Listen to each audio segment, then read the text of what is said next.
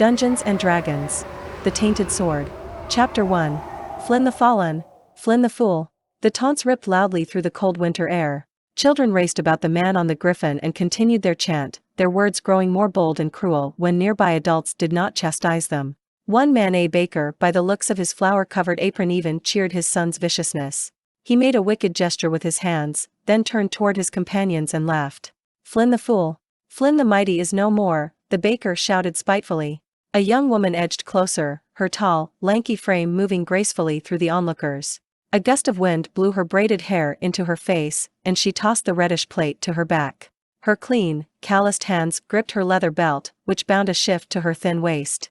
Johanna Menhir had yet to see her 20th year, but her clear grey eyes held wisdom gleaned from 13 years spent as an orphan on the streets of Specularum. Jo had lived in the southern seaport city until recently, when she journeyed north and found herself in the tiny village of Bywater. Jo's gaze slid from the baker to the man surrounded by the growing mob of children. She scanned his rough, leather and fur attire and noted that he wore no armor. He wore no hat, and iron-gray streaks filled his once black hair. Wind and sun had deeply tanned his face, which was marked by scars and wrinkles.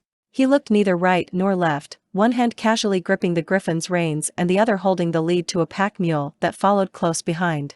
His breath formed white puffs in the early winter air. The man's griffin appeared to have abnormally short wings, but Jo thought that might be because they were tucked close to the beast's body. She stared at the creature's front legs. Why are his claws gripping those strange leather balls? She wondered. After the griffin paced forward, she saw why. The bird lion's talons weren't made for walking long distances, and the leather bags cushioned the impact between the beast's claws and the ground. Johanna searched the rider's face again. His stem, straight lips were partially hidden by a drooping mustache. His eyes betrayed no emotion. He seemed unaware of the taunting children, the stares from the adults, and the unease that spread from him in waves. Could this old man really be Flinn the Mighty? Bad fortune had tossed Jo off the path to the castle of the Three Sons, the home of Baroness Arteris Penhaligon, whom Jo hoped to petition for knighthood. Now she was stranded in the little village of Bywater, some 60 miles southeast of the castle, or so the village blacksmith had told her. Jo had never expected to come across Fain Flinn, the knight who had fallen from grace 7 years ago. Like most everyone back in far-off Specularum, Jo assumed he had died shortly after his disgrace.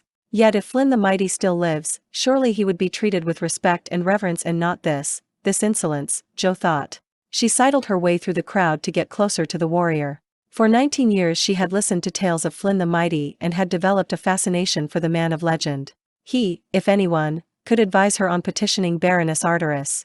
Intently, Jo watched the man called Flinn pull his griffin to a halt and dismount before Bywater's only supply store. The white walls and brass sconces of Baildon's Mercantile gleamed in the morning sun. A large, ornately painted sign swung overhead, proclaiming the establishment's name. Double doors with a window to either side marked the center of the building. Half a dozen hitching posts, each with 2 brass rings, fronted the shop. A single wooden bench, painted bright red, stood to the left of the door. The shop's air of tidy prosperity contrasted sharply with the disrepair of an abandoned winery to its left and the ramshackle look of Garriman's pottery to its right. The griffin screeched a shrill, eagle-like scream and reared. Jo's attention turned toward the mount. His golden eyes were swirling in terror. The crowd's jeers clearly made the animal skittish. His claws released the balls as he reared again, and the pads dangled from thin chains attached to the creature's ankles. The rider stroked the silky feathers of the griffin's neck and calmly urged him back to the ground. Jo watched Flinn tie his mount and pack mule to a hitching ring. His jaw clenched as he shouldered the crowd out of his way. The griffin snapped at the children, sending them scurrying back. A slight smile formed on Flynn's lips. The warrior then muzzled the skittish griffin, which nipped once or twice before submitting. The children, seeing the griffin's muzzle, grew bolder. Their chants rang louder, and more joined in. 1 or 2 of them even poked the griffin's haunches with sticks, but backed away after being struck by his thick, lion-like tail. Flinn resolutely ignored the children and began unloading the mule. Why isn't he putting the brats in their place? Jo wondered. The children reminded her of the gangs infesting Specularum. They lay in wait and attacked passers-by. Rich victims were robbed, poor victims were tormented. Jo had witnessed enough gangs to know that the one centered on Flinn verged on violence. From the corner of her eye, Jo saw a boy pick up a rock from the muddy, partially frozen road. He was a big youth, easily as tall as Jo. His eyes were puffy slits, and he wore a deeply lined pout. Just the sort of boy to spark a riot, Jo thought. She touched a brown, furry tail hanging from her belt and spoke a magical phrase that sounded like a growl. She blinked out of existence and reappeared before the boy, who had been at least 20 paces away. Joe struck the youth's hand, knocking the rock from it. The boy gasped as she knelt, emitted her low growl again, and touched the tail at her belt. She reappeared in the thick of the crowd and slowly rose from her crouch. In the bustle of the street, her sudden appearance went unnoticed. Cautiously Joe looked toward the youth, taking care to keep a person or two between her and the boy. He was looking around, befuddled, trying to find his attacker. At last he shook his head and faded into the crowd. Joe turned back to the man with the griffin, a smirk crossing her lips. She froze. Flynn's dark eyes were on her. Had he seen her use her blink dog's tail? His cold gaze remained inscrutable. Turning, he continued unloading the mule. Joe rubbed her hands, then stepped forward boldly, leaving the crowd of adults and breaking the line of children circling Flynn. "You've trained your griffin well, Sir Flynn," Joe said, nodding toward the mule and horse tied together. "Either him or your mule. Not many griffins would pass up a meal of horseflesh." The man looked down at Johanna. He was very tall, a head taller than Joe. A fiercely curving scar sliced along his left jawline and just nicked his throat, a second scar cut through his left eyebrow. His eyes were deep brown, nearly black. Joe caught the briefest twitch of his mustache, and she wondered whether he were amused or angered, or both. "I'm no longer a knight, so don't address me as such," he said coldly. He gestured toward the animals and added, grudgingly, "They're both well trained. Ariak the griffin hasn't had horseflesh in years." "What does he eat if not horseflesh?" Joe asked, interested. "When I worked for a hostler, the griffins almost always attacked the horses." The warrior paused at the knot he was unraveling and flicked his gaze at Johanna, then turned back to the mule. "He's happy enough with fox or bear whatever I trap. It helps that he's crippled and can't fly," Flynn replied, hefting the last bundle off the mule. He turned toward the shop. "You might pack that fly swatter of yours away. It'll get you in trouble." Surprised, Joe touched the blink dog's tail and stroked the thin, bristly fur. So he had noticed. Johanna grimaced, then hurriedly tucked the tail inside her bag. Glancing at the shop, she followed Flynn. "Enough," someone roared. "Enough of this badgering, you pups." A burly man burst through the shop's double doors, throwing both open at once. "I'll not have you pestering my customers. Now get along, all of you, or all." The merchant cuffed one child on the ears when she didn't flee fast enough to please him. Joe glanced at the sign above the man's head. "This must be Baildon," she thought. "Ah, Flynn," the merchant said, beaming. His tanned, shiny face was framed by huge sideburns that covered much of his cheeks, perhaps to compensate for the lack of hair above. One or two extra chins graced the shopkeeper's neck. His bloodied butcher's apron draped over a sleeveless, dirty gray tunic and a pair of even dirtier brown breeches. He wore sandals despite the cold, and Joe saw bright spots of blood spattered on them. The merchant stepped forward, and he and Flynn clasped each other's wrists. "Come in, Flynn.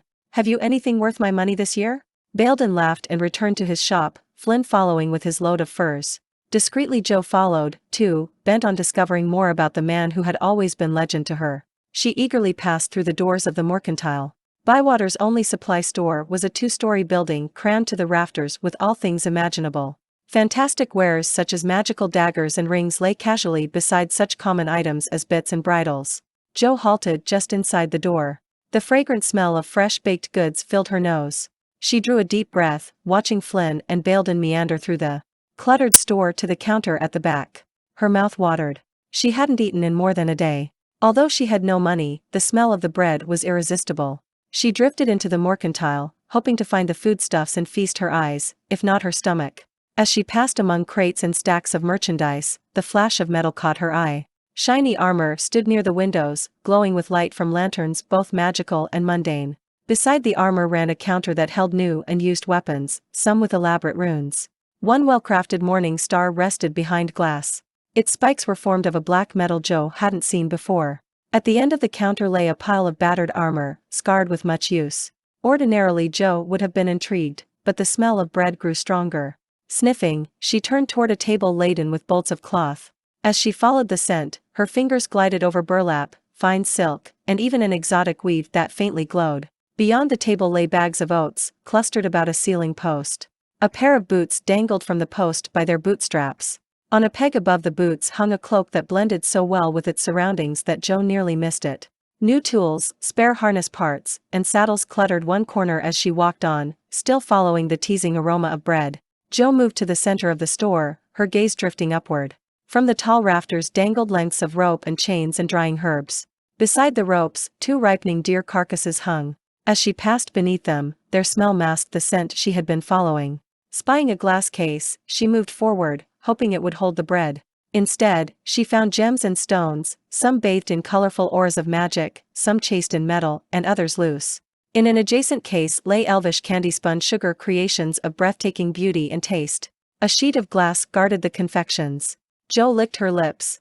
Across the top of the case lay slices of spiced beef, aging and drying, nearly obscuring the treasures below. Johanna stopped. She had found the baked goods in a nearby cupboard. She stood in awe. Shelf after shelf brimmed with golden loaves. Jo saw currant buns, loaves made of brown wheat, and delicate pastries. Briefly she toyed with the idea of stealing a popover since the merchant was clearly busy with Flynn, but she drove the thought from her mind. Knights are not bread stealers, she decided. After a heady breath, she realized that her resolution would not endure for long, and she wandered to the back of the store. Flynn and the merchant stood at the rear counter. As Jo approached, Baildon used a cleaver to sweep the remains of the goose he had been quartering onto the floor. With the heavy blade, he gestured for Flynn to put down his bundle. "The furs are fine ones, Flynn, fine indeed," the merchant was saying. "But Fox and Owlbear just aren't fetching the price they once did, not with the rich cloths coming from the south. No one wants fur when they can have silk. The best I can give you is 30 gold. The merchant smiled apologetically and crossed his arms. "I need 40, Baildon, no less." Flynn, too, crossed his arms. His mouth formed a mulish frown. "Excuse me, sirs," Jo interrupted as she moved closer to the counter. The merchant spat tobacco juice onto the dirt floor. Jo ignored the gesture. "I worked for Tauntum, master of the Tanners' Guild in Specularum." Yes, girl, that's all well and good," the merchant snapped, "but what has that to do with us?" Jo's gray eyes flashed in anger, but she glanced away immediately. She had learned the art of negotiation and did not want to rile Baildon. If she could get Flynn his 40 coins, his beautiful pelts would be worth twice that. In Specularum Flynn might give her a moment of his time. "It has everything to do with you," Jo said smoothly. "You see, Tauntum recently received an order for all the furs he can provide. It seems a lord of Specularum has planned a gala for his son's wedding next spring." Johanna leaned toward the merchant with a conspiratorial air, aware of the suspicion in Flynn's keen eyes. The merchant leaned forward. "Tauntum is panicked he can't supply all the pelts. The lands around Specularum have been hunted to exhaustion." Jo paused for effect. "Tauntum will pay you 80 gold for these furs." She backed off and shrugged. "If you can't meet Master Flynn's asking price, then I'd suggest he take them to someone else. Someone who would benefit from your shy purse." She smiled politely at the round-bellied man before her but averted her eyes from Flynn's. The tall warrior still regarded her with suspicion. The merchant stroked the stubble of his beard. His beady brown eyes dimmed a little, then he turned to Flynn and jerked his thumb toward Jo. "Do you trust her, Flynn? Seems like she's trying to hoodwink me." Flynn looked down at his splayed hands. "I've no reason not to believe her, Baildon. The decision is yours." Flynn looked at Jo. "She did, however, do me a good turn earlier." Baildon nodded toward Flynn. "That's good enough for me." "A friend of yours is a friend of mine," the merchant said briskly. Baildon tied the furs back into a bundle and put them on the crowded floor behind the counter.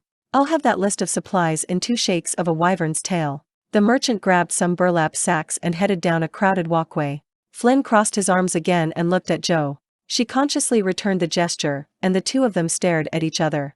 Finally Flynn broke the silence. "You were lying, weren't you?" "I was not," Jo countered coolly. Flynn's eyebrows rose. "Earlier you said you were a stable hand. Now you're a tanner's helper?" "I've been both. I've also worked at an armory and for a weaponsmith, fletching arrows," she said proudly. She hoped Flynn was impressed with her credentials, all of which would prove useful to a potential knight. He wasn't. One brow arched higher, and he said, "Being unable to hold a job is nothing to be smug about." "Nevertheless, the tale is true," Johanna interjected sharply, stung by Flynn's derision. "Tauntum the tanner will be needing extra furs by spring."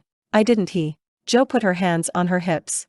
Before Flynn could respond, Baildon returned with several large bundles. "Here you be, Flynn, all the supplies you asked for and the remainder of your gold." The merchant's eyes fairly gleamed at the prospect Flynn's furs presented to him. Feeling benevolent, he nodded to Jo and said, "There's a loaf of pumpkin bread that's 2 days old over in the cupboard, to the left. You're welcome to it if you want." "I appreciate the tip." Jo murmured thanks and hurried to the nearby cabinet. After a moment of searching, she found the small, dark orange loaf Baildon had mentioned. She picked up the bread and sniffed the aroma of cinnamon, cloves, and exotic spices. Hungrily she began eating it there in the store. Bits of conversation between Flinn and the merchant floated toward her, and she turned to watch the two men. Verdilith. That Wyrm is back in the territory, Flinn. You've got to do something, the merchant pleaded. Won't you know I can't do that, Baildon. Don't hope I can hope all I want. Well, hope away then. I won't go after Verdilith, and that's final. Is it because of the prophecy? Is that it? Carlia Kunze's crazy, Flinn. She enough. Flinn shouted, his fist hammering the shopkeeper's counter. It is not the prophecy. It's because I'm no longer a knight. I'm not. The words were strangled short. Baildon, you should know that. Jo's curiosity was piqued. She edged nearer only to have Flinn abruptly brush past her, his supplies draped over his shoulder. The warrior stomped out of the shop, his face grim. He didn't glance at Jo, though she watched him go. She wondered if she had the time to pry information from the merchant but decided she didn't. Holding up the loaf, she mumbled her thanks to Baildon and followed Flinn. She stopped outside the shop's doors and eyed the warrior. He was trying to goad the griffin into a standing position so he could mount. The recalcitrant beast merely pecked at Flinn with his muzzled beak. Jo sauntered over. Try cupping your hands around his eyes, she said when Flynn's latest efforts proved futile. It's a trick I learned from the hostler. The griffin will stand up and try to fly because he's scared. Try it. The man cast an indignant glance toward Jo. That doesn't work with Ariak, he said in rebuke. Jo grimaced and bit her lip. Obviously Flinn knew the trick.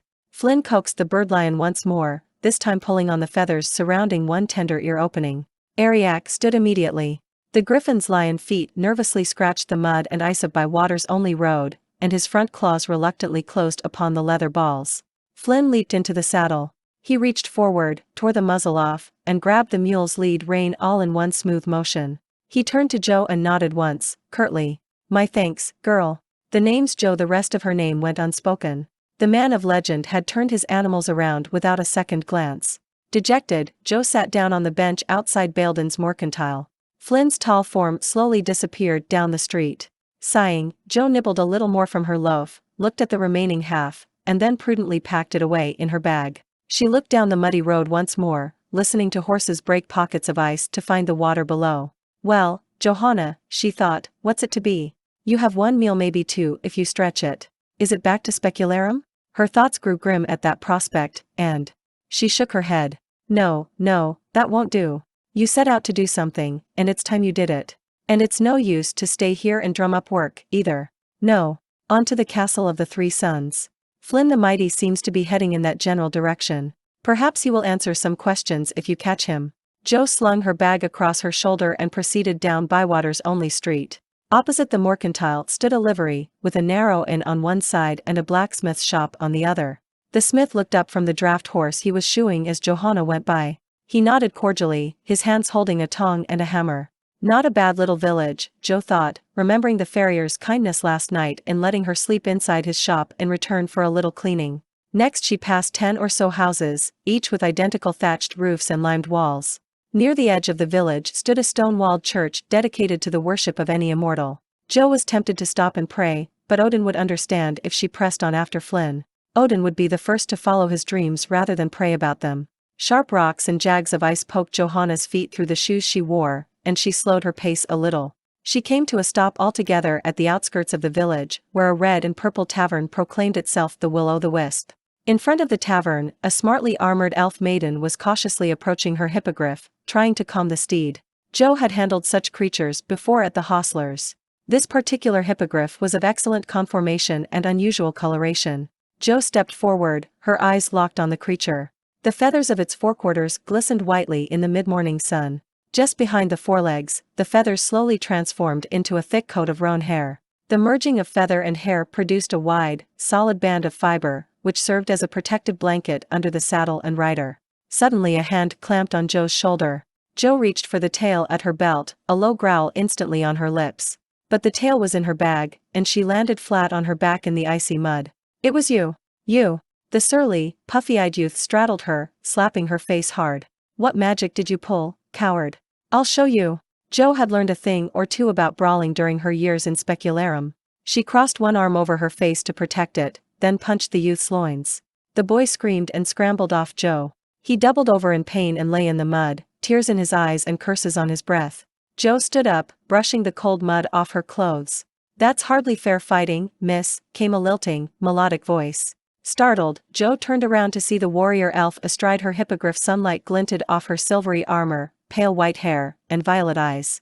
On her polished breastplate lay an amulet radiating a faint green aura. The maid saluted Joe with a mailed hand and smiled serenely. Joe found it impossible not to smile in return. She had always loved the elven race, thinking it by far the loveliest to inhabit her world. Specularum catered primarily to humans, but a few elves had crossed her path before. She counted herself lucky any time they actually spoke to her.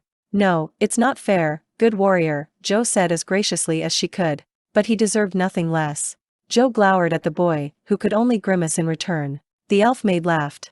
"You are quite right. I saw his churlish attack." The maid saluted once more and said, "May the immortals favor you with good fortune." "Good day." "Go with joy," Joe replied. She waved when the elf lightly tapped her steed and it leaped into the air. Joe turned to the youth, who was on his knees. She pointed at him with 2 fingers.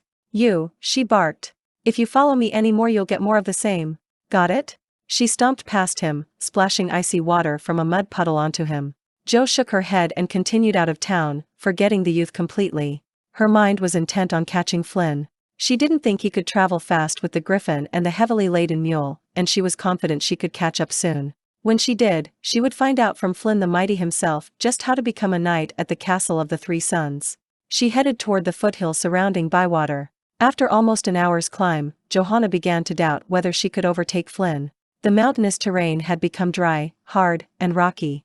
Although the hostler had taught her the rudiments of tracking on the rare occasions when an animal escaped, the ground yielded not even the slightest clue to follow. Even the snow had thinned away to nothing.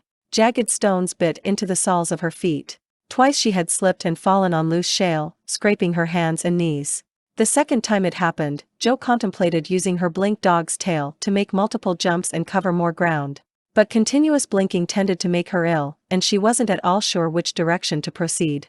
The foothills grew steeper and harder to traverse, and the shale-strewn ground gave way to soft soil and snow. Joe soon found sign of Flinn's passage, and she doggedly followed the trail. Ahead, thorny bushes covered the land in thick clumps. Joe lost time trying to walk around the copses rather than through them. At last, she resigned herself to following the animals' trail, hoping they had broken through the growth so she wouldn't have to. But the brush still clawed and bit at her.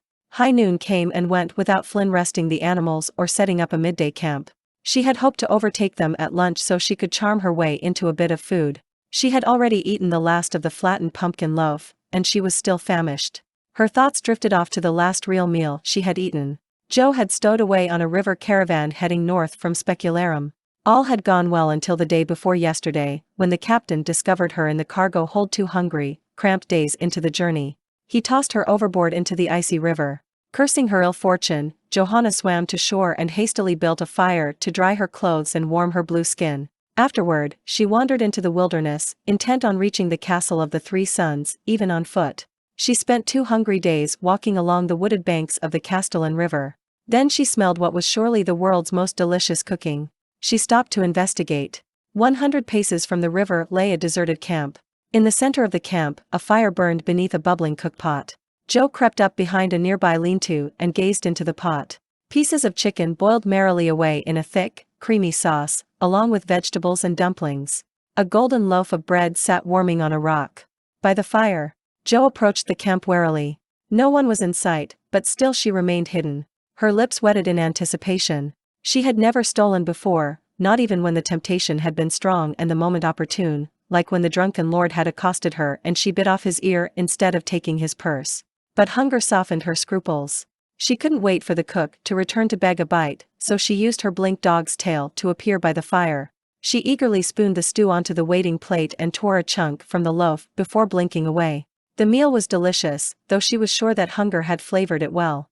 Briefly she wondered why someone should leave a camp so unguarded, but she gave it no further thought. Joe wolfed down the food in moments and then debated whether to return the plate and spoon. She told herself she wasn't a true thief, licked the plate and spoon as clean as she could, and blinked back to the campfire. With any luck, the owner might not even notice the missing stew. Of course, she thought, eyeing the missing chunk of bread, she could only get so lucky. The next day, when she expected to reach the castle, she stumbled instead into Bywater. At the time, she considered the sidetrack to be ill fortune. Now, after meeting Fain Flinn, she believed it was fate. Jo sighed, her thoughts returning to the present. Absently, she looked up. With a start she saw she was out of the brushy foothills and into true forest. Spruce and pine grew in tight stands, blocking out the gray winter sun. The dead branches of the trees clawed her even more viciously than had the thorny bushes of the foothills. The undergrowth was so dense that Jo could clearly see where Flinn and his mounts had passed.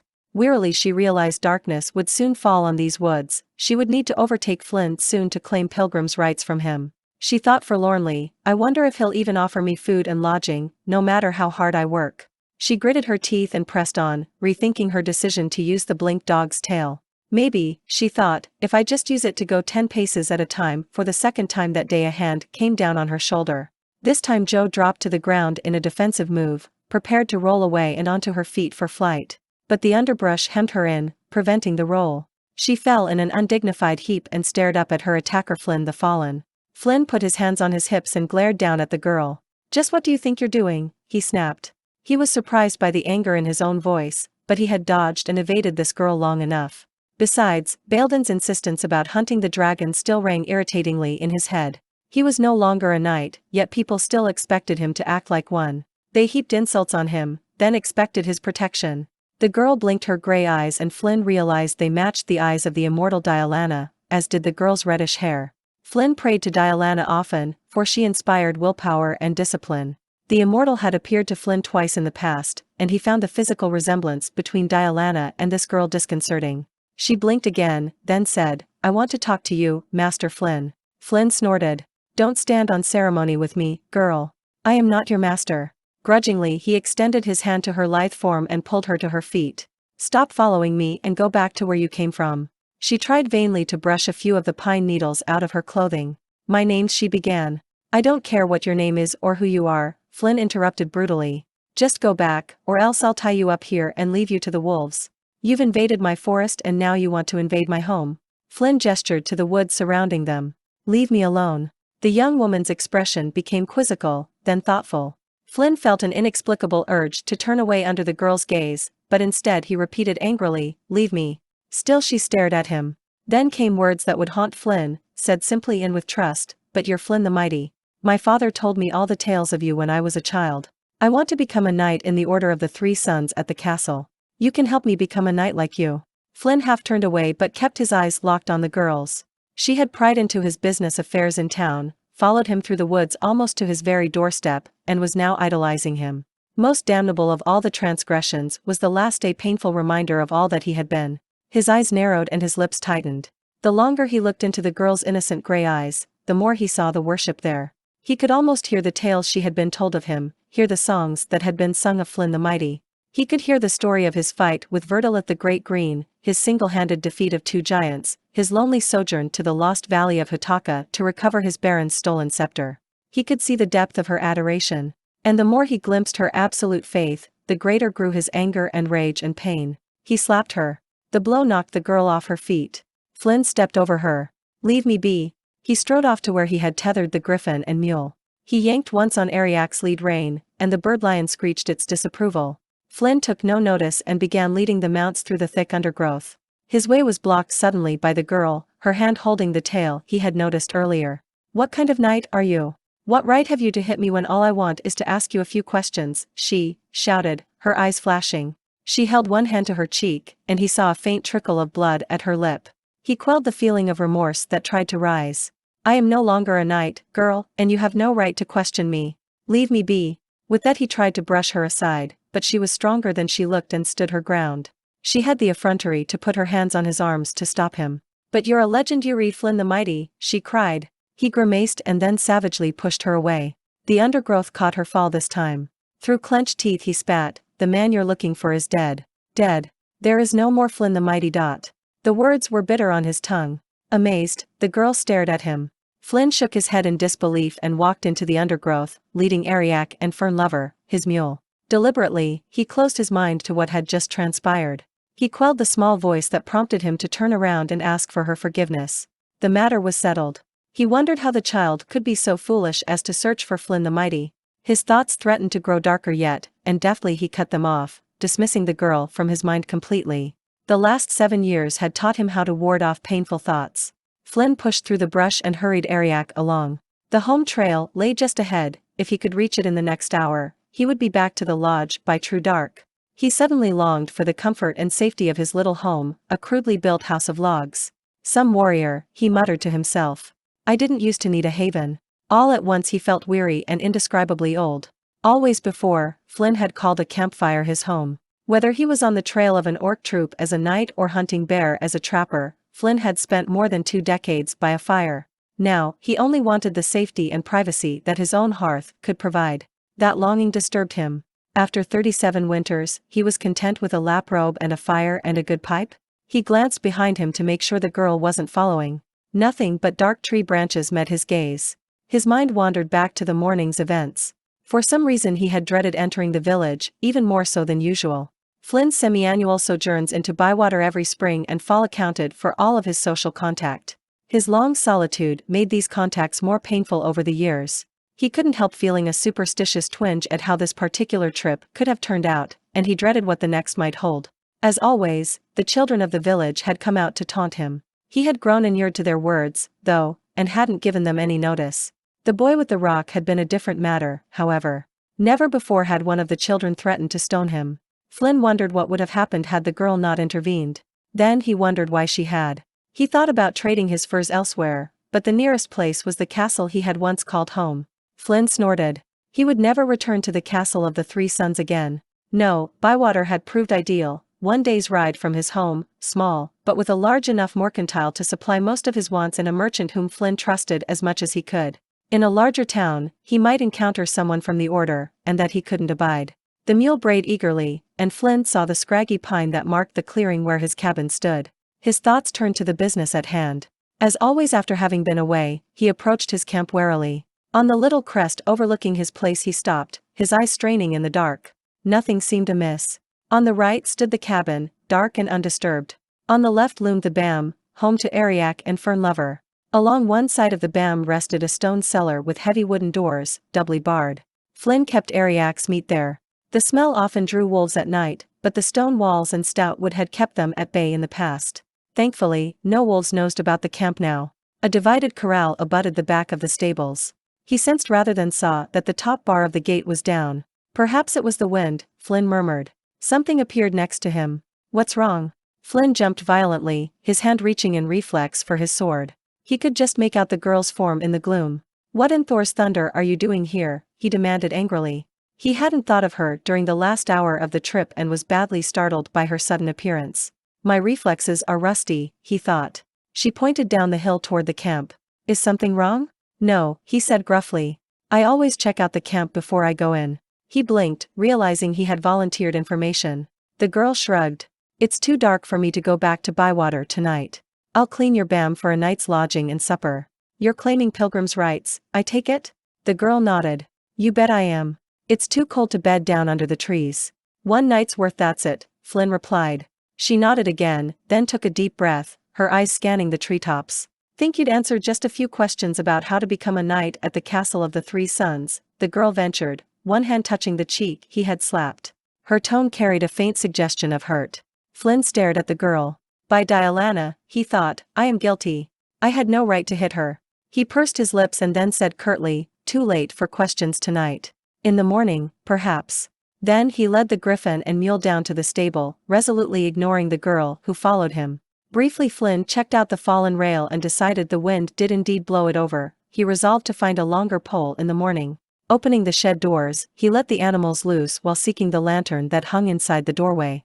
With practiced ease, he grabbed the tinderbox next to it and sparked the light. Ariak and Fern Lover eagerly sought their respective stalls. The griffin made mewling noises and clawed his bedding as he sniffed the warm and familiar odors of home. The mule grazed his head along a rough-hewn log, scratching an itch against a familiar burl in the post. Flynn carried the lantern over to the griffin's stall and hung it on a nearby wooden peg. You can start by seeing to the mule, Flynn said gruffly, then entered Ariak's stall and began loosening the saddle on his back. He removed the saddle, blanket, and bridle, taking care to gently remove the bit from the griffin's sensitive beak. He went outside, his eyes adjusting quickly to the lack of light, and retrieved a frozen rabbit carcass from the meat cellar. Ariak clicked his beak eagerly when the carcass landed in his food trough. Picking up a coarse brush, Flynn began to rub down the griffin's lion hair. The girl had entered the mule's stall and was worrying at the knots that held the supplies to Fernlover's back. But the knots were of Flynn's own design. He was certain the girl couldn't loose them. "Best leave them to me," he stated briskly, appearing at the front of the stall. He realized he had said more words today than he had spoken in the last year. "The knots are." A sudden whump announced that the pack had fallen to the stable floor.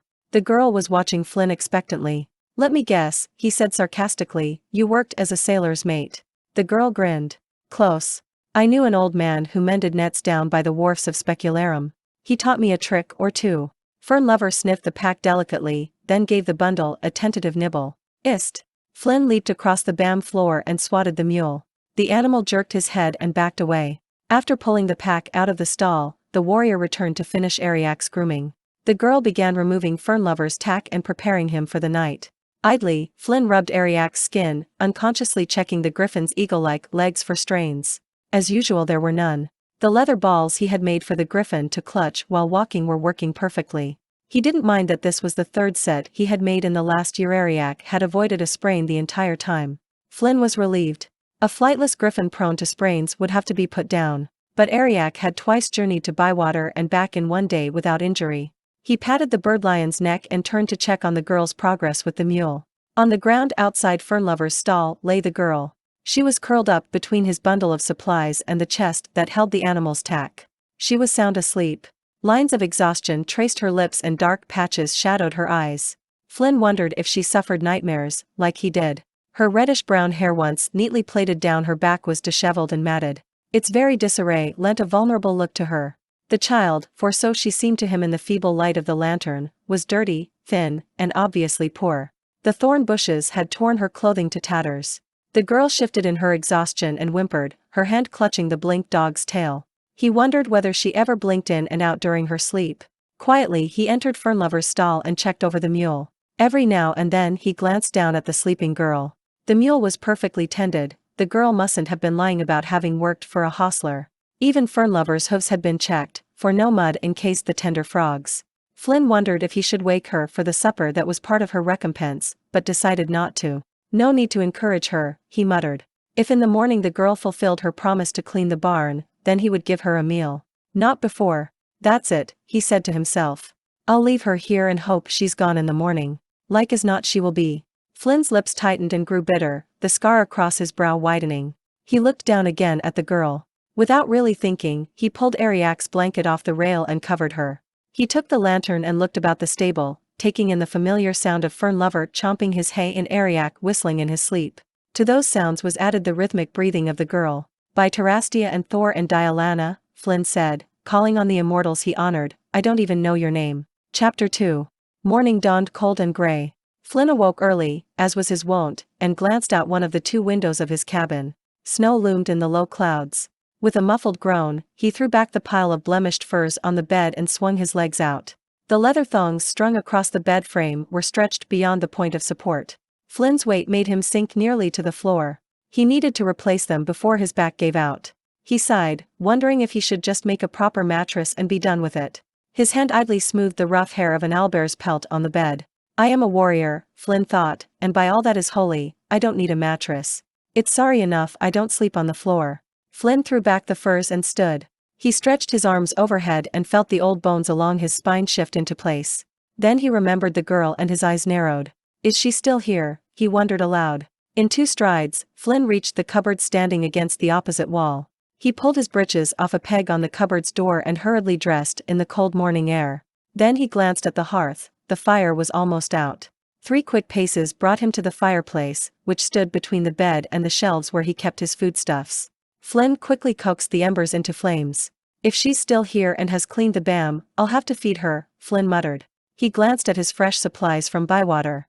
Flynn detested cooking. He turned away from the cabinet and peered out the window. The girl's probably gone, and with a good pelt or two, he thought caustically. The warrior pulled his warm, grey woolen tunic over his head, then opened the rough-hewn door and strode to the BAM, 20 paces away. At the stable door he halted, his hand stopping as it reached for the bar. "Is she in there?" he thought suddenly. "Does it matter if she isn't?" His mind countered. He ignored the questions and opened the stable door.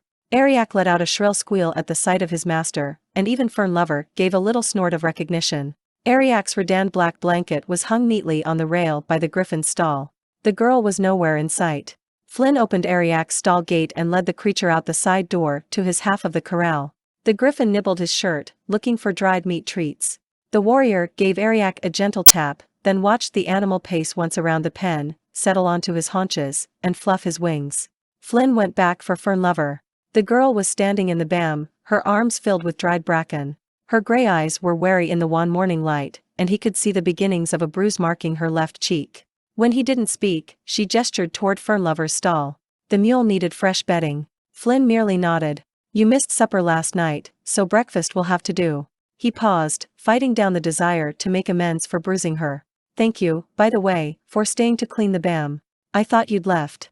I'm not in the habit of breaking my packs, the girl said, dropping the bracken to one side of the stall. She cocked her head and then added, My name's Johanna Menhir. Or Joe for short. I answer to both.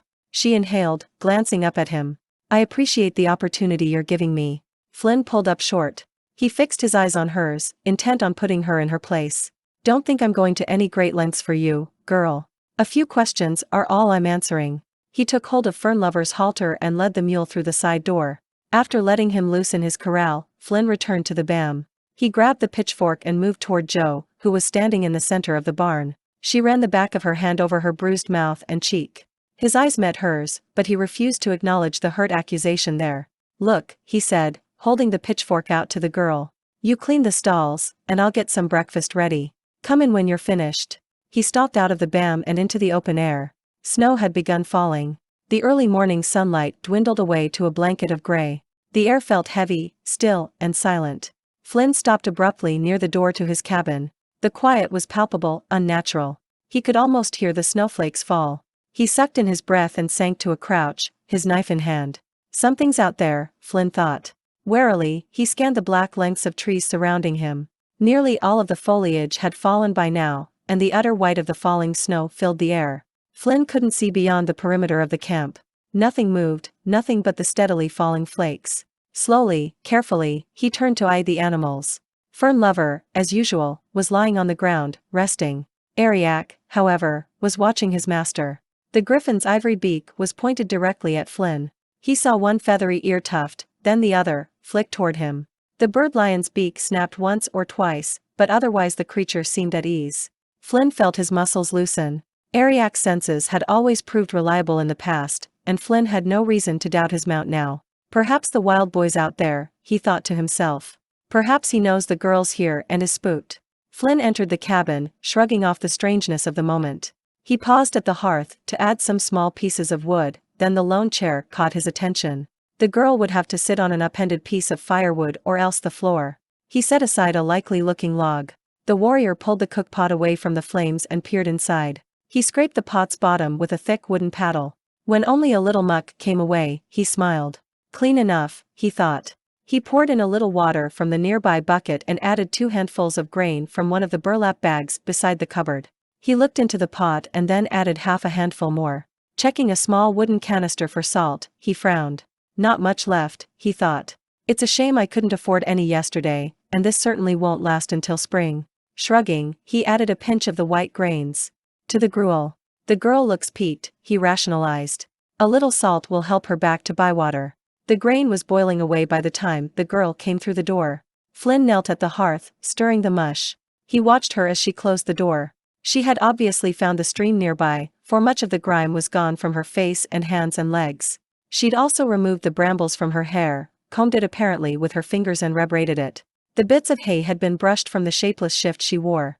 From her leather belt hung the blink dog's tail. He nodded in approval.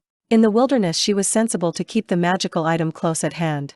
Her shoes, what was left of them, had obviously once been quite finely crafted, and he wondered if she had stolen them. She had wrapped a shawl over her shoulders and across her chest, and tied it at her back, a shawl so old its pattern was indistinguishable. The barn's cleaned, Flynn, the girl said quietly, setting her knapsack beside the door. Her eyes were fixed hungrily on the pot before Flynn, and he wondered how long it had been since she'd eaten. He gestured silently to the table, and she sat down on the only chair. Grunting, he pointed to the piece of wood standing by the hearth, and she changed her seat. The warrior paddled porridge into his only two bowls, a large wooden mixing bowl and a small clay serving bowl. He pushed the second bowl toward the girl and gave her the only spoon he owned. She ate greedily, apparently unconcerned by the heat of the food. Flynn ate more slowly, trying to get the thick gruel to pour from the bowl into his mouth. He was marginally successful, and what little fell to his cheek or beyond he smeared away with his hand. The girl was beginning to slow now as the first pangs of hunger were satisfied. Turning to the cupboard behind him, Flynn pulled out a small loaf of bread. He tore it in half and handed part to her. "Here," he said gruffly. "It's flat and bland, but edible." He used the bread to ladle up the gruel from his bowl. She tried a bite and chewed thoughtfully. "Did you make this?" He nodded and dipped his only drinking mug into the bucket of water, placing it on the table between them. They finished their meal in companionable silence. When they finished and she had drunk the last of the water, Flynn sat back and folded his arms. "All right, girl," he said. "Your pilgrim's rite is up. You've cleaned my barn, I've sheltered and fed you. Because my hitting you was uncalled for, I'd like to make amends. Now ask your questions, I'll give you only 3 and then be off with you." The girl looked up, her eyes startled like a doe's. She glanced down toward her lap, and then up again, obviously formulating her questions. "What's it like to be a knight of the Order of the Three Suns at the castle? Is it as grand as I've heard? Is it?" Flynn found himself smiling, albeit grudgingly. "Is that one or all 3? She held out her hand. "Oh, only one. Only one. The other 2 I want to ask after you've answered the first." Flynn's eyes met hers, and then he began. "To be a knight of the Three Suns is the greatest thing a man," he nodded to Joe, "or woman can be. First and foremost, it is a way of life. By the way, do you know why it's called the Castle of the Three Suns?" She shook her head. "I'll tell you. It'll be a free question for you." Flynn smiled with less hesitation this time. "The Castle of the Three Suns is so called because, for much of the year, the sun rises behind 2 peaks to the east of the castle. These peaks are the Craven Sisters, named after 2 witches whose spirits are said to inhabit them. Anyway, the rising sun is split by the hills into 3 parts, or 3 suns. That's how the castle was named. The Order of the Three Suns was formed by the first Baron of Penhaligon in honor of the 3 suns," Flynn finished. "How interesting," Joe exclaimed, her voice enthused. "In all the tales I'd heard of you as a knight of Penhaligon, none ever mentioned how the castle got its name." Flynn felt a familiar dread wash over him at the mention of his past deeds. He averted his gaze. His mouth tightened, and for a moment he was lost in the memory of his past disgrace. But he felt the girl's eyes still on him, and he turned back to her, an unsteady smile on his lips. "You asked what it's like to be a knight at the castle," he said slowly, turning back to the matter at hand. "I'll tell you. It's hard work, daily drilling regardless of the weather, constant tutelage, not only of you but by you. You see, you're taught by those who are your betters, and in turn you teach those less skilled than you." "What could I teach anyone?" Joe interrupted. She added hastily, "That's not my second question. I just want to know what you mean." Flynn nodded. "You wouldn't be in a position to teach anyone for quite a while. You start out as a squire before you advance to knighthood, and squires aren't expected to know too much, though you could probably teach the other squires about caring for their mounts." He smiled at the girl again, then his expression sobered. "The point I was trying to make is this: it's hard work to become a knight. The demands are strenuous, and only a few squires meet them well enough to actually become knights. I knew one boy who was a squire for 6 years before he was finally ready to be promoted. It isn't all glory and pomp. No, the path to knighthood is fraught with difficulty and requires much dedication." "Dedication?" Joe repeated. "Do you mean like priests who take vows of silence or celibacy?" "Not quite," Flynn replied, "though knights do take certain vows. By dedication I mean that becoming a knight is not something to be considered lightly. The ruling council appoints only a limited number of squires every year, and it chooses only those who can prove themselves responsible, those who are dedicated to furthering good in Penhaligon." "I'm dedicated. I'm responsible," Joe offered. Flynn looked at her intently. "How old are you, Joe?" Joe rubbed her calloused hands together nervously, then responded, 19. "This will be my 20th midwinter." "And you've held what, 4 jobs already?" Flynn queried. Joe squirmed. 5 if you count my work at the shoemaker's." She held a foot out from underneath the table. "That's how I got these." The warrior looked at the girl for a long, steady moment. "Joe," he said at last, trying to gentle his gruff voice, "the council doesn't want flibberty-gibbets, people who can't take their responsibilities seriously, but I do take my responsibilities seriously.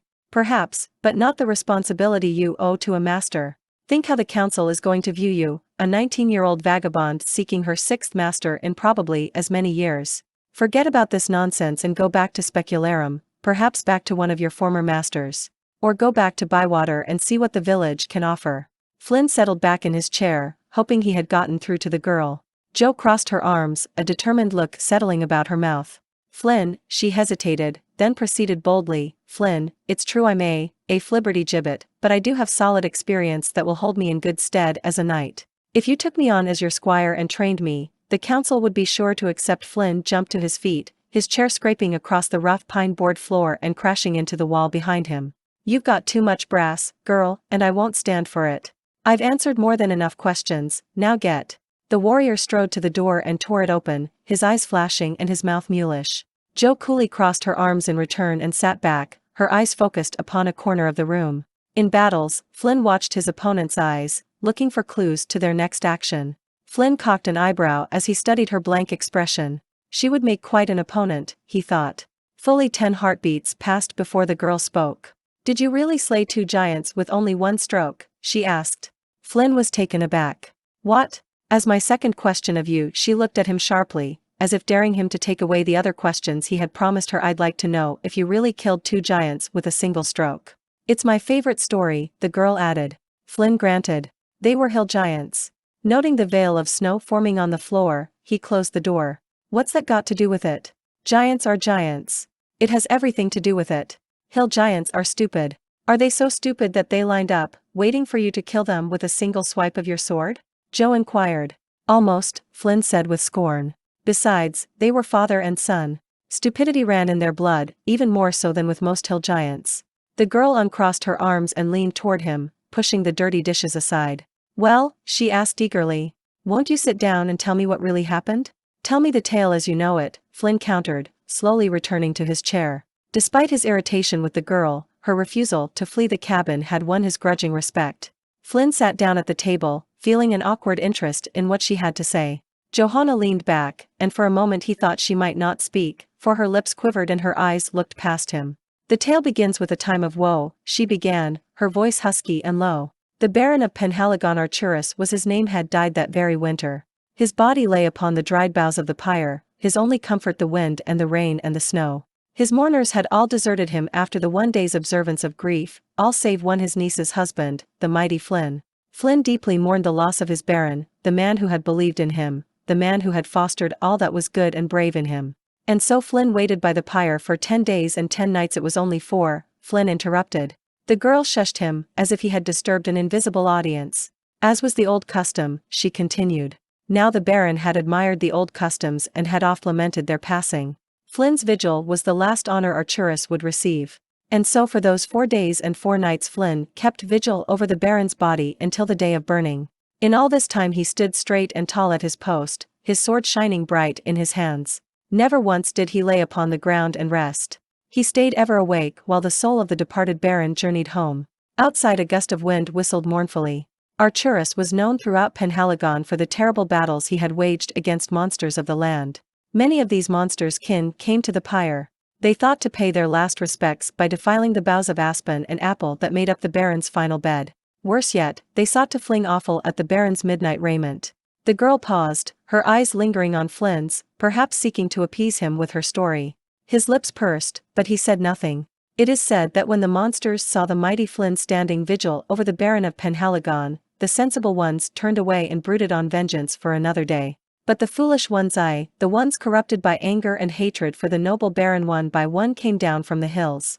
And one by one Flynn slew them all. It is said that none have recorded how many monsters fell those 10 or 4 days. It is said that even Flynn himself knew not how many monsters came upon him, again and again. It was 7, Flynn interrupted. 7? Jo's voice rose to nearly a shriek. Is that all? Flynn nodded. 2 hill giants, a trio of bugbears, 1 ogre, and 1 very foolish goblin. Oh, the girl responded. Flynn smiled inwardly. He could see her struggle to reconcile fact with legend. Johanna continued after a moment, apparently chagrined at the flaws in her story. But the tale that is to be told here, the tale of how Flynn slew 2 giants with a single blow, recounts the 4th and final day of Flynn's vigil. The lords and ladies of Penhaligon rode out on that last day, carrying the torches with which they would light their beloved Baron's pyre. There, they beheld Flynn's final battle for his Baron. 2 fearsome giants from the northern Wolfhold Hills approached Flynn on foot. Flinn swayed a little in the cold wind that rose then, and in his fatigue he fell to one knee. His exhaustion was complete, but he did not yield to the temptation to sleep or flee, for soon his master's body would be burned and his soul at rest. Flinn forced himself to stand once more as the giants approached. One giant carried an oak tree whose girth was thrice that of a barrel-chested man. The club, for such was the tree to the giant, was twice as tall as its bearer. The giant used the tree with its trunk still whole and sound, its branches still green, and its roots still quivering with fresh loam. The second giant was even more fierce. In his brawny arms lay a mountain's babe of a rock, a granite waiting to take root in the ground and grow. This giant was even taller and broader than the first. Surely Flinn, in his exhaustion, could not hope to defeat these two behemoths. As the lords and ladies of Penhaligon drew near on their brightly liveried chargers, they saw a titanic struggle. The giant's might proved a powerful match for Flinn's skill with his blade, Wyrmblight. Although Wyrmblight was christened for shedding dragon's blood, the blade sank deep and true that day into giant flesh, too. The lords and ladies of Penhaligon, hearing the clang of steel, spurred on their steeds, desperate to help a loyal member of their court. But they arrived in time only to see Flinn draw back Wyrmblight with both hands. He swung that shining blade in a noble arc, an arc that sliced clear through one giant's neck, and then through the others. And in one blow did Flinn the Mighty slay two giants. Johanna sighed, her cheeks flushed. Flinn said nothing for several moments, contenting himself to watch the emotions flitter across the girl's expressive face. Finally he forced himself to say, "You're quite a storyteller, Jo." It was feeble praise indeed, her telling had equaled any he had heard. Johanna only smiled in return. "Now," said Flinn, leaning forward and locking his eyes on the girl, "ask your third question, and let's be done with this." He balled one hand into a fist and wrapped the other around it. She returned his look steadily. "I want to know about the quadrivial. I've heard it mentioned in legends about the Knights of the Order of the Three Suns, but I don't know what it is. Tell me about it, then point the way to the castle and I will leave you." Her lips tightened. Flinn's face clouded, and he looked away. "The quadrivial is the path to true knighthood, a path that turns four corners: honor, courage, faith, and glory. Knights who don't attain and then retain the 4 points of the quadrivial aren't really true knights." He looked at Jo. "There's nothing more to say." The girl looked down at her hands and then about the room. "You are out of water and wood. May I fetch you some?" "Why?" Flinn asked abruptly, disconcerted by the offer. Jo stared at him intently, chewing her lower lip. "Because I want more than anything to be a knight of the Order of the Three Suns. If I fetch the wood and the water, perhaps you'll tell me what the quadrivial is really about. Perhaps you'll tell me how to get the council to accept my petition." Flinn saw the girl's cheek pulse, and he realized she was grinding her teeth, something he did every night in his sleep. He saw, too, that the bruise on her face had darkened. Again a pang of shame rose in him, and again he found himself relinquishing. He nodded slowly. "All right, girl. If that's what you wish." Standing, he grabbed the water pail and set it on the table. "You know where the stream is, wade out into it and fill the bucket at the deepest part. The water's cleanest there. The wood pile's beside the barn, but I'm out of small kindling. I think you'll find some dead wood not too far west from here. I'm going to tether the animals in the high pasture." Flinn's long legs carried him the 2 short strides to his weapon cupboard, which stood beside the door. He strapped his sword to his wide belt. The blade certainly wasn't the quality of the accursed Wyrmblight, which he'd deliberately lost in a dice game, but it was serviceable nonetheless. Opening the cupboard doors, he took out a ragged fur vest and threw it at the girl. "This'll keep you a bit warmer." With another stride he was out the door. Jo waited for Flinn to leave the cabin before she let out the breath she'd been subconsciously holding. She was bemused. Today, more clearly than ever, she realized just how important her lifelong dream of knighthood was. True, she had enthusiastically pursued other positions, only to lose interest in them in time. Somehow, she felt sure her desire for knighthood was different. She really did want to be a knight, and not for only a year or two. Just thinking about it made her hands tremble as she put on the fur vest. She grabbed the bucket by its willow-wrapped handle and headed out the door. Outside, snow was falling in silent, fat flakes. Jo stopped just beyond the shelter of the buildings and looked around. Having lived in the bustling city of Specularum for the last 13 years, she was unnerved by the strange silence of the wilderness. She turned to the path that led to the stream, taking care to keep the snow out of her tom shoes. The path was frozen and icy. As she made her way along, Jo grabbed at branches to keep from falling. Once the bucket fell from her hands and slid down the slope, but she quickly retrieved it. The bank of the stream was surrounded by scrubby bushes and water-loving birch and willow. A few twisted river oaks stood nearby, their leaves still clinging to the branches. The stream's bank was wet with snow and water and Jo wrinkled her nose. She hated getting wet. The morning's ablutions had been torture enough. Still, Flynn told her to draw water at the deepest part of the stream, and Jo saw no way to reach that point without wading. Toward the middle of the stream, she spied a large, flat rock standing about a foot above the waterline. Gingerly she fingered the blink dog's tail dangling at her waist. She could easily blink that distance, but the landing could prove tricky. The flowing water that broke against the rock and splashed over it had coated it with ice. She looked again at the icy water of the river and made her choice. With a low growl and a shake of the tail, she blinked onto the rock. Jo struggled to retain her footing on the icy stone. Abruptly she slipped to her knees, her hands groping for the sides of the rock. She had the sense to hold on to the handle of the bucket so it wouldn't be swept downstream. Her fingers tightened upon the rock's edges and she stopped sliding. Ignoring the pain in her knees, she lowered her bucket into the waiting water. Jo looked back to shore. She didn't dare try standing before she blinked back, for fear of slipping off the stone. She touched the tail and growled. A moment later she was back on the bank, kneeling in the sloppy, wet snow. Then, above the sound of rushing water, she heard the quick intake of breath. She jerked her head up and screamed. The round white face of a young boy peered back at her through the brush. One dirty hand held thin branches aside. His pale blue eyes flared in fear at her outcry, then shifted up the pathway. Something was crashing down the path. The boy turned back to Jo, gave a shy, sweet smile, and vanished. Jo stared dazedly at the spot where he had been. She could hardly believe what she had seen. The rumbling footfalls on the trail neared. Jo leaped to her feet, clutching a thick branch in her hand. It was Flynn. He leaped over a log and landed precariously on the icy ground. His wide eyes searched the woodlands around Jo, his sword drawn and ready. "I'm sorry," I screamed, she said, pointing the way she imagined the boy must have gone. "There was this child." Flynn rolled his eyes and returned his sword to its scabbard. "I might have known," he said, shaking his head. "Might have known what?" Jo asked. "He just appeared in front of me. I looked up and there he was." "What's a little boy doing out here? Do you know him?" Flynn shrugged. "I know of him. I first saw him about 1.5 years ago. He never says anything, and I doubt he'd ever harm you." "No, I doubt he'd harm me, either." Jo shook her head. "He smiled at me." Flynn cocked an eyebrow. "Usually he disappears the moment I make eye contact with him. Does he have kin around here?" Jo asked, her curiosity aroused. Flynn made for the path. "Not that I know of," he said casually. Jo watched him go, shaking her head. Flynn showed little concern for the boy, who couldn't have been more than 10 winters old. Frowning, she picked up the bucket and followed Flynn up the steep path.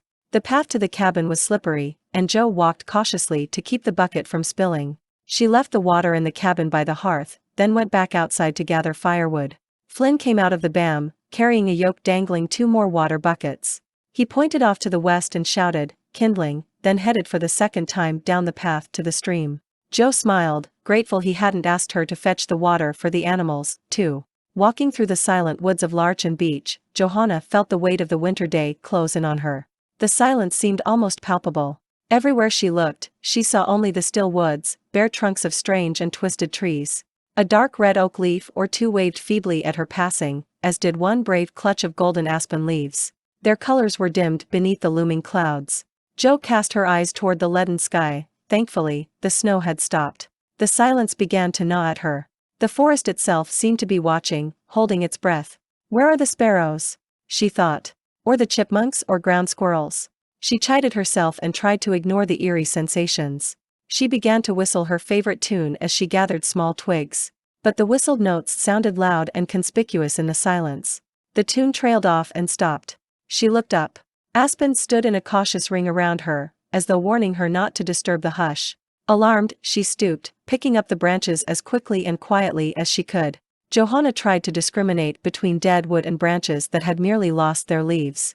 The trees here were sparse, with little underbrush. Kindling was slim. She wandered from tree to tree, snapping twigs to see if they were brown or green inside. Little by little, her bundle grew. Jo's exertions made her warm, so she took off the vest and piled her kindling inside it. A few paces ahead an oak tree towered, sporting a large lower branch that was clearly dead. Jo approached the branch and tugged at it. She heard the bark tear, but the branch still held. Jo pulled harder, straining her young muscles against the wiry might of the oak. She grunted in her effort, finally hanging on the branch.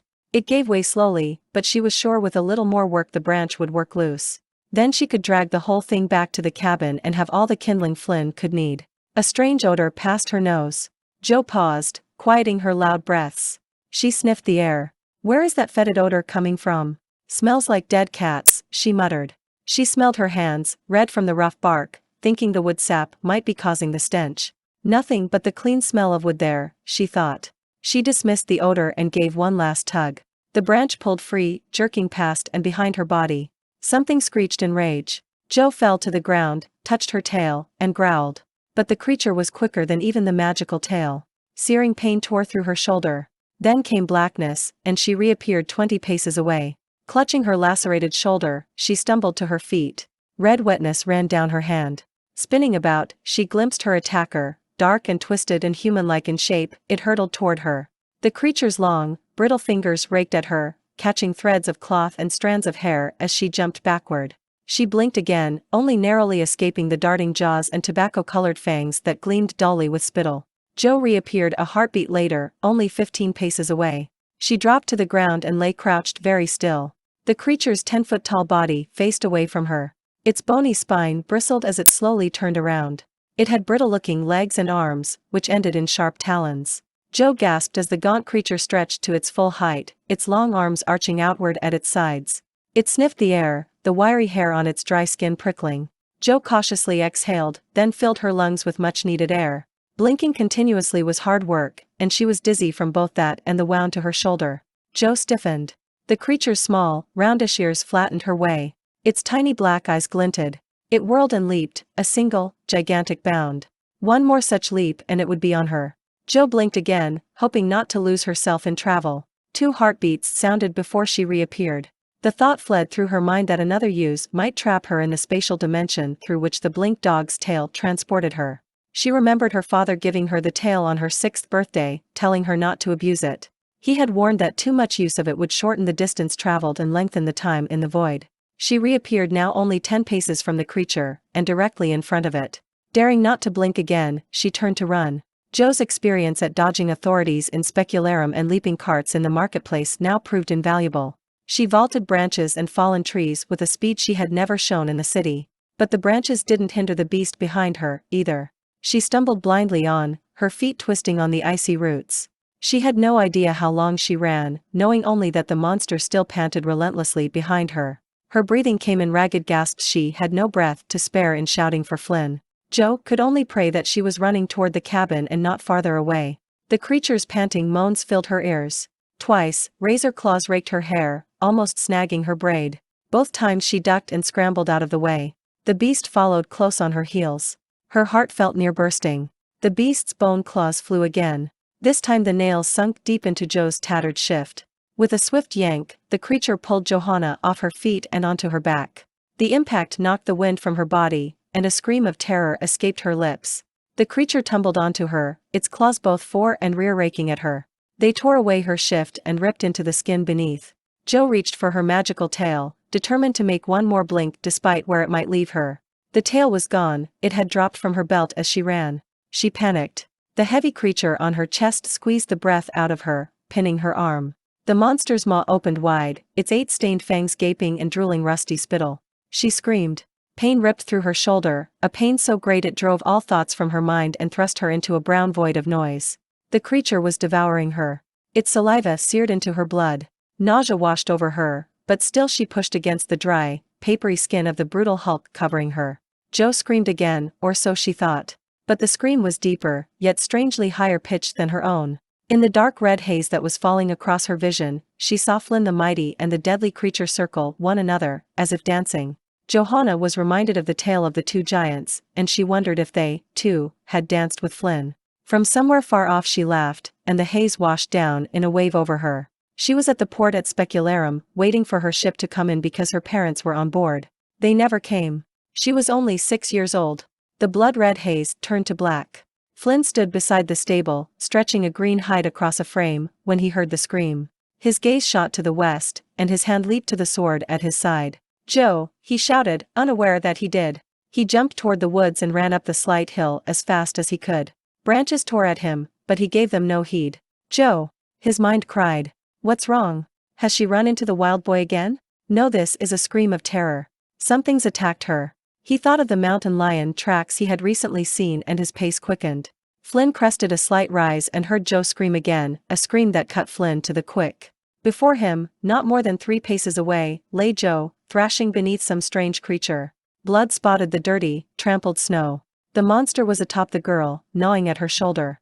With a cry, Flynn drew his blade in an upward arc and leaped forward. He brought the sword singing down upon the back of the beast. The creature screamed and leaped aside.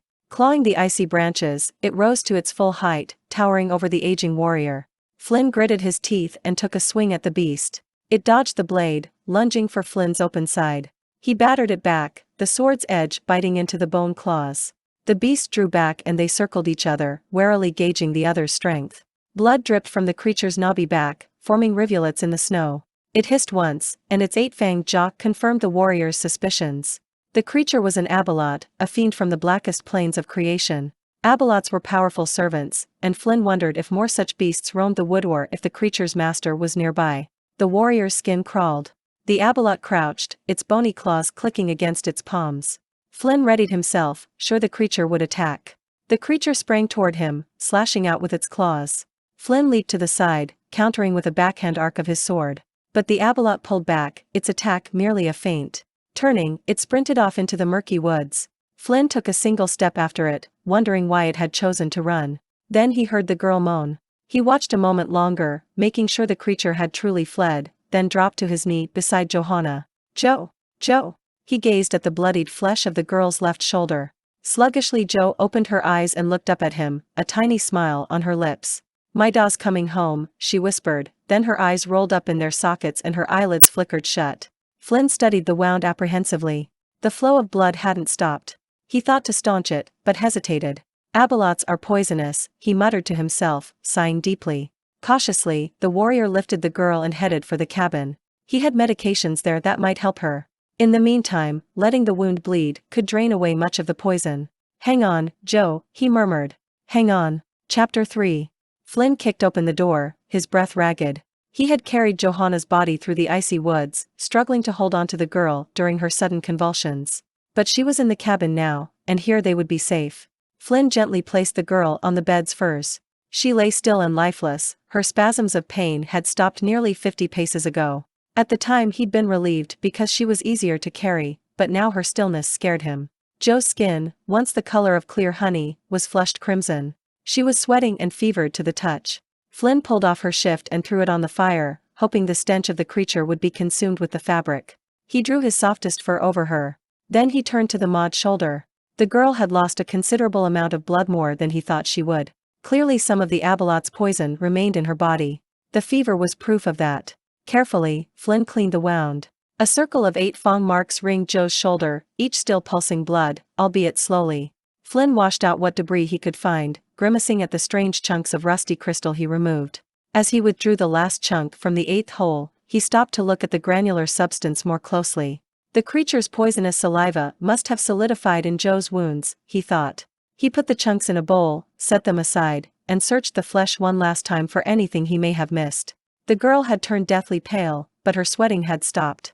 Her shallow breathing filled the cabin with its irregular rhythm. For a moment, Flynn stroked the damp tendrils of hair on her brow. He knew he couldn't take her to Bywater for a cleric's ministrations. She wouldn't survive a day's ride. He went to his cupboard and sifted through the few herbs he had. He pulled out a dried bouquet of yellow flowers. "Feverfew," he murmured, gazing at the petals, "but her fever is down." He set the bouquet beside a batch of bloodwort, which could have stanched the blood flow, but Joe's punctures had stopped bleeding. The other herbs were useful in times of tainted water or spoiled food, bee sting, or nettle itch. None would help the girl now. Shutting the cabinet door, Flynn spied movement outside the cabin. "The abalot," Flynn whispered. He drew his sword and, in one swift leap, positioned himself before the door. He yanked the door nearly off its wood and leather hinges, his sword arcing through the air at the same time. The wildboy stood in the doorway. Flynn grunted and twisted the whirling blade away from the ducking boy. The sword's tip whistled past the wildboy's ear and struck the door jamb, biting deep. The wildboy huddled on the step, paralyzed with fear. He looked up as Flynn yanked on his sword, struggling to free it from the wood. Seeing that he was safe, the boy turned his attention to the crudely made willow basket he held. His furtive hands darted in and out of the basket, arranging its contents. Then, standing, the boy gestured for the warrior to take it. Flinn stopped yanking on the sword and turned a dumbfounded gaze on the boy. He took the basket, slowly examining its contents. I saw the fight with the abalot and brought these herbs to heal the pretty one. Use all but the narrow-leaved ones in a poultice. The child's voice was barely more than a whisper. Flinn looked sharply at the boy, surprised that he could speak at all, let alone in complete sentences. The boy continued, use the narrow-leaved ones in a tea. You may have to force her to drink it. Before Flinn could speak, either in thanks or protest, the wildboy disappeared into the gloom surrounding the cabin. Flinn shook his head, struggling to believe the incident even occurred. He stared, befuddled, at the basket in his hands and then back at the girl lying in the bed. He kicked at the side of his blade and knocked it loose from the wood, taking a sizable chunk from the door jamb. This time he barred the door after closing it. The warrior set 2 pots over the fire and added a few more pieces of wood. Sitting at the hearth, he leaned forward, his elbows on his knees. He glanced once at the girl, who now lay strangely motionless, as if paralyzed. Listening closely, he heard Joe's quick, irregular breath, and he thanked the immortal Thor. Flinn turned to watch the flames lick at the bottoms of the black iron pots, unaware that his lips had pulled into a grimace. The girl would likely die here in his cabin tonight, for he didn't have the knowledge to heal her himself. She is so young, he murmured, shaking his head sadly. And the death of this innocent girl would be another stain on his honor as a former knight. It was he who had sent her off into the forest, he who had come too late to save her life, he whose lack of healing knowledge left her to die. But something else bothered him. The aging warrior rubbed his chin with one hand, then gazed past his fingers and thought about the girl. Her persistent questions about knighthood, her childlike trust in Flinn the Mighty both had reminded him of what being a knight had meant to him. Her quest for knighthood reminded him of his own need to be a good and honorable man. She couldn't die now, he thought, not when she has awakened these feelings in me. Flinn sighed and began crumbling the herbs into their appropriate pots, adding grain to the poultice pot to thicken it. He hesitated a moment, the crumpled leaves sticking to his hand. What if this is poison, he asked himself. Glancing at the lifeless Joe, he realized she would die if not treated, and any chance was better than none. Brushing off his hand, he leaned back and let the potions brew for a few minutes. Then he stirred the paste once more and removed the tea from the heat. Rifling through the cupboard where he kept his weapons and personal effects, Flinn searched for something suitable to bind the poultice in place. Grunting in annoyance, he discovered he had no clothes left except for those on his back and the ceremonial tunic he had worn in the knightly order of the Three Suns. He pulled out the silky, midnight blue cloth and held it up, looking at the brilliance of the 3 embroidered suns on the front. In the murky light of the cabin the tunic shimmered, the golden threads in the cloth were enchanted, radiating a faint, continual light. Even after all these years, the tunic's 3 suns still glowed. Flinn looked at the garment and then looked at the girl lying helpless on his bed of furs. Biting a notch in the hem, he ripped the tunic, pulling it into long, usable strands. The cloth was old and tore easily, the metallic strands of gold breaking away and falling into the cracks of the pine board floor. Seeing that the poultice had thickened properly, the warrior pulled the kettle off the fire, and then scooped some into a bowl to let it cool. Flinn checked Joe's punctures one more time, wiping away both fresh and dried blood. The wounds would receive the poultice best if they hadn't closed over. He gathered a tankard of the tea and the remaining things he would need and settled himself on the bed. He drew the girl into his arms. Applying the poultice to the injured shoulder, he gently pressed the skin surrounding the wounds, noting that red streaks of infection radiated from the fang marks. He hoped the poultice would draw out the pus. Joe gasped at the heat of the grain herb paste but gave no other sign of wakefulness. Flinn bound the poultice in place with the strands he had torn from his knight's tunic, wrapping the cloth around her neck and under both arms to anchor the paste to the torn shoulder. Flinn pulled the furs around the girl to keep her warm and leaned her against him. He picked up the tea and tested it for warmth. Just about right, he murmured. He set the mug to her lips, holding her head, and tried to get her to drink a little. She did swallow some, but then convulsed and spat out the rest. Flinn held her nose shut and tilted her head back, pouring the tea as fast she could reflexively swallow.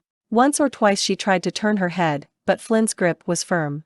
He stroked her throat to force her to swallow the last of the liquid, and then he wrapped his arms about her. "You'll be all right," he whispered, hoping the words would penetrate her haze of pain. "Hold on, Joe. Don't die," he added gruffly. His arms tightened briefly about her. Then he laid her back into the waiting furs. He loosened the hair still bound in her braid and covered her with yet another fur, then rose from the warm bed. Her breathing had become deeper and more regular. Although her arms were still blanched and clammy, Flinn fancied he saw a little color returning to the girl's cheeks. He tucked the skins more closely about her neck, noting the moist sheen of her lips. "Better tend to Ariak and Fern Lover," what with that Abeloth around. The words trailed off. He peered at Joe, thinking she should be safe alone for a few minutes. Flynn unbarred the cabin door and went outside, taking his sword with him. Warily he looked about, but the afternoon light had faded already and he could see little. He listened to the wind and was reassured by its quiet chatter. Flynn broke into a lope up the path behind the BAM, heading toward the northern meadow where the beasts were hobbled. The bird lion and mule stood waiting for him when he crested the rise, for they had heard his approach. Flynn removed the hobbles and took hold of the braided leather halter he kept on Ariak whenever the griffin wasn't wearing a bridle. He did not take hold of Fernlover. The mule would follow Ariak back to the stable readily enough. Together they retraced the trail to their home. Flynn quickly settled the animals in for the night, foregoing care of the griffin to return and tend Joe. Before he left the BAM, he retrieved some tanned hides from a chest to make her a new shift. The girl had grown restless in his absence. She had thrown back the covers and curled into a tight ball, her good arm stretched over her furrowed brow.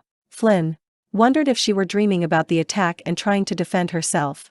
Carefully he returned her to a more comfortable position. Johanna moaned in protest and pulled her good arm closer across her face. An hour or so later Flynn felt the poultice. It had grown cold and needed to be replaced. He sat before the fire and returned both pots to the flames. As Flynn waited for the concoction to heat, he wondered about the Abeloth. Why is it here? Did it attack Joe deliberately? Or is it after me? Flynn's thoughts whirled. Who had released it into these woods? Johanna's wounds bore testimony to the strangeness of the creature. The Abeloth's bite yielded a puncture wound from each of its 8 canine teeth. The mixture had grown suitably hot as had the tea, and Flynn repeated his ministrations. This time the girl seemed nearer consciousness. She struggled as he applied the steaming poultice. Flynn set his jaw, restraining her clawing hands as he fixed the new poultice and administered another cup of the tea. Joe fell into a deep slumber, exhaustion written across her pale face. Rubbing the scratches Joe had left on his arm, Flynn began pacing the narrow confines of the cabin. What am I supposed to do with this girl? He thought suddenly. Because I gave her pilgrim's right, I'm now responsible for her? Then he remembered that it was he who had sent her after kindling. He sighed, dropping into his chair. The girl was awakening in him the old honorable principles he had once championed. Those selfless impulses ran counter to the baser instincts he had developed during his seclusion. The girl stirred and moaned in her sleep then, her eyes fluttering in an effort to open. At last they did open, and her gray irises struggled to focus on him. She whispered a word, but her voice was too frail to hear. Approaching the bed, he leaned over her and coaxed her to speak a second time. Water, came the hoarse whisper. Flynn poured water into the tankard he had used for tea. Returning to the bed, he pulled Johanna into a sitting position and set the tankard to her lips. She drank thirstily. Joe sighed and fell asleep in his arms. He laid her back on the fun and then touched her throat gently. The fever had returned. He fetched a bowl of water and a soft rag and began sponging her body, taking special care around the injured shoulder. In the flickering firelight, he saw that the angry red streaks had spread farther across her skin. Flynn pulled a few of the lighter furs over Joe, then wet the rag and wrung it out one more time. He draped it across Johanna's throat in an attempt to cool her. Standing, he stretched his weary muscles, feeling the bones along his spine shift into place. Then he moved to the chair before the fire and began his lonely night's vigil. He prayed to the immortal Dialana that the girl would live until morning. The next day, Flynn stoked the fire in the cabin and looked at the girl lying in his bed. She still breathed, and in time her eyes opened. Flynn, Joe said, her voice frail and labored, tell me about the quadrivial. Flynn hesitated. The quadrivial was a code he had failed, a way of life to which he was exiled. Still, he couldn't refuse her request, not when he had however indirectly caused her pain. He didn't know how much she knew of his fall from grace and his banishment from the Order of the Three Sons, but perhaps he could tell her about the quadrivial without going into either of those. He fervently hoped so. Flynn settled himself on the side of the bed and looked down at the pale face before him. Joe's gray eyes were luminous in the light, and dark shadows of pain circled them. As I told you, Flynn began wearily, the quadrivial is the path to righteousness. All knights who are true and noble, good and virtuous, follow the quadrivial. The path of the quadrivial leads to Fourcomer's 4 points of truth. The path is never-ending, and not all knights reach every corner. But these are the goals all true knights strive for. The first point is honor. Without honor a knight can never attain the other 3 points of truth. You fell from honor, didn't you? The fall of Flynn says you did. The quiet words cut into Flynn's heart. His voice was husky and hesitant. I fell from honor, Joe. But the story as you know it is wrong. Joe's breath caught short. I never believed it. Not for one moment. You wouldn't deny mercy on the battlefield, not even to an ogre. Surely the Baron's court was wrong, and the people, too. She gasped for breath and her eyes clenched tight. Flynn's heart contracted in pain. For the first time in 7 years, he opened his mouth in his own defense. The ogre never sought mercy, and I killed him as a matter of course. But a knight who wanted to tarnish my reputation accused me upon our return to the castle, claiming I had denied mercy. Unfortunately, some people chose to believe him, most notably Ivogin, Flynn thought bitterly, and I left the order in disgrace. Why didn't they believe you when you told them the truth? Flynn swallowed his words. I don't need to tell her anything, he thought suddenly. But some impulse drove him on. I didn't argue my case strongly enough for 2 reasons. The first, I'll admit, was pride. I didn't think the court would believe the other night over my reputation. I was near to attaining the 4th point of righteousness. The council wouldn't have believed the knight, either, if it hadn't been for someone else's testimony. Whose? Flynn paused, gall sharp and bitter on his tongue. My wife's. He swallowed hard. The second reason why I didn't tell the truth was because Ivogin, my wife, sided with the other knight. My telling the truth would have harmed the people's respect in her, for she is niece to old Baron Archurus Penhaligon. I didn't want that on my conscience. Flynn shifted his gaze to the floor, then turned back to the girl. Joe doesn't need to know I held my tongue out of love for Ivogin, he thought. The girl's eyes regarded him thoughtfully, but he couldn't tell what she was thinking. At last she spoke, her words hushed. I believe you, Flynn. Yes. Well, Flynn faltered, gratitude a long-forgotten emotion to him. The second point of righteousness that a knight must attain is courage. Without courage, a knight can't battle evil in the world. Without courage, he can't prove himself worthy of the other 2 points of the quadrivial. Have you always had courage, Flynn? The girl struggled to keep her eyes open. Flynn planned to stop talking the moment they closed. Always, except for once, Flynn responded, then grimaced at his immodesty. All his life he had been courageous, knowing what needed to be done and doing it. Until the day of your fall, his inner voice mocked him. You couldn't face Ivogin. He quelled the voice. Only once did I fear a beast so much as to flinch from challenging it. But I did confront Verdilith. Verdilith? The name caught the girl's attention. The great green dragon who's back in the territory? The same one from the tale? Yes, the same, Flynn said wryly. I was much younger when I faced Verdilith, and I was scared.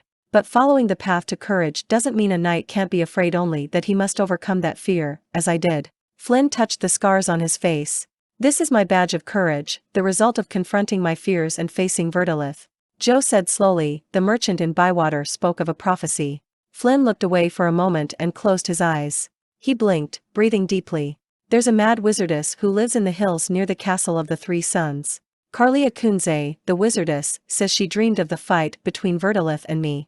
She prophesied that the next time we meet, one of us will die. Is that why you never fought Verdilith again? Joe asked slowly, her voice trembling. Flynn studied her face, knowing she feared his response. His answer could shatter her image of him.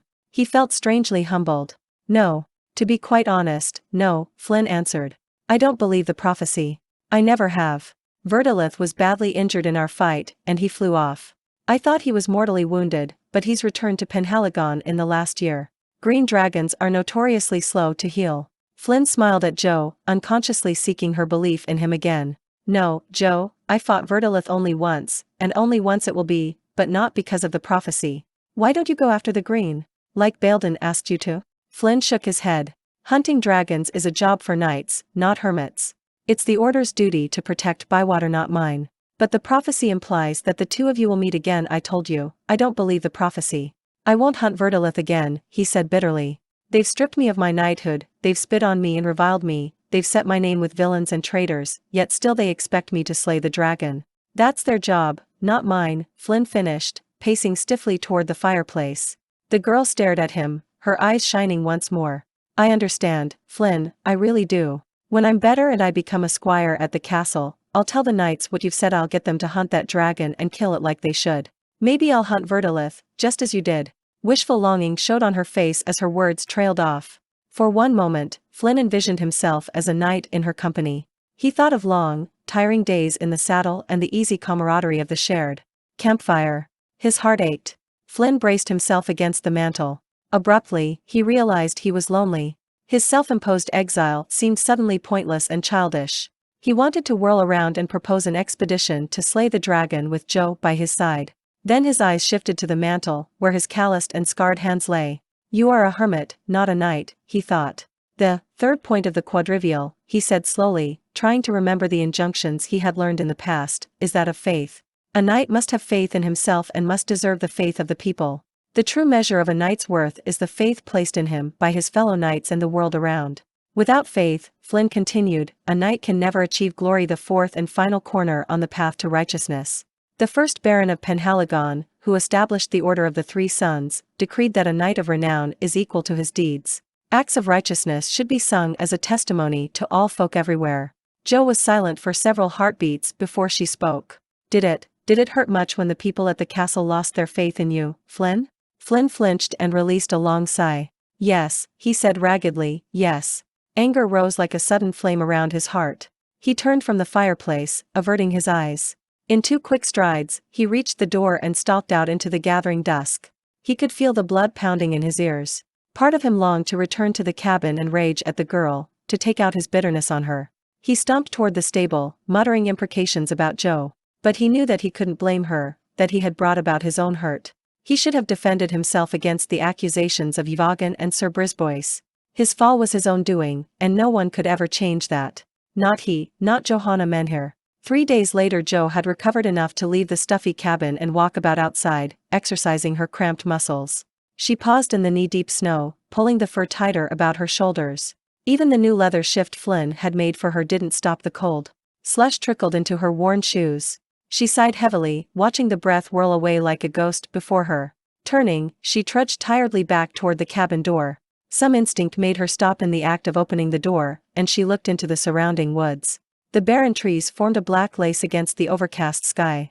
Movement along the cabin wall caught Jo's eye. She peered closer at the bushes near the cabin, then realized with a start that she was staring directly at the wildboy. His scraggly blonde hair, smudged face, and ragged clothing blended well with the surroundings. Jo waved at the child. The boy gave a shy nod in return and said, "My name's Dan. What's yours?" Despite his rough clothes, the boy's voice was surprisingly sweet and clear. "It's Jo. My name is Jo." Johanna smiled reassuringly. The boy nodded and then vanished. Jo scanned the wall of the cabin and the woods that lay beyond. She saw no trace of him. Shrugging, she entered the cabin. Flynn was kneeling by the fire, stirring gruel. Jo stomped her feet at the door, trying to shake off the snow. As she removed her shoes, she noticed that Flynn was watching her. He shifted away from the pot of gruel and began to rise. "I can take off my shoes, Flynn," she said a little breathlessly. "I made it all the way to the privy, and I can remove." Her struggles got the better of her, and she stopped talking. Flynn turned back to the porridge, taking it off the fire and ladling it into the bowls. He pulled a loaf of bread from the cupboard and filled the tankard with water. By the time he had put all the food on the table, Jo had donned the warm fur slippers Flynn had fashioned for her yesterday. She sat on her log beside the table. "I saw the wild boy just now," Jo said, between alternating bites of gruel and bread. "He says his name is Dan. I wonder if he knows about the attack." "He does," Flynn answered brusquely. "Dan, huh?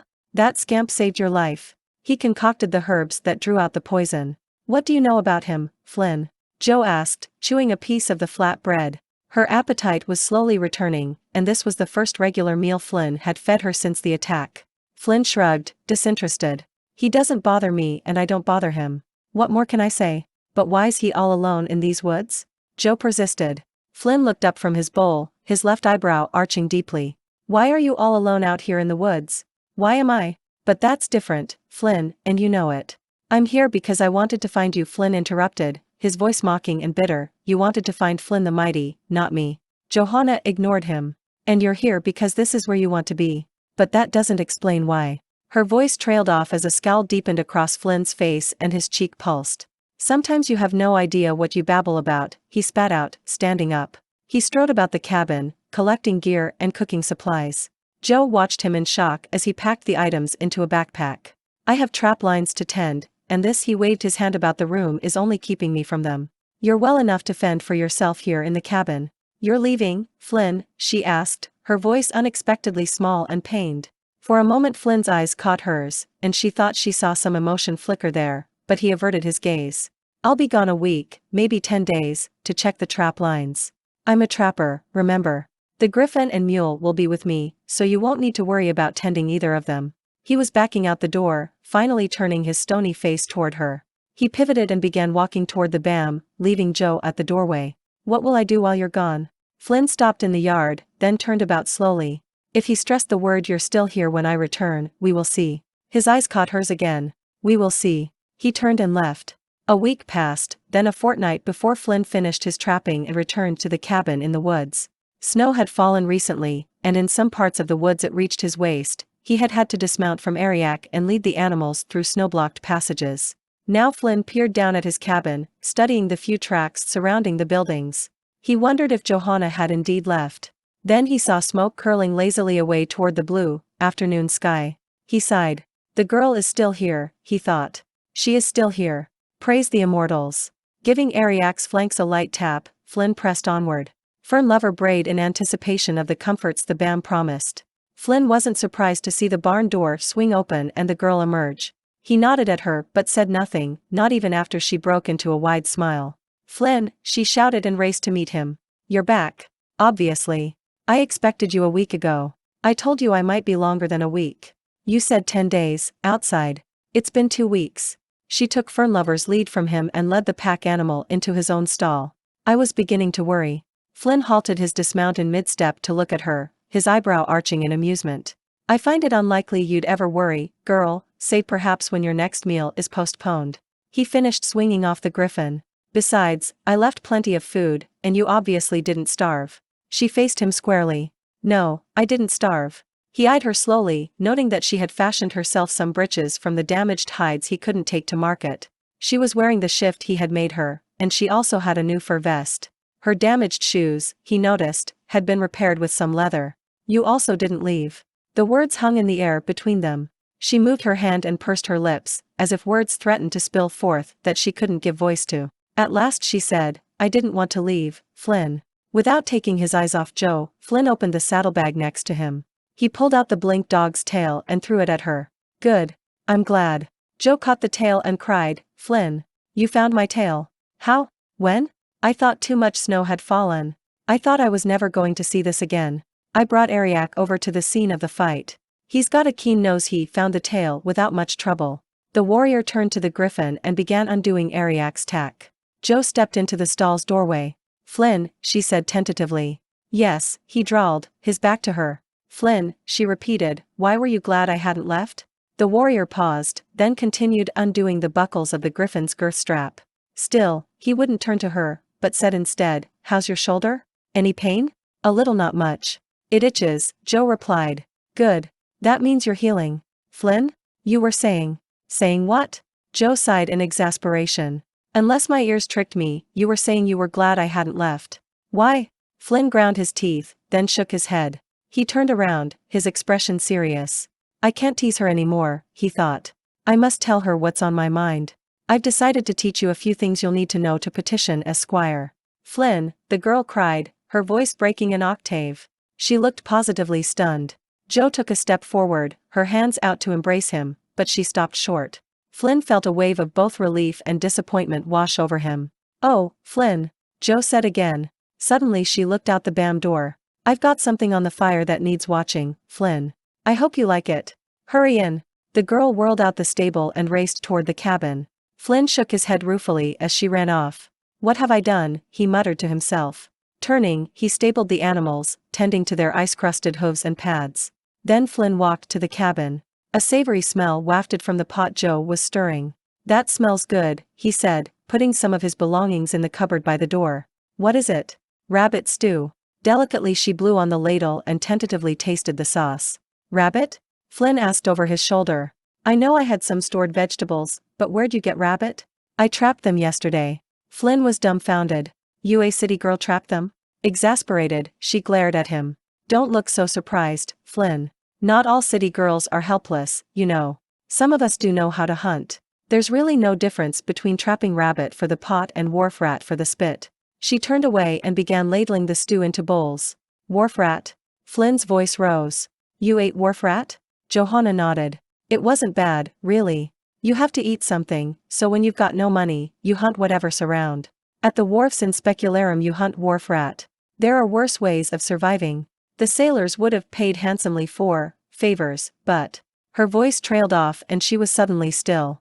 Silently, Flynn's hand reached out to touch the glossy braid down her back. She moved briskly away, fetching the bread and water. He drew back his hand.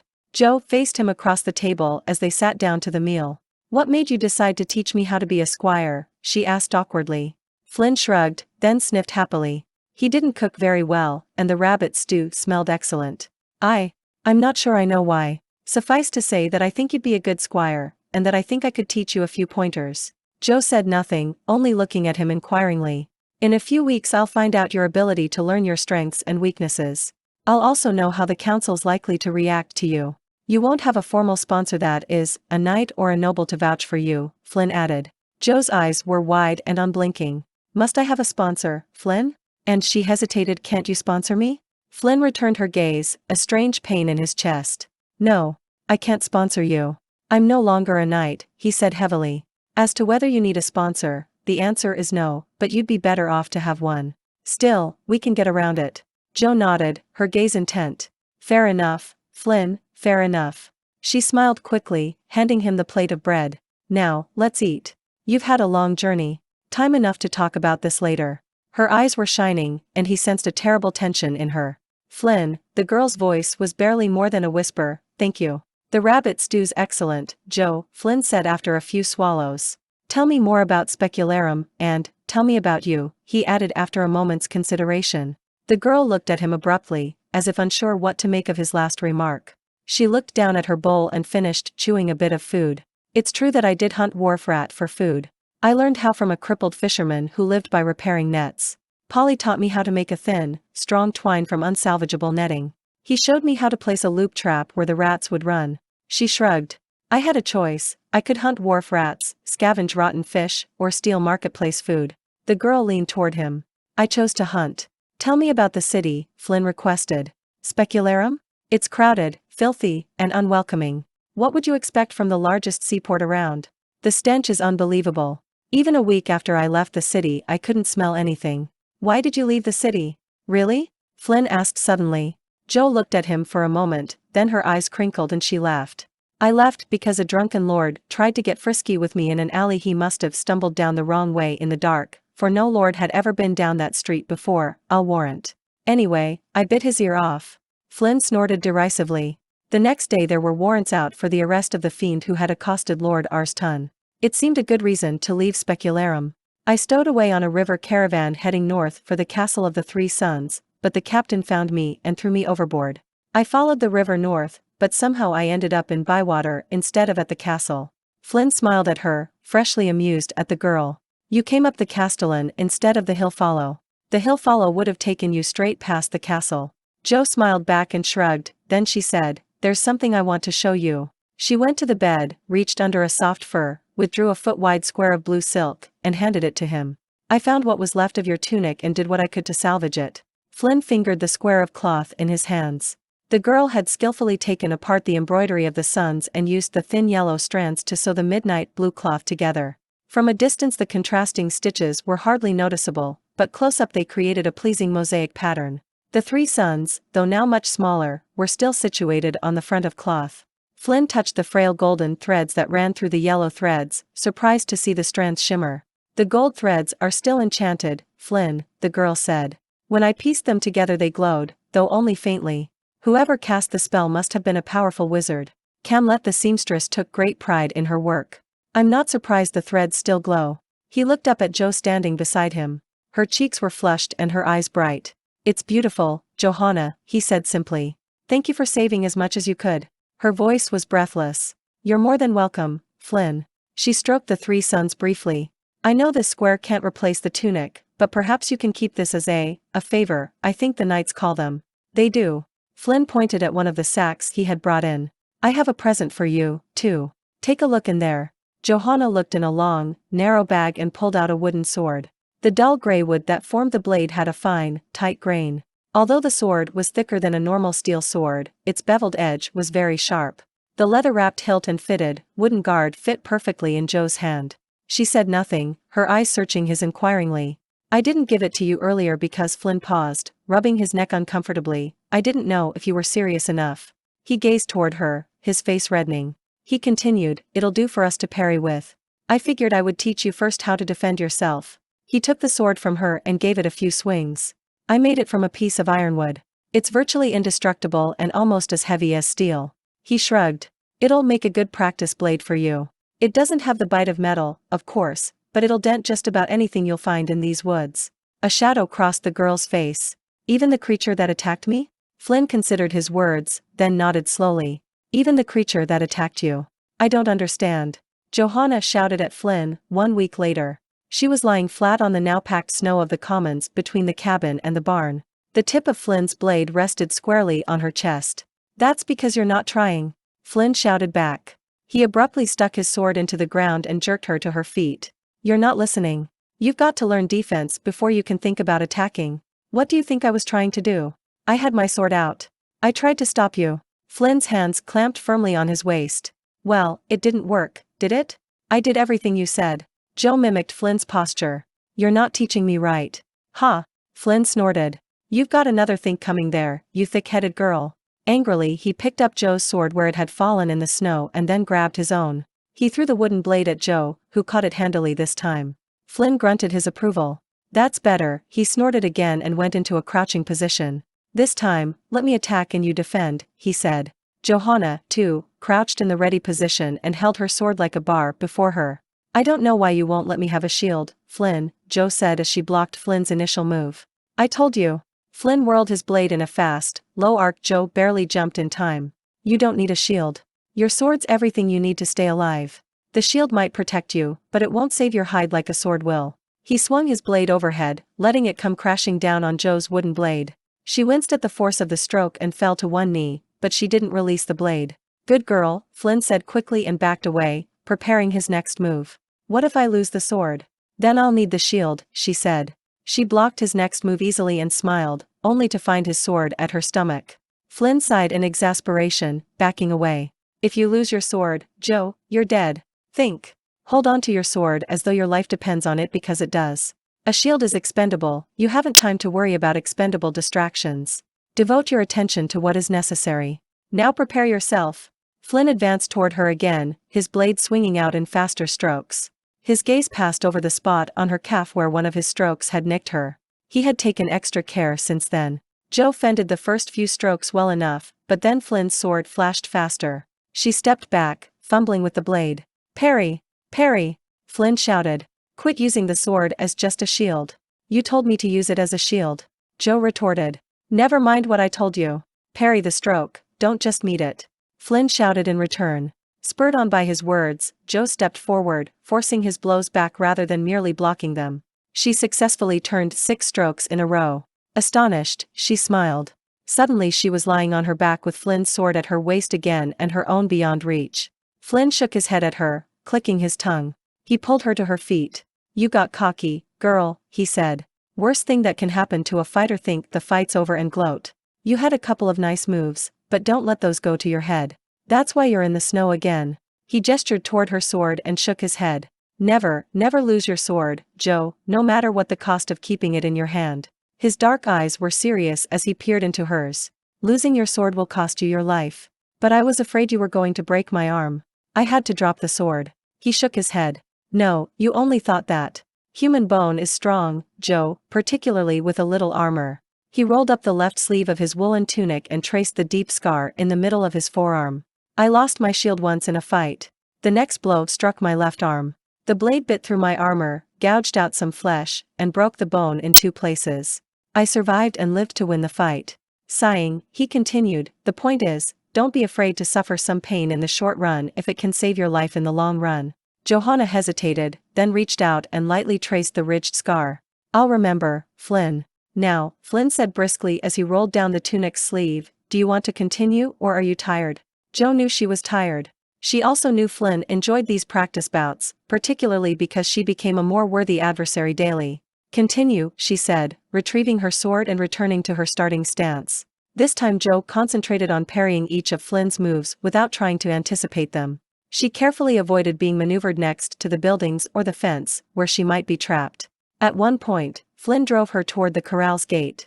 Joe dropped and rolled toward Flynn, bringing her wooden sword upward in a thrusting stroke inches from his gut. Flynn leaped neatly aside. Good move, he cried. Jo rolled to her feet and took the offensive, slashing enthusiastically with her blade, forcing Flinn toward the BAM wall. Flinn laughed, the first genuine laughter Johanna had ever heard from him. The sound spurred her on. Each stroke fell with greater force, sharper precision. Even so, Flinn stepped back, parrying the blows easily. At last Jo cried, "Enough."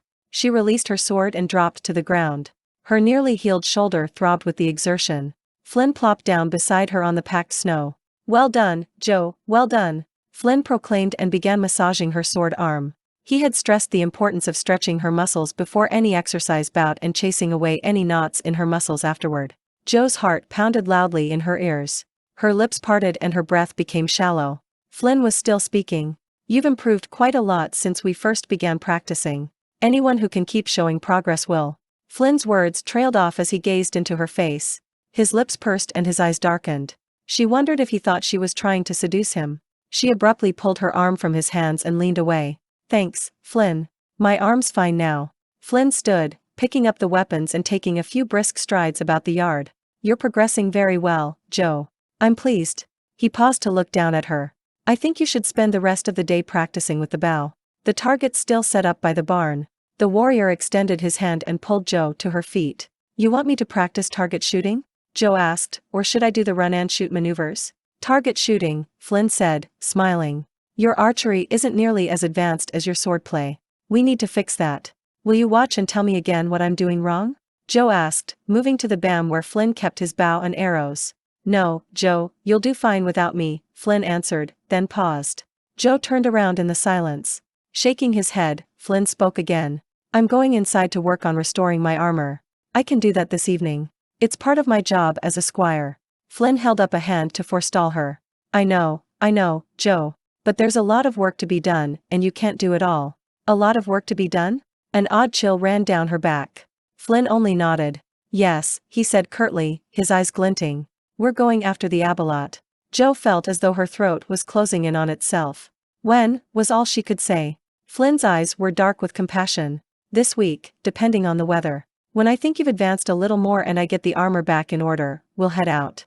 I'm tired of keeping Ariak and Fern Lover here in the corral. And I want us to be able to gather firewood without looking over our shoulders every minute. We're going to kill the Abeloth before it kills us." Chapter 4. Sir Brisbois yawned. The council meeting had dragged on for nearly 3 hours now. He gazed restlessly at the 14 lords and knights who lined the small meeting room, the small prison, he thought. Brisbois closed his mind to the discussion surrounding him, his attention wandering to the stone ceiling some 30 feet above. A vague dizziness flushed through him as his eyes traced the intricately carved bosses and the pale murals on the ceiling. Brisbois' eyes shifted to the huge tapestries that hung from 3 of the walls. Then his gaze turned toward the 4th wall, which held arching windows filled with leaded glass. He had watched the early winter sun set almost an hour ago through those windows. The brass lanterns throughout the room had magically lit at sunset, their blue-white glow casting harsh shadows across the people's faces. Brisbois squinted. He had drunk too much last night. He sat in an unupholstered, ornately carved chair that was distinctly uncomfortable for his angular, lanky frame. Before him was a U-shaped table, its top so perfectly joined that the seams were invisible to all but a master carpenter. "Excepting me, of course," Brisbois thought wryly. "If I sit here any longer, I'll have every dust mote in this room catalogued." Beneath his feet stretched a green marble floor lined with gold. It was beautiful and cold and practical, just like the Baroness herself, Brisbois mused. Brisbois stared at the young matriarch, sitting at the center of the table. She was as tall as many of the men there, Baroness Arteris Penhaligon. Her blue and silver raiment set off her chestnut hair and eyes. To many of the older knights, she was the youthful image of her father, Baron Arturus Penhaligon. They revered her because the likeness was not simply physical, honor ran deep in the daughter of the Baron. Other courtiers, though mostly younger knights who had never met the old Baron, murmured against giving allegiance to a woman. She didn't even have a husband, they argued. She should provide not only an heir but a husband as well, a proper lord to rule. Brisbois chuckled inwardly. His age placed him among the Baroness' supporters, but his views placed him among her adversaries. Baroness Penhaligon continued to drone on about lifting the peasantry's tax burden, and Brisbois, a leer coming to his lips, let his thoughts slip back to the maid he had cornered last night. He closed his ears to the discussion surrounding him. "Sir Brisbois? Would you be willing?" The Baroness' voice broke through Brisbois' reverie. Her brown eyes, hard as agates, bored into him. He was sure she had called upon him deliberately, and his dislike for the daughter of Archurus Penhaligon deepened. She's got her father's eyes, he thought waspishly. I remember the old man looking at me in just the same way. Sir Brisbois hurried to his feet. He bowed toward Arteris. Of course, your ladyship. I should be delighted to handle the matter for you, Brisbois said smoothly. He held one hand on the silky blue tunic that covered his chain mail and used the other to hold back the ceremonial sword hanging at his side. Wonderful, was Arteris' sour reply. Who will you appoint to the committee, she added. Brisbois flashed his most disarming smile. After I've given the matter some consideration, your ladyship, I'll report back to you. I have some ideas of my own I need to take under advisement. He nodded gracefully. Good Sir Knight, Arteris said with asperity, we have spent the last several hours considering the matter. Enough is enough. Please make your selection now. Out of the corner of his eye, Brisbois spotted a furtive gesture from one of the council members. 3 seats away from the Baroness, Lord Maldrake nodded slightly. Brisbois smiled. Maldrake was Arteris' cousin by marriage and Brisbois' cohort. Why, your ladyship, I'd like to appoint Lord Maldrake, with your permission. Brisbois held out his hand toward the blonde knight, a younger man clearly entering the prime of his life. Lord Maldrake was considered something of a rake, for he charmed women easily. Most men respected and feared him, and he had the reputation of being ruthless if crossed a reputation not undeserved. The Baroness glanced toward Maldrake and nodded with icy civility. If Lord Maldrake accepts I do, my Baroness, with alacrity. Lord Maldrake, who didn't rise in deference, was equally icy, his tongue caressing the term my Baroness. His thickly hooded green eyes glinted darkly. I'm delighted to attend Sir Brisbois in this matter. I have many excellent ideas for easing the peasants' burdens. The Baroness responded, splendid, Lord Maldrake. She turned to Sir Brisbois but touched the arm of the greying gentleman to her left. And I think I shall appoint our good Castellan to the committee as well. Doubtless Sir Greybo's wisdom and experience will add to the originality of your plans. She smiled once again at Sir Brisbois, a smile that showed she would brook no argument. He shot a glance at Sir Greybow, but the old knight's head was lowered. The Baroness stood. Arteris closed her eyes and lifted her hands toward the vault above. We thank the immortals for blessing us with the outcome of this meeting and this day. Then she lowered her arms, clasped her hands together, and gazed steadily at the council members. And thank you for joining me today, good friends. Fare thee well. The Baroness took the Castellan's proffered arm and left the room. The other members of the council, a number of them grumbling quietly, followed after. Only Sir Brisbois and Maldrake remained seated. Casually, Brisbois stood and sauntered over to Maldrake. The blonde lord tilted the heavy chair back on 2 legs no mean feat and propped his spurred boots on the elegantly carved cherry table. His hard-edged boot marked the table as he tapped his foot distractedly. Brisbois leaned against the table and peered at his longtime friend. Thanks for stepping in. I'm afraid I was thinking of other things the wench I sent you last night? Maldrake grinned wickedly. Brisbois felt a momentary shudder, his friend was sometimes so clearly malevolent. Slowly, Brisbois also grinned. Yes. Thank you for her, by the way. She was a treat I may even ask for her again. He shifted his weight to his other foot. But I missed what Arteris was talking about. What's she snagged us for this time? Maldrake's chair crashed forward to the floor, and he clapped his hands together. Ha, he cried. This'll be great fun. We're supposed to come up with ways to decrease the tax burden on the peasants. Brisbois frowned. That doesn't sound very exciting. Maldrake's green eyes turned malicious. He stood and leaned toward Brisbois. See, we tell the peasants we're instituting new tax plans that will help them, but in reality we'll tax them harder in ways that can't be traced. I'll work on that. We'll pocket the difference. Brisbois, the Baroness practically begging us to commit larceny. His green eyes glinted in the lantern light. Brisbois felt again a stirring of admiration for his friend. I see, he said excitedly. But what about Greybow? How do we get around him? Maldrake waved his hand. Leave him to me. Greybow's old and starting to dotter. He won't be hard to handle. He clasped a hand on the taller man's shoulder and said, Yvagan has dinner waiting in our quarters. Why don't you join us? He added spitefully, she'd be glad of the company. Brisbois grimaced. Is tonight a good night? Your wife waxes cold and warm toward me, Maldrake. I've never understood her or her moods. Perhaps she secretly resents you, Brisbois, the younger knight replied. Perhaps she resents you for destroying her former husband. Maldrake's heavy-lidded eyes gleamed. Why should she? I did everything as she requested everything, Brisbois countered hotly. Without me, she couldn't have divorced Flinn to marry you. I deserve praise, not blame. The two walked across the marble floor and through the 15-foot-high double doors. And I'm glad you did it, Brisbois, Maldrake rejoined. Make no doubt about that. He stopped walking and turned to the knight, his face alight with new thoughts. Have you made arrangements for our friend? Lord Maldrake's look was maliciously inquisitive. The watcher Brisbois lowered his voice as a page hurried by. Is in place, if that's what you mean. It's unfortunate that it misunderstood my directions before. That's what has me concerned. Maldrake put his hand on Brisbois' arm. I want you there next time, to make sure everything goes as planned. What? Brisbois exclaimed. What if it fails and comes after me? What if I'm seen? It won't, and you won't be. Maldrake leaned closer and lowered his voice to a whisper as 2 pages and a squire walked down the wide hall. Terrell has something that will see to that. I'll give it to you tonight. Besides, you won't get close enough to be seen. Just make sure it follows orders this time. The knight nodded, though his face had darkened perceptibly at the mention of Terrell Orrock, Maldrake's mage. All right, Maldrake. However you want it. I just wish you'd hurry this up and get it over with. The blonde lord smiled toothsomely. If you take care of our little problem next week, all will run smoothly. It's as simple as that. Maldrake smiled again. Why don't you come to my quarters in, say, half an hour or so? I've got a few orders to leave with the captain of the town guard. Like what? Again he flashed the smile. Like having 50 horses taxed from the peasants and delivered to that abandoned logging camp in the Wolfholds. Horses we can sell to a merchant, a very reliable merchant arriving next week from Specularum. How are you going to explain this if anyone asks? Brisbois said, admiring the younger man's temerity. Easy. Maldrake crowed. Without horses, the peasants won't have to pay taxes for traveling our roads. Therefore, their taxes will be reduced. Brilliant. Brisbois said. But what if the Baroness hears of this? She won't. Besides, Maldrake shrugged nonchalantly, if she does, I'll just tell her I'm new to this taxation business and didn't know any better. After all, what will she do to her crazy cousin's husband? Maldrake's face crinkled into laughter. See you for dinner.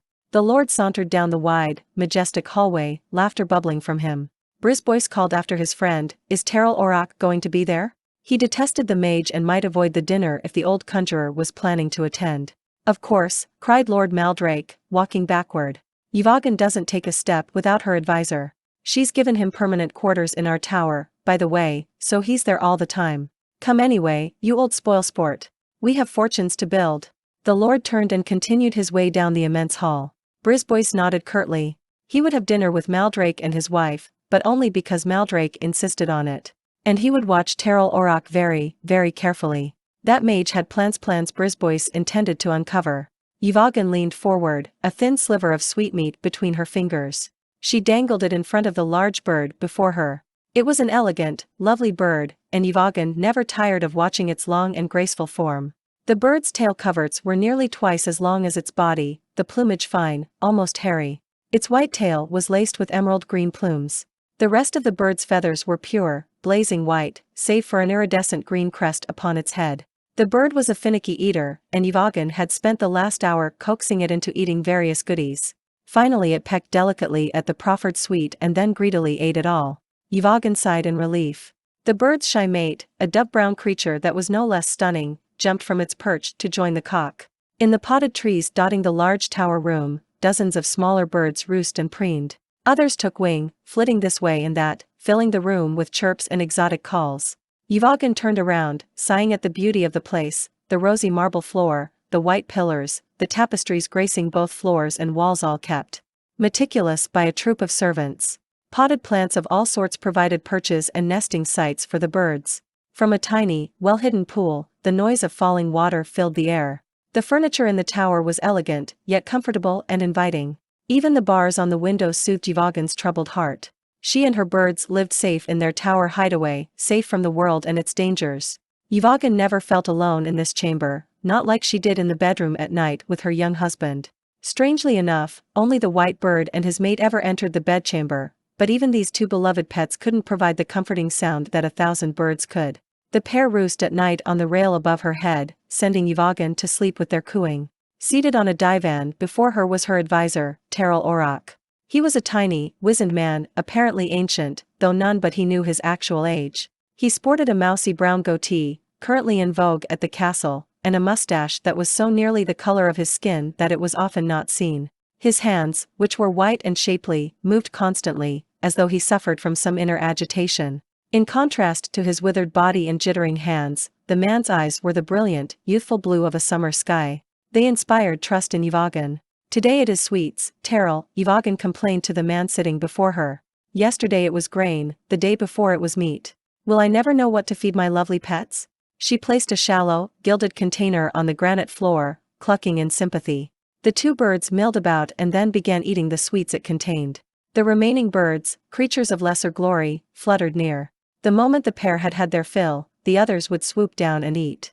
Yvonne rose unsteadily to her feet, her pregnant bulk upsetting her balance. She put a hand to her rounded stomach, said a silent prayer to comfort the child within, and moved slowly to the barred windows.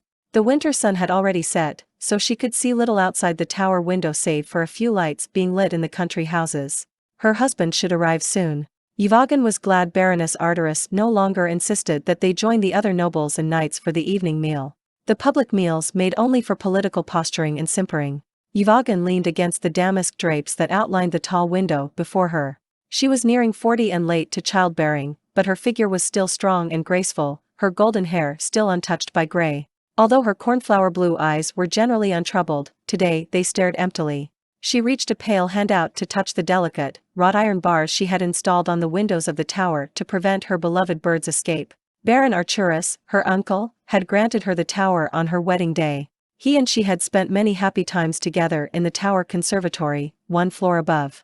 The conservatory's plants and birds had inspired Yvonne to begin the slow transformation of the rest of the tower. Soon all 4 floors would harbor birds and plants and pools of water. Yvonne smiled. Her uncle would have been proud of all she had accomplished. Then she frowned. Her happy childhood had ended when Arturus gained a daughter of his own and had no time for his young niece. How happy I was before Arturus, the woman thought, when my uncle loved me best of all. Yvonne's parents had died from plague shortly after her birth, and her uncle had raised her as his own. As his wife seemed unable to bear children, Yvonne had been brought up as his only heir. But the birth of Arturus had spoiled all that. Yvonne sat on the divan next to the mage. You've been very good to me, Terrell, she smiled. I'm so glad I could persuade you to leave your studies and join me here at the castle. I don't know what I would have done without you the last 2 years. I am also glad, lady, Terrell said in his high-pitched voice. Though your husband had a hand in the persuading, too, I might add. Fain? Yvonne's voice was tinged with hysteria. Have you seen him? Fain Flinn is returning? Where is he? A familiar terror welled up in her, and she put one jeweled hand to her throat. Calm yourself, my lady, Terrell responded, his hand fluttering on her arm. I was speaking of Lord Maldrake, your second husband. The mage stood and went to a sideboard. There he poured a little wine and mixed it with the contents of a stoppered vial he produced from his voluminous robes. He handed the glass to Yvonne and said, Here, my lady. A glass of claret before dinner will soothe your nerves. Drink. She looked at the glass wildly, then glanced up at the wizard's smiling face. She trusted Terrell. He was her only friend at the Castle of the Three Suns, besides my husband, of course, she dutifully added. Whatever Terrell has put in the glass is for my betterment. She downed the wine with one swallow and handed the glass back. Terrell replaced it on the sideboard, taking care to wipe it dry. You're right, of course, Terrell, Yvonne said a moment later, her tongue feeling thick. How foolish of me to mix up my first and second husbands. She turned at the sound of footsteps. Ah, I believe my love is here now. She gazed toward the door as Lord Maldrake strode forward, her face hit with an uneasy smile. Yvonne, Maldrake cried, placing his hands on her shoulders and kissing her cheek. And how are you today? He asked her, glancing at Terrell Orrock who stood nearby. The mage shook his head slightly. Maldrake, I'm fine. Yvonne cried. Terrell's just being a worrywart. Come, sit beside me and tell me about your day. With pleasure, love, the young lord said. By the way, Brisbois is joining us. I hope that won't be a problem. He sat down and mussed Yvonne's hair. Terrell sat down on a nearby chair and fidgeted. Certainly not. She returned the kiss shyly, then rose slowly with her husband's help. Let me check with the kitchen, and I'll have an extra place set, Yvonne slurred. Let the servants do it, Maldrake said, holding Yvonne's hand. I'm up already, she replied, stroking her pregnant abdomen. It would be more work to call a servant than to do it myself. Slowly she made her way across the cluttered room toward the hall that led to their private kitchens. As she walked from the hall, she heard, faintly in the background, her husband and Terrell talking about her. Their apparent concern for her health made her face flush. Everything was going as planned, Terrell was saying. That can only mean the baby, thought Yvonne. Maldrake responded with a hearty laugh, the proud and happy cry of a man expecting his first child. As she pushed open the kitchen door, a tiny fear rose inside her. She touched her throat again. I must learn to be less afraid. Verdilith drank deeply from the underground stream in his cavern. The icy water sluiced through his spear-like teeth and dripped, glistening, from his cruel lips. He swallowed, and the man-sized gulp of water rolled down his long, slender neck. 17 dorsal plates, each the size of a small shield, shifted gently as the gulp passed by. He sighed. Golden-green scales rippled in pleasure from the peak of his massive shoulders to the tip of his long, supple tail. He stretched, spreading leathery wings nearly to the ceiling, 100 feet above. His eyes glowed with orange fire, scanning the treasure-strewn lair around him. He rumbled to himself, the shaft of air in his throat whistling heavily as he spoke. I've had enough of gold and silver for the moment. What I want is flesh and blood. The pangs of hunger had started. Verdilith rolled to one side, his mountainous bulk settling against a cluster of stalagmites. He scratched the coppery scales of his belly, his vision clouding with images of something fresh and fat and swollen. He chopped his jaws in anticipation, then rolled to his feet and stomped off toward the gold and silver hoard where he nested. Above his bed, the vault of the cave was higher, rising fully 300 feet. The cave was twice that distance wide. Despite occasional dampness from the spring rains, the ground generally remained dry and cool and comfortable. The underground stream provided fresh water, and air circulated in from a number of tiny, almost invisible cracks in the cavern's walls. Reaching the gold pile, Verdilith rolled onto his back and gazed up at the ceiling. The magical crystals he had embedded in the vault still glowed, filling the cavern with their shimmering light. Ruby, emerald, and sapphire rays of light leaped furtively from crystal to crystal, casting a twinkling light over the treasure hoard. Verdilith was glad, for he couldn't bear absolute darkness in his lair. A thunderous groan echoed through the cavern, and Verdilith stroked his rumbling stomach. The bloodlust time was upon him. It filled his eyes with a crimson haze and made his enormous heart pound heavily. The desire for blood would only deepen in the coming months. Perhaps he should sate his hunger a bit now so that he could give his undivided attention to furthering his plans. Yes, his thoughts whispered, draw blood first. Then think of Penhaligon and what the future holds. The dragon shifted his great bulk, his hind leg kicking aside an offending crown. Life is good, he thought complacently, though there is much yet to be done. What should we do to slake our thirst for blood? Attack the castle itself? No, too many paltry humans live there. We would be overcome by their hordes. The orcs east of here? No, we may need them intact for later. The little village south of here? Ah, now there's a thought. Or perhaps one of the logging camps nearby. The dragon smiled and his eyes clouded over with dreams of blood and heat and rending flesh. Rising to his feet, he leaped once into the air. With a sudden roar of wind through the cracked walls, the massive dragon disappeared, and in his place floated a tiny bat. His eyes glowed red with hunger, and his leathery wings bore him to the ceiling. Squeaking once, the bat flapped into a hole in the cave vault. The papery noise of his wings filled the narrow tunnel beyond as he flapped and crawled toward the surface. Within moments, the tiny bat emerged from the hole into the chill air of late afternoon. Instantly Verdilith reverted to his true form. He had learned early on to shape change as fast as possible, for once a sharp-eyed sparrowhawk had almost eaten him before he transformed. He surveyed the snow-covered knoll above his lair and the surrounding jagged hills. No tracks showed in the snow, and nothing moved upon the hills. The great green sat back on his haunches and scented the air, his tongue flicking in and out, tasting the winter afternoon. Horseflesh, and a scent of pine. With a single bound he leaped into the air. His great leathery wings beat once, twice, a third time before they finally lifted the weight of the dragon. Powerful wing strokes hurtled him into the silver sky, over the hilltops and the twisted copses of the ravines. Rising to a comfortable height, Verdilith turned and soared southward, following the smell of horseflesh. Below him, the treacherous hills of the Wolfholds whirled past. A small herd of deer froze as the dragon's shadow flashed overhead, then scattered into a deep patch of woods nearby. Verdilith dived after them, but pulled up short. Why hunt deer one by one in the forest? He asked himself. I can eat horses by the tens in their corral. The sweet scent of horseflesh grew stronger on the wind, intoxicating his already excited senses. Verdilith screamed his hunger. Blood would soon be his. His heart pounded in time with the surge of his awesome wings. The scent filled his scaled nostrils.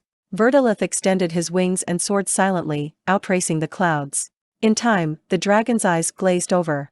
The setting sun cast a red pall over the trees below. His excitement grew. His breath became fast and shallow. His wings turned effortlessly, dropping him low above the ground. A hideous anticipation pounded in his heart. The desire to rend flesh flooded through him. It had been so long since he had eaten. Then, below, the dragon spied a small logger's camp. Only one tiny light glimmered inside the wooden structure. Out back, in a large corral, horses stood, champing nervously. The dragon circled once, then screamed again and plunged earthward. The terrified horses below neighed shrilly in return. Verdilith descended on them. He swooped low, his talons clamping around 3 of the beasts. He rose into the air, his laden claws smashing into the side of the stable. The wood splintered, and the dragon dropped the broken beasts at the base of the bam. Verdilith rose on the wind, wheeling around in the blood-red sky. Again he fell on the corral. The horses reared and kicked, trying to avoid the sudden claws that raked their backs, the wicked teeth that snapped mercilessly around them. They galloped along the fence, their eyes white with fear. Foam hung from their gaping muzzles. The horses' screams rent the air, but no one came to save them. The dragon ripped great chunks of flesh from the beasts, not heeding the few hooves and teeth that found their marks. Verdilith left the flesh. He was bent on carnage first, not feeding. He would not eat until all lay dead. Only one beast escaped, a bay mare. Her lathered skin shuddering in fear, the mare somehow clambered over the corral's high walls. The horse ran blindly into the woods, and night swallowed her up. Verdilith slaughtered the remaining horses, delighting in the blood and the dung and the flesh. It was a beautiful carnage, worthy of a dragon such as he. The blood was hot and charged with fear, and it slaked his thirst. Chapter 5. Flinn had found Abeloth tracks in the deep snow during his latest check of the trap line, and he and Joe now rode the griffin to the spot. A light dusting of snow had fallen since Flinn had found the tracks, but he had notched a tree so as to find the area again. Flinn searched the ground for fresh tracks, hoping the Abeloth was a creature of habit.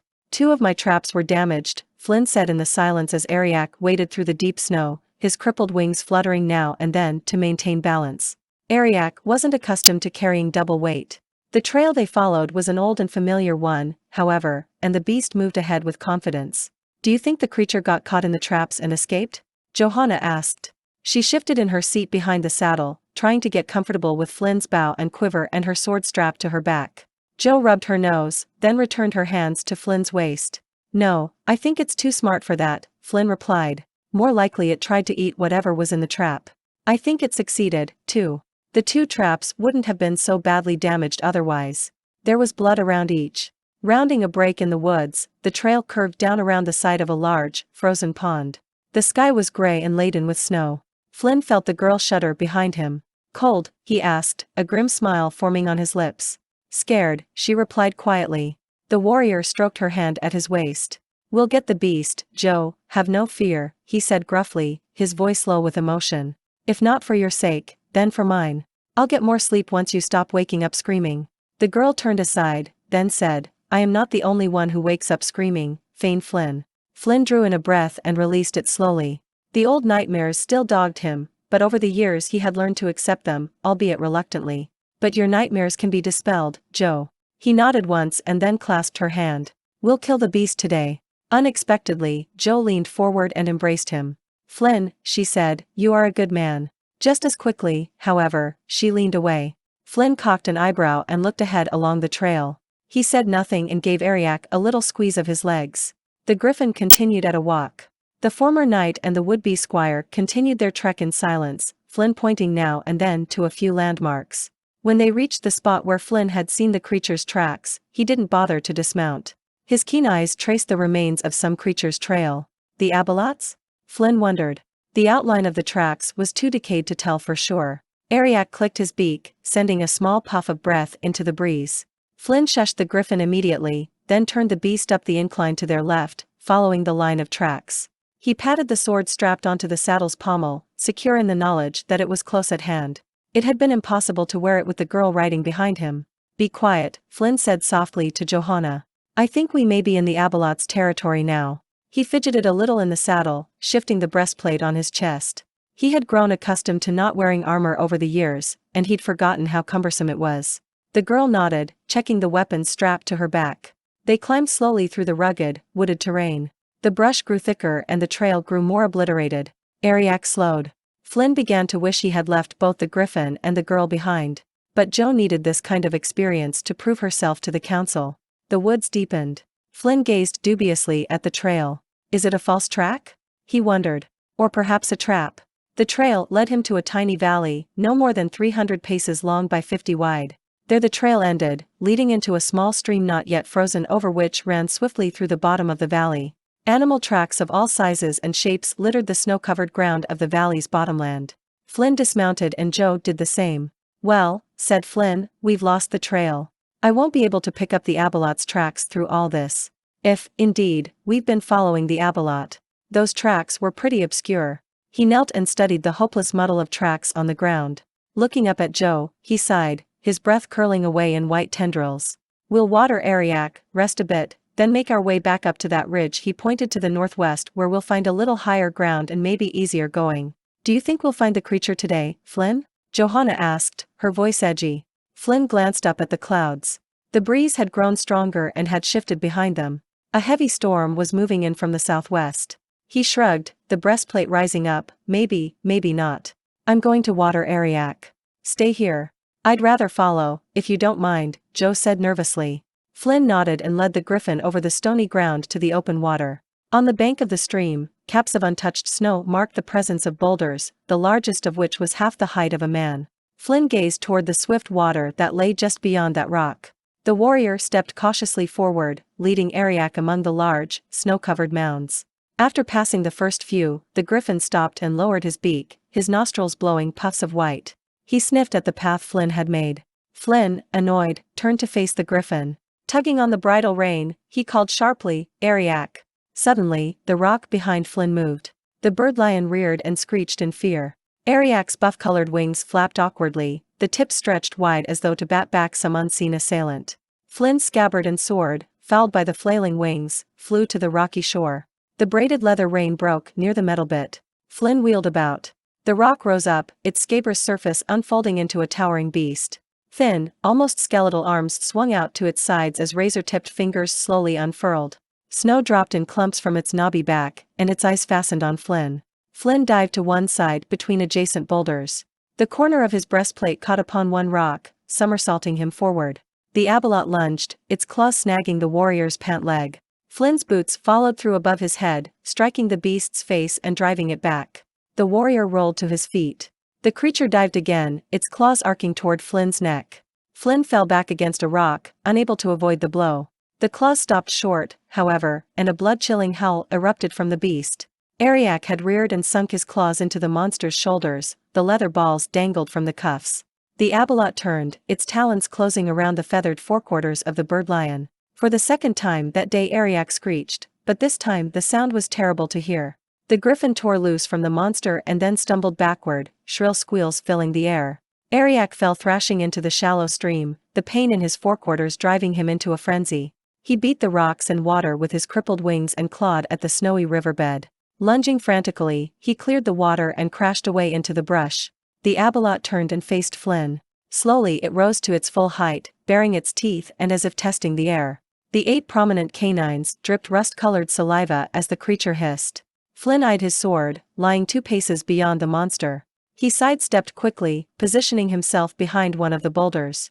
Whichever route the creature took around the large rock, Flynn would run the opposite way and retrieve his sword. Then he saw Joe, stealthily approaching behind the beast, her wooden sword gripped at both the pommel and the center. Flynn grimaced. "She doesn't even remember how to hold a sword," he thought. Joe shouted Flynn, and threw her sword. The Abelot leaped to scramble over the rock. The wooden blade arced over the beast's head as the first claw sank into Flynn's left arm. In the breath of a heartbeat, Flynn snatched the wooden sword from the air and battered back the bloody talons. Flynn stepped back from the beast. The monster lunged forward, but Flynn cautiously backed into the rocky streambed. The Abelot paused, then lunged again. Flynn pulled back once more, his eyes shifting from Joe to the sword she was searching for in the streambed. "Hurry, Joe," he muttered under his breath. The Abelot leaped onto the slippery rocks, its sickle-shaped claws scraping across Flynn's breastplate. He spun, knocking the claws away, and brought the blade smashing down upon the beast's arm. The creature pulled back, though its arm showed no injury. So much for ironwood, thought Flynn. The Abelot roared, hurtling itself at Flynn. Tightening his grip upon the hilt, Flynn leaned into the attack, swinging the blade in wide swipes before him. The wooden edge struck the beast's talons, and a line of blood started down its arms. Still it pushed forward, its claws slashing the side of Flynn's head. The warrior staggered back, blood running warm down his neck. Apparently smelling the blood, the beast leaped onto the warrior and seized Flynn by the shoulders. The claws sunk in and Flynn shouted in pain. The bony arms lifted him from the ground. Flynn wedged his sword in the creature's gut and thrust upon it, but it bit shallowly.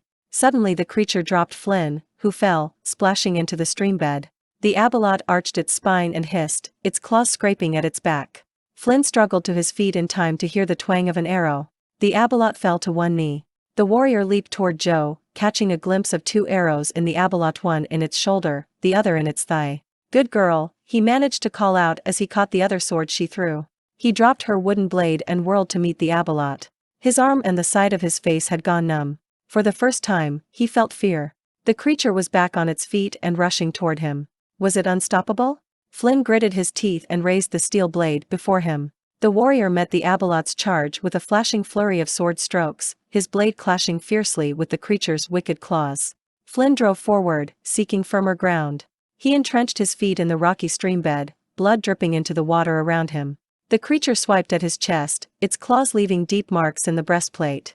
Flynn held his footing, then continued to press forward. He lunged with a pointed thrust to the abalot's chest, which he knew the creature would brush aside. He followed up with an overhead arcing swing, trying to beat past the bony arm and hit the vulnerable neck area. The abalot deflected the stroke, flinging the blade to its side. Flynn allowed the heavy sword to continue on its new course, and the momentum swung him around. He spun into a crouch and then extended his arm.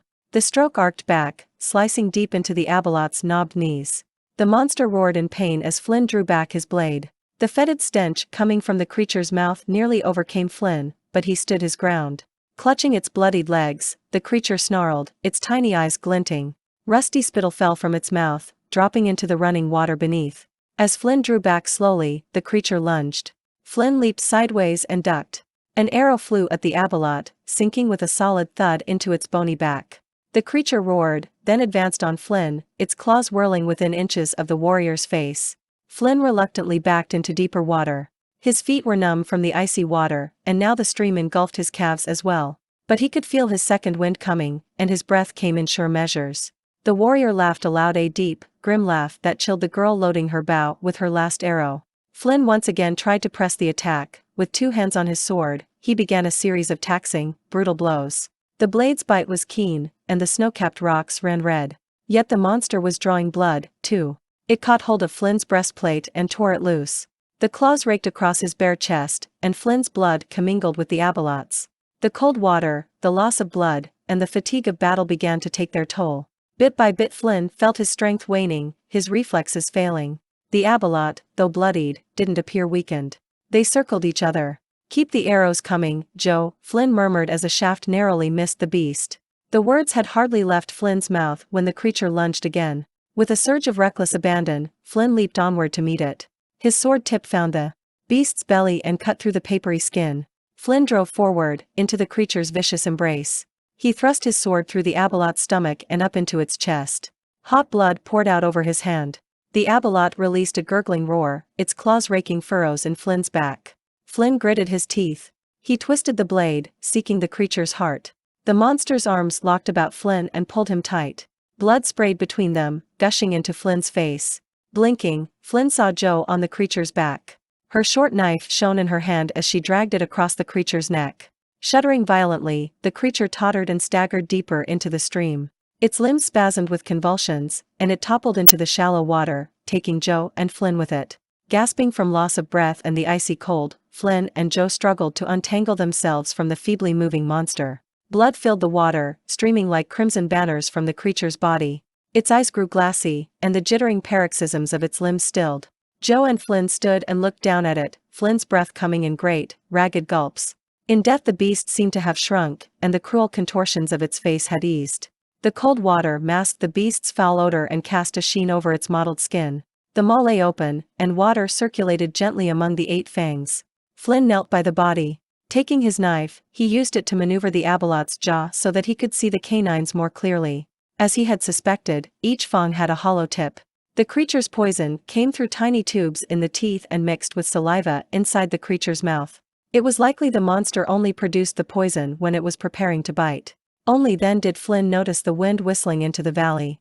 Both the warrior and the girl shuddered in their wet clothes. "We've got to get back to the cabin," Flynn said. He moved away slowly, picking his way through the rocky streambed. Jo did not follow, her eyes fixed on the beast. Flynn turned, approaching Jo from behind. He placed his hands on her shoulders, compassion running through him. Is this the first time you've seen something die? No, she replied, but it's the first time I've ever really killed anything. The wharf rats were always dead by the time I collected them. The traps killed them, not me. She rubbed the beaded handle to her blink dog's tail nervously. I ran out of arrows and had to use my knife. You did well, Jo, he replied, smiling grimly. Not an arrow left, eh? She nodded, her eyes still fixed on the dead abalot. Sorry about that. I think I can retrieve some of them, not all of them broke on the rocks I hit. Flynn pointed to the tail at her waist. Good thing you had that, by the way. Proved useful. Why, our father gave that to you, didn't he? Yes, he did. The girl's eyes didn't waver.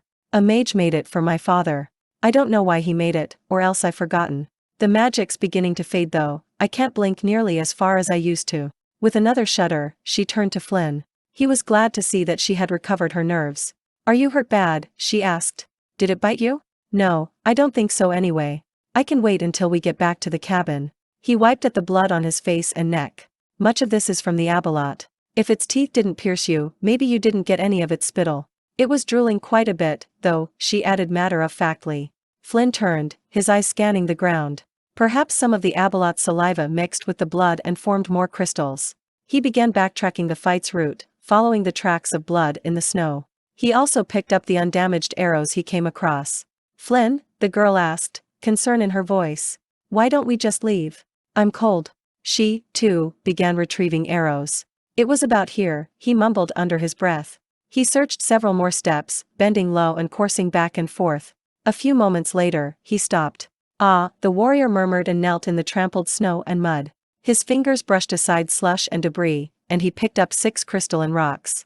Flynn said slowly, his eyes never leaving the stones in the palm of his hand, these are like the 8 crystals I withdrew from your wounds, only not so dark. He studied the newly formed rocks for a moment, then looked up at the girl. Her eyes met his, their expression intense. What are they for? If there were 8 in me, why are there only 6? The abalot had 8 fangs, Jo asked. I'm not sure what they're for, but we'll find out. As to there being only 6, I'd guess that only 6 measures of poisoned spittle found blood, answered Flynn, his eyes returning to the crystals. Jo shivered again from the cold. The wind was picking up, and the 2 of them were soaked. Flynn stood and scanned the hills around them. His face grew pale. Did you see which way Ariak headed? If he could make his way out of this valley, I'm guessing he's not too badly injured. He's quick to panic once he's hurt. Jo pointed northward. He went that way, you can see his trail. He was bleeding quite a bit. A deafening roar swelled strangely inside Flynn's head, drowning out Jo's voice. He shook his head, tapping his ear. Then he spotted a mounted horseman, watching from the southern crest of the valley. The figure wore armor and a midnight blue tunic. Flynn turned toward it, squinting, but it melted into the forest. Snow began cascading down, and the moan of the wind deepened. Come, he said abruptly, scooping the crystals up and placing them in his belt pouch. He considered whether to tell Jo about the figure he'd seen. The wind howled again. We've got to go, Johanna, or the storm will trap us here. Already the sky was growing dark. Let me at least stop the bleeding here in your side and your head, and your shoulders. He shook his head. There isn't time. Gather the things and hurry. We're both wet and chilled to the bone, and we won't last long out here if we don't move. Flynn's dark eyes scanned the area where he had seen the mounted knight. The snow had begun to fall fast. We'd die before catching him on foot, Flynn murmured to himself. Just why was a knight from the castle of the 3 Suns watching him? And why did the knight let him and Jo fight the abalot unaided? Why? Flynn? Jo called, breaking his reverie. Is something wrong? I've gathered our things. Shall we go? He looked at the girl again, wondering again if he should tell her of the figure he had seen, but he decided against it. Until he could discern why they had been watched, he wouldn't frighten her. He took his sword and breastplate from her, and then they began following the griffin's trail out the valley. Ariak hasn't lost his sense of direction, he's heading for home, which means he'll be all right. We'll follow his trail while we can, he added, flashing a concerned look at the thickly falling snow. The mounting wind promised a terrible storm. Flynn tried to hurry his pace, but felt a sudden pain rip through his side. The abalot's claws had done more damage than he had thought. Here, let me help, Jo said. She pulled his free arm over her shoulders, her right arm going around his back. Flynn lurched forward and almost fell. Take it easy, Flynn. We'll get there. We'll get there. The girl struggled to hold up his weight. Let's just make it up the hill. Flinn focused his remaining energy on the task the girl had set him. I'll make it, Joe. His tired eyes looked around the valley once more, both fearing and hoping to see the mailed horsemen. Joe feared they would never top that first hill, or the second, or the third. Snow piled deep in the protected, wooded spaces, impeding their progress. They floundered through the thigh-high snow, uncertain of the footing. The undergrowth tore at them, raking their exposed hands and faces. Joe and Flinn were both freezing, their clothes drenched from the stream and the snow. Only the struggle of moving forward kept their joints from stiffening and their limbs from going numb. But their strength was waning rapidly. Night loomed in the east, swallowing the thick clouds. The falling snow darkened the sky even more. Joe's lips drew into a tight line as she studied the snow-choked woods. At least the trees cut the wind, she thought. And though Ariak's tracks were being covered by the snow, Joe could still make out the depressions and broken branches marking his passage. Take another step, Flinn, she mumbled, hardly aware of the words. We'll be home soon. To the top of this hill, Flinn, to the top. She tried not to think about how far they had come, for she knew the path ahead was much longer than that behind. The swirling snow and the dark sky confused her sense of direction. Although she was sure they were lost, remaining still meant only freezing death. She gritted her teeth, determined to press on to the cabin or die of exhaustion. Another step, Flinn, another step, she murmured. One more hill to go. A familiar screech broke through the surrounding wind, and Joe stopped. Ariak? She wondered. Could the griffin be coming back to us? She searched the gloom ahead of her, her eyes so tired she could only focus on passing flakes of snow and not beyond. Joe saw the griffin led by the wildboy, Dayan, appear through the gloom. Seeing them, the boy hurried forward with the steed. Exhausted, Joe leaned against Flinn, hoping he wouldn't fall. She was certain she would crumple if he did and that neither would rise again. Brushing aside a frozen tendril of hair from her eyes, she pulled her wet vest closer. The boy halted beside them, and Ariak bent his head to gently nibble at his master. The griffin squealed in distress. His forequarters where the creature had raked him had stopped bleeding, though the wounds had not been dressed. Joe, Flinn said hoarsely, climb into the saddle. We're almost home. You're hurt, Flinn. Joe's whispered words emerged from lips so numb she doubted she really said them. You get on Ariak, I'll lead. The warrior gave her a push. No, Ariak's too injured to bear my weight, he said weakly. Then we'll all three walk. Fine. You get on the other side and loop your hand through the stirrup, Flinn responded mechanically. He gestured to the boy. Dayan, lead us home. The rest of that trip was lost to Joe's memory. She knew only that she clung to the griffin's saddle and that she found a little warmth from his body. The snow fell relentlessly. The wind howled overhead, and dead branches rained down on them. Darkness fell, too, the true blackness of a night let loose to the elements. Joe's wet garments clung to her coldly. She wanted only to lie down in the white snow. Then, somehow, they found themselves standing before the BAM. Johanna fell to the ground, her legs numb from the hips down. A strange haze was engulfing her, and she wanted to sleep. The wind had begun to sing to her. Someone was shaking her, forcing her to stand again. It was Flinn. Dayan, she heard the warrior say, the lanterns inside and to the right. Take Joe inside and light a fire. Make sure she doesn't sleep. I have to tend Ariak. The boy led her inside the cabin, quickly lit the lamp, and helped Joe to the chair before the hearth. He removed her icy outer garments and threw one of the bed's furs around her. The wild boy removed her shoes and briskly rubbed her feet until the white glow had turned pink. Then Joe felt a pewter tankard against her lips, and a little water wet her mouth. Joe could only stare glassily back at Dayan, her thanks mute on lips too cold to even murmur. It'll be warm soon, pretty one, the boy was saying. The numbness in her limbs gave way to a painful prickle, like 1,000 needles. The pain cut through the fuzziness of Joe's mind. She wanted nothing more than to crawl to the bed, but that seemed too great an effort. Her bloodshot eyes mechanically followed Dayan's movements, and a sensation of warmth began to wrap her skin. Instinctively, she turned toward the hearth, cheered by the glow of yellow flames and the smell of smoke. She held out her hands eagerly. Dayan, sitting at the hearth, smiled and did the same. Flinn entered the cabin with a gust of snow. He closed and barred the door wearily, then leaned against it.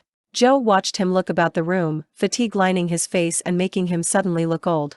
She stood and helped him with his wet clothing, piling it beside the door with her own. The warrior sank into the chair, and she covered his shoulders with a fur. How's Ariak? Joe asked, her own strength slowly returning to her. The painful tingle grew stronger across her body. She took some bandages from the cupboard and with slow, measured movements began dressing Flinn's injuries. Fortunately, most of them weren't severe, though the one puncturing his arm was still bleeding. He'll live, though it's going to be the better part of a week before he can be ridden. He's had a bad scare. Griffins are flighty beasts, Flynn said heavily, then turned to the boy at his feet. Dayan, there's some bread and dried meat in the cupboard. Fetch some, will you? Dayan gathered together the simple meal. Flynn, Joe, and the boy huddled around the fire, too tired to move or eat much. They nibbled their cold food in silence.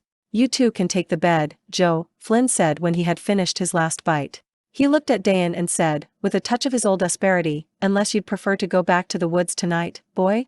Dayan vigorously shook his head. No, please. Flynn, you're injured, began Joe. You take the bed.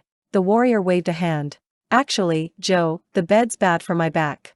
I'll be all the better for not sleeping in it. He stood, shoved the chair to the side, and grabbed an extra fur from the bed. After Joe and Dayan moved out of the way, he spread out one fur and gingerly lay down on the floor. Good night, he groaned. Joe blew out the lantern, and by firelight she and Dayan crawled into the bed. She rolled over once to find a better position, then fell asleep listening to the warrior's heavy breathing. Flynn awoke to a noise behind him, by the fireplace. He grew suddenly still. Who? What? The morning's disorientation left him when he recognized the low tune Joe sometimes hummed. Slowly he turned over, his muscles protesting, and sat up. Joe smiled at him, then turned back to the porridge she was trying to stir while straddling his legs. Looking toward the cupboard, Flynn spied the boy, who sat on the table's edge, his feet swinging back and forth. Dayan smiled also. Time to get up, Joe said cheerily. Are you feeling better today? I am, though my legs are still sore. Quite a walk back last night. The storm's still raging. It doesn't look like it's going to let up anytime soon. Flynn was irritated by her talkative good humor so early in the morning, but the smell of a warm breakfast appeased him. Joe was a good cook, and even the inevitable porridge was appetizing when she made it. He arched his back and groaned, the bones shifting into place. Then he stood and began stretching his tight muscles. Joe busied herself at the table, scrubbing it clean and trying to set it with the ill-sorted dishes.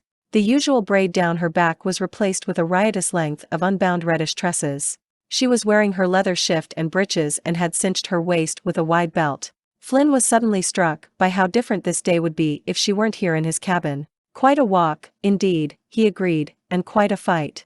It was like the old days tracking, doing battle, returning to camp frozen and wounded, and happy. Joe glanced quickly at him, her cheeks flushing and a smile spreading across her face. Flynn turned away, replacing the fur on the bed and reaching for his dried clothes. Can I do it? He asked himself. Can I return to those days of glory? In that moment, he acknowledged the secret desire that had germinated the day Johanna Menhir entered his life, to be worthy again of the faith and belief she had in him, that other people once had. The quadrivial is a long and treacherous road to walk, he thought. I'd have to regain each of the four corners as though I were a squire again.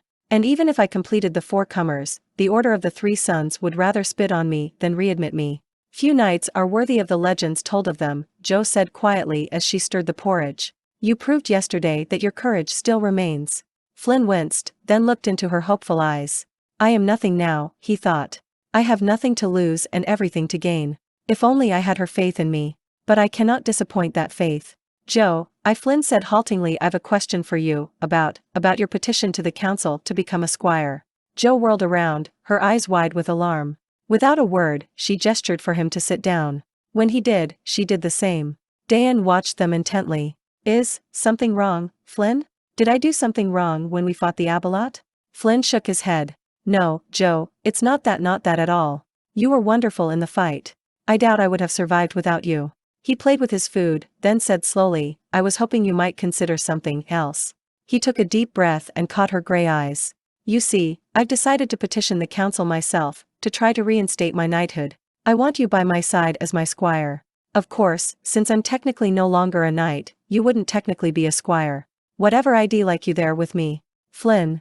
The girl whispered, blood draining from her face.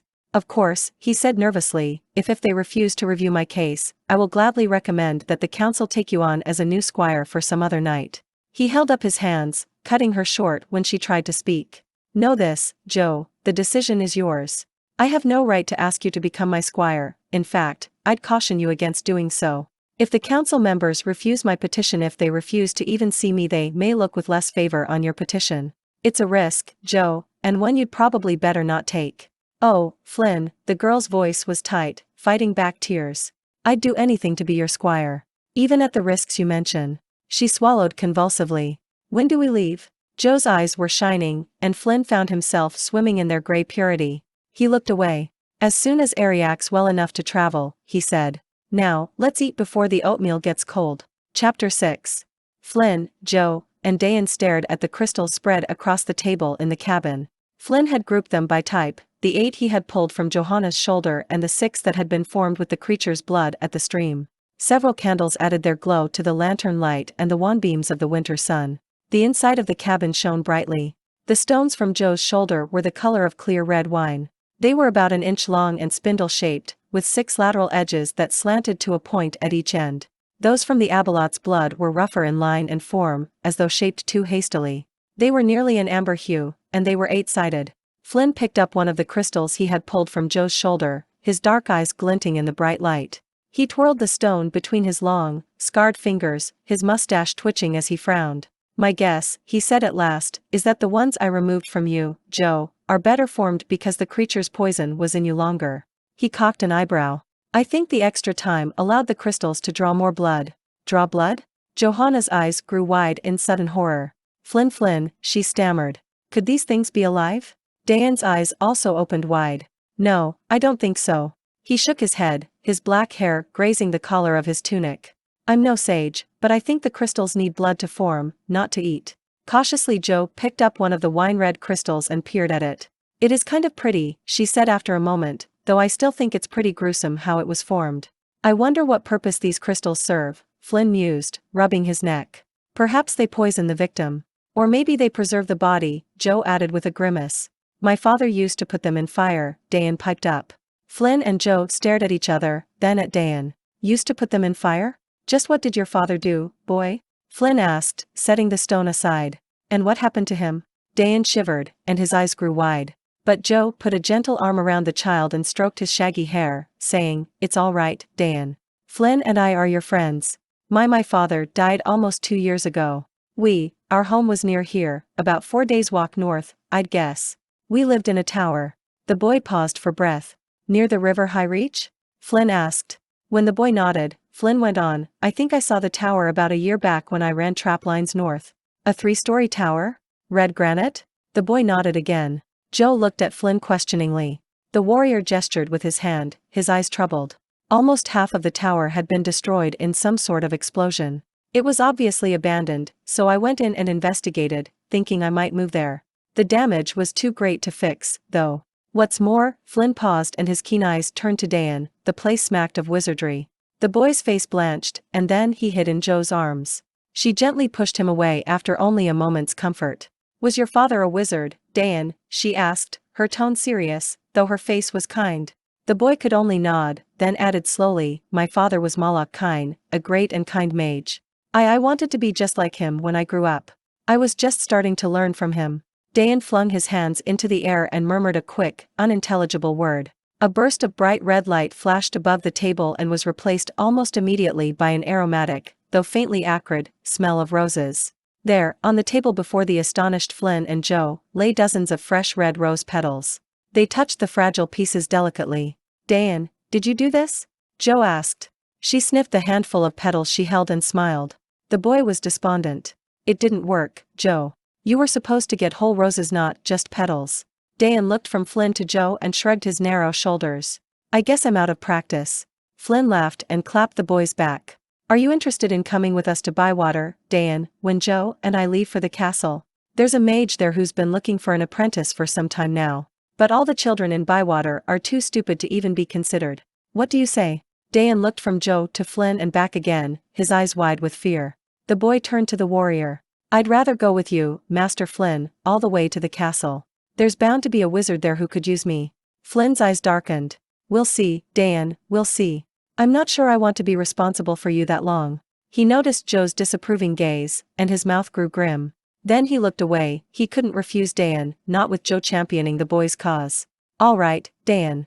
If you'd rather come to the castle, then do so. He glanced at Joe and then turned to the boy. But that's the end of the tether for you. I have no need of a wizard apprentice, a would-be squire's all I can handle. Flynn smiled, then laughed aloud. Maybe I should leave Dayan with Carlia Kunze. She's batty enough to take on a boy like you. To Flynn's surprise, the boy's face lit up. Would you really take me to Carlia? Really? You know the old wizardess? Flynn asked, incredulous. The boy nodded. She used to visit us a lot. That's interesting, Flynn said noncommittally. Jo looked at him sharply, a question knotting her brow. You said your father used fire on the Abalot crystals? Flynn asked Dayan in the pause that followed. Yes, I think so, Dayan responded. At least, I remember him holding a stone and a flame and saying, "Ah, this is good." He always said that when he was excited. Why it was good, I don't know. Flynn fished out the 8-sided crystal from the mug and stared at it, bemusement written on his face. Let's try holding it in the candle flame, then. Jo, hand me my gauntlets, will you? Jo retrieved the gloves from the cupboard and silently handed them to the warrior, who put them on. He held the stone lengthwise a finger's width away from the flame and stared at it, waiting for something to happen. Silence fell. Their heartbeats marked the passage of time. Flynn, impatient at the delay, began to wonder if the boy had mixed up the Abalot stone with some other kind. Slowly the crystal warmed, and he could feel the heat even through his heavy leather and metal gloves. Then something moved inside the crystal. Flynn hissed, and Jo crowded to his side, leaning over his shoulder. He focused minutely on the plane of the crystal facing him. A shape was forming within the crystal. The lines around the shape slowly resolved, and the colors grew clearer. Vaguely Flynn realized he was pushing the crystal closer and closer to the open flame. That seemed to clarify the murkiness inside the crystal, though he wondered how long his gloves could protect him. Flynn's eyes adjusted to the minuteness of what he was viewing. A scene in exquisite miniature played inside the shell of the crystal. Flynn gasped. This is astonishing, he muttered aloud. The stone seemed almost like a stage on which tiny actors could walk. Jo leaned on Flynn to get a better view, and Dayan crowded closer. The scene within the stone sharpened into recognition. It was the conservatory at the Castle of the Three Suns. The colors were muted and the shapes of the walls and furnishings were distorted. Otherwise, the conservatory looked much like Flynn remembered it from 7 years before. Is this a memory? A dream? A prophecy? He wondered. The arrangement of the plants and furnishings were slightly different than he remembered them. It must be the garden room as it stands now, this very moment, he murmured excitedly. Sunlight streamed through the glass ceiling panels in the room and filtered past the leaves of exotic plants that had been transplanted there throughout the centuries. Some ancestor of old Baron Arcturus had decided to make this room into a conservatory, and the room had been steadily added to and renovated until it had become the pride and glory of the castle. Even in the coldest winter this room retained its tropical heat, allowing the delicate plants and trees inside the chamber to thrive. Several decades ago, a great mage had populated the conservatory with gold and jewel-encrusted magical birds that flitted about and sang. They were wonderful to behold, and the old baron swelled their ranks with real birds native and exotic. Arcturus called the magical birds the gold of his crown and the living birds the jewels. Flynn moved the crystal almost into the candle's flame, and the scene focused more sharply. The intricately carved stone bench came into view as did the pond beside it, filled with brilliant-hued fish. Sunlight glinted off their purple and blue and scarlet backs as the fish occasionally surfaced. Flynn fancied for a moment that he even heard water splash and trickle. From a door at the back of the scene, a woman entered the room. She walked slowly, her hand rubbing her pregnant midsection. Reaching the bench, she slowly sat down, her bulk making her movements less than graceful. She began crumbling bread into the pond, leaning toward where the fish frenziedly leaped to the surface. Her pale face, so perfectly composed in miniature, was blank and listless. "Yvagan," Flynn whispered. Jo gasped. The woman in the crystal looked up expectantly, as if she had heard something, and turned the way she had come. Then, very distinctly, Flynn heard a tiny voice say, "Is someone calling me?" Yvagan could hear him through the stone. "Yvagan! It's me, Flynn," the warrior cried. The crystal popped and shattered, little pieces of it flying from between Flynn's fingers and falling to the table. The warrior stood abruptly, his shocked expression tense. His eyes sought Jo's. I saw my wife, Jo, in the crystal," he said, his gauntlet hand trembling. "Or, rather, my former wife. She divorced me after. Did you see Flynn?" The girl grabbed his hands. "Calm yourself." She nodded. "Yes, Dayan and I saw the image, too." Flynn's mustache quivered. He nodded abruptly and squared his shoulders. He sat down again, one hand stroking his chin. "I don't know what to do now, Jo." She seemed unhappy. "Should I try to see her through the crystal again?" Flynn looked aside. "She's also with child." Jo and Dayan gazed intently at the warrior. "I take it, she's remarried?" Jo asked. "I assume so," Flynn responded, still not looking her way. We never had children." Flynn found his thoughts skirting that particular hurt. He blinked, shaking the memory from his head. Taking a deep breath, he said, let's test a different stone. The one we used was one of the abelots, I believe. He handed Joe the gauntlets and a six-sided crystal. Here, Joe. This stone came from your blood, so you do the honors. Joe heated the stone as she had seen Flynn do. The former knight and the wildboy peered over her shoulders into the wine-red depths of the crystal. Flynn expected to see a continuation of the scene they had previously witnessed. But when the scene finally coalesced, it was not the conservatory they saw. Rather, they peered into a dim cavern, a cavern that twinkled with small lights. In the center of the cave lay a dragon, staring intently at his close-green dragon in perfect miniature. Flynn hissed, and Joe dropped the crystal, which fell to the table and bounced unharmed. Joe's eyes were wide with shock. I've never seen a dragon before, even in miniature, she said. Was that Verdilith? He nodded once, abruptly. Continue, he prompted, pushing the stone toward Joe. She picked it up and again held it to the candlelight. After a moment or two, the image of the cavern came into focus. Inside the tiny scene, the dragon lifted his head. He began looking about, his tongue flickering between his teeth. It was almost as if the creature sensed he was being watched. Johanna shivered but this time did not drop the stone. Flynn sucked in his breath.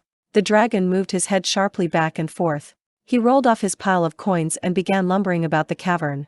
His golden eyes whirled feverishly about, and his tongue continued to test the air. Flynn, came a quiet, powerful rumble from within the stone. All three felt a chill cross their bones. The call had come from the dragon. The crystal shattered. Joe jumped as the pieces of the stone dropped to the table. Flynn and Dayan sat down in silence. That dragon knew we were watching it. Joe cried. Flynn nodded. It would seem so. Johanna frowned. I understand how your former wife heard us, because you called out to her, but we didn't say anything to Verdilith. He couldn't have heard us after I dropped the stone, could he? He may have.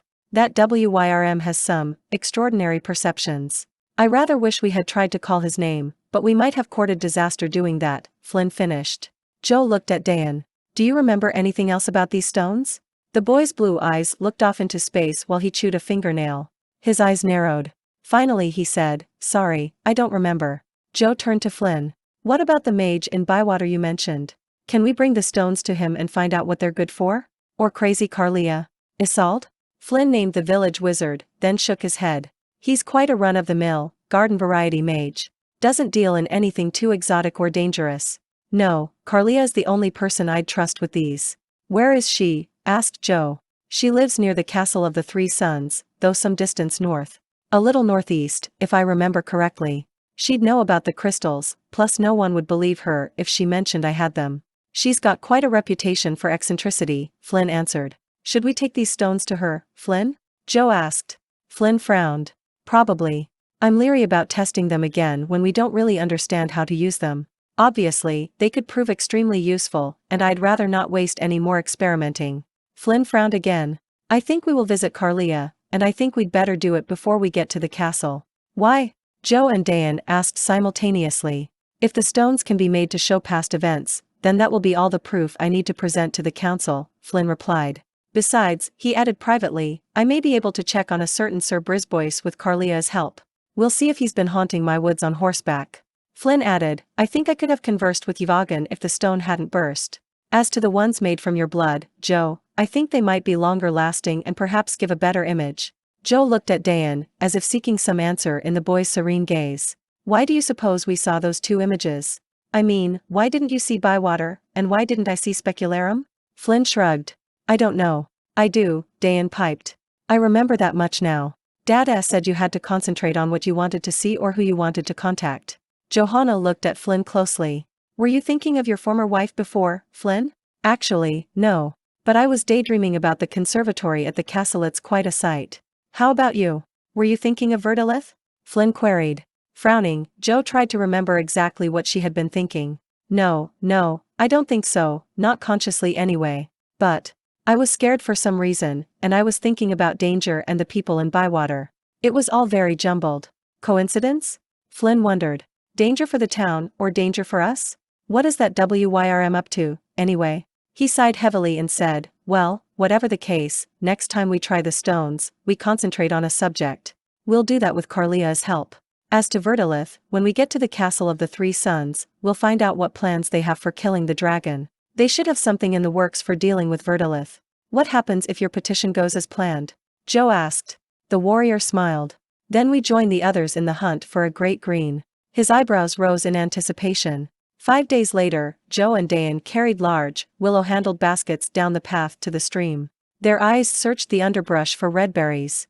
The tart, juicy clusters of fruit kept well all through winter and only fell from the bush come spring. It was one of the few foods that could be harvested in wintertime, and Flynn had suggested they gather the berries in preparation for leaving.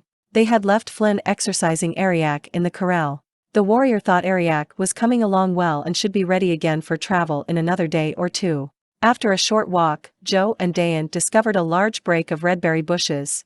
Picking the berries was easy because they grew in thick clusters that readily broke from the branches. Red berries liked lowlands, however, which meant that the terrain surrounding the bushes was rough and difficult to traverse. Joe resorted to using her blink dog's tail to reach some of the more inaccessible bushes, even crossing the stream via the tail. She told Dayan to pick the berries on the outskirts of the marshy area that bordered the stream. Joe's thoughts turned inward. She was worried about Flynn. She applauded his desire to confront the council and seek reinstatement as a knight, but she also knew that he was not the man he had been 7 years ago. He had become a recluse, a man unused to the ways of men and women. She wondered if he would regret losing his solitude once he became a knight again. Joe smiled. She had absolutely no doubt that the council would reinstate Flynn. None whatsoever. Joe looked up, seeking the boy. "Are you finished, Dayan?" she called. "My basket's full." "Mine, too, Joe," the boy answered. Joe used her tail to blink back across the stream and handed Dayan her basket. She had prudently thought to conserve trips, bringing along the buckets and the ash yoke to gather water. Joe decided against using the tail to blink to the center of the stream. She had used it several times this morning, and she felt the familiar fatigue she always did when she overworked the magic. She filled the buckets with water as quickly as she could, then hooked them to the yoke and settled it on her shoulders. "Can you carry both baskets, Dayan?" she asked. At his nod, she gestured for him to start up the steep hill. The pair made the return trip slowly, for the path was icy in some spots and filled with snow in others. They kept their eyes on the trail, trying to find the best footholds. Johanna grunted under her load, but she was unwilling to leave a bucket and have to return for it. Dayan, meanwhile, was struggling with the 2 large baskets of berries. They were breathing hard and making so much noise that they didn't hear the sounds coming from the encampment until they crested the hill. They were unprepared for the sight that met their eyes. The cabin was in blazes. Before they could even take in the devastation of their home, they saw Flynn being strangled by a knight clad in armor and a dark blue tunic. Flynn gasped for air, his face turning purple as he tried to pull the mailed grip from his throat. Flynn had breathed a sigh of relief when Joe and the boy left to pick red berries. He had found himself tongue-tied around the 2 of them, growing more taciturn than even his usual wont. But Johanna, too, had been strangely silent the past few days. Dayan, surprisingly, had not. He had talked about the nearly 2 years he had spent alone in the woods, telling of his animal friends, his daily forages for food, and his many brushes with death. But now the talkative child was gone, and Joe with him. Flynn sighed again, planting his feet in the center of the corral and leaning back upon the lunge rein. At the other end of the rein, Ariak trotted, the scars on his chest rippling as he did. Flynn turned slowly, letting Ariak move in a large circle around him. The griffin's muscles seemed to be healing well, and his old fighting spirit had returned. "Ah, Ariak," he thought, a little wistfully. "How sad it is that you have never flown, and how sad that I haven't either." He remembered finding the ungainly little fledgling at the bottom of a cliff. It was half-starved and its wings broken beyond repair. Even the griffin's parents had given Ariak up for dead, an atypical act for griffins. Flynn had carried the feebly squawking creature home, strapped to the back of Fern Lover. Flynn smiled, remembering when Ariak, then a little older, had tried to attack Fern Lover. The old mule soundly kicked him. To Flynn's knowledge, Ariak had never tried to attack Fern Lover again. Flynn was pleased with the griffin's restraint, but he still muzzled the bird lion when approaching horses or their kin. Flynn whistled to the winged creature, and Ariak pranced toward his master eagerly. The leather balls beneath the griffin's front claws produced puffing sounds against the packed snow. Ariak squealed and nibbled at the warrior's pockets, seeking a tidbit of dried meat. Flynn fished it out for him and then left the corral for the barn, where he had left his sword and whetstone. He intended to spend some time now sharpening the blade. He also grabbed a piece of elk hide to rewrap the blade's hilt. The grip was beginning to fray. Flynn retrieved the items, then started walking back across the yard toward the cabin. Idly he rubbed the stone against the edge of his blade, whistling some half-forgotten court tune. Ariak screeched and Flynn looked up. A fully armored knight leading a stout warhorse barred Flinn's way. The man wore a midnight blue tunic emblazoned with 3 golden suns. Instantly Flinn was certain it was the same man he had seen watching the battle with the Abeloth. He dropped the whetstone and elk hide and readied his sword. The knight removed the covered helmet from his head, and looped it over the pommel of his saddle. "Brisbois!" Flinn gasped. "One and the same, Flinn, old man," Brisbois rejoined, an insincere smile gracing his thin lips. "What are you doing here?" Flinn raised his sword slightly, determined to keep up his guard. As well as instigating the treachery that brought Flinn's downfall, Brisbois had equaled Flinn at swordplay. Flinn had no doubt that the man could defeat him now, for Brisbois doubtless practiced daily against the other knights. Flinn's only challenge recently had been Joe. Brisbois spread his hands expansively, as if making a friendly gesture, but Flinn noted that the knight's scabbard tab was undone. His sword could be drawn in an instant. "Now, Flinn, is that any way to treat an old?" Brisbois smiled, his pointed canines gleaming. "Comrade? I was in the region and thought I'd drop in. Have your say, Brisbois, and let's be done with it," Flinn shot back. Brisbois bowed stiffly. "If that's the way you feel about it, Flinn, so be it. I bid you good day." The knight casually put his helmet back on, moved to the left side of his roan horse, and climbed into the saddle. Flinn looked past Brisbois and stiffened. His cabin door stood open. Flinn hadn't left the cabin door opened, and Joe and Dayan left before him. Then Flinn saw a wisp of smoke come through the open doorway, followed by a lick of flame. "You bastard," Flinn said through clenched teeth. He leaped toward Brisbois just as the knight applied his spurs to the horse. Flinn reached up, curled his fingers around the armor's neck opening, and pulled savagely. Flinn and Brisbois fell to the ground heavily, the horse cantering off toward the barn. Flinn rolled lightly to his feet. Holding his sword before him, he waited for Brisbois to stand. A snarl spread across Flinn's lips, and his heart pounded angrily. Twice his hunger for revenge drove him forward to attack before Brisbois had risen, and twice he backed away. The knight rose to his feet, limping and holding his back. "You barbaric imbecile, pulling me from my horse. What has come over you?" The knight hobbled slowly toward the horse, casting a fleeting glance toward Flinn. "Trying to see if the audience is watching, eh?" Flinn asked, sliding sideways until he was between Brisbois and his mount. Flinn's eyes narrowed and the humor left his gravelly voice. "You'll pay for burning my home, you and whoever sent you." Warily the knight drew his own sword. "Why, so there is a fire? So quick to blame, are we?" Perhaps a log rolled from the hearth. The two men began circling each other slowly, some 10 feet apart. "Who sent you?" Flinn growled. He leaped forward and swung his sword in a warning gesture. Brisbois flinched and raised his sword to block the move. Flinn smiled wickedly. Brisbois circled slowly, his limp conspicuously diminished. "I'm here on behalf of Lady Evagan. She's asked me to invite you to the christening of her child. A son." Flinn studied the knight's eyes. Brisbois stared unblinkingly at him, as though daring him to disbelieve the story. The warrior smiled cynically, then raised his sword and charged. The blade met solid metal and not the flesh its wielder had sought. Flinn whirled, swinging his sword behind him in a wide cutting arc. Again Brisbois met the blow. Flinn would have to increase his speed to gain any advantage that way. Brisbois lifted his own sword and struck for Flinn. The warrior easily avoided the blade. He and Brisbois went into a crouch and began moving in a steadily decreasing circle. Flinn edged away from the corral and bam, careful not to be run up against the wall. He shifted his sword higher, waiting for Brisbois' next move. Brisbois smiled evilly. "My dear Flinn," he said sarcastically, "I'm going to enjoy this so much. I've wanted to give you your comeuppance for a long, long time." "Go ahead and try, Brisbois," Flinn rejoined. "Your treachery was never a match for my skill." Brisbois leaped at Flinn, his sword singing as it whirled. Flinn blocked the blade, holding his own sword bar-like before him. The force of the knight's blow drove Flinn to one knee, his arms and shoulders aching. But Flinn rose instantly and delivered his own blow. The two began to parry, each delivering a sword stroke and blocking the others in return. Occasionally a stroke would slip past an opponent's guard. Flinn couldn't see any harm done yet to Brisbois, for his strikes were only denting the man's armor. Some of Brisbois' hits, however, were finding flesh. So far they had only been glancing ones, but Flinn was bloodied in a number of places. A sudden blast of smoke surrounded the two men as the wind shifted. Flinn coughed and saw that the cabin was now engulfed in flames.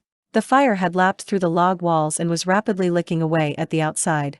Ariak screeched in alarm, and even Fern Lover brayed at the smell of smoke. Flinn jumped forward, his anger fueled by the destruction of his home. He swung his blade with reckless fury, battering Brisbois as though his sword were a club. Brisbois deflected the blows, turning each with the flat of his blade, but the volley of steel did not stop.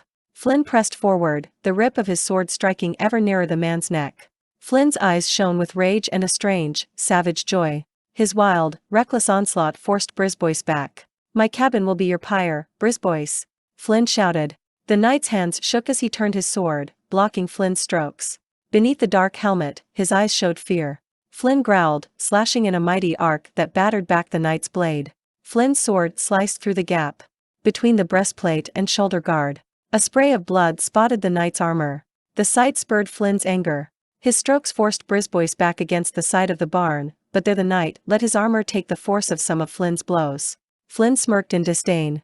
Abruptly, Brisbois leaped forward with his own savage blow. With a resounding clang, the knight's blade bit into Flynn's, notching it. Flinn wrenched his sword, pulling Brisbois' weapon from his hand. The knight leaped upon Flinn, toppling him to the ground. Flynn's sword tumbled loose. The armored weight of Brisbois knocked Flynn's breath away, but Flinn pushed against Brisbois and twisted out from beneath the knight. Brisbois' mailed hands seized Flynn's unprotected throat and clamped tight. Flinn pried at the cold gauntlets, but could not pull them loose. He grew dizzy, and the strength left his hands. Suddenly, water and hard pellets rained down on them. Flinn and Brisbois sprang apart, shocked by the cold dousing. Flinn lunged for his sword, coughing as he did. He rolled to his feet and turned in time to see Joe swing the ash yoke and bash the knight's helmeted head. Brisbois staggered backward, one hand pulling an amulet from around his throat. Then the knight leaped for his blade lying in the snow. Joe swung again, but Brisbois dodged the yoke and dissolved into a thin, wispy mist. The vapor disappeared even as Flinn swung at it with his sword. "Coward! Coward!" he roared, his dark eyes searching the air above them. "Return and face me, Brisbois." Rage had revived Flynn's energy. He stomped about the yard looking for any sign of the knight. The warrior shouted curses for a few minutes more, then drew a deep breath. He turned his attention toward the blazing cabin, now an inferno. Joe came and stood by him. She put her hand on his arm. "You're home, Flinn, you're home. I wish Dayan and I had come back earlier. We might have been able to stop it, or at least salvage something." Flinn shook his head. "It's not your fault, Joe," he said quietly.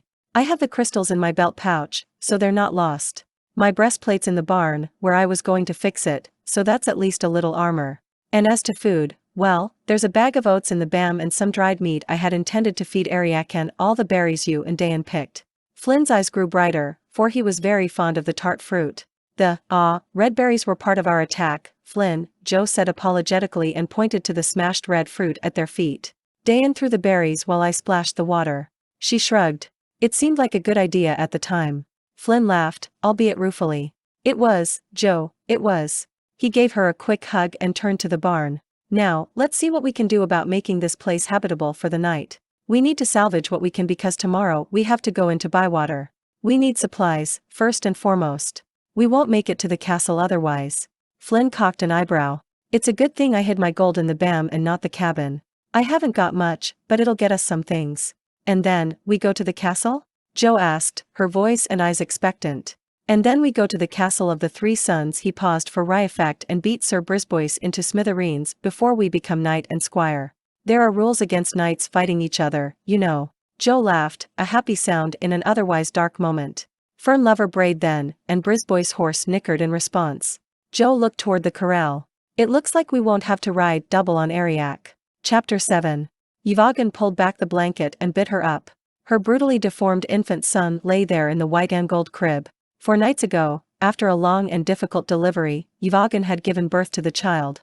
She had screamed upon first seeing her son, one half of his head missing along with one eye, the hands twisted and corrupted with lesions, and the stump of a third leg forming out of his back, almost as if it were a tail. His bluish skin indicated he had stopped breathing, and for one hope-filled moment she thought the baby was stillborn. But Maldrake roared, pushed through the healers, and grabbed his infant boy. He shook the baby, screaming that he must live. The infant gasped and drew his first breath, and Yvagan sank into a miasma of pain and horror. Still recovering from her ordeal, Yvagan stood now before the crib, clutching the rail for support.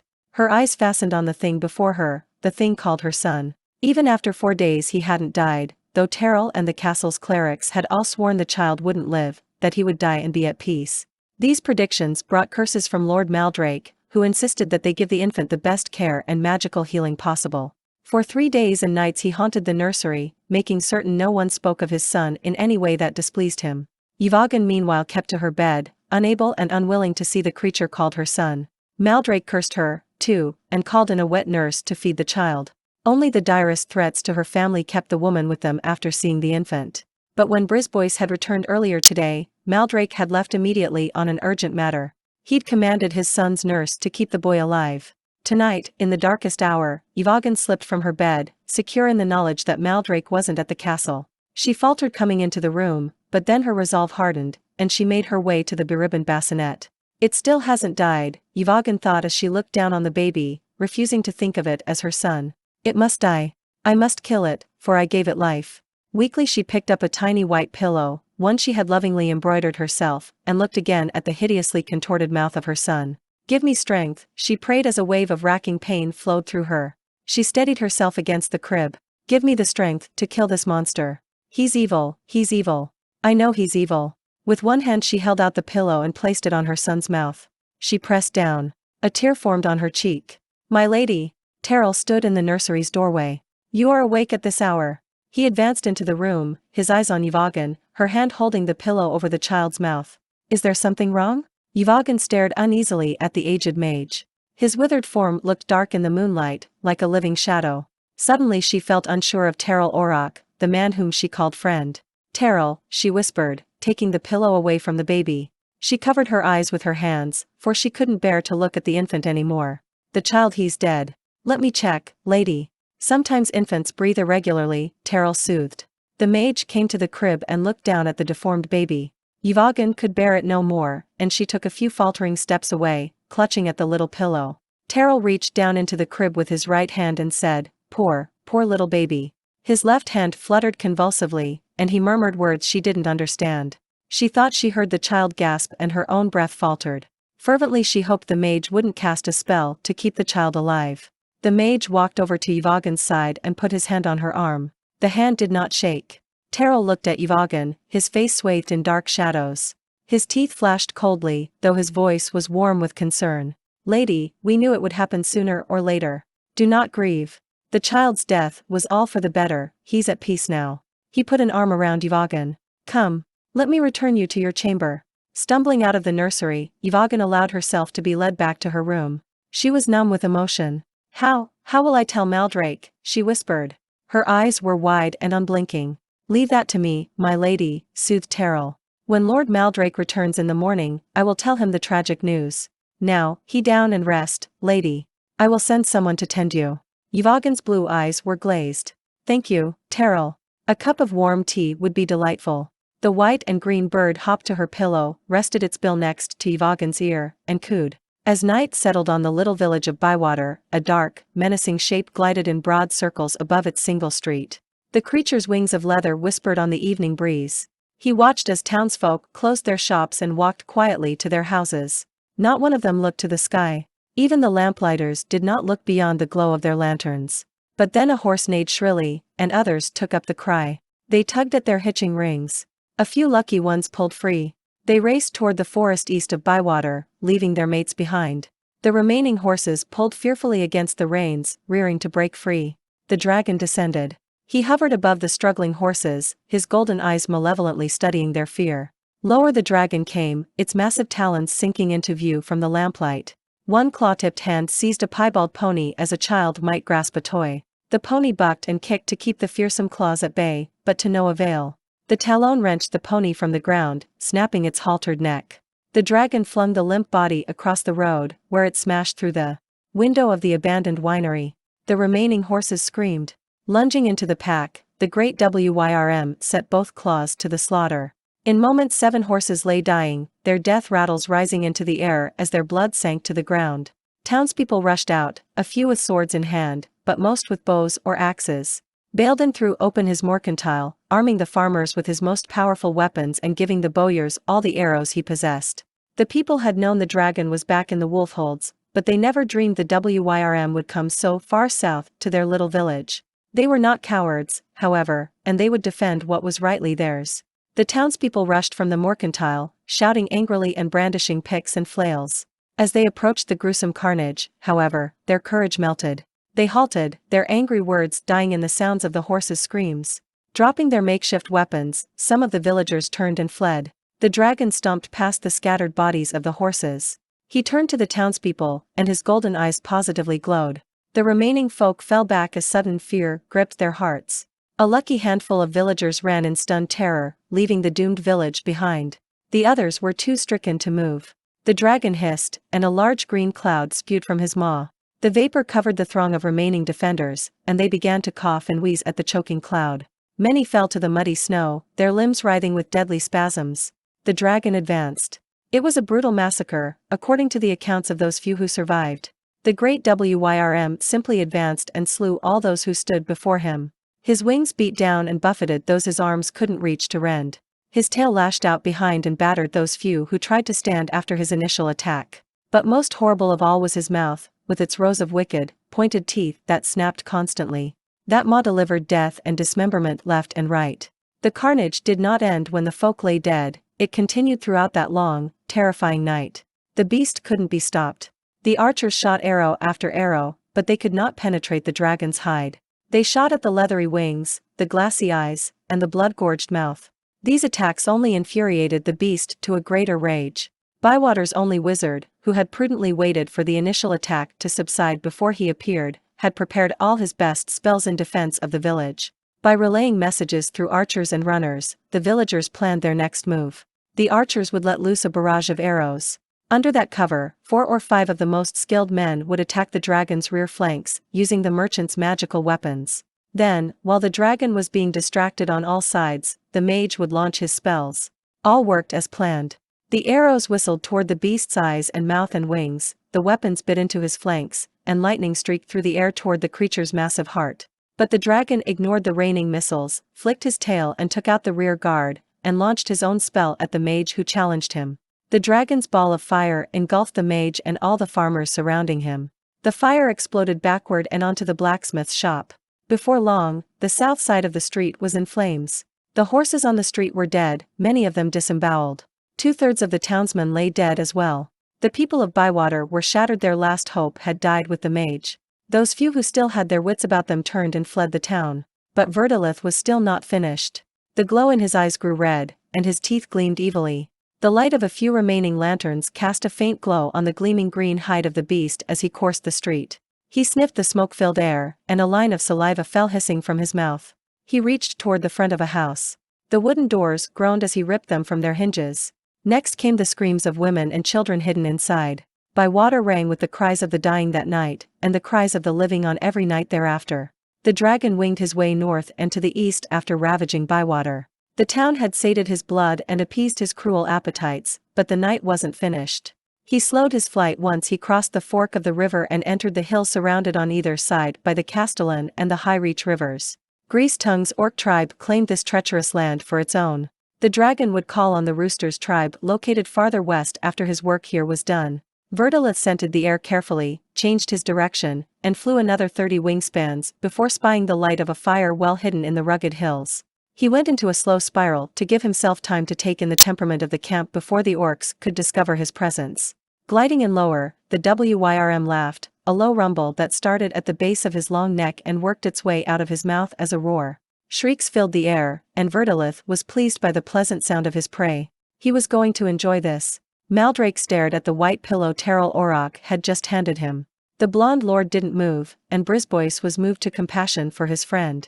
He said as gently as he could, "Yvagan's young yet, Maldrake. There'll be other children." Maldrake burst into movement. He threw the pillow at Terrell's feet and rounded on Brisbois. "She killed my son. Didn't you hear, Terrell? There will be no more children." The noble threw up his hands and began circling the small chamber in the tower that the 3 of them used for meetings. "The plan's ruined. Completely ruined." "The plan?" Brisbois asked, puzzled. "The plan to have his son inherit the estates of Penhaligon, should the Baroness not take a husband," Terrell rejoined smoothly as Maldrake paced the room. "Arteris is still young. What's Maldrake thinking of?" Brisbois asked the mage. The knight stared at Terrell Orrock and wondered just what had happened last night. Today the wizard had lost much of his nervousness, as well as his obsequiousness. He'd even lost the habit of shaking, which had always annoyed Brisbois enormously. Terrell's new steadiness, however, annoyed Brisbois even more. Maldrake whirled on the 2 men. "You," he pointed to Terrell. "Get back to Yvagan's side. You failed me by not keeping my son alive last night, by not watching that woman. Fail me again, Terrell Orrock, and you won't like the consequences. Maldrake's green eyes glittered with wrath in the sunlight, but Terrell merely bowed calmly and left without a word. The blonde lord turned on Brisbois and grabbed his blue tunic. Maldrake stared up at Brisbois and growled, I blame you for the death of my son, Brisbois. Brisbois' eyes grew wide with innocent fear. Me? Maldrake, why me? I left last night only to attend to another crisis. I suppose you blame me for the dragon slaughter at the stable, too. That's not it, Maldrake hissed, giving the knight a contemptuous push and turning away. The lord paced the room twice before turning on Brisbois again. If you had killed Flinn and not just destroyed his home, I wouldn't have had to go out last night. I could have protected my son from that woman. Brisbois snapped, Flinn had too much help for me to take them all on, and he was never alone long enough for me to finish the deed. Besides, does Flinn really have to die? Isn't burning his house enough? Maldrake screamed. No, it's not. He's the one who's made Yvagan what she is, Brisbois. Can't you see that? Yvagan's been hearing his voice. What other evidence do you want? He's trying to get her back. He knows I have her, and now he wants her back. Brisbois shook his head. Now wait a minute, Maldrake, he said sternly. Flinn didn't even know you and Yvagan were in love when the council stripped him of knighthood, unless you told him and didn't tell me. It's possible Flinn doesn't even know you married her. I certainly didn't tell him. Brisbois hit his fist on the lacquered table, an inspired light entering his eyes. Maldrake, did you notice how Terrell acted? Something strange has happened to him. He's not his usual kowtowing self. Maybe he killed your son. I don't trust him, and I never have.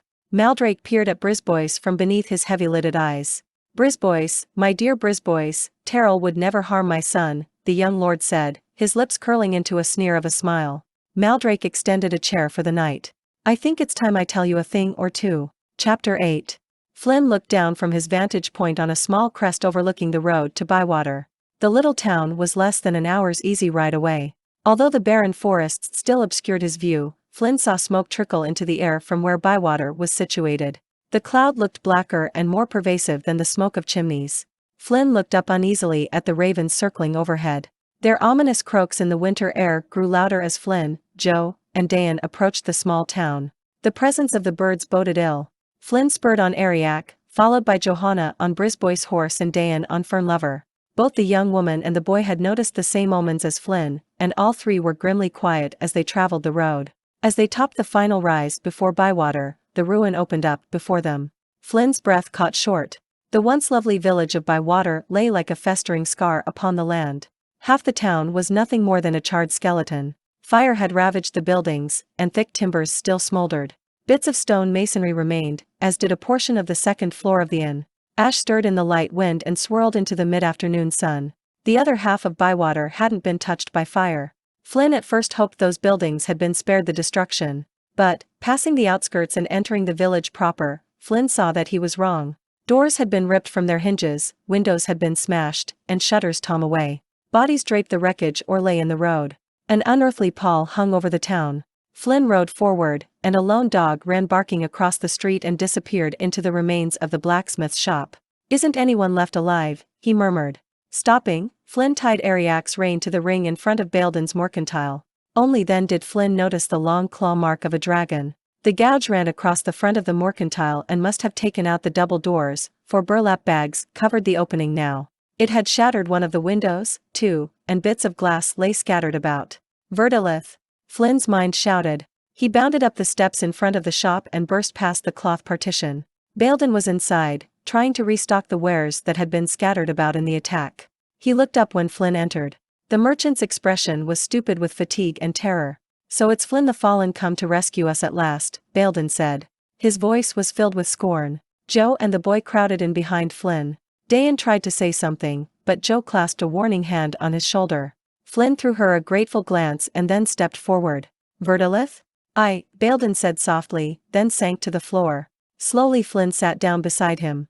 The shopkeeper's eyes disappeared into the folds of his face, and he began to cry. He came last night, just at sunset. Nothing stopped him, Flinn. I doubt even you could have. I passed out every arrow and enchanted blade I owned. Isolde the merchant's face crumpled at some memory. Isolde attacked with his magic, too, but nothing halted the dragon. Nothing. He killed the horses first, and they screamed and screamed, but we couldn't stop him. We thought he'd be satisfied with the horses, but he wasn't. We tried, but everything failed. Even after most of our men were dead, the Wyrm wouldn't cease his bloodletting. He went after the women and children we'd hidden in our homes and shops. The merchant shook with remembered terror, and Flynn saw that the man was near collapse. Flynn touched Baildon's shoulder in compassion, but Baildon angrily shrugged the gesture away. "Where were you, O Flinn the Mighty? Where?" Baildon yelled, his voice cracking. "You could have saved us if you'd wanted to, like I asked you to, if you hadn't been such a coward. I knew you were afraid of the prophecy. I knew you were." "Baildon," Flynn said quietly, "I'm sorry the dragon attacked Bywater. I can't tell you how much I grieve for you. Better yet," the man continued as if he hadn't heard Flynn, "why didn't you kill the dragon when you had the chance all those years ago? Why'd you let him go? My town lies destroyed because of you. My daughters lie dead because of you." The shopkeeper crumpled against Flynn. Racking sobs shook Baildon's large frame. Awkwardly Flynn tried to comfort his friend. Joe and Dayan stood a respectful distance away, trying not to intrude on the shopkeeper's sorrow. They began clearing away the damaged goods and straightening the rest. "What can I do to help, Baildon?" Flynn asked when the man's cries began to subside and Baildon pulled away. Flynn put his hand on the merchant's shoulder and looked him in the eye. "Let me spend a few days here with you, and I will help you put the mercantile back to rights." Baildon grabbed Flynn's elbow. A strange energy pulsed through him. "Flynn," he shouted. "Flynn, you can avenge my daughter's deaths." The man's eyes fixed on Flynn. The warrior leaned back. "Take it easy, Baildon. You've had a bad shock. Let me help you put your store back to rights, and we'll discuss vengeance later." Baildon stood abruptly, and Flynn followed, though more slowly. "No, no. The best and only way you can help me is to leave now, and hunt the Wyrm. But the town. There isn't a man in Bywater other than me who ever gave you a kind word," Baildon stated. His color was returning, and a fevered light shone in his eyes. "I'm asking you to do this for me, Flynn, though the town would ask the same of you if they only dared to speak to your face instead of behind your back." Flynn was reminded of all the whispered words of spite he'd heard in the past and the ringing taunts that had greeted him on his last trip. He gritted his teeth. To be a good and honorable man, he should stay here and help these people who had scorned him throughout the years. But even the jeering survivors would prefer him to win their vengeance rather than help rebuild their homes. The pain of past humiliation stung. Baildon's plea was almost enough to tip the scales in favor of leaving Bywater. "No, I can't, Baildon," he said slowly. "I must stay here and help you. It's what I should do." Baildon looked aside. "It's not quite that simple. Some survivors blame you for their troubles, Flynn. They need a scapegoat. You aren't welcome in Bywater anymore. Ever. If you don't leave now, they may kill you." He looked back at Flynn. "And I cannot stop them." Flynn ground his teeth. "As you wish," he said abruptly, giving in despite his better intents. Baildon clapped the warrior's shoulders and smiled grimly, but Flynn held up his hand warningly and said, "I'll go, but first I'll need some supplies. And I have to go to the Castle of the Three Suns and become reinstated as a knight again, Baildon. Vengeance may take a little time." "Take all you want, Flynn. I knew you wouldn't let me down," Baildon said brusquely. "What do you need?" "Only enough food for about a week, Baildon. I don't want the townspeople to go hungry because of us," Flynn began. "I have money, too." The merchant stared back at Flynn, his eyes colored with pain again. "There are so few of us left. The food will go bad before we can eat it all. And I know it'll take you more than a week to get to the castle and then find Verdilith's lair. Besides, this is for my daughters."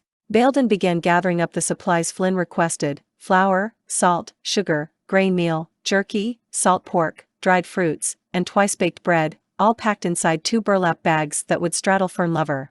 At the last moment Baildon insisted on adding a pot of honey, a fresh haunch of venison, and a flagon of mead. While Baildon gathered the supplies, Flynn looked over the few remaining short swords, none of which were magical. He checked the blades for balance and keenness of edge.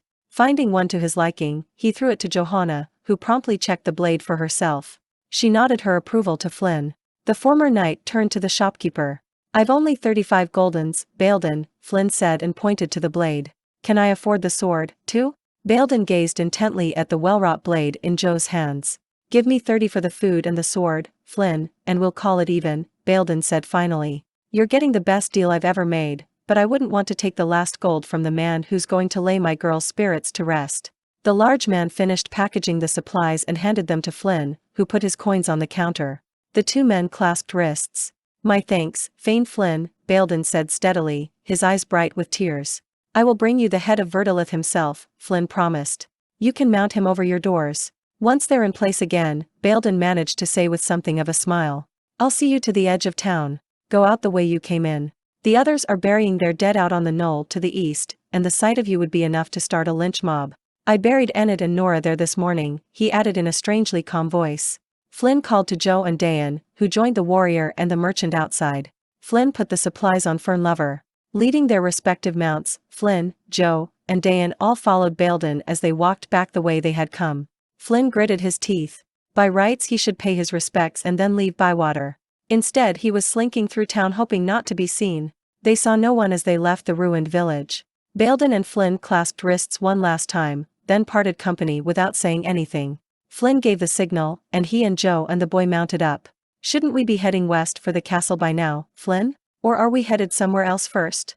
Johanna asked after Flynn signaled a quick halt. They were less than an hour's ride north of Bywater, and the crippled village lay out of sight behind the winter forests.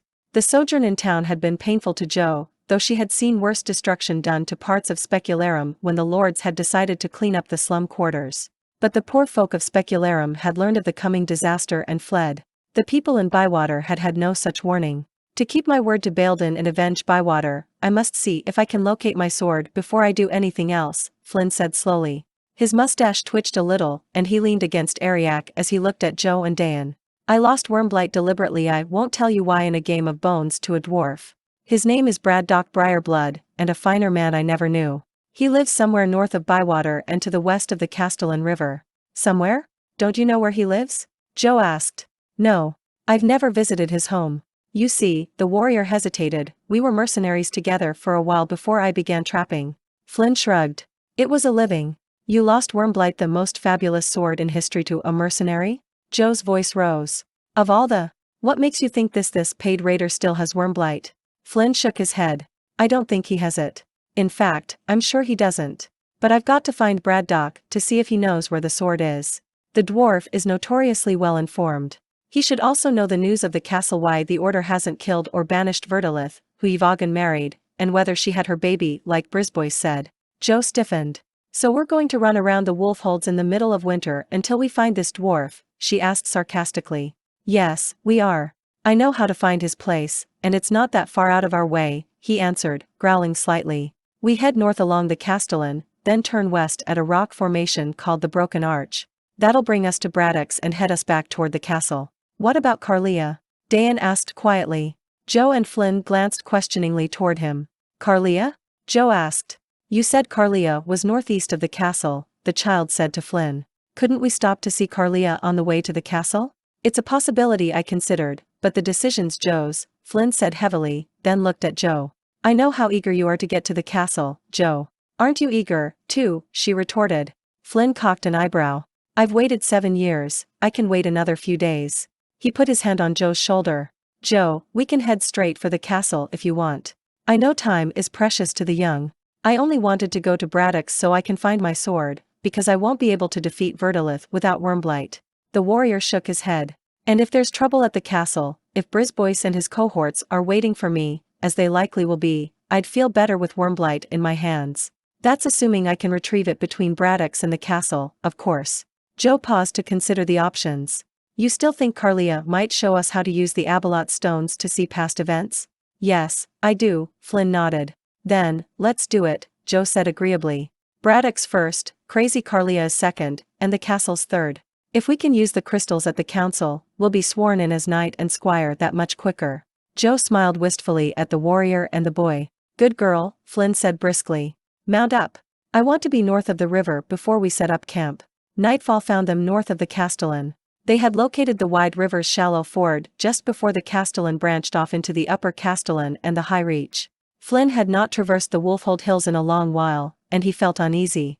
The Wolfholds were a rugged, treacherous range, home to ogres, bugbears, orcs, and other humanoids. The Order of the Three Suns had often tested its mettle in these hills.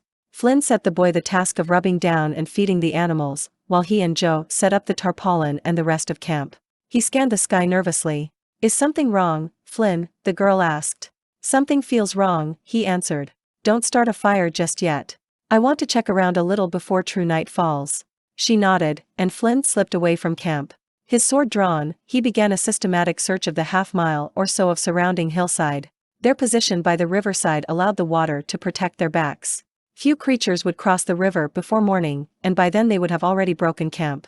The hills surrounding him now were another matter. They seemed too quiet, as if something was on the march and silencing the lands as it went. Flynn cursed himself for not asking Baildon about activity north of Bywater. As a rule, none of the humanoid tribes moved in winter, for the wolfholds were too wild and treacherous even for them. Still, a small band of orc hunters or scouts might be on the move. The warrior scanned the terrain as well as he could in the fast-fading light. The wind blew from the south and the air was moist. They'd have snow on the morrow. He frowned. The wolfholds were no place to get caught in a blizzard. He could only hope he was overestimating the strength of the coming storm. At last, satisfied that nothing imminently threatened their camp, Flynn returned to the river. "Did you see anything?" Jo asked, handing Flynn a bit of smoked pork on bread. She added by way of explaining the cold meal, "I figured we weren't having a fire." She and Dayan turned to their own food. "Thanks," Flynn said. "No, I didn't see anything. Something still doesn't feel right, though maybe it's the weather. We're in for a storm tomorrow. I think we'd best break camp before first fight," Flynn added, wolfing his food. "You two turn in after you're finished eating. I'm going to stand watch for a while. Wake me at midnight for the next watch," Jo said. She and Dayan disappeared into the tiny tent. "If it's necessary," Flynn called after them. He made a tour of the campsite one more time while he finished his meal. Then he checked Ariak, Fern Lover, and Jo's hone. She had named the roan gelding Karsig, though why she wouldn't say. Flynn stood watch for the next several hours, restlessly roaming the camp's perimeter. His thoughts were occupied by the bloody massacre of Bywater. The carnage there had forcibly reminded Flynn of the unspeakable evil of the dragon. Somehow he'd forgotten that evil in the last 7 years. Verdilith was a threat to the entire region, and Flynn had to address that threat. At the least he should discover why the Order hadn't hunted the dragon. By rights, the Order of the Three Sons was supposed to protect all the citizens of this region. That right had been stripped of Flynn upon his dismissal as a knight. He had been strictly forbidden to act in any manner as a knight for fear his actions would mock the sanctity of the Order. If my petition to be reinstated is denied, he thought, perhaps they will at least let me help track Verdilith. I know Verdilith's mind better than anyone else. At midnight he checked the perimeter one last time, but only a few wolves were moving in the hills. Flynn quietly entered the tent. He decided against sending Jo out on watch. Flynn crawled to one side of the tent, Jo to the other, and Dayan took the middle. Flynn had instructed the child to sleep between the two adults. The warrior slid between the furs and knew immediately that it wasn't the boy's slim form next to him. "Dayan? Dayan?" Flynn whispered, his voice cracking. The child responded only with rhythmic breathing. Jo, however, said sleepily, "The boy's asleep, Flynn, and so was I until you came in." "What are you doing in the middle?" Flynn asked, trying to relax his suddenly tense muscles. "I told Dayan I was often cold in the morning, and he offered to trade places with me. I accepted. Am I supposed to stand watch now?" "No, you don't have to. Things are quiet out there." Flynn shifted his position, wondering why he wasn't comfortable. "Good," the young woman murmured. Then she rolled over, her head unexpectedly finding the hollow of his shoulder and her arm resting on his chest. He wondered if she could feel the rapid beating of his heart through all the clothing he wore. Flynn found himself putting his arms around her. "Tell me about your days as a mercenary, Flynn." "There aren't any tales about that," Jo mumbled sleepily, her breath warming his body. "There's not much to tell, really," he said quietly. Lost in thought, he began rubbing his thumb back and forth where it rested on Jo's arm. "I was dismissed from the castle with literally only the clothes on my back. I had no money, and only a little food. I quickly became impoverished. There's not much call for a former knight. Save as a sellsword," Jo added. One of her fingers kept curling and uncurling a leather thong on his shirt. "Exactly," Flynn sighed. "I met Braddock in a tavern in Riflian, over by the Radleb woods. We hit it off, though not immediately. He didn't care about my fall as a knight, though he'd certainly heard all about it." Flynn's voice grew bitter. The months following his dismissal from the Order had been the hardest ones of all to live through. Every town, every village tavern, had heard the tale of his supposed disgrace, and many people greeted him with jeers and even rotten fish or vegetables. His humiliation had been complete by the time he reached the town of Riflian. "Go on," whispered Jo. Flynn wondered if the young woman was falling asleep, though he detected a certain tenseness in her back. "I entered the Flickertail in that night in a foul mood." Flynn gave a snort. "I was spoiling for a fight, and Braddock and his cronies knew it. They knew who I was, of course, and that only made them all the more eager. Anyway, I insulted them. They were obviously mercenaries by the looks of them. I told them that even I wouldn't stoop so low as to take up their profession. The last words rolled out bitterly. In the darkness he felt Joe turn to look at him, but the tent was swathed in blackness and he couldn't see her eyes. She kept her hand on his chest, and Flynn found himself wanting to touch it. Biting his lip, he took hold of her hand. "Go on," Joe whispered. "Brad, Doc and the others beat me up. Worst thrashing I'd ever had, too," Flynn added. "But after it was over, Brad Doc reached down and gave me a hand standing up. He offered to buy me a meal and a mug of ale, and I accepted. I was starving, and I think he knew that. Over our food he told me about himself and why he had joined the others. He asked me to join him, and I did. That was the beginning of my days as a mercenary." Joe snuggled against his chest again, sleep overtaking her. "Why'd Brad Doc become a sellsword?" she mumbled. Flynn stroked her hair and said, "Another time, Joe. It's time to sleep." Her only response was light breathing. Flynn had always had the innate ability to awaken whenever he chose, be it dawn, the middle of the night, or a half hour after closing his eyes. He opened his eyes now at early dawn. The shelter was still dark with night, but the time had come to break camp. Slowly he eased his way out of the furs to give Joe and Dan a few more precious moments of sleep. He left the shelter and walked about, stretching his muscles. Dawn approached slowly, darkness still lay heavily on the valley by the river and the surrounding wolfholds. The warrior arched his back, feeling the bones slip into place. The hills were silent, strangely silent. Flynn scanned the land, west, south, east, and north. The hairs on the back of his neck rose. More than a dozen shapes, each darker than the hills surrounding them, were moving toward the encampment. Flynn's senses newly aroused, he heard the rustle and clink of chain mail on leather as the shapes shifted position. They were slowly advancing, though their movements were still cautious. "Good," thought Flynn. "They aren't sure of us. We can still escape this situation." He was acutely conscious of the ford behind him, and he cursed himself for not having pushed farther inland last night. Whatever was coming at him wanted to cross the Castellan, and this was the only ford for miles around. The slowly dawning sunlight glinted off metal axes and spearheads. The shapes trudged nearer, their faces forming in the darkness. Their teeth jutted forward from protruding lower jaws, and their snouts were pushed back and flattened. Flynn slowly reached out and pulled back the tent flap. "Break camp now." Chapter 9. A war drum sounded from a distance, its single beat reverberating through the early morning air. Its tone left no doubt that a tribe approached from the north, on the near side of the river. The drum sounded a second time, then a third. Each successive beat was louder than the one before, and the third beat was answered by a single piercing tone from a horn to the northwest. Two factions will soon join at the ford, thought Flynn. Joe and Dan scrambled out of the tent and joined Flynn where he stood. All three gazed northward at the wolfholds. "Orcs!" Flynn hissed, a shiver passing through him. "From the sounds of the drums, two tribes are on the move." He jerked his thumb behind him and added, "Joe, get the animals ready." As he and Dan began tearing down the tent, Flynn kept a sharp eye to the north. If the orcs attacked, he'd give the command to mount up and race back to Bywater. Even without saddles and bridles, Flynn and his friends should still be able to escape with the griffin, the horse, and the mule. He considered leaving behind the shelter and the other supplies and fleeing the moment Johanna had the animals ready, but the orcs' march seemed unnatural. Why haven't they attacked? Flynn asked himself anxiously. Breaking camp gave him an excuse to find that answer. Dawn was breaking, but the overcast sky still revealed little light. Anxiously Flynn eyed the orcs surrounding them to the north and the river that lay to the south. The orcs were agitated. One orc warrior pointed his spear toward the camp.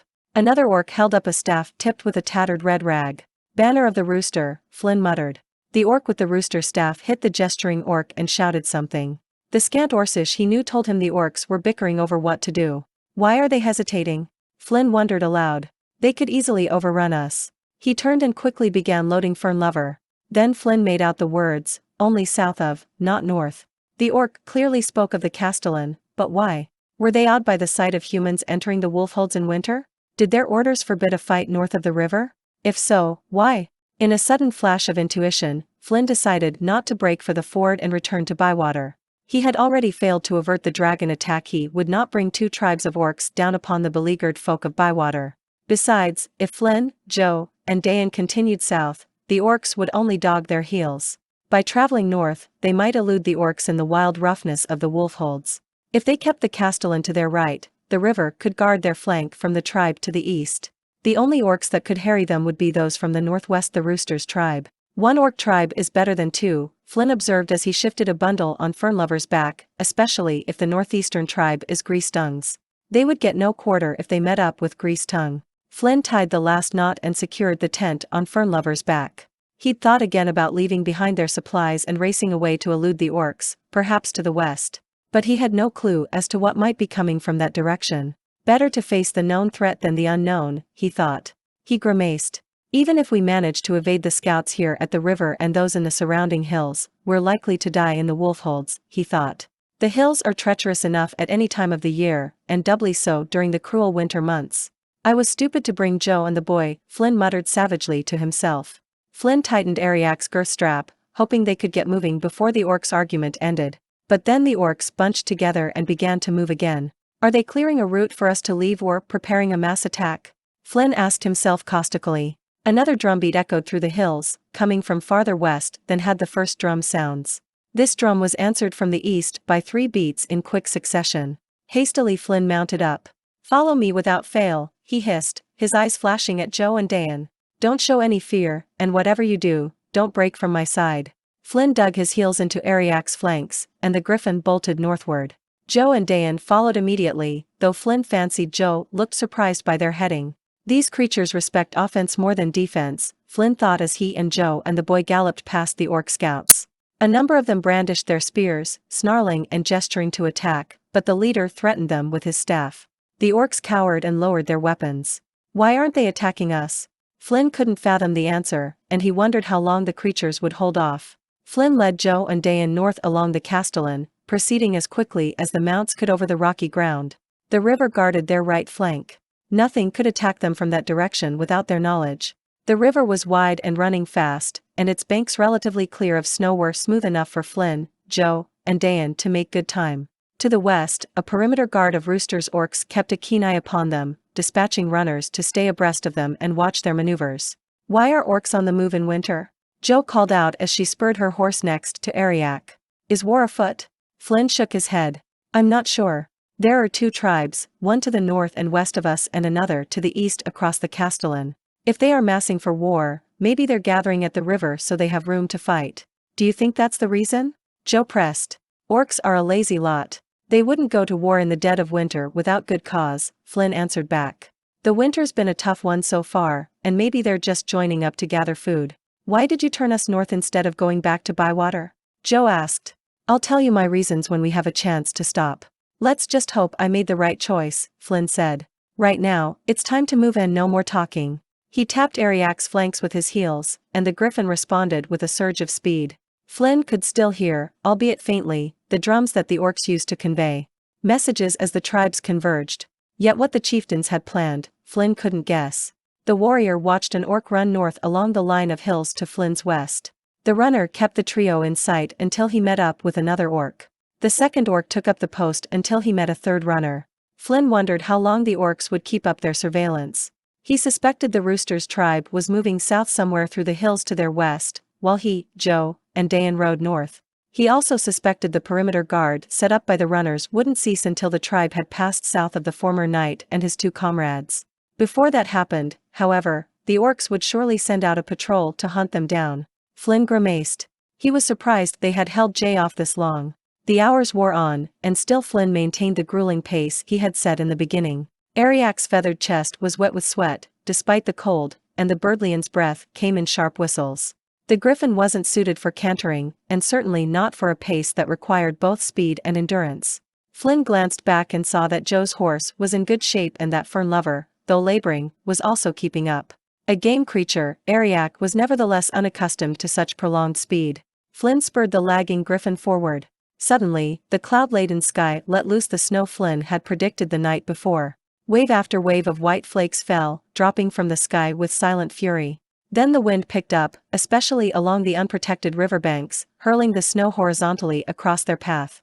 It whipped through the fur cape Flinn wore and took away his breath, and it smothered sound with its dull roar. Shielding his eyes, Flinn looked at the sides of the river. The rugged bottomland was giving way to steeper hills. Ahead, the castellan sluiced fast and wild.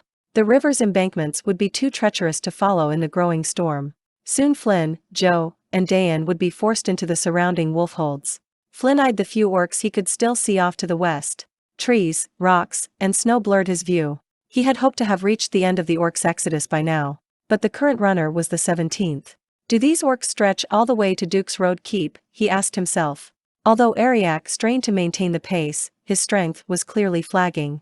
The riverbank was growing too steep to negotiate. Flynn turned Ariak toward the hills and slowed the party to a walk inland. The winds grew even stronger than at the river. Certain death on the sheer bank and certain death with the orc tribe, Flynn said, shaking his head. He wondered briefly just how far north he would have to travel before striking west to find Braddock Briarblood's house. He knew that to turn west now with the orcs at hand was suicidal. If the orcs forced him past the broken arch, he would simply have to double back after shaking them. The warrior slowed their pace still further. The stony, snow-covered ground and the obscured vision made any faster pace impossible. Flynn lost sight of the orc runners in the blowing snow. Certain they remained, he didn't dare relax his guard. Keeping an uneasy watch to the west, Flynn stretched in the saddle. Then, just above the roar of the wind, Flynn heard the sharp, extended blast of a horn some distance west. Immediately he halted Ariak, and Jo pulled up beside him. Her eyes hung wide as she caught her breath. Flynn held up his hand for silence, then cocked his ears for the response he was sure would come. A single shrill bleat answered back. The echoing hills and muffling snowfall distorted the sound's origin. Flynn couldn't discern its direction. But the origin was near. Too close, in fact. The orcs had gained ground on them and were closer than Flynn had feared. Does that mean what I think it means? Jo asked just above the sound of the storm. They're coming after us? Yes, Flynn nodded. The tribe to our west is led by an orc named the Rooster. His people are safely south of us by now, and he's sending out a patrol after us. Dayan pulled up beside them, the child all but hidden by the supplies and Flynn's shaggy fur vest. Flynn, can we take much more of this? Jo gestured at the storm overhead and then pointed to the griffin. Ariak's about to burst from the strain. The griffin dripped with frothy sweat, and his footing had grown less sure with each passing hour. Ariak was trembling with fatigue. Flynn considered his options. The orc patrol would be actively hunting them now, and the storm was fast turning into a blizzard. Night would fall in less than 2 hours, and they would be unable to see anything then. They had to make a stand or they would never survive. The orcs are too close for us to outrun them, at least not in the condition Ariak's in. Follow me closely, and be prepared for whatever happens, the warrior said suddenly. Jo drew her sword and rested it on her lap.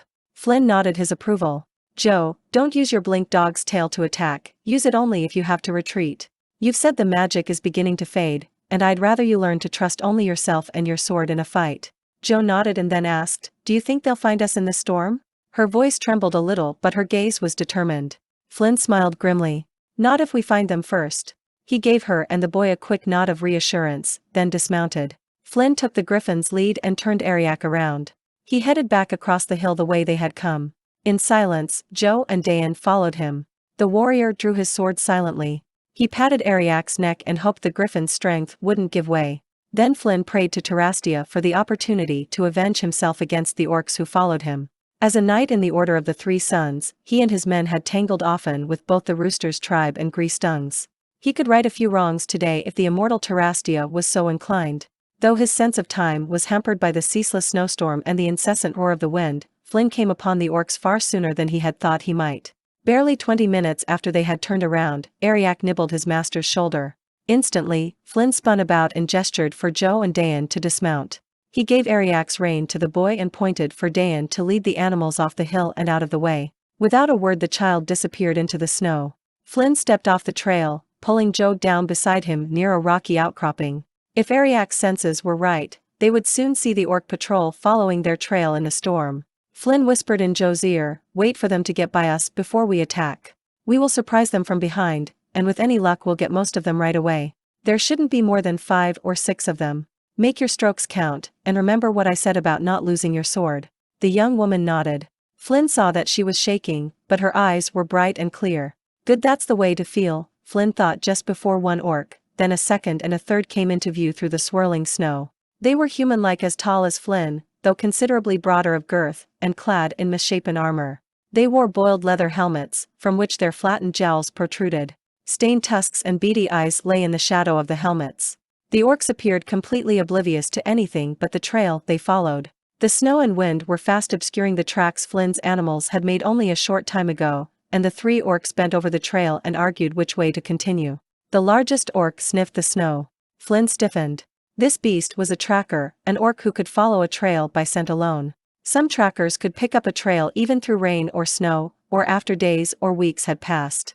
Flynn bit the inside of his cheek. Here was his first target. Joe tensed beside the warrior, and Flynn put his hand on her shoulder. 2 more orcs came into view. They stopped by the first 3 orcs, who were kneeling and bickering loudly. Flynn caught the gist of their words. The orcs had come upon the place where he and Joe had parted from Dan. Flynn whispered, "The ones on the right are mine, the others are yours." He tightened his hand upon the hilt of his sword, waiting until the orc's argument reached its peak. "Now," the warrior hissed, springing forward. His sword sang to the right, and he heard Joe's on the left connect with orc armor. Flynn's blow came arcing down on the back of the tracker's neck. The monster never knew what cleaved his spine. The orc crumpled where he stood, blood staining the snow beneath him. The remaining orcs cried in anger and surprise. Flynn caught sight of one of them leaping toward Joe, but he had no time to call out. The other 3 orcs rushed him with their spears. Deftly he dodged their attack and swung his heavy blade, managing to break one spear as he parried the other 2.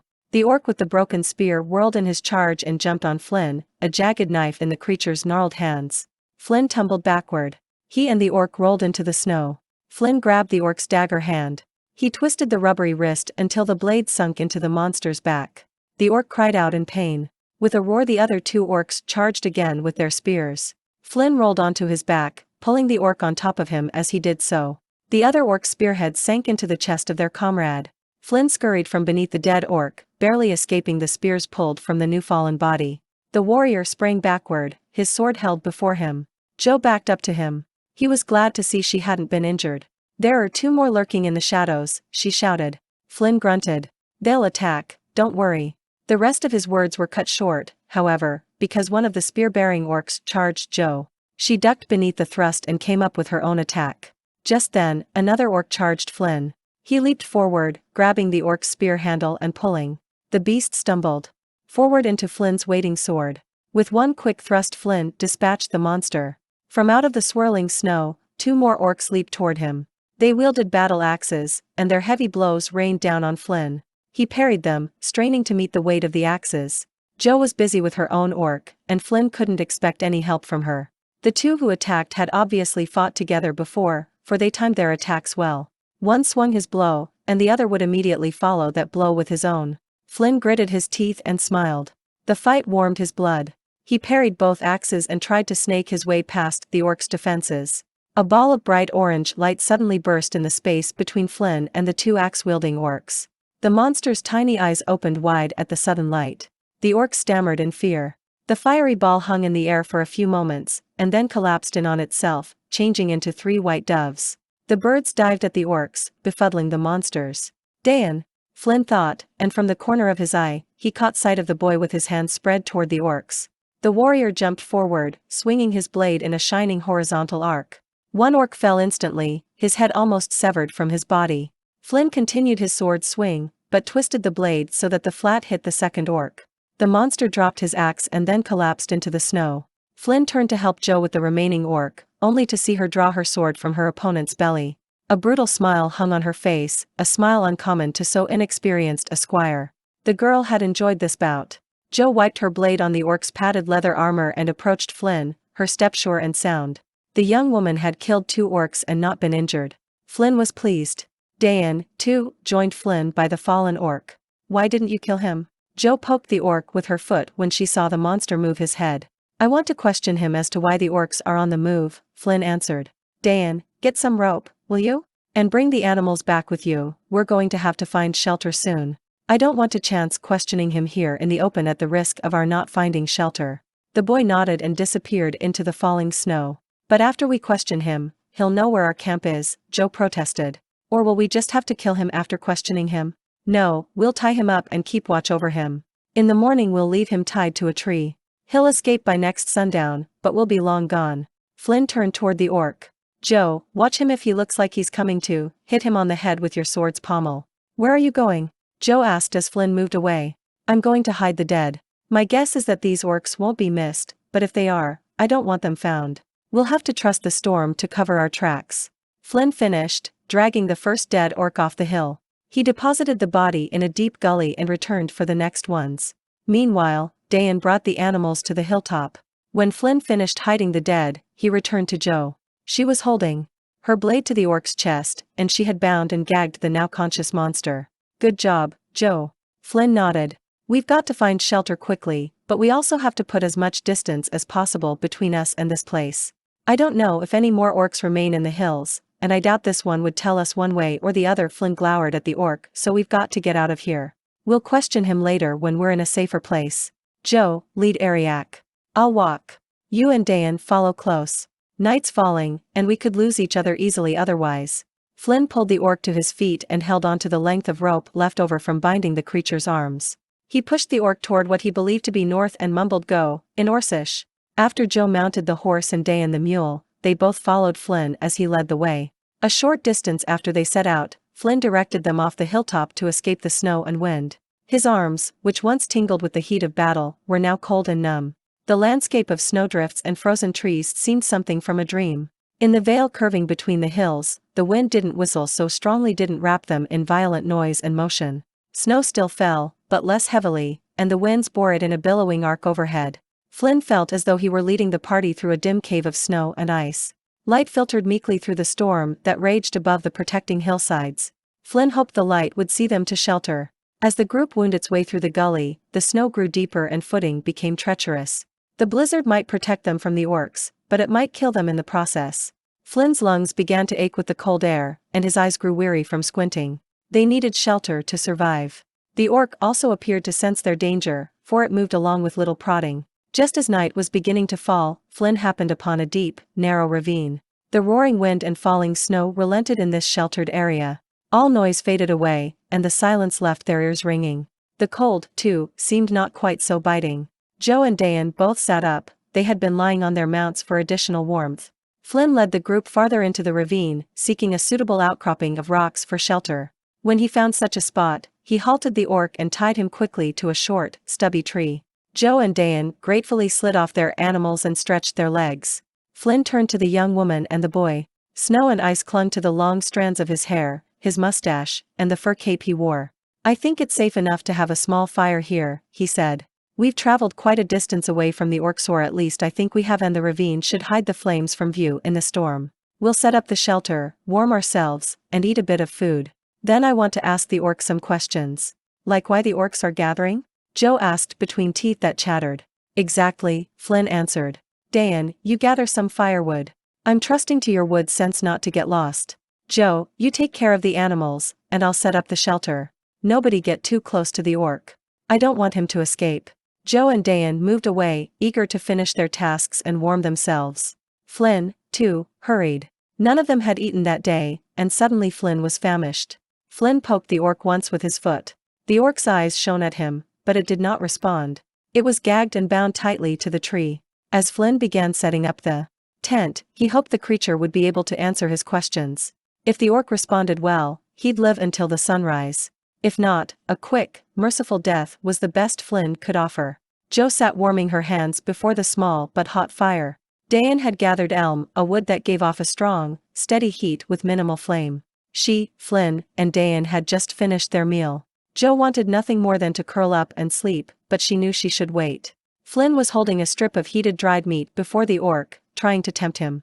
The monster's gag had been removed, but not the bindings.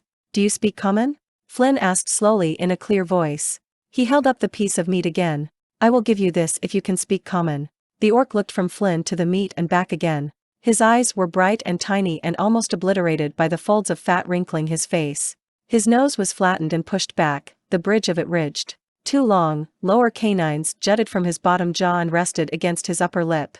He had pasty white skin, unlike the ruddy orc captives Joe had seen in Specularum. This particular orc wore rough furs and padded leather armor. Flynn had searched him earlier and piled his belongings to the side.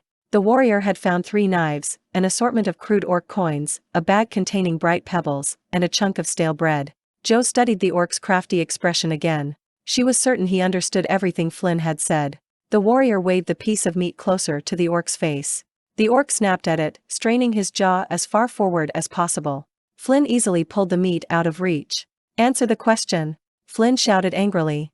Do you speak common? The shout made Dayan shudder and he huddled closer to Joe. She put her arm around the boy's thin shoulders, not wanting to admit that Flynn's voice scared her, too. Flynn is just trying to browbeat the orc, she told herself. Slowly, grudgingly, the orc spoke. Speak common, human pig. His voice was thick with Orcish accents. Flynn proffered a mouth-sized piece of meat on the end of his knife and leaned toward the orc. The monster greedily bit at the meat, but Flynn didn't stop moving his hand. Only after the knife was mostly in the orc's mouth and the orc's eyes were wide with terror did Flynn stop. He drawled, "Watch your tongue, orc, and I may let you keep it to taste another piece of meat." As if to emphasize his point, Flynn pulled out the knife and lightly drew it across the lips of the orc, though he didn't draw blood. The warrior rested on his heels before the orc and slowly, teasingly, cut the remaining meat into bite-sized pieces. Why did the Rooster's tribe and Greastung's tribe meet at the river ford? Flynn cocked an eyebrow and held up a tidbit. The orc's eyes fixed on the meat and glistened. His mouth drooled. With thick, almost indecipherable, accents he answered, "To join and go south." His long white tongue licked his lips in anticipation, and he opened his mouth. "Why?" Flynn flicked the piece of meat. It landed on the orc's neck, just beneath the chin, and stuck there. Jo watched the orc twist to reach the meat, and she was suddenly sure Flynn had deliberately missed the orc's mouth. She wondered when he had learned his interrogation skills, as a knight in the Order of the Three Sons or as a mercenary with Braddock Briar blood. The orc squealed in disgust. He couldn't reach the meat, and his bright, tiny eyes glared at Flynn. "Won't tell." "Not allowed tell," he hissed. "Tell me," Flynn rejoined calmly. He flicked another small piece of meat at the orc. This tidbit landed in the creature's lanky hair by his ear. Jo watched the orc's snout wrinkle, and the monster suddenly writhed in his bindings. The orc hissed, and his tiny eyes darted above him. "To attack village by the water." "By the water?" Jo exclaimed, leaning forward. "Flynn, the orcs are attacking by water." "Flynn," the orc hissed again, this time with evident terror. "Flynn has caught Kushik. Flynn will kill Kushik." The orc tried to bite the cord surrounding him, and he twisted and heaved against the ropes. Unexpectedly, a key cord snapped, and the orc reached out with one long arm. Flynn was on him instantly, and man and orc tumbled backward. Before Jo and Dayan could act, Flynn was withdrawing his knife from the crumpled form of the orc.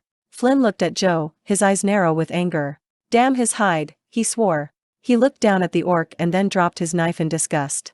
Shaking his head angrily, the warrior took hold of Kushik's legs and dragged him off into the darkness.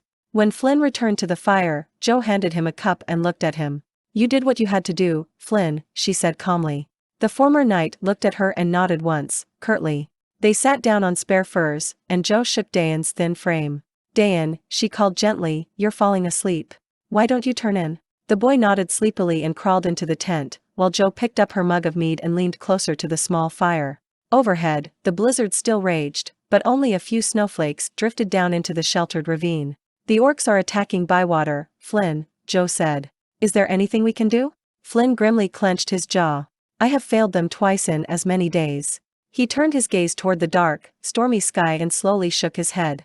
"There's no way to help them now. We could never overtake the tribes, and we certainly can't stop them." He hung his head, rubbing his temples painfully. "Flynn, we have to do something.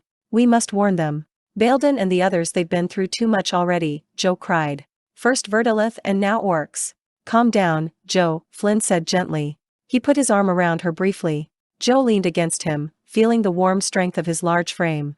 "There is something we can do, but it could be dangerous," Flynn said. "The crystals?" Jo asked in a quieter voice. Flynn pulled out his little pouch that held the stones. "Yes, the crystals.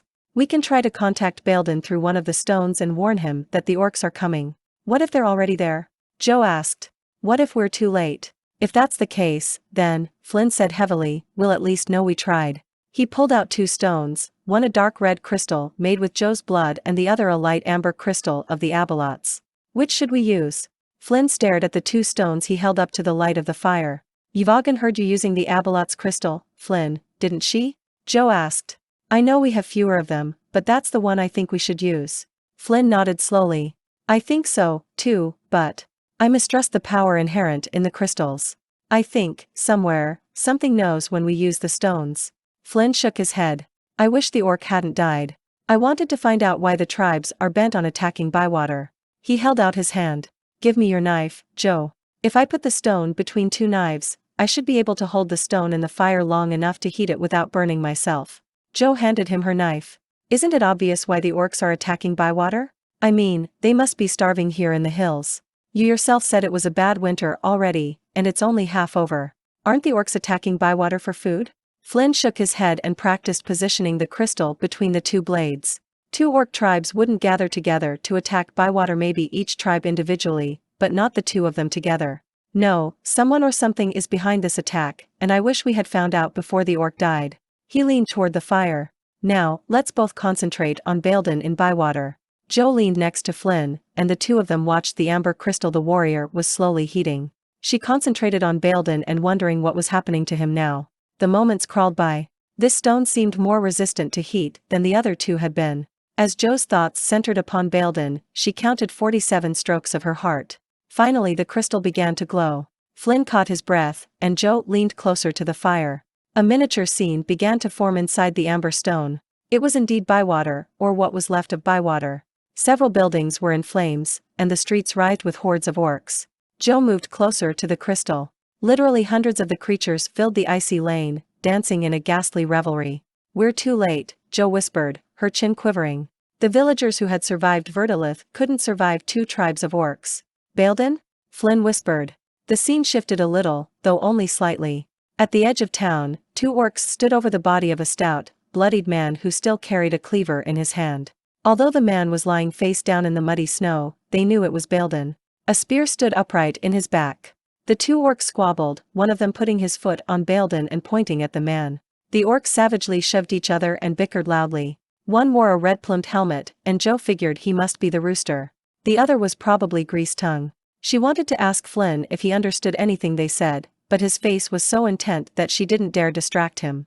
The crystal shattered. Joe had expected that to happen, but it startled her nonetheless. Silence fell on the little camp, broken only by the quiet snapping of the fire. Joe and Flynn both stared blankly into the flames' depths.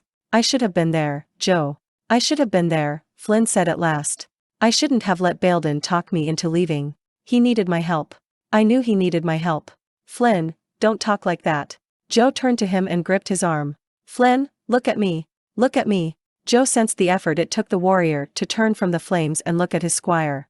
When he did, she grabbed his other arm and locked eyes with him. "Flynn, do you honestly think that you alone, that you, me, and Dan could have saved Bywater from all those orcs? Do you?" Her eyes flashed.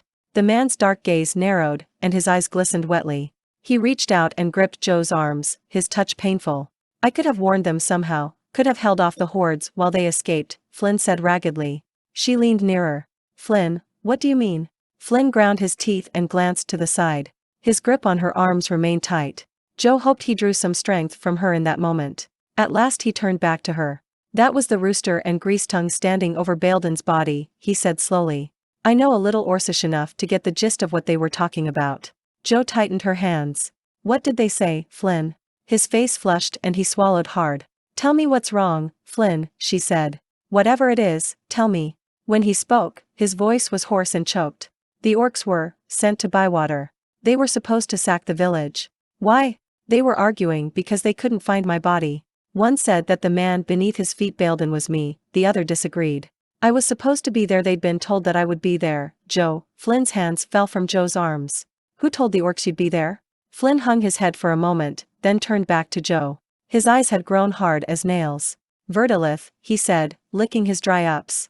"Verdilith sent the orcs to Bywater and told them I would be there. Verdilith promised them the town to sack as well as my hide. The orcs agreed readily enough, since they have no love of me and they were in need of food. But they didn't find me, and they found only a portion of the town left for them to savage. Verdilith hadn't told them what he'd done to Bywater only a few nights before." Flynn spat into the fire. "The orcs were supposed to find and kill me. But why would Verdilith think you'd be in Bywater?" Joe asked, removing her own hands from Flynn. "That doesn't make sense." "It does if you know that my home was destroyed the day before," Flynn answered through clenched teeth. "It makes perfect sense if you know I have no supplies and have to head for the nearest town to get them." Joe shook her head. "I don't understand. How would Verdilith?" Her voice trailed off as dread welled up within her. Flynn nodded. "Sir Brisbois." Joe caught Flynn's expression in the light of the campfire, and she shivered in fear. The man continued, "The death of Bywater is on my hands now, Joe." He shook his head when she protested. "They were killed because of me." Joe watched Flynn's face in the firelight, then took his hands in hers and waited for him to look at her.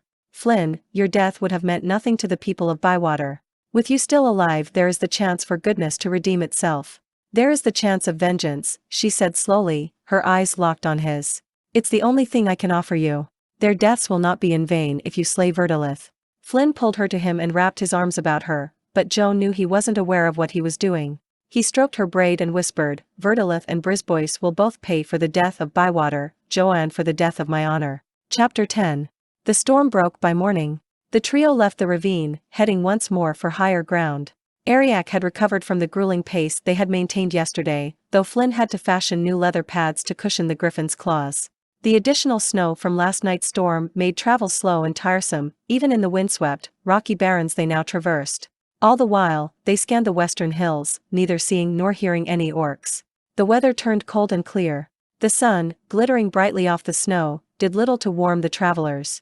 The wind had stopped howling and the chill air was sharp and silent. Flinn found no trace of the orcs passing in the deep snow. Flinn, Jo, and Dayan struck northward, glad the castellan was still in sight and that the orcs were not. We travel north, Flinn said when they stopped at the top of a large hill, until we see the broken arch. It's a rock formation near the castellan. There we head west to find Braddock's home. If we head west, Flinn, do you think we'll run into any of the Rooster's tribe returning home?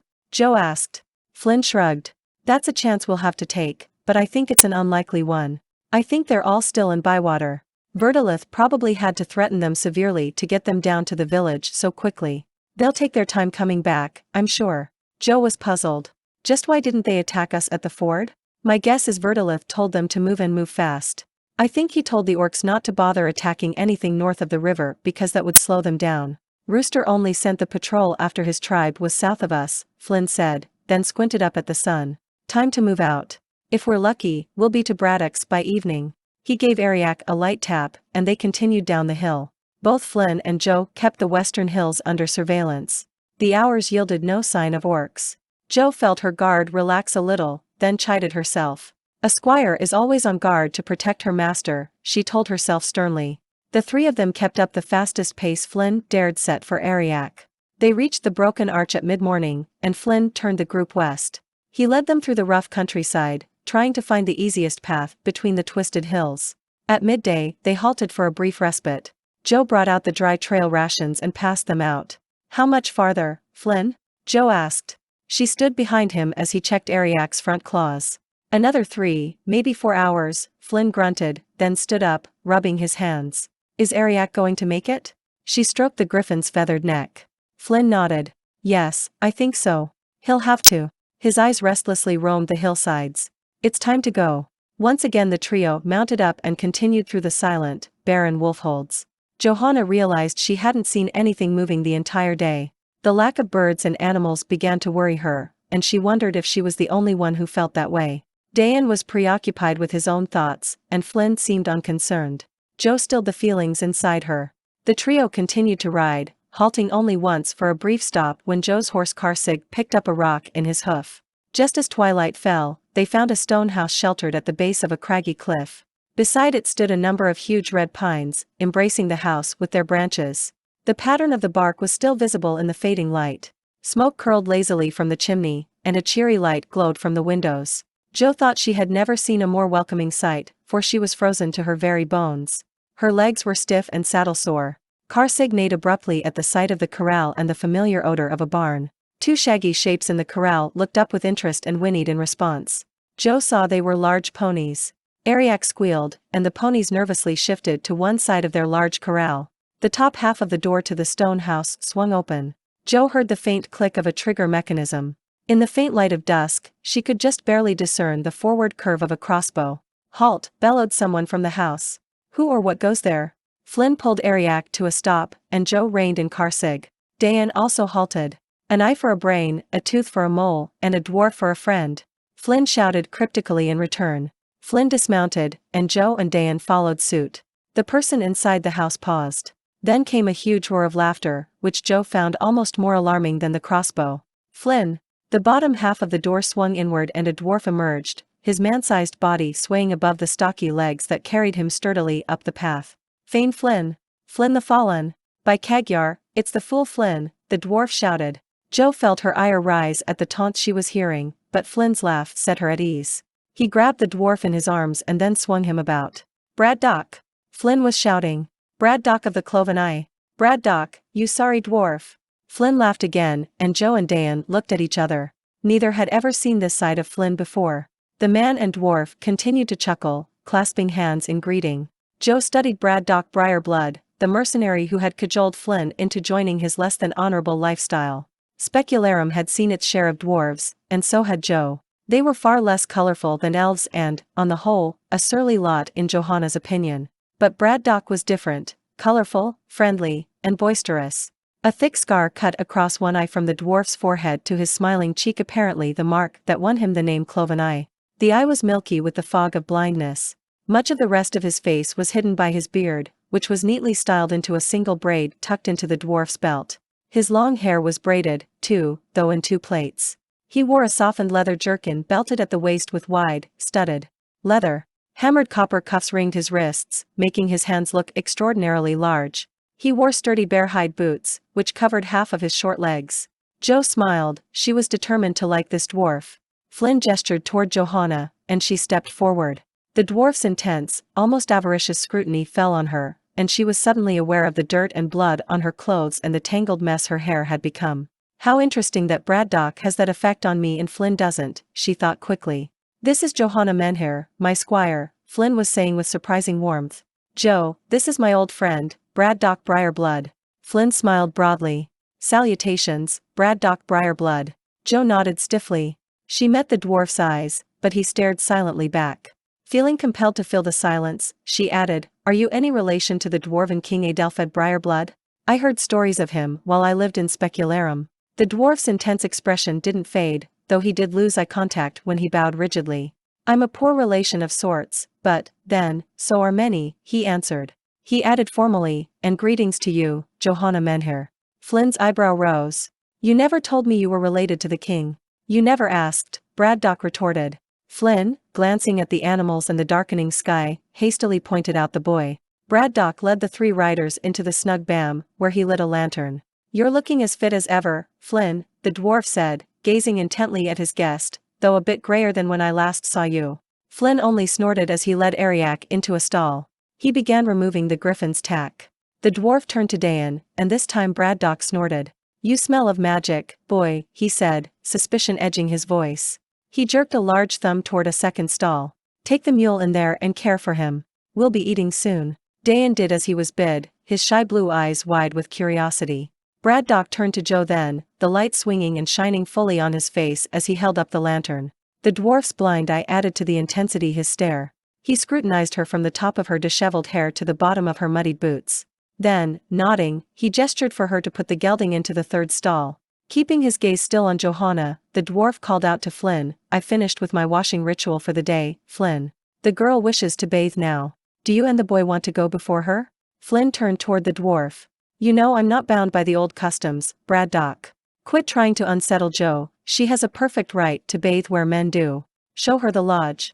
Dayan and I will bathe after we've seen to the animals. He turned back to the griffin.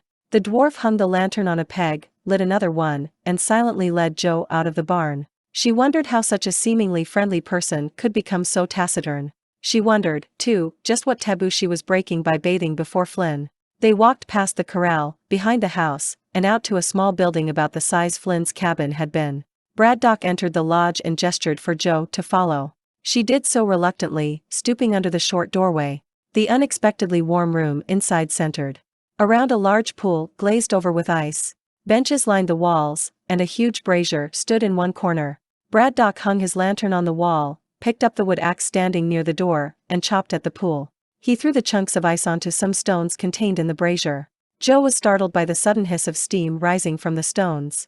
Smoke and steam mixed and swirled throughout the room. The odor was strangely appealing, and Joe guessed Braddock used a sweet-smelling wood for the fire. She sat down on a low bench in the room and waited for the dwarf to finish. Braddock threw one last piece of ice on the hot stones and then walked to the door, obviously intending to leave. Joe called out nervously. I beg your pardon, she stammered, but I've never been in a sweat lodge before. Her words trailed off as the dwarf turned to stare at her. That's like as not, he said gruffly. It's usually a right reserved for men, but you are Flynn's squire. The dwarf's stare grew more piercing, and as such you've a right to the ritual. Joe crossed her arms and forced herself to say, Will you show me the ritual? Braddock gestured to the pool of water, a bar of soap, and a nearby brush. You bathe in the spring there, but be careful. The water has magical properties. Magic? But you distrust magic. The dwarf interjected, his good eye sharp in the lantern light. But the magic here is a natural thing, not crafted by humans. It is a magic of the earth, of the waters that lace the rocks beneath your feet, Johanna Menher. Only those who are pure of heart may bathe in this water. All others are rejected by the spirit of the spring. You will know immediately if you are worthy of her gifts, for if you can't stand the cold, then your heart isn't pure enough to receive the sending. The sending? Queried Joe. Aye, the sending, the vision the waters may grant you. They grant a vision only once per day, and the waters denied me earlier. That's why you should have waited until after Flynn had bathed. The knight deserves the vision and not the squire, he said. But perhaps the waters will deny you, too, and wait for Flynn. He crossed his arms. Joe caught herself mimicking the dwarf. After you have bathed, Braddock continued sternly, lie on the bench and cleanse your mind and body of all thoughts, all desires, all hopes. He pointed to the bucket. Pour water on the stones when you are ready to be purified, and the steam will prepare your soul. If the spirit of the pool so grants it, you will see a vision of the future in the steam. Braddock paused, as if he were about to say something but then shook his head. He muttered, when you're through, come into the house. You can help me prepare the meal while the men have their turn in the lodge. Johanna was glad to see the strange dwarf turn and leave. She gazed at the pool. Superstition, she muttered. The lodge appeared to be nothing more than a purification sauna, something she had heard about in Specularum. Sweating cleans the skin, not the soul. Joe discarded her clothes and frowned at the thought of putting them on again after she bathed. Perhaps when she reached the castle of the Three Sons, Flynn could outfit her in better clothes, as befitted a squire. Naked, she looked at the water. Taking a deep breath, she stepped into the pool. The water was breathtakingly cold. For a moment she wondered if she could bear it. But she wanted to prove to Braddock that she was pure of heart. She gritted her teeth and washed as quickly as she could. The thought of plunging underwater to wash her hair made her heart skip a beat, but she longed to be rid of the tangles. Strangely, she felt her skin grow warmer each time she ducked underwater. By the time she had finished washing her hair, she felt as though she could stay in the pool forever. But she knew she should finish the ritual so that Flynn and Dayan could bathe. Languorously, she left the pool and poured a bucket of water on the hot stones. She sat down on the bench. The tension began to leave her body, and Joe felt wonderful. Her eyes began to flutter, and her head fell to her chest. She jerked upright, afraid of falling asleep in the lodge. There, in the swirling steam before her, she saw a faint image of herself. Joe blinked. The image remained, the vapors inside the lodge still swirling around and through the vision. She was standing before a forge, waiting for a smith to pull something from the fire. Her stance was strangely expectant, and Joe felt that same emotion course through her now. What was she so eagerly awaiting? Oddly enough, Braddock stood beside her. Flynn was nowhere in sight. Then, as abruptly as the image had appeared, it vanished. The steam in the lodge was nothing but steam again. Joe waited for the vision to return, her eyes searching the swirling mists. But the vision was gone. She dressed again in her now damp clothing and tied a thong around her hair to hold it out of the way. Joe left the lodge, closing the door behind her. Flynn and Dayan were coming up the path. The tall warrior stopped in front of her and asked teasingly, "Any visions?" "Visions?" Joe repeated tentatively. She felt uncertain about telling Flynn about her sending because it hadn't included him. "Yes," Flynn laughed. "Braddock claims the pool grants visions. None of Braddock's mercenary cohorts ever had a vision there. They thought Braddock touched in the head. Perhaps they weren't pure of heart," Joe responded lightly. Flynn looked at her with a strange expression. "No, perhaps they weren't," he said slowly. "Are you going in to help Braddock?" Johanna nodded, blushing as she thought of her own vision. "I probably just imagined it," she told herself unconvincingly. "Braddock can be a difficult sort to know," Flynn was saying, "but he's a good dwarf. Forgive him, if only for my sake." Flynn touched her arm, and then he and Dayan entered the sweat lodge. Joe walked down the path to Braddock's house. She stooped through the back entry and found she was in the kitchen. The house was substantially larger than Flynn's cabin had been. Through the short hall straight ahead of her lay the front door and the main room. To her right, 2 doors opened, one to a supply room and the other to the dwarf's bedroom. To her left lay the kitchen, which she now entered. Braddock was stirring something in a large pot hanging over the fire in the kitchen's hearth. He looked up as Joe entered, then silently gestured for her to sit at the large wooden table at the center of the room. 2 benches flanked either side. She considered sitting on the bench farthest from the dwarf, but decided against it. Like as not, he would think she was being impolite, which she would have been. Besides, the warm fire is inviting, she thought as she sat down on the sturdy wooden bench. It had been sanded smooth and painted a pale green, though the paint was old and wearing thin. The dwarf turned toward her, his eyes level with hers. In the ample light of the kitchen his hair looked richly russet, a shade redder than her own. The few strands of gray indicated that he was fairly young in dwarf years, but Jo couldn't guess his age. He had rebraided his beard and hair, for golden threads now intertwined with the plaits. The braids began and ended in elaborate clasps. Braddock wore a golden yellow tunic of finely woven cloth, the edges were embroidered in a colorful, repeating pattern of graceful curves. A copper torque circled his neck, fashioned in the same style as the cuffs on his wrists. All in all, the dwarf was a splendid sight. Jo, accustomed only to squalor and poverty for most of her life, felt awed. She had seen such finery only from a distance in Specularum, and then only rarely. She didn't immediately notice that the tunic was nearly threadbare, or that the clasps and the torque had been stripped of gems.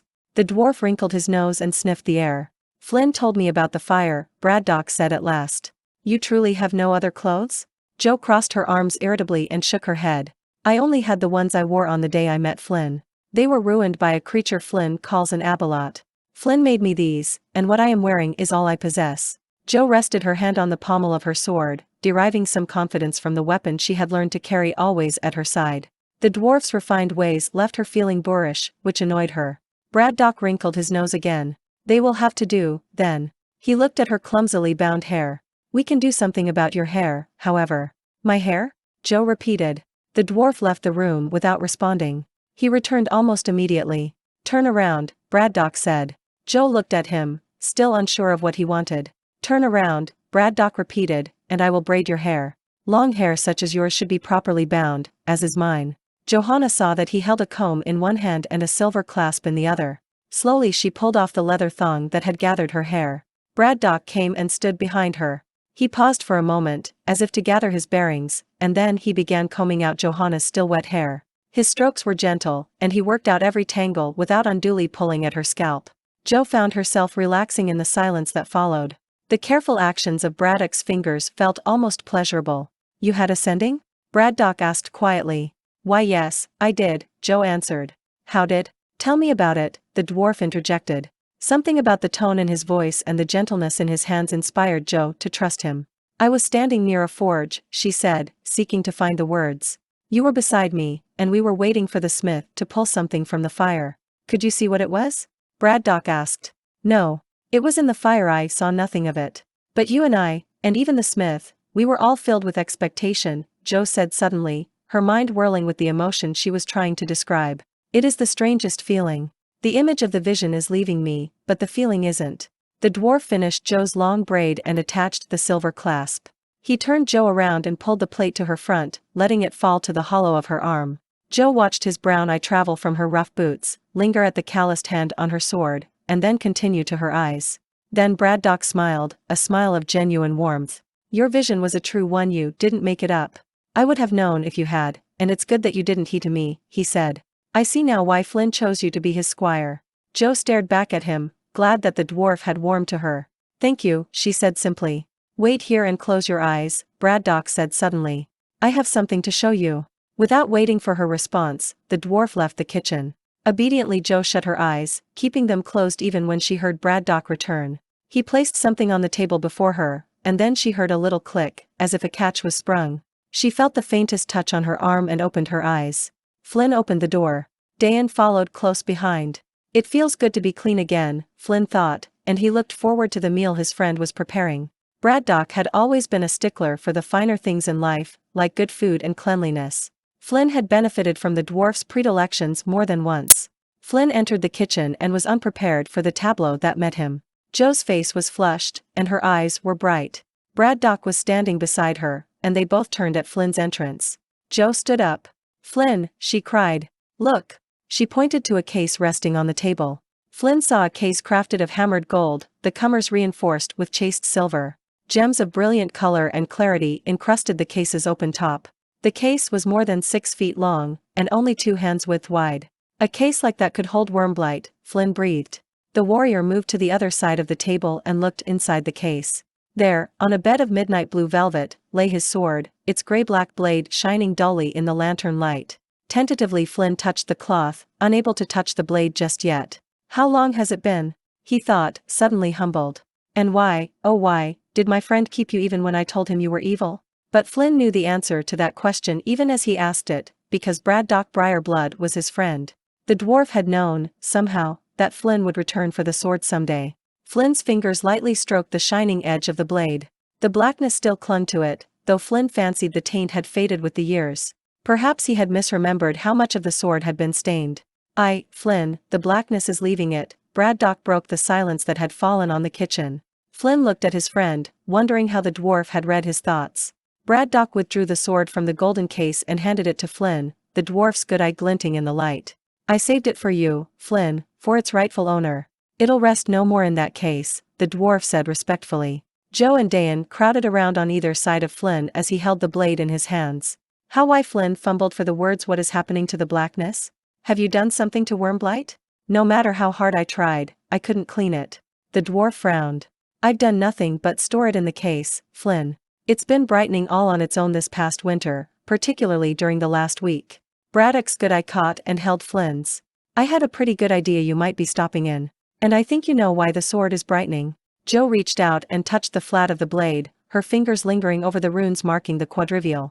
Flynn had taught her the images of the 4 paths to righteousness, and she touched them now one by one. 2 of the runes shone with silvern clarity. You've regained your honor and your courage, Flynn, she said slowly, her gray eyes watching him intently. And so has Wyrmblight. Flynn's eyebrow rose, but he said nothing. He gazed at the sword, his eyes clearing. The sword was overcoming its taint, its evil. To Flynn it appeared to grow even brighter as he held it.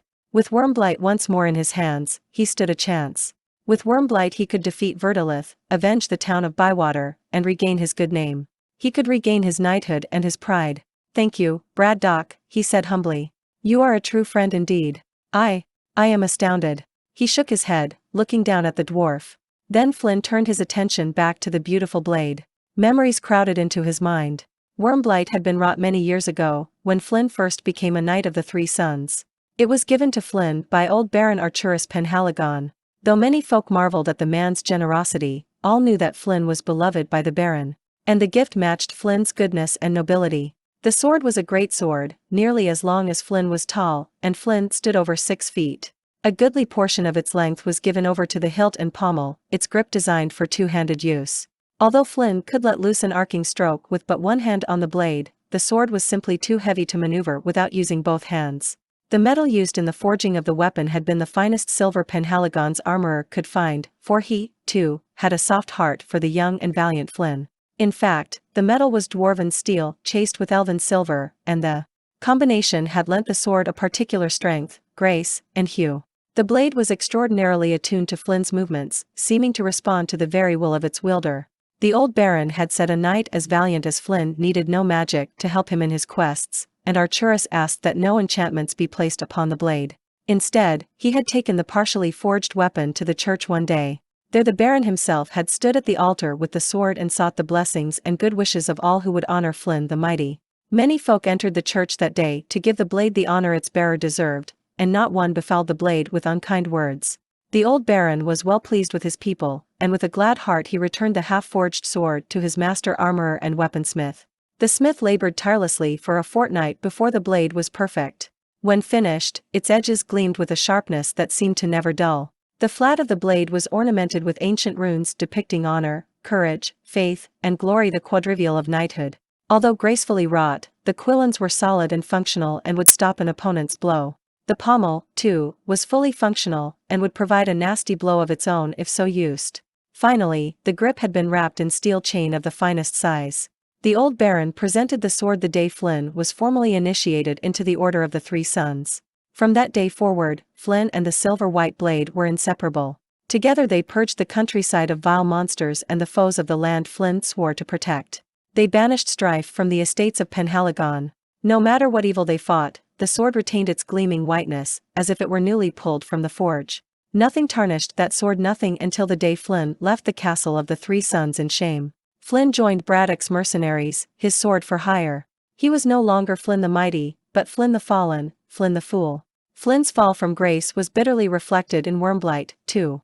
No matter how hard he tried to polish the blade, a taint of blackness clung to it and grew greater day by day. Flynn believed that somehow the sword had turned against him and become evil. He despaired at the blackening of his sword, not realizing that his very despair deepened its taint. He believed that when the sword became utterly black, he would die. With fearful deliberation, he gambled the blade away. Braddock Briarblood won the prize. Flynn tried to warn his friend of its evil, but Braddock would not listen. The warrior's shame was complete. He left Braddock's band that night and became a hermit and a trapper. Now Flynn stood in Braddock's kitchen, holding Wyrmblight in his hands. He blinked, his eyes suddenly moist. The sword wasn't evil as he had supposed, only a reflection of his own soul. Flynn's heart pumped unevenly. He would overcome his fears and the ghosts that dogged his every step.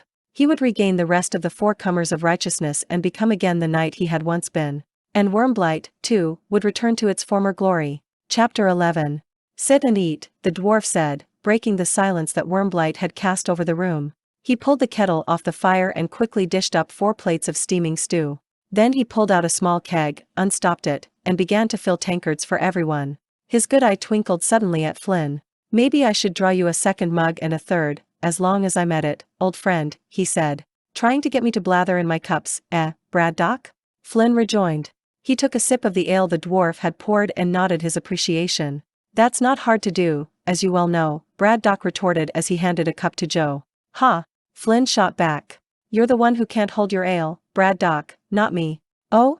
And just who is it who's always under the table by cock's crow? Braddock hooted. I might be under the table, friend. Flynn slapped Braddock's shoulder, but there's a dwarf under me. Braddock broke into laughter, and Flynn, Joe, and Dayan joined in. It is good to laugh again, Flynn thought, after the horrors of the last few days. And it is good to be warm and safe, with a hot meal and a decent cup of ale. His fingers stroked the blade resting beside him. And most of all, he added, it is good to have you back again. Tell me more of your travels, Braddock said as he passed around a small pot of honey to garnish the little loaves of bread he had given everyone. Sighing and downing a large swig of ale, Flynn settled back to recount all that had happened to them that strange winter, omitting nothing, not even the creation of the crystals or what they had revealed. He ended his tale with the revelation of Bywater's destruction and Verdilith's orders to the orcs. Braddock shook his head. I first heard the orc drums 3 nights ago, which must have been just after Verdilith attacked Bywater, he said. They were quite a distance away, but I could make out enough of the beat to learn they were going on the move immediately straight south through the hills where I was hunting. What did you do, Braddock? Joe asked. It's strange to think you were in the same situation as we were. I hid the ponies in a cave nearby, hoping the orcs wouldn't find them by accident. Thank Cagyar they didn't, Braddock said in an aside to the ceiling. Then I hurried home as fast as I could, trying like you to slip past them as they went on the march. Unlike you, I had the benefit of their never having seen me. I take it the Rooster's tribe dwells south of here, then? Flynn asked. More or less. Braddock laughed grimly. I, too, had to cut my way through their lines. The Rooster was missing a few orcs after passing me. He grinned at Flynn. When you rode up this evening, I was sure you were orcs sent back to check on missing patrols. They all laughed, and a companionable silence fell as the 4 of them finished their meal. Braddock's eye wandered to Dayan. The boy was too busy eating to notice the attention. Flynn noted Braddock's interest. There's not a great deal to tell you about Dayan, he said. He spent the last 2 years haunting my woods, but I only really met him after Joe came along. You said he knows magic, eh? Braddock murmured, taking another sip of ale. That's right, Joe answered. He made rose petals appear out of nowhere at the cabin. And during the orcs' attack, he distracted 2 of them with doves. She smiled at Dayan, who smiled back. They were beautiful. Flynn cocked an eyebrow, then turned to Braddock. The boy's father was a mage, and he taught Dayan some spells before he died. What was the mage's name? Braddock asked offhandedly. Maybe I knew him. Malak Kine, Flynn answered, his attention drawn to the boy. Dayan listened closely. Malak Kine, eh? Braddock rejoined. Doesn't ring a bell. Though the castle's got a new mage fellow named Auroch. He said, stroking his braided beard. In the old tongue, both Kine and Auroch mean cattle. Was your father some kind of magical herder? Dayan shook his head and said, no, he was a mage. The dwarf stood and gestured toward the hall. Let's adjourn to the great room. I've some dried apples the boy can heat in the fire. He smiled at Joe. Flynn says you're quite a storyteller. I'd like to hear a tale tonight, unless someone has a lute in his pack and would care to sing. He looked at the others and then shook his head. I thought not. Well, I'm providing the food, so you'll have to provide the entertainment. My singing would drive you all away. Joe, have you a tale for us? Joe laughed. All I know are the tales of Flynn that my father used to tell me. Surely you've heard all those. Braddock nodded. Yes, I have. And most of them are full of audacious lies about Flynn's courage and skill, the dwarf said with a wink. Still, tell us the story where Flynn meets up with Verdilith. Perhaps we'll learn some long-forgotten weakness of the Wyrm. Shaking his head grimly, Flynn led the companions into the great room. Its walls were fashioned of rough-hewn granite and its ceiling supported by dark oak timbers. It was comfortably furnished with low-upholstered benches, a few small tables, and a single human-sized chair. Braddock went to the hearth and stoked the fire banked there. He gestured to the chair behind Flynn. Sit, and let's hear the tale Johanna has to tell. Then we'll discuss plans for the morrow. Dayan, you can warm the apples on this poker. Braddock pulled a small barrel from a corner of the room and presented it to Dayan, who sat on a short stool before the hearth. The dwarf sat on a bench opposite Flynn, and Joe took a place across from Dayan. Joe smiled shyly, then let her gaze rest on Flynn. As always, he felt uncomfortable being the center of attention, but he knew that Joe would tell no other tales. There is a tale, Joe began, a tale told in taverns near and far, in castles high and low, in hamlets humble and dear. This is the tale of the mighty Flynn and the good blade Wyrmblight.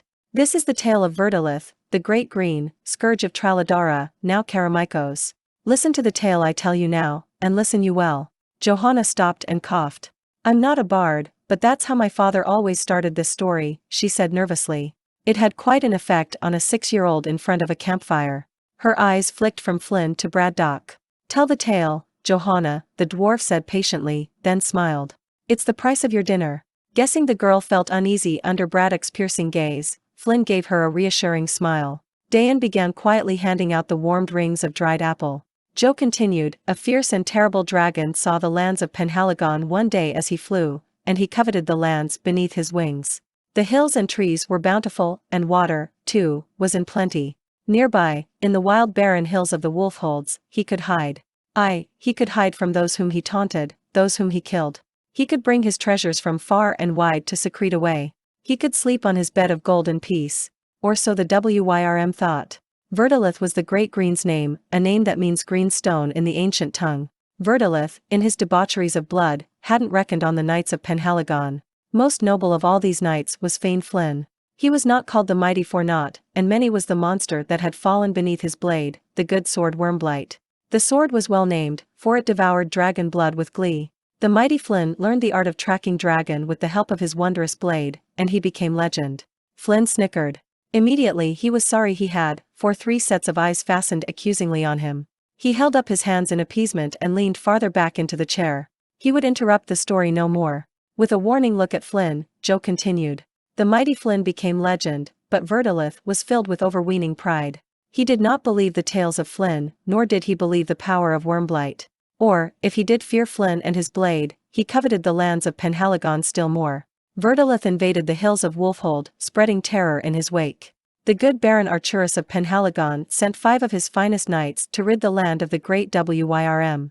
At their head rode Flynn, the bravest of all. His armor gleamed in the bright spring sun, the light glinted off his sword. His charger pranced sideways, eager for the hunt. Flynn found his mind drifting off in the memories Joe's words stirred.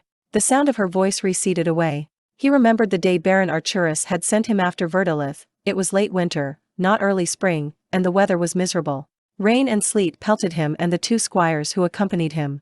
Disputes with giants along the western borders of Penhaligon had escalated, and most of the knights and their squires were serving there. Flynn had just returned from a mission and was preparing to rejoin the fight to the west, but the old baron had other plans.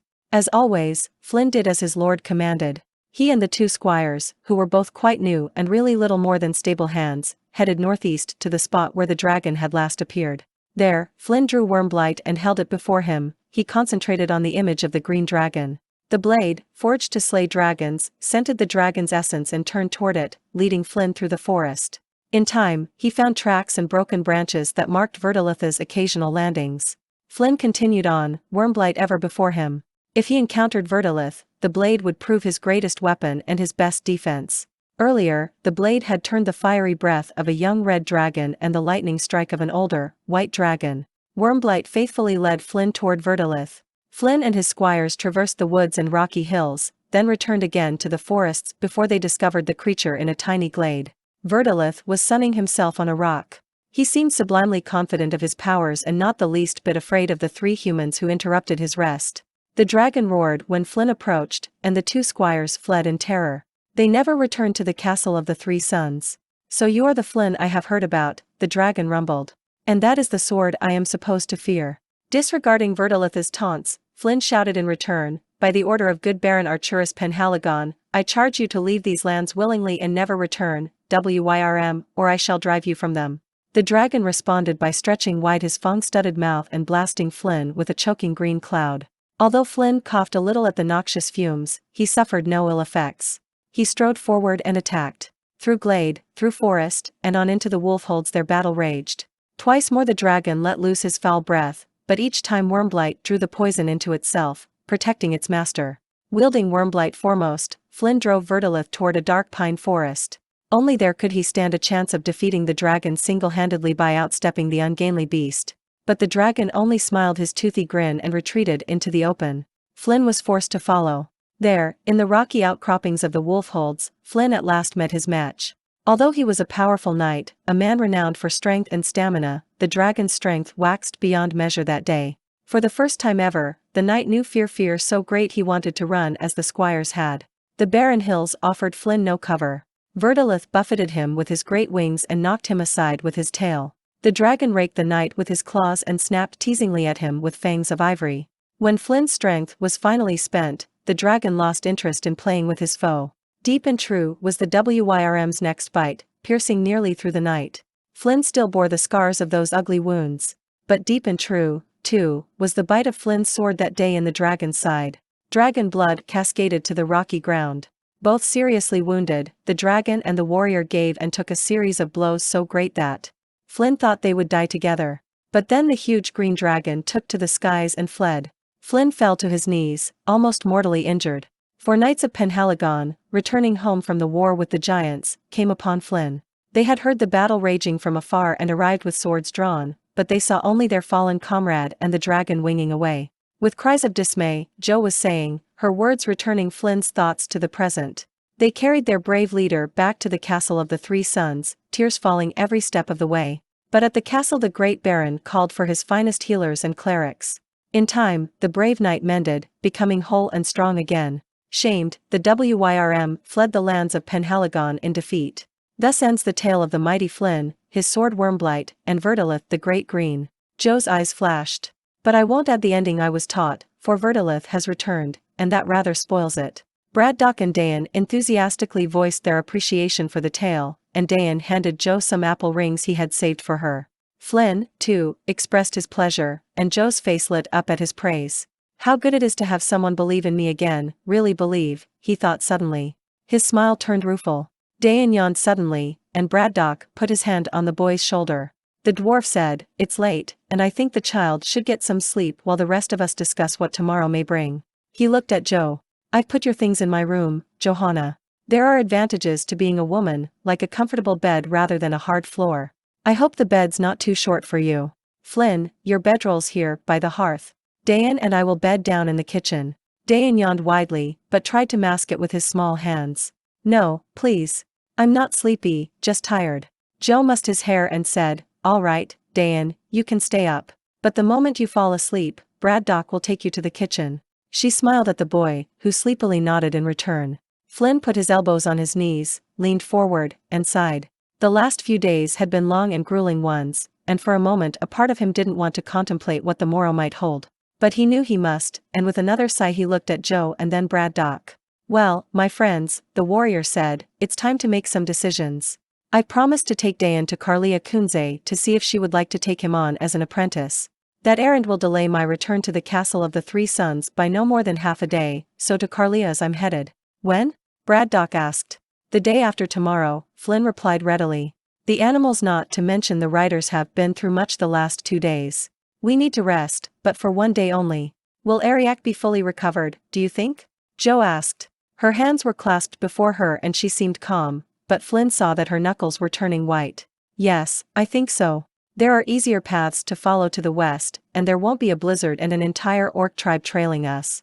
At least, I hope not, Flynn added wryly. It will probably take a day and a half to get to Carlia's, but after that I head straight to the castle of the three sons. He took a deep breath. Between now and then, Joe, you need to make a decision, he continued. Do you want to petition the council for squiredom on your own, or do you want to stand at my side while I petition for reinstatement as a knight? You should know that I think your skills have improved enough that they would accept you as a squire. Furthermore, he looked at the young woman keenly, and she grew nervous under his gaze. I think you do have the dedication and commitment necessary to become a knight, even without me. Oh, Flynn, Joe cried softly. Her gray eyes were luminous in the light of the dying fire. The faith and devotion he saw there touched him deeply. He remembered he had once slapped her because of that shining belief.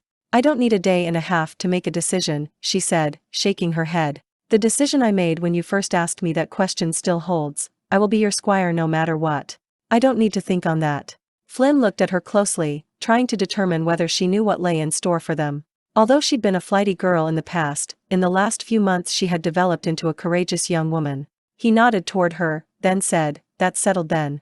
After we bring Dayan to Carlia's, we go on to the castle. There I settle a score with Sir Brisbois, and then I petition the council for reinstatement as a knight. If all goes well, Joe, you and I will leave the castle as members of the Order of the Three Sons. He smiled and Joe did the same. And your plans for Verdilith? Braddock asked, thoughtfully stroking the plait in his beard.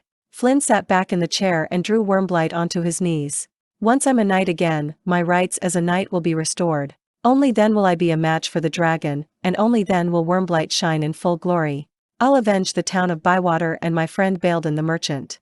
I will hunt down that Wyrm and, as Thor is my witness, I will kill him. Flynn's teeth clenched involuntarily, and his hands tightened on the sword.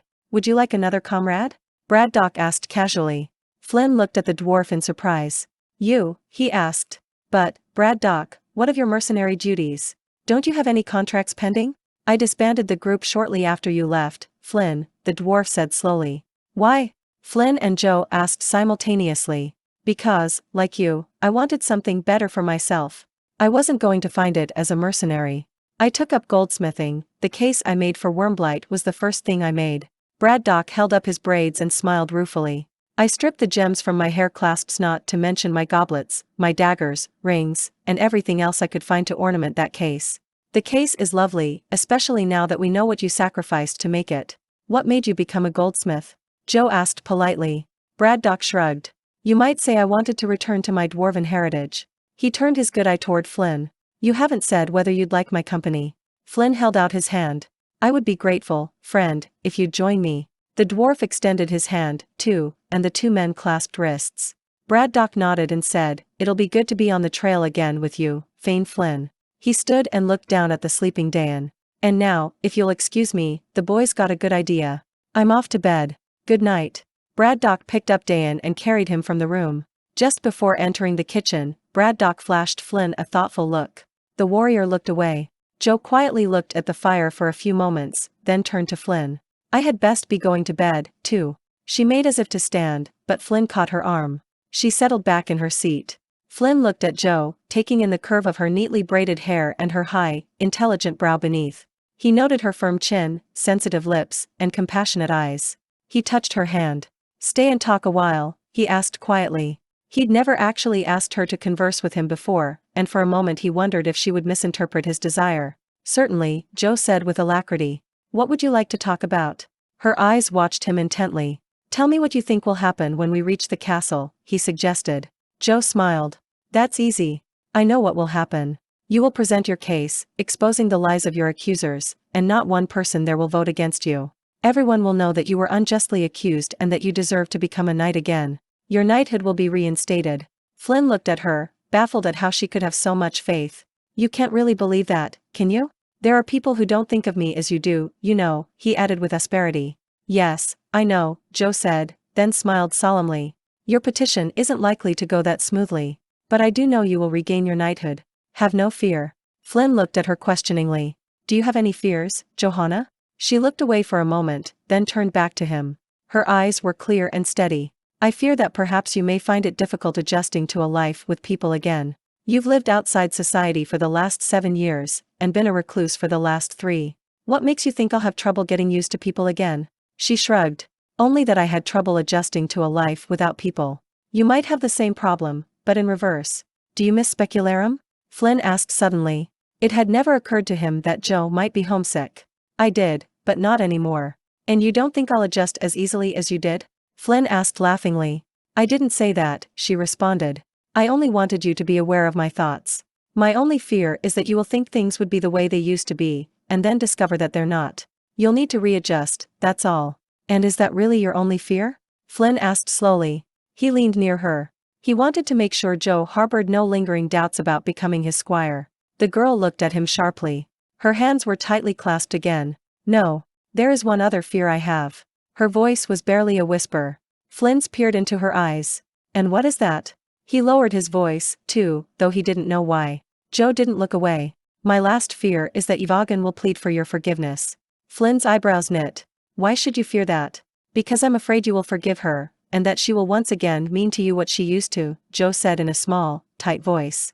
Because, if that happens, you won't need me to love you.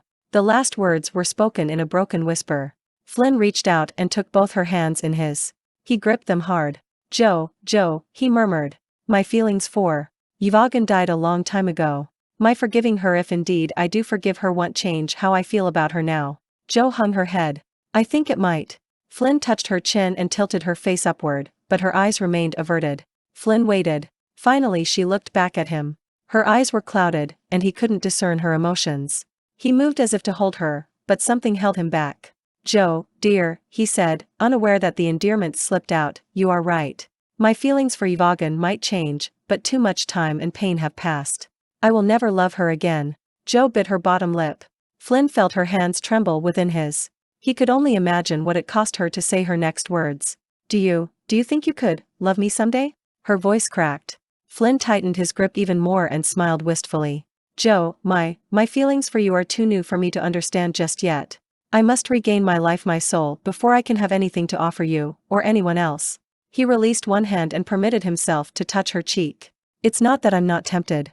He shook his head. It's that I'm not sure I should. Joe took the hand touching her cheek and turned her head so that her lips rested against his palm. She kissed the inside of his hand, and he felt her tremble. She released his hand and nearly ran across the floor to the bedroom door.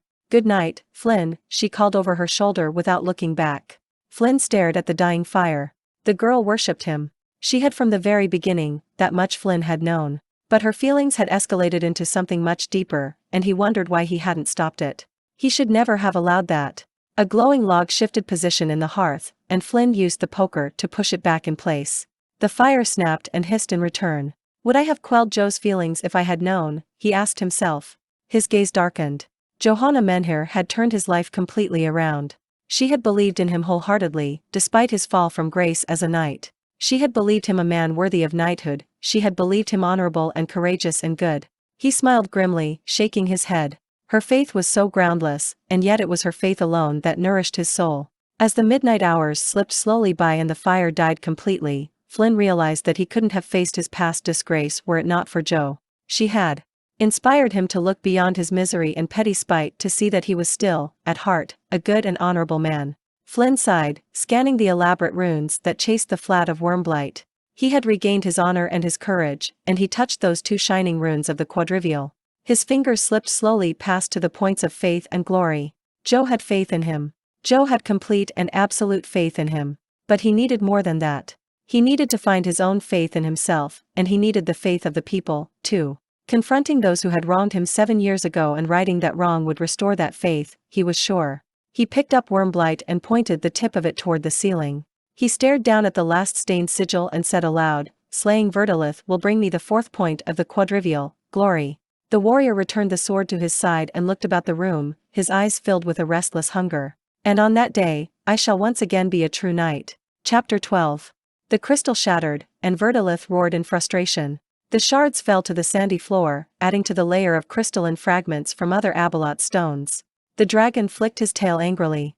A gold-spangled crown and an emerald scepter flew against the far wall of the lair. The crown crumpled on impact, and the scepter smashed a crack in the rock wall. Verdilith snorted, green fumes roiling from his nose. The Abeloth stones had grown unpredictable in their duration, fouling the dragon's plans. Worthless lackeys, Verdilith growled, his voice rattling hollowly through the lair. He scratched one scaly cheek. These stones are flawed. They should last hours, not minutes. He punctuated the words with a thunderous slap of his tail, and the cave rumbled like a great drum. The dragon hissed. Once he had watched Flynn for an entire night and day, whispering his magic words of despair over and filling Flynn with impotent rage. Previously, Verdilith could use the stones to plant evil thoughts and emotions into Flynn's mind. The dragon's seeds of fear and self-loathing had taken root and nearly turned Flynn's soul black. Now I can hardly even see him. Verdilith roared, the sound reverberating through the cavern. The dragon looked up at the twinkling ceiling far above. If only the woman hadn't happened by. Who is she? He wondered to himself. Who is this disruptor? The Abeloth's attack on her had been most untimely. The tiny traces of spittle remaining in her system rendered her nearly impossible to observe through the crystals. And where Flynn was, she was nearby. Since the arrival of the woman, Verdilith had gained only brief, tantalizing glimpses of his most hated enemy. Now only one unshattered crystal remained in Verdilith's hoard. The Wyrm shifted on his bed of gold and silver. Absently, he licked the coins and gems slipping through his front claws. One claw grasped a single large amethyst and squeezed. The gem shattered and Verdilith smiled hugely. He would be able to crush diamonds in not so many more years. The dragon let his thoughts drift away to the latest, most disturbing glimpse he had seen through the crystal. Flynn held aloft a great sword and spoke of slaying Verdilith to regain glory. He evaded my trap, the dragon seethed darkly, his sibilant voice echoing over the stone. Those stupid orcs. I'll have my revenge on them. Thoughts of the orcs dispersed when Verdilith remembered Flynn's shining sword. Wyrmblight. Verdilith seethed, a green cloud issuing between his teeth. Something dug unpleasantly into the dragon's side. He shifted his bulk on the treasure hoard and pulled out a silver urn. A leer of satisfaction flashed across his spear-like teeth as he looked at the now crumpled item. Then, flicking the scrap away, he returned to his musings. I should have killed Flynn the first time, he roared. The old witch's prophecy surfaced in his mind. One of you will die when next you meet. Yes, and that one will be Flynn. But he had wanted Flynn's death to be more than merely physical. He had wanted to kill the man's very soul. How delicious it has been to corrupt Flynn's honor from afar rather than simply bite him in two, Verdilith thought. He smiled. And how satisfying the man's suicide would have been. The dragon slowly licked one claw. But revenge takes many forms. Verdilith looked down at his last remaining Abeloth crystal. He needed more. He slid to one corner of his lair, pulling his massive bulk up before a large brazier. Reaching into a deep alcove, he pulled forth some aromatic herbs and flowers and placed them in the brass basin. Then he raked his claws along the rugged cave wall, sending a shower of sparks down onto the herbs. In moments, a fire flared to life. The sweetly scented smoke rose to the dragon's vapor-scored nostrils, soothing his senses. Drawing a deep breath, the dragon began to speak, the sounds rumbling low in his long neck. The ancient command words rolled out into the smoke and mingled with it. The miasma above the brazier began to thicken and swirl. Strange, bright colors glimmered through a veil of misty ash, like lightning bolts dancing behind summer storm clouds. But at last the colors coalesced, and the smoke took on the vague shape of a human's face. Your bidding is all, master, came a disembodied voice as indistinct as the face in the smoke. Bring me more Abeloth crystals, the dragon rumbled. Good ones this time. Make them if you must. Is that all, great one? The voice droned. No. The single word was nearly a roar, sharply contrasting to the servant's voice. Have you done the penance I set for you? A brief silence hung in the air, then the words, no, I have not. Do so. Verdilith hissed. Do not try my patience. Yes, master, came the barely audible reply. The image wavered and disappeared. Another shadowy face formed in the smoke, as indistinct as the first. It spoke. I understand Flynn has regained Wyrmblight. The words were smooth, without any detectable malice. Verdilith bared his teeth anyway. Yes, the dragon hissed. Don't fail in your revenge, Verdilith. Your domination of Penhaligon is critical to our plans. And, I must ask, the speaker paused, is that item I entrusted to you still safe? Verdilith smiled uneasily and said, yes. It is where you left it. His eyes wandered over to the 1-foot square box resting in a corner of his cave. It was a simple box, iron reinforced with steel. Not a single gem or rune graced it. Even the lock was an auspiciously simple clasp. Its looks were deceiving, however. Verdilith had spent more than a month trying to open the box, but to no avail. The clasp simply would not be undone, despite the dragon's best magical and physical efforts. And neither would the box break. Verdilith had carried the box to the loftiest height he could climb and then dropped it on the rocky wolfholds far below. A tiny, 1-inch scratch was his reward. Good, the voice replied. When you are finished with your business with Flynn and I have things settled here, I will take the box from you. Do you need anything? Only the Abalot crystals, but the other one is taking care of those.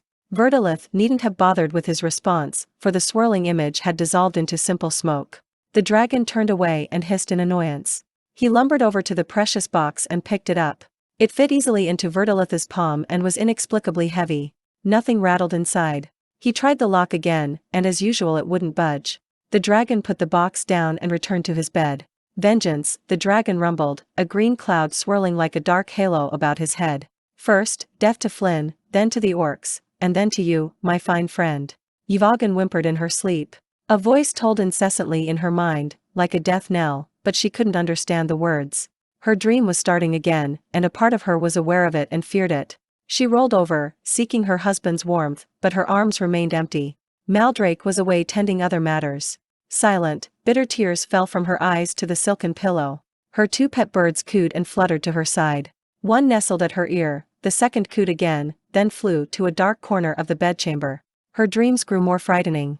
The dark, many-fanged creature entered them as he had so many times before. He was moving toward her, a man-shaped beast with brutal claws. A tiny groan escaped her lips. She knew of the dream and what was to come. She struggled to control her thoughts, to force the monster from her mind, but the angular creature continued toward her. She covered her face with her arm, trying to bar the vision from her mind. Still it came. The thing with the shining claws came to her bedside and bent over her. She couldn't breathe.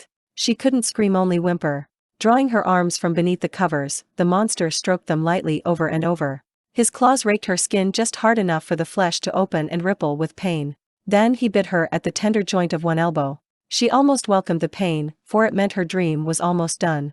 But something inside her fought back tonight, something that was suffocating. Her breath was being pulled from her body in wave after wave. Yvagan panicked and fought her way toward consciousness, thrashing in the bed. She had to awaken, she had to, or else she would surely die. With a sudden, strangled gasp for air, the woman sat up. Darkness surrounded her, the familiar darkness of her bedchamber. Beside her, a bird cheeped a complaint at having its rest disturbed. Automatically she soothed her pet, petting and stroking its downy buff feathers. Then something flew at her from the corner of the room, and she threw her hands around her head and gave a tiny shriek. But it was only her other bird, jealous for attention. She took it in her arms and lay back down. It cheeped plaintively. She noticed then how weak her arms felt, how cold and drained of life. She rubbed her hands across them. They felt wet and slippery. Am I still dreaming? She thought. This has never happened before. Concerned, she reached out to the table beside her and touched the lantern. Instantly, it sprang into magical light. Yvagan extended her arms before her and looked at them. Blood and jagged lacerations laced her white skin. She screamed. Terrell! Terrell! She cried for her advisor, her only friend with Maldrake away. Terrell! The doors to her chamber flew open, and the mage ran toward her. Lady Yvagan, he called. Is something wrong? Has someone disturbed your rest? In the room beyond, her other birds fluttered and cried out in alarm. How wonderful that they care for me, she thought suddenly. Terrell tottered to the bed and sat on its edge. Tearfully, Yvagan stretched out her arms to him. The mage's eyes grew wide. Oh, lady, he whispered. What have you done? What have you done to yourself? Yvagan shook her head in growing horror. He thinks I did this, she thought wildly. She shook her head again, desperate that he understand. Terrell, this is not what it seems. I didn't. The advisor put his hand on her shoulder and pressed her back into the waiting pillows. Calm yourself, my lady. I will fetch bandages and a cool drink for you. Terrell, you don't understand. Yvagan cried as the man walked away. I didn't do this. There was a monster, and he the monster of your dreams? Terrell inquired as he reached the door. Come, lady. We all know dreams cannot hurt us. The mage left the room, and Yvagan pounded her fists impotently on the silk coverlet beneath her hands. Why doesn't he believe me? She asked herself. He is my friend. More hot tears fell from her eyes. Here we are, lady, Terrell said, coming back quickly. He held up a goblet of wine and pressed it to her lips. Yvagan choked on the pungent bitterness. What is this? She asked. Something to help you sleep peacefully through the rest of the night. Didn't you take the draft I made you earlier? Terrell asked accusingly. Between swallows Yvagan replied, No, I didn't drink it. I didn't think I would need it, Terrell. But you always sleep so poorly when Lord Maldrake is away, lady, Terrell chided. He set aside the chalice and began applying salve to her injuries. That's true, but tonight was no different from the other nights I've had this dream, Terrell, Yvagan responded slowly, her tongue suddenly thick. Except that tonight I fought back. The mage pursed his lips. And that, my lady, is obviously how you hurt yourself. But I've dreamed the attack before, and there were never any marks on me then. Ah, but you didn't wake up those times, did you? That's because you never hurt yourself before tonight, which is why you woke up this time, Terrell said sagely. Yvonne tried to clear her muddled mind. What are you saying, Terrell? That I deliberately hurt myself? The man nodded, a twitch gripping his shoulders. I'm afraid so, lady. He applied one last dab of salve and a bandage. There, that's the last of it. But I don't understand, Terrell. Yvonne's voice dropped to a whisper. She could barely keep her eyes open. I don't understand. Why would I want to hurt myself? Why? Terrell gathered his things together and looked down at her. Her cloudy mind thought it heard the words, you'll find out soon enough, lady. Soon enough. The mage turned on his heel and left the room. Sir Brisbois nervously paced the flagstone bridle path leading to the back of the stables. White puffs of breath escaped his lips in the cold, biting air. It's just like Maldrake to make me wait, the knight muttered as he paced up and down the winding path, blowing on his hands to warm them. A few knights galloped past. Brisbois looked up for a moment, then turned away immediately when he didn't see Maldrake. The knights merely nodded and continued down the path. On their heels came another knight, who halted his steed beside the pacing man. Brisbois sighed inwardly, then gazed with irritation at the rider. It was Sir Lyle Greybough, the castellan of the castle. Good morning, Sir Brisbois, Greybough said affably, his gravelly voice cheerful and sincere. He was seated on a golden mare and bedecked in his finest armor. Good morning to you, Sir Greybough, Brisbois said brusquely. When Greybough made no move to continue down the path, Brisbois was forced to add, out of deference, and where are you off to this morning? I'm visiting some of the villages of Penhaligon today, Greybough said smoothly. After a pause, he continued, I'm going to institute some of the peasantry tax relief measures Lord Maldrake and I devised.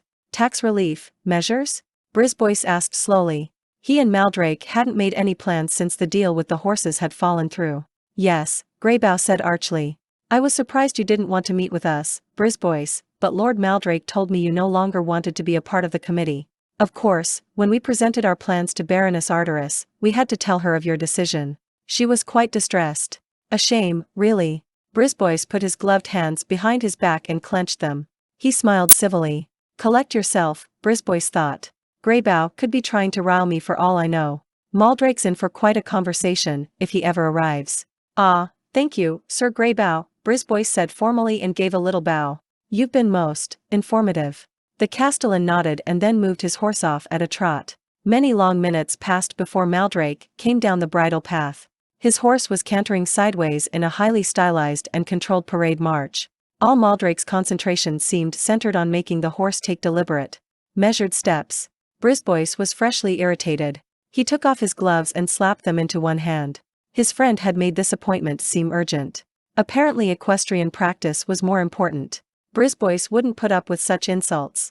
With a flourish, Lord Maldrake dismounted from his horse and bowed elaborately before the knight. Brisbois, he shouted with great affection. Have you been waiting long? Maldrake, Brisbois growled. You were supposed to be here an hour ago. Oh, please, Brisbois, Maldrake looked pained. Isn't there something else we can talk about? Yes, there is, retorted Brisbois. We can discuss just exactly what you're doing with Greybough, or we can discuss what happened to Yvonne. Oh, that, Maldrake scowled. Nothing more than she deserved. Maldrake, Brisbois shouted. She's your wife. Don't you care about her? The young lord crossed his arms and looked both bored and annoyed at the same time. Look, Brisbois, there's something you should know. I was never in love with Yvonne, not even in the beginning. Our feelings were all one-sided hers. I only wanted to marry her because she was a Penhaligon and Arteris is far too icy for my tastes. Marrying Yvonne was a good move for me, and I'm grateful for your discrediting her previous husband. Maldrake. The blonde lord held up his hand. As to Yvonne's deserving anything, the only thing she deserves is to be thrown from the highest tower. Maldrake's green eyes flashed, and his pale skin turned red. That woman killed my son, Brisbois, and you want me to be worried about her? Those little scratches she gave herself are nothing. I wish she'd clawed out her jugular. Brisbois shook his friend. Stop it, man. Can't you see? Yvonne's innocent. She didn't kill that pitiful being you called your son. And she didn't wound herself. It's that damned wizard who did both.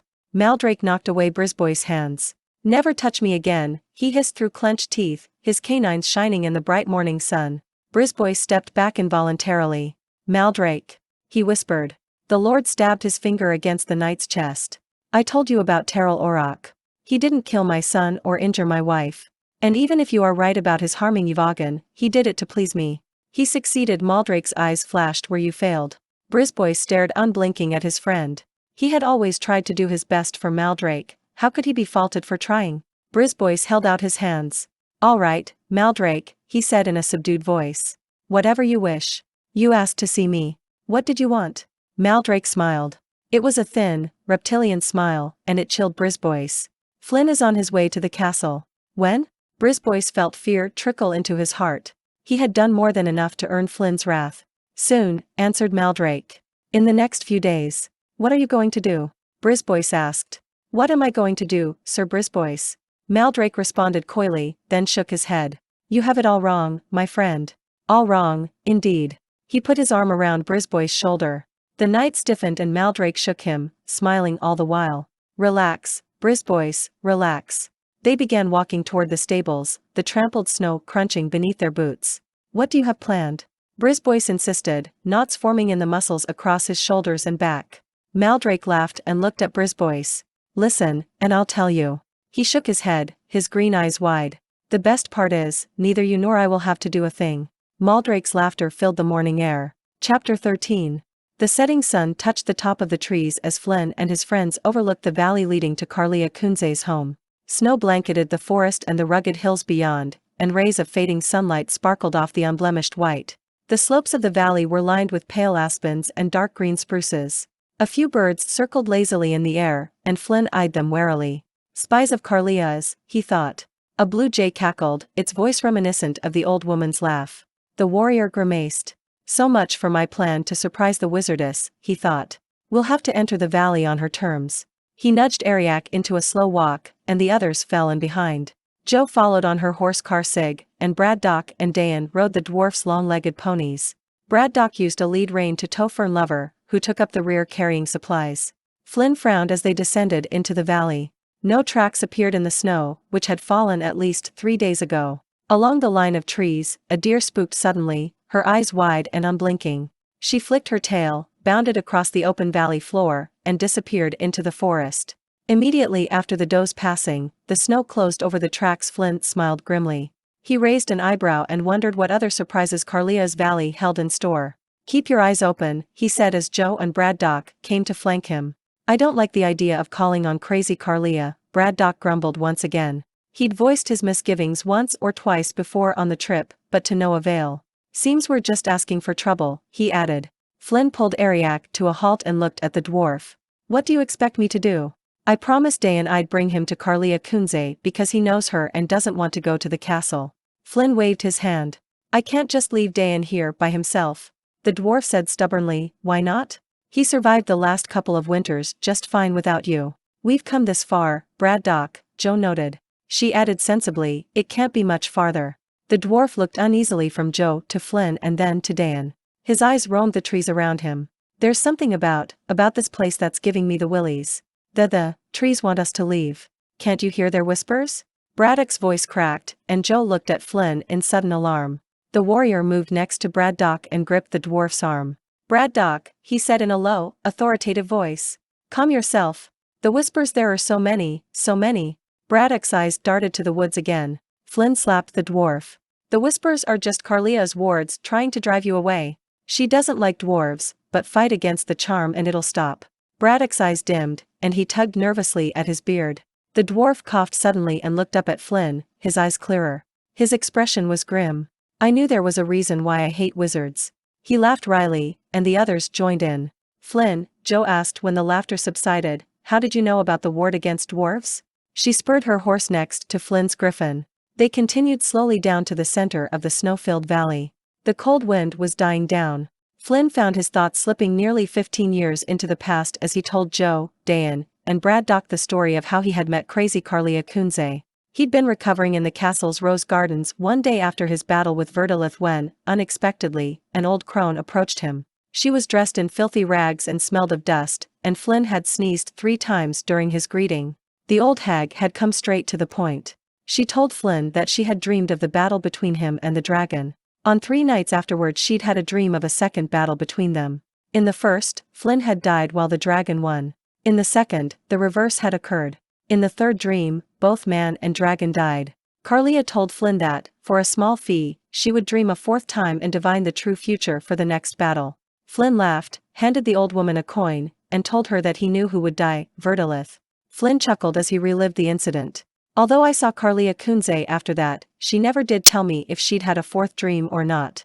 And I never asked her. Flinn finished his tale as they reached the valley floor. Why didn't you ask? Joe asked curiously. Dayan echoed the question. Braddock was still eyeing the woods suspiciously and paid little attention to Flynn's story. The warrior shrugged. I prefer not to know my fate. Flinn lapsed into silence, his thoughts returning to the strange wizardess. Once, in the middle of the night, he had walked onto the parapets of the castle and found Carlia there. She told him she was settling in the hills northeast of the castle and that she wanted advice on how to protect her home. Flinn readily complied, telling her the kinds of defenses he would create. Snow that could conceal tracks after their creation had been one of his suggestions, and he was flattered she'd taken it. Abruptly, as though he hadn't interrupted his tale earlier, the warrior stated, unfortunately, word got out about Carlia's prophecy. First it was rumored that Verdilith would die. Flinn shook his head. People actually prayed for the dragon's return so I could kill it. When did the prophecy change? Joe asked. After my fall from grace. People said then that I would die if I was to meet up with Verdilith.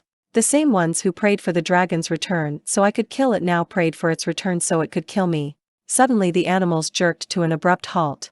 Ariak squealed and flapped his stubby wings, and Karsig and the ponies whinnied.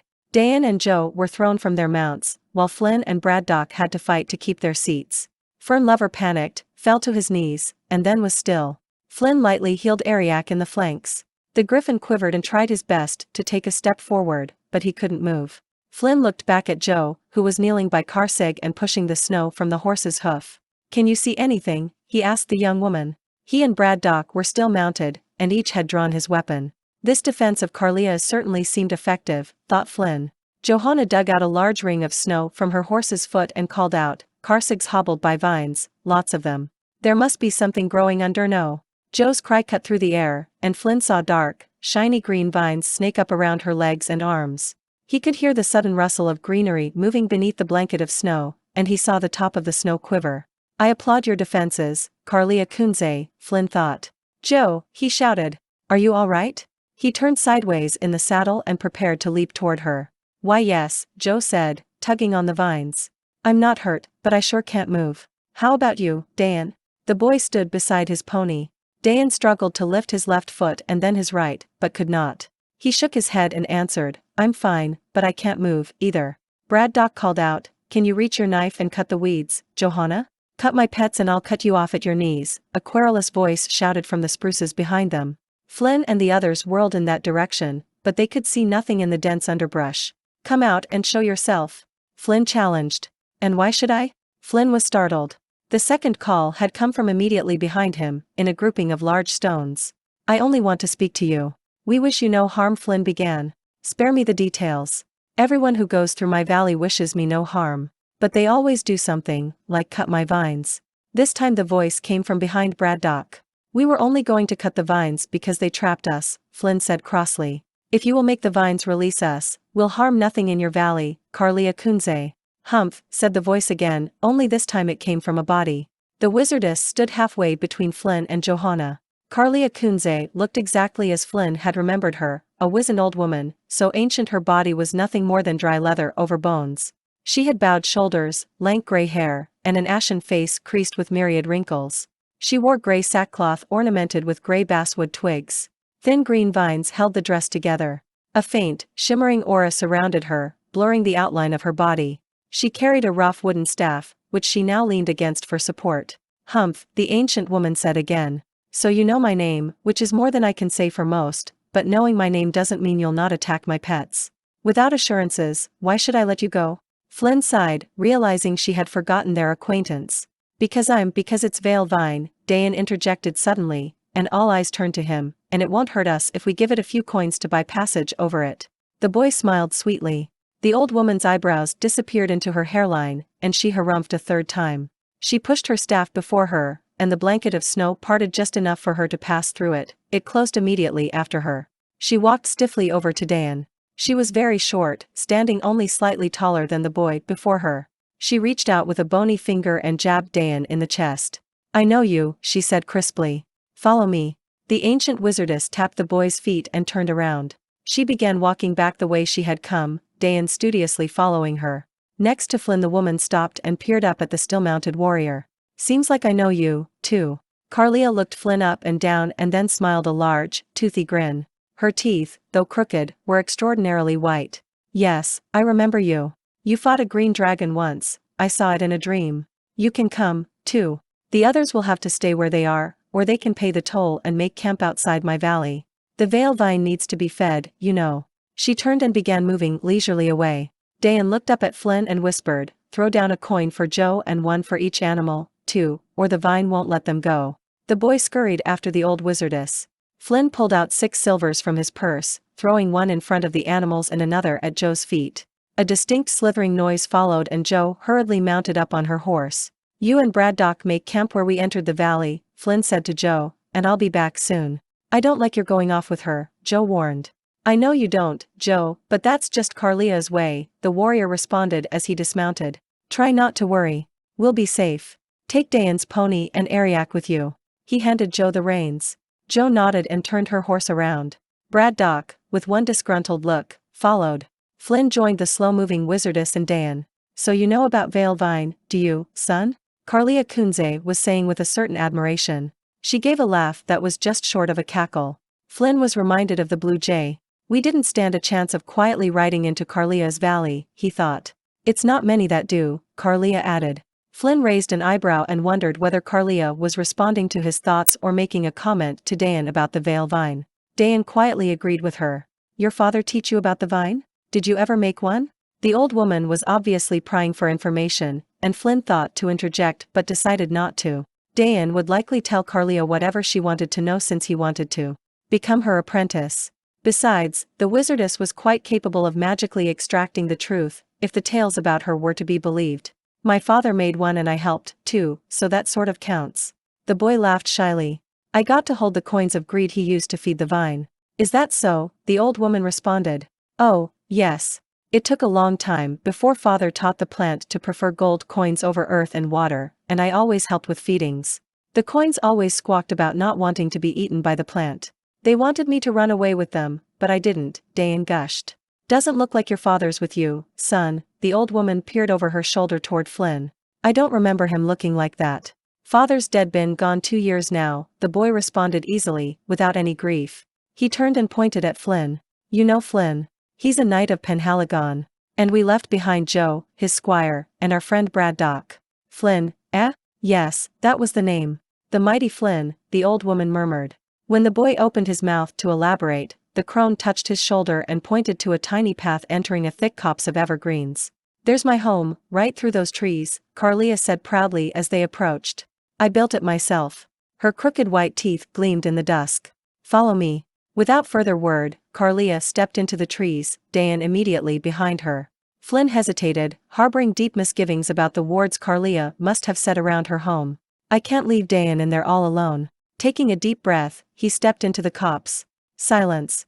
He could still see the spruces and smell the pines, but all sound ceased. Nothing moved inside the still woods, and the magical blanket of snow had already erased the tracks of the wizardess and the boy. Flynn continued forward, expecting to see Carlia's house.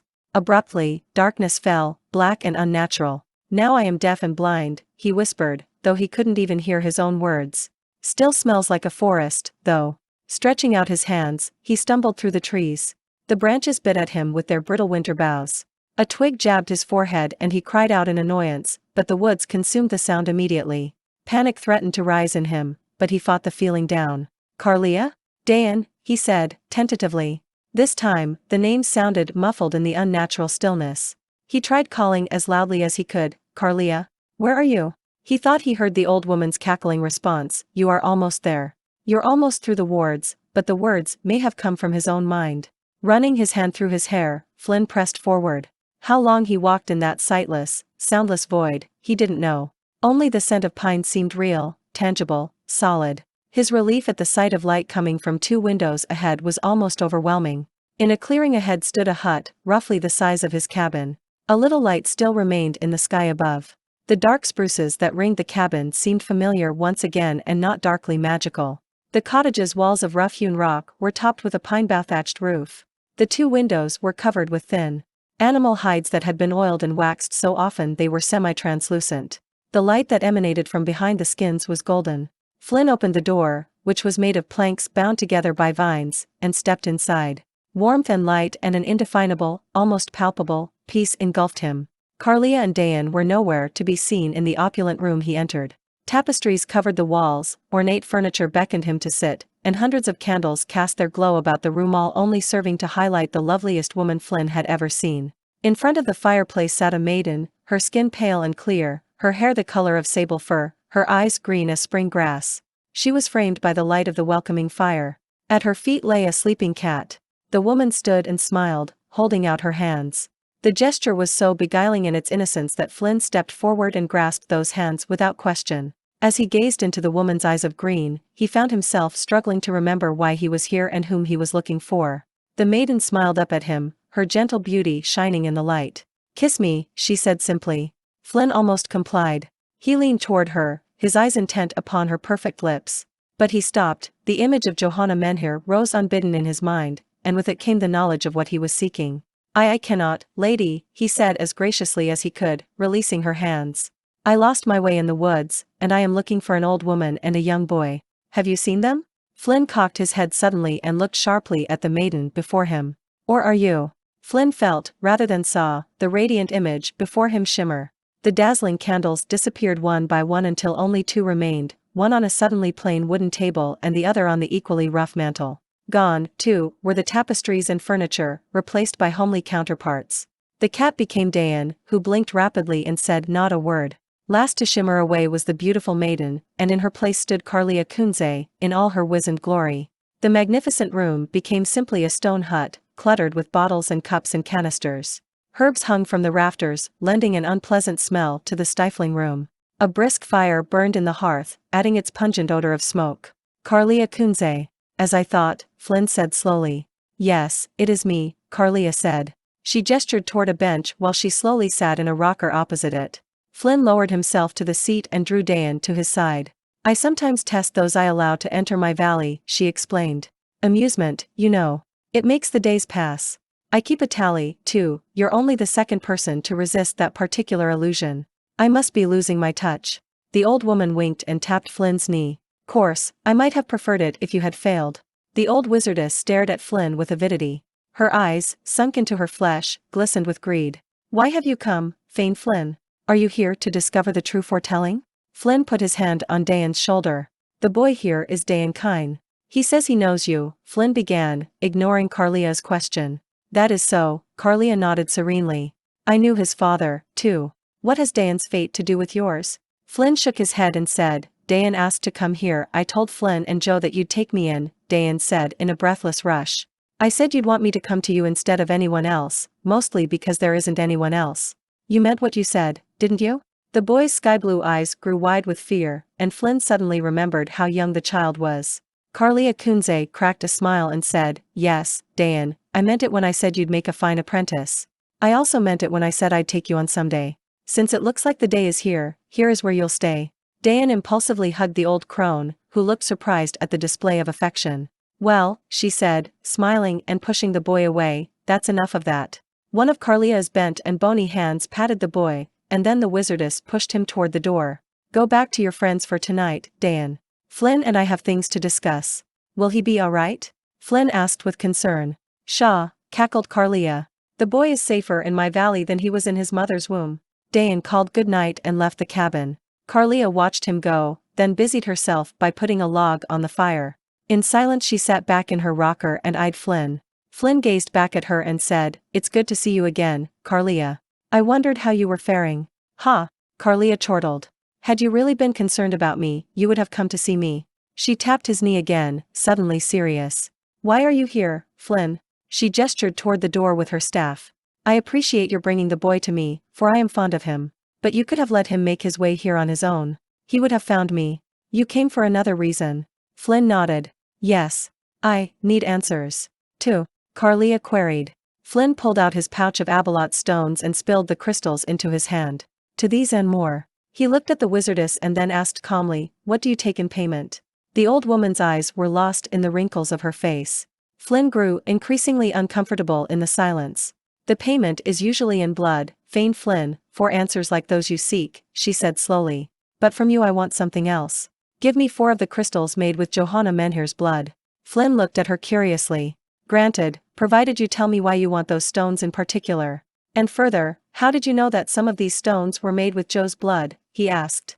The Veil Vine is more than a toll. It also reads a person's history so that I know who enters my valley. But the vine couldn't read much of your squire's life, save that she'd been bitten by an Abalot. Carlia warmed to the subject. There's something about Abalot spittle that defies detection. It's very difficult to spy on someone like Joe, even using crystals made with the Abalot's own blood. Carlia reached over and took 4 of the dark red crystals from Flynn's hand. These were inside your squire a long time. They are well made and probably more powerful than most other human blood crystals I've seen. Johanna nearly lost her life in making these. Although these stones won't allow communication like those made of the Abalot's blood. But we heard Verdilith through one of Joe's crystals when she saw him in his lair, Flynn interjected. So the vines told me, the old woman nodded.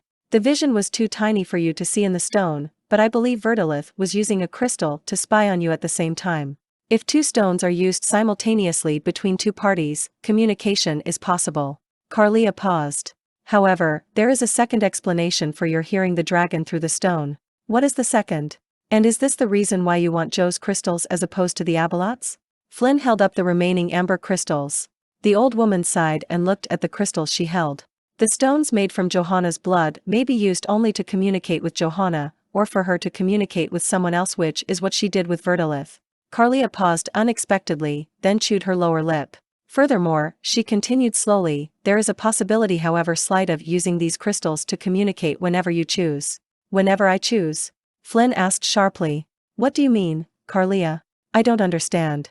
The old woman was quiet, as if weighing her words.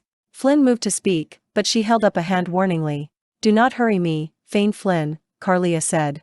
She pursed her lips, blowing air through them in a soundless whistle. At last she spoke. It is true that some crystals can cut across not only the barriers of space but those of time as well. They allow communication across the years, she said slowly, even with someone who is dead. Yes, some of the stones are that powerful. But the effort to make such contact is immense and requires much skill. Flynn stared at the crystals in his hand. Tomorrow I am going to the castle of the 3 sons to right a wrong done to me 7 years ago.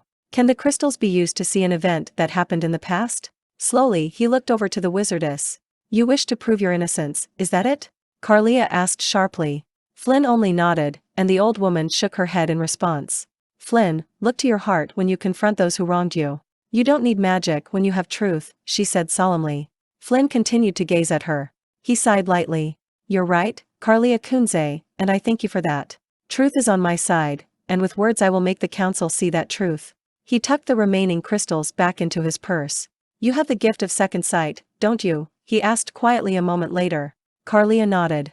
It's true I have the gift or the curse, as the case may be. It has become a fickle one of late. She paused and then continued, her eyes intent on the warrior. However, it would be a simple matter to see what lies in your future, for it is a short one, Fain Flinn.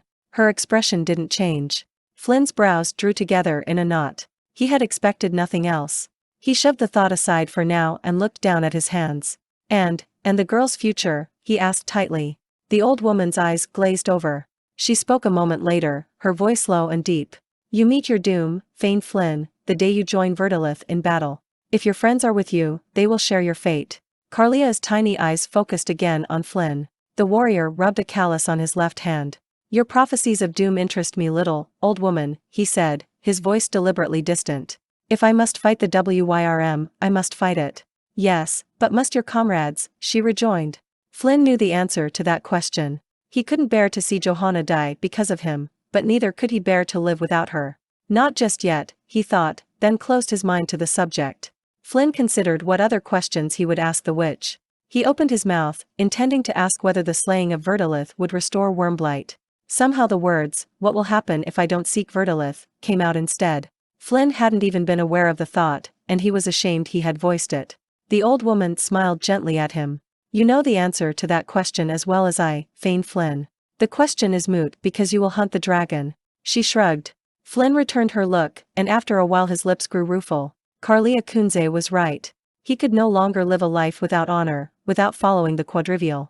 Slaying Verdilith and avenging both Bywater and himself would ensure that he attained all the points of the quadrivial. His thoughts took a different turn. For Joe's sake, he could live without following his knightly code of ethics. They could build another cabin, a larger one. They could forget about vows of honor and live a blissful life, cut off from the troubled world. A blissful life? He thought. I am a fool and a coward. I cannot turn back from the path now. I cannot betray Johanna's faith and belief in me. I must slay Verdilith. Carlia Kunze coughed once, discreetly, to draw his attention. I think it's time, Flynn, for you to use the Abeloth's crystals. The old woman's voice was sharp and high-pitched. Her thin hand trembled before she rested it on her staff. Flynn stared at her. For what purpose? His voice was singularly gruff, and he fixed his gaze on the wizardess. To see what you are to face. It's time you take a look at your enemy. The dragon will see us as well, Carlia, Flynn argued. And I won't put you in jeopardy for an action of mine, not as I did the town of Bywater. He shook his head. The crone held up a hand, halting Flynn's refusal. The Wyrm won't see us, for this valley is protected well from such as he. But we will see what he is planning, and thus you will be forewarned. Carlia brought out a copper brazier and filled it with small embers from the hearth's fire. When the brazier was ready, she asked Flynn for one of the Abeloth stones. She looked at it closely. Hastily made. I'd say they won't be good for much. But let's see what we'll find out with this one. Hopefully we'll learn enough so we don't have to use another. She placed the crystal in the brazier, and both she and Flynn peered into the basin. Concentrate on the dragon, but don't call out his name. We can talk because the dragon won't be able to see or hear us through my wards unless we say his name. After a pause, Carlia said, It's starting. The old wizardess drew some powdered quartz from a pouch and sprinkled it over the burning embers, taking care not to scatter any on the crystal itself. I've enlarged the crystal so we won't have to peer so closely into it. Ah, here we are. Flynn looked at the crystal, which Carlia's magics had enlarged 10 times. As before, he caught the sensation of movement first. Then the images shimmered and coalesced into a coherent vision. Flynn gave one anguished cry, no, and jumped to his feet, knocking over the bench behind him. The warrior leaped across the floor and out the door. Jo sat close to the fire, her front too hot and her back too cold, despite the fur wrapped around her shoulders. I wish you had let us camp in the valley, Braddock, or at least next to the woods, she said petulantly as the wind howled through their camp again. The dwarf had insisted on camping at the rim of the valley in a stony, barren plain. Although the snow lay shallow on the ground, the wind whistled endlessly and chilled Jo to the bone. I told you before, I want to stay as far as possible from that woman, her trees, and her vines. Braddock snapped. At least out here in the open she can't hurt us. The young woman was too distracted to keep up the argument. Instead, she listlessly stabbed the fire's embers with a stick. Braddock sat at her side, drinking a cup of mead. Dayan had returned a while ago, eaten his meal, and was already asleep inside the tent Braddock had supplied for Jo and Dayan to share. Flynn and the dwarf shared the other hastily erected tent. What do you suppose is going on down there? Jo asked for the 4th time that evening. Same thing as I told you last time, Braddock said tersely. Relax, Johanna. Flynn is with a friend, at least I think she's supposed to be a friend, and he'll return as soon as possible. He sipped his drink and hummed a little beneath his breath. Jo usually found the bass rumble pleasant, but tonight she found it irritating. It's just that tomorrow we head out for the Castle of the Three Suns, she said. What if Flynn doesn't return? What if the witch does something to him? I see it now, the dwarf smiled, though not unkindly. You're not so much concerned about Flynn as you are about reaching the castle tomorrow, aren't you? Jo rubbed one of her hands. She broke the stick and threw the pieces on the fire. You're right, Braddock. I'm worried about nothing. Flynn is with a friend, and they're just talking about old times or whatever. He'll be back soon, and tomorrow will. Jo choked on her words, her flesh suddenly crawling. She could feel the hair on her neck stand on end. She looked at Braddock, who glanced back at her curiously. Then very slowly, very carefully, Braddock's eyes shifted to the darkness behind Jo, and his eyes went wide. The would-be squire touched the tail at her side and blinked 15 paces away. Braddock rolled aside, but he wasn't quick enough.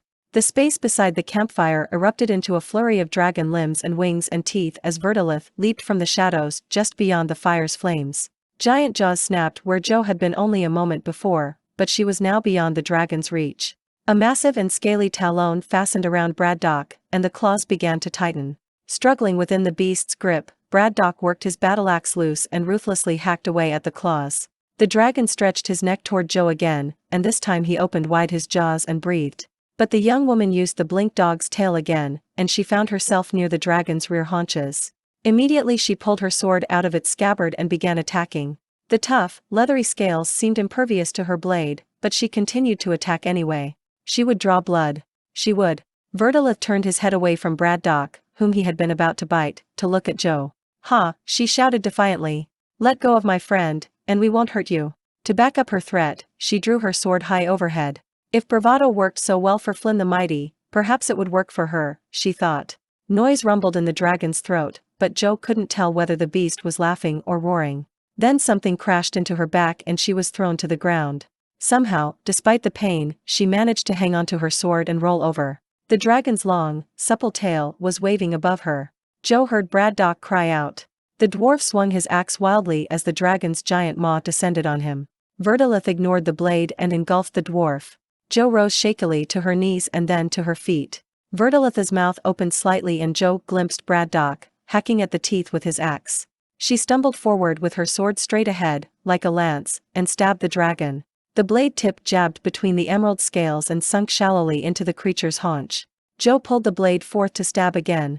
A sudden burst of color and light appeared in front of the dragon's face. Surprised, Verdilith dropped Braddock.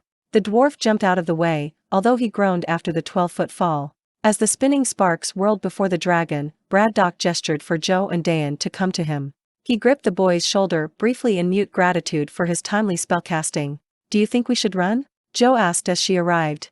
The dwarf shook his head. "Our only chance is to make a stand and hope Flinn's on his way." The colorful sparks faded away, and in their place doves and rose petals fluttered on the wind. Blinking, the dragon turned toward Joe, Braddock, and Dayan. Again came that low rumble Joe now knew was the dragon's laugh. She trembled in fear, certain she was about to die, but she remembered Flinn's words about facing danger even when afraid. She shifted her sword a breadth higher. She couldn't let Flinn down. A shining burst of light raced toward them along the rim of the valley. The streak came closer. It was Fain Flinn, bathed in such a white, radiant light that he was both beautiful and terrible to behold. He held Wyrmblight high over his head and prepared to charge. "Remember the prophecy, Wyrm," heckled a crone's voice in the darkness. The words were repeated over and over again, in waves that echoed out from the valley. Joe felt the earth beneath her feet begin to slither toward the dragon. The veil vines crept through the snow and onto the barren ground of the camp. The leaves rustled and took up the chant where the echoes left off. Flinn halted before the dragon, his sword arced back in a formal invitation to battle. He was still bathed in an eerie, white glow that made him seem twice as tall as normal. "What say you, Verdilith?" Flinn's voice rang out, deep and penetrating, shaking the ground. Joe felt something akin to awe strike her at the ominous sound. The warrior advanced 2 steps. A rumble started in the dragon's throat, and this time it emerged as a full-fledged laugh. "I say that now is not the time for us to meet, Flinn the fool," Verdilith said in heavy, dragon-accented common. "And as they say, tomorrow is a better day to die." Verdilith launched himself into the air. 3 heavy flaps of his wings saw the dragon aloft and out of sight in the night sky. The blasts of air from the gigantic wings buffeted everyone but Flinn to the cold, stony ground. The warrior staggered backward from the wing beats, but he remained standing. Joe and the others ran to Flinn when the dragon was gone. The odd, scintillating light around him was fading. He looked tired and strained, and Joe wondered what spells had been cast upon him. Carlia Kunze came out of the shadows and joined the group at the campfire. "What did Verdilith mean about tomorrow being a better day to die?" Joe asked anxiously. Flinn put his arm around her shoulders and shook his head. "I don't know, Joe, but your guess is as good as mine." He looked at Joe, then at Braddock and Dayan and finally Carlia. "Tomorrow we find out." Flinn's lips tightened, and his expression grew grim. Chapter 14. Flinn pulled Ariak to a halt and dismounted. The warrior stroked the griffin's neck, nervously plucking out a few stray feathers. Beside him, Joe, Braddock, Dayan, and Carlia halted their beasts and dismounted, too. Joe strode through the snow to stand beside Flinn, not saying a word. There, on a promontory that overlooked the Penhaligon valley, stood the castle of the 3 Suns. Its limestone walls glittered whitely in the mid-morning sun, and the clay tile roof glowed with red splendor. Flinn's eyes tightened to hold back the tears that threatened to fall. It has been so long, he thought, so long. The castle itself was diamond-shaped, the main approach and angle towers comprising the points. Four other towers supported the outer walls, which presented a formidable barricade to the world. These 8 outer structures stood 4 stories high, and a single tower rose twice that height from the center of the castle. The tall structure was the keep, or dungeon as some called it in the old tongue. The castle of the Penhaligons had no moat, the sheer and rocky slopes around it made assaults nearly impossible. The main thoroughfare leading to the castle was a narrow, winding road, nothing larger than 2 merchant wagons could pass side by side. Approaching the castle from any other direction involved climbing the steep hill on which the castle stood. An easy trail led from the wolfholds down to the curving castle road. In little more than 2 hours, Flynn would confront his past and regain the people's faith in him, as well as his faith in himself. He turned to face the others. "Listen to me," he began. "This is something I must do by myself." His dark eyes studied each of their faces. "If you think you're going alone, forget it. We want to go with you," Johanna said clearly. She gestured at the wizardess, then crossed her arms. "Carlia and Dayan didn't come along for the ride. They came because they want to see you be rightfully reinstated as a knight. We're coming with you, we've come too far to turn back." Her brows knitted stubbornly. Briefly Flynn wondered why these people should care about him, but he was grateful nonetheless. It had been so long since he'd had friends, true friends. "If you insist. I would be pleased to have you there," Flynn said steadily and then smiled. Braddock spoke up. "What else would we do? Besides, what if Verdilith has plans for you? What would you do, Jay, without us?" "At the castle?" Flynn was incredulous. "The castle of the 3 Sons is powerful and well armed. Verdilith wouldn't stand a chance attacking there. The castle's inhabitants are also renowned for their purity of heart. No one there would ever have dealings with a beast like Verdilith." Flynn was affronted at the very idea. "I think the dragon was trying to frighten us with his warning. I think he would have attacked us by now if he'd had plans to do so." Braddock jerked his thumb toward the castle and said gruffly, "It's been 7 years since you were there, Flynn. You don't know what's happened since you've left, and you have no idea whether the people are still pure of heart. After all, Brisbois is still there, isn't he?" The dwarf's lip curled in a sneer. Flynn looked away from the dwarf and then back. One bad apple doesn't always spoil the rest in the barrel, particularly if it's removed. "That's what I intend to do with Brisbois." Flynn's voice grew cold. "As to Verdilith, if he fulfills his threat to attack today, he'll do so on the road to the castle out in the open. If Verdilith is down there waiting for me, yes, I'll need your help." Flynn thought of Carlia's prophecy. He knew he was risking his friends' lives by taking them with him, but some instinct told him now was not the time of Verdilith's choosing. His instincts had always been true in the past, and he hoped they would be again. Jo uncrossed her arms and said, "Then let's get this over with." "Enough said." She grabbed the reins to Karsig, mounted the gelding, and smiled down at Flynn. The warrior cocked an eyebrow. "Remember the protocol I taught you, Jo," he said dryly. "Once we get to the road, ride to the left and behind me by 2 lengths, no more, no less. And when we go inside, you follow to the left and behind at 4 paces. Jo nodded coolly, one hand on the pommel of her sword. Flynn mounted Ariak and called to Braddock, Dayan, and Carlia, who was riding Fern Lover, "The rest of you should follow a little way back. If Verdilith does attack, we don't want to be lumped all together. If you're behind me, that'll give you a chance to rush to my defense." Flynn smiled his lopsided grin. The dwarf fixed the tall warrior with his good eye and said, "We'll watch your back." Carlia cackled. Flynn continued, "Once we're safely inside the castle, you 3 are on your own. There's plenty to see or you can come to the Great Hall, which is where Jo and I will be. Today is open court, they hold it the same day of every month, and I will have my chance to speak to Baroness Arteris and the council. Hopefully they will listen to me. If not," Flynn shrugged, "it would be good to have you on hand." He smiled reassuringly and turned back to face the valley. Without further ado, the warrior guided Ariak down the path toward the castle road, and the others fell in behind him. The sun shone warmly on the softening snow, and the wind had died down. "Spring's on her way," Flynn murmured to himself. Ariak appeared to feel the same enthusiasm, for he picked up his claws and nearly pranced down the path. Karsig eagerly kept pace, shaking his head and arching his neck in response to Ariak. Jo moved beside Flynn. "Karsig's a delight to ride. I don't think I've ever ridden a finer animal," Jo said easily. She flashed Flynn a smile, and Flynn suddenly saw that she was beautiful. Without volition, he smiled in return. They fell into companionable silence for the rest of the short journey down the hill's path. Before long, they could see the winding road leading to the castle. The rumble and clang of a merchant caravan rose in the still air. As Flynn and the others approached the crossroads, the 2 wagons passed by, heading toward the castle. The noise was coming from the metal pans hanging along the wagon's sides. Other bits of metalwork hung from the wagon, harness rings, axe heads, chisels, and tools. No one else was in sight, and Flynn held up his hand to Joe and the others to halt. "We'll wait here until they're a little farther up the road.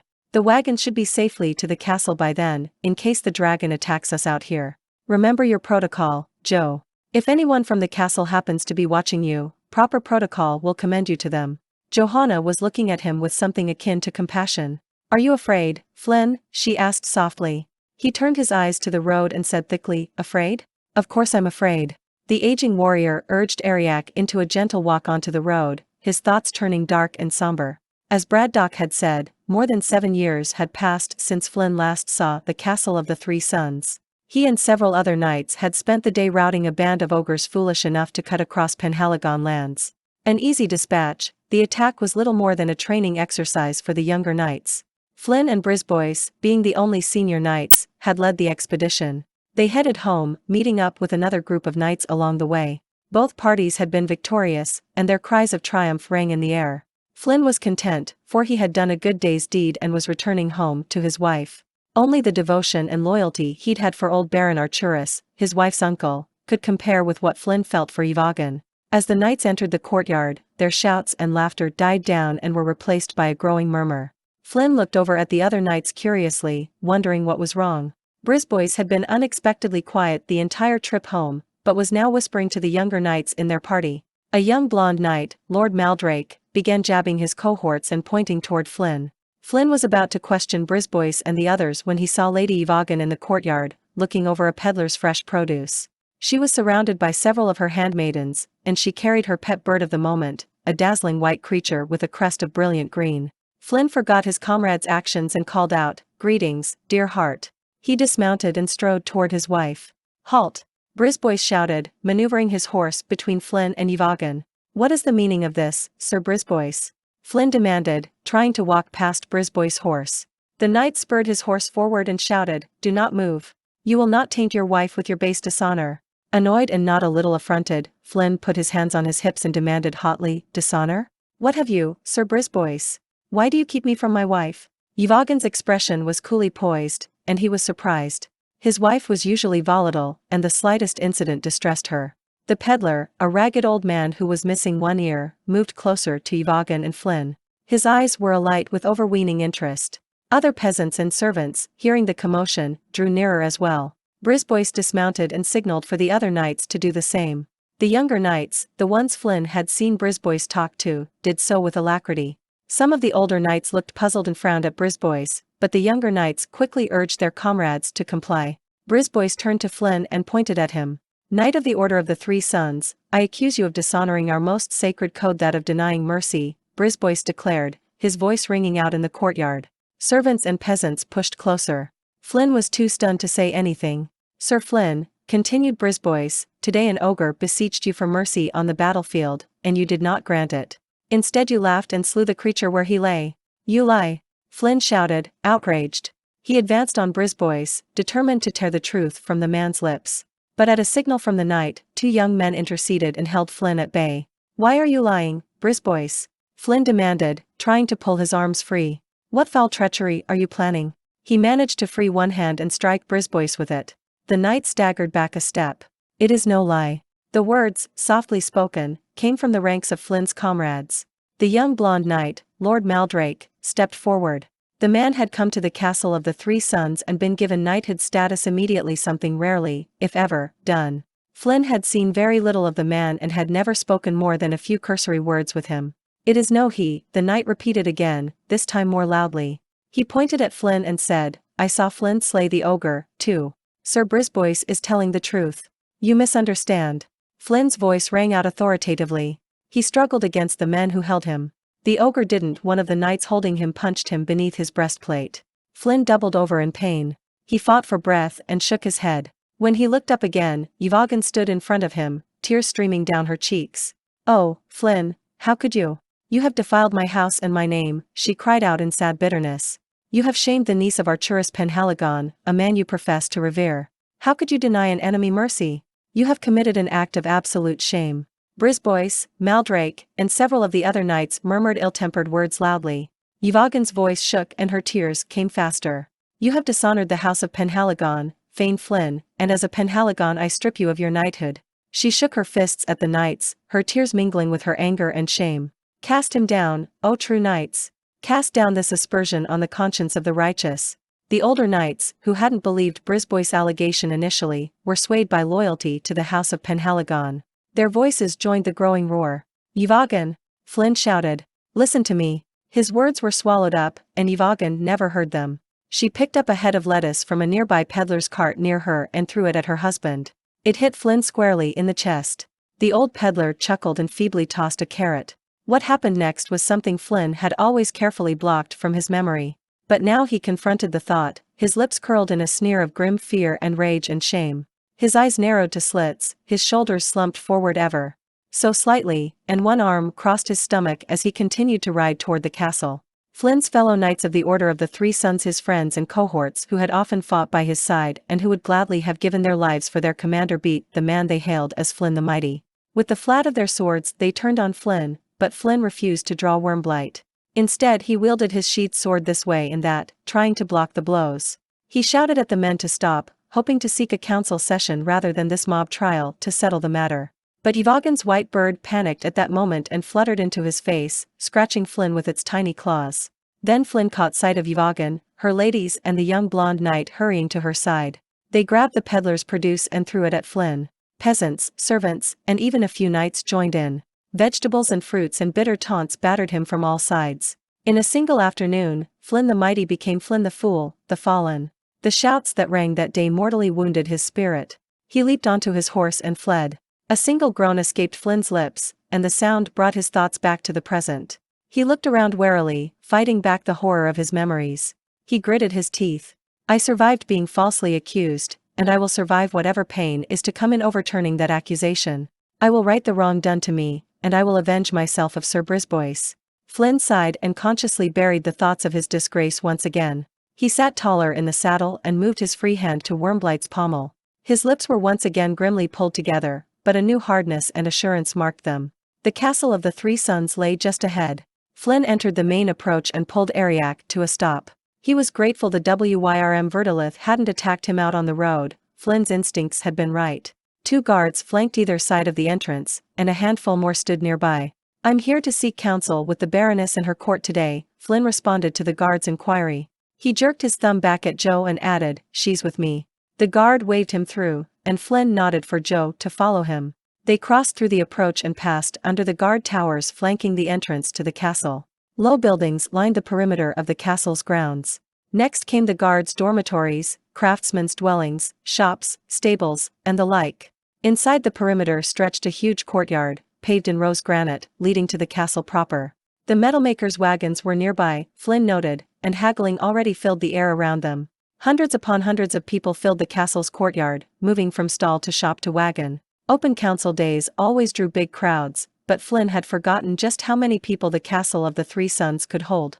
The air rang with bickering voices and laughter. Hawkers and merchants milled about, trying to steal each other's customers away. Ragged peasant children ran wild, playing games or begging for food.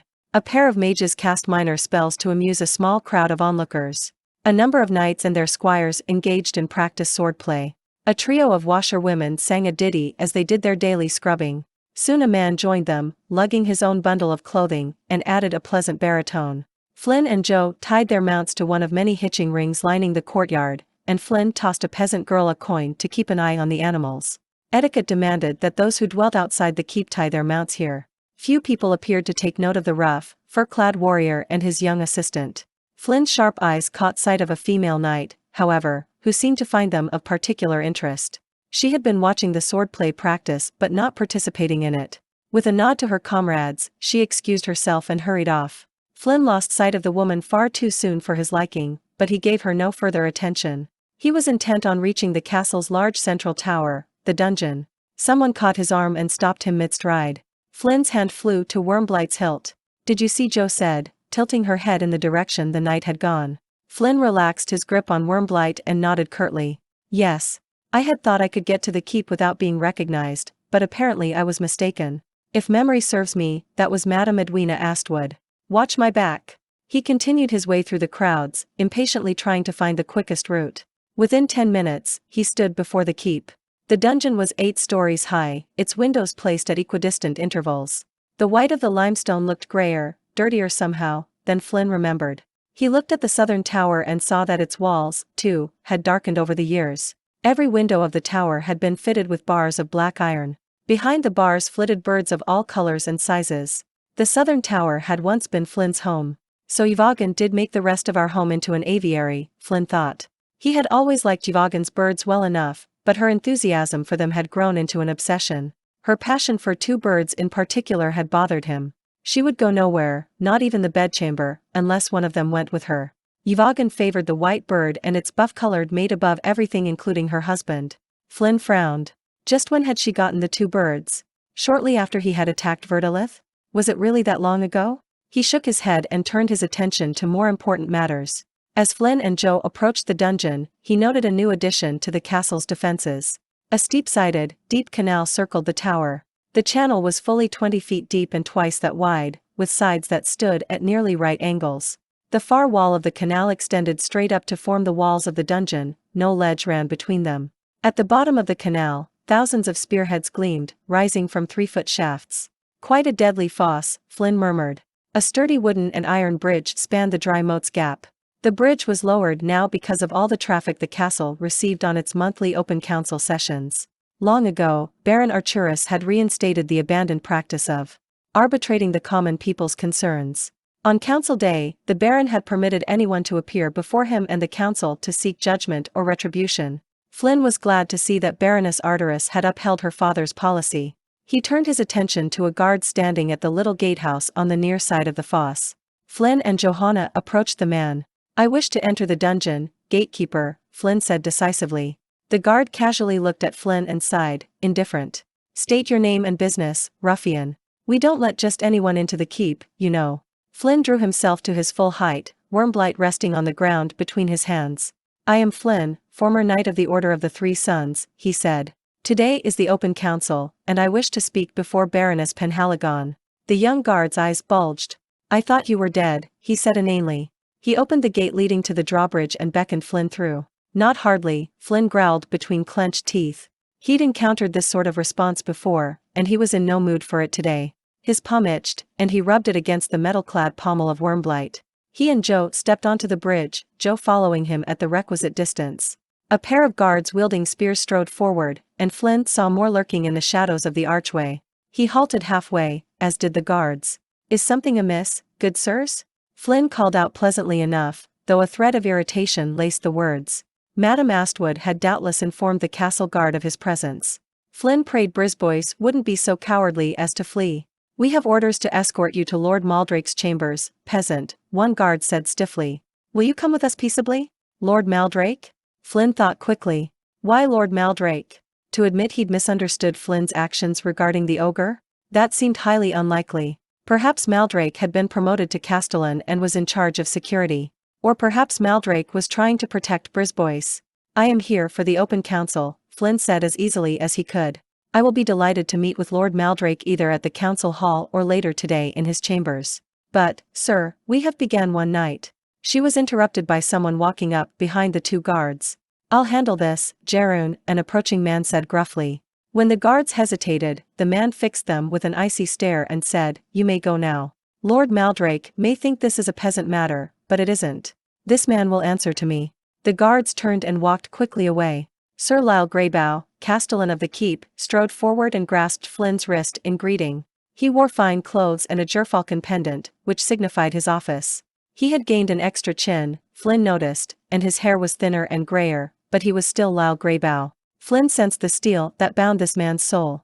The Castellan's position had always been, by tradition, filled by the knight most revered in all Penhaligon, and the rule still held true. Flynn had once hoped to take Greybow's place when the man was ready to step down. Fain Flinn. "As I live and breathe, I always knew you'd return one day, but events like this are unexpected, nevertheless," Sir Greybough said. "It's good to see you again, Sir Greybough," Flynn said formally. "I'm on my way to the council to explain the truth about what happened when I left here so many years ago." "Aren't you on the council anymore?" "Yes, I am. However, I couldn't pass up welcoming you back personally. I have my spies, and they told me you were here," Greybough added conspiratorially. It's about time you returned. I wish I'd been around when you were accused. You deserved a fair trial and not a mobbing. I'd have kept the young hotheads in tow if I'd been there, believe me. But today will be your chance to amend old wrongs. Be careful, the same people who wished you ill back then are still here. Sir Greybough gestured toward the dungeon, and they began walking into the keep. As they did, the old knight looked over his shoulder at Joe. See, you found yourself a squire. Least she knows protocol. Things have gotten a bit slack around here of late, but the Baroness is trying. We make do. You mentioned people who wish me no good, Sir Greybough, Flynn said after a moment's silence. Sir Brisbois, for one, obviously. Is Lord Maldrake another?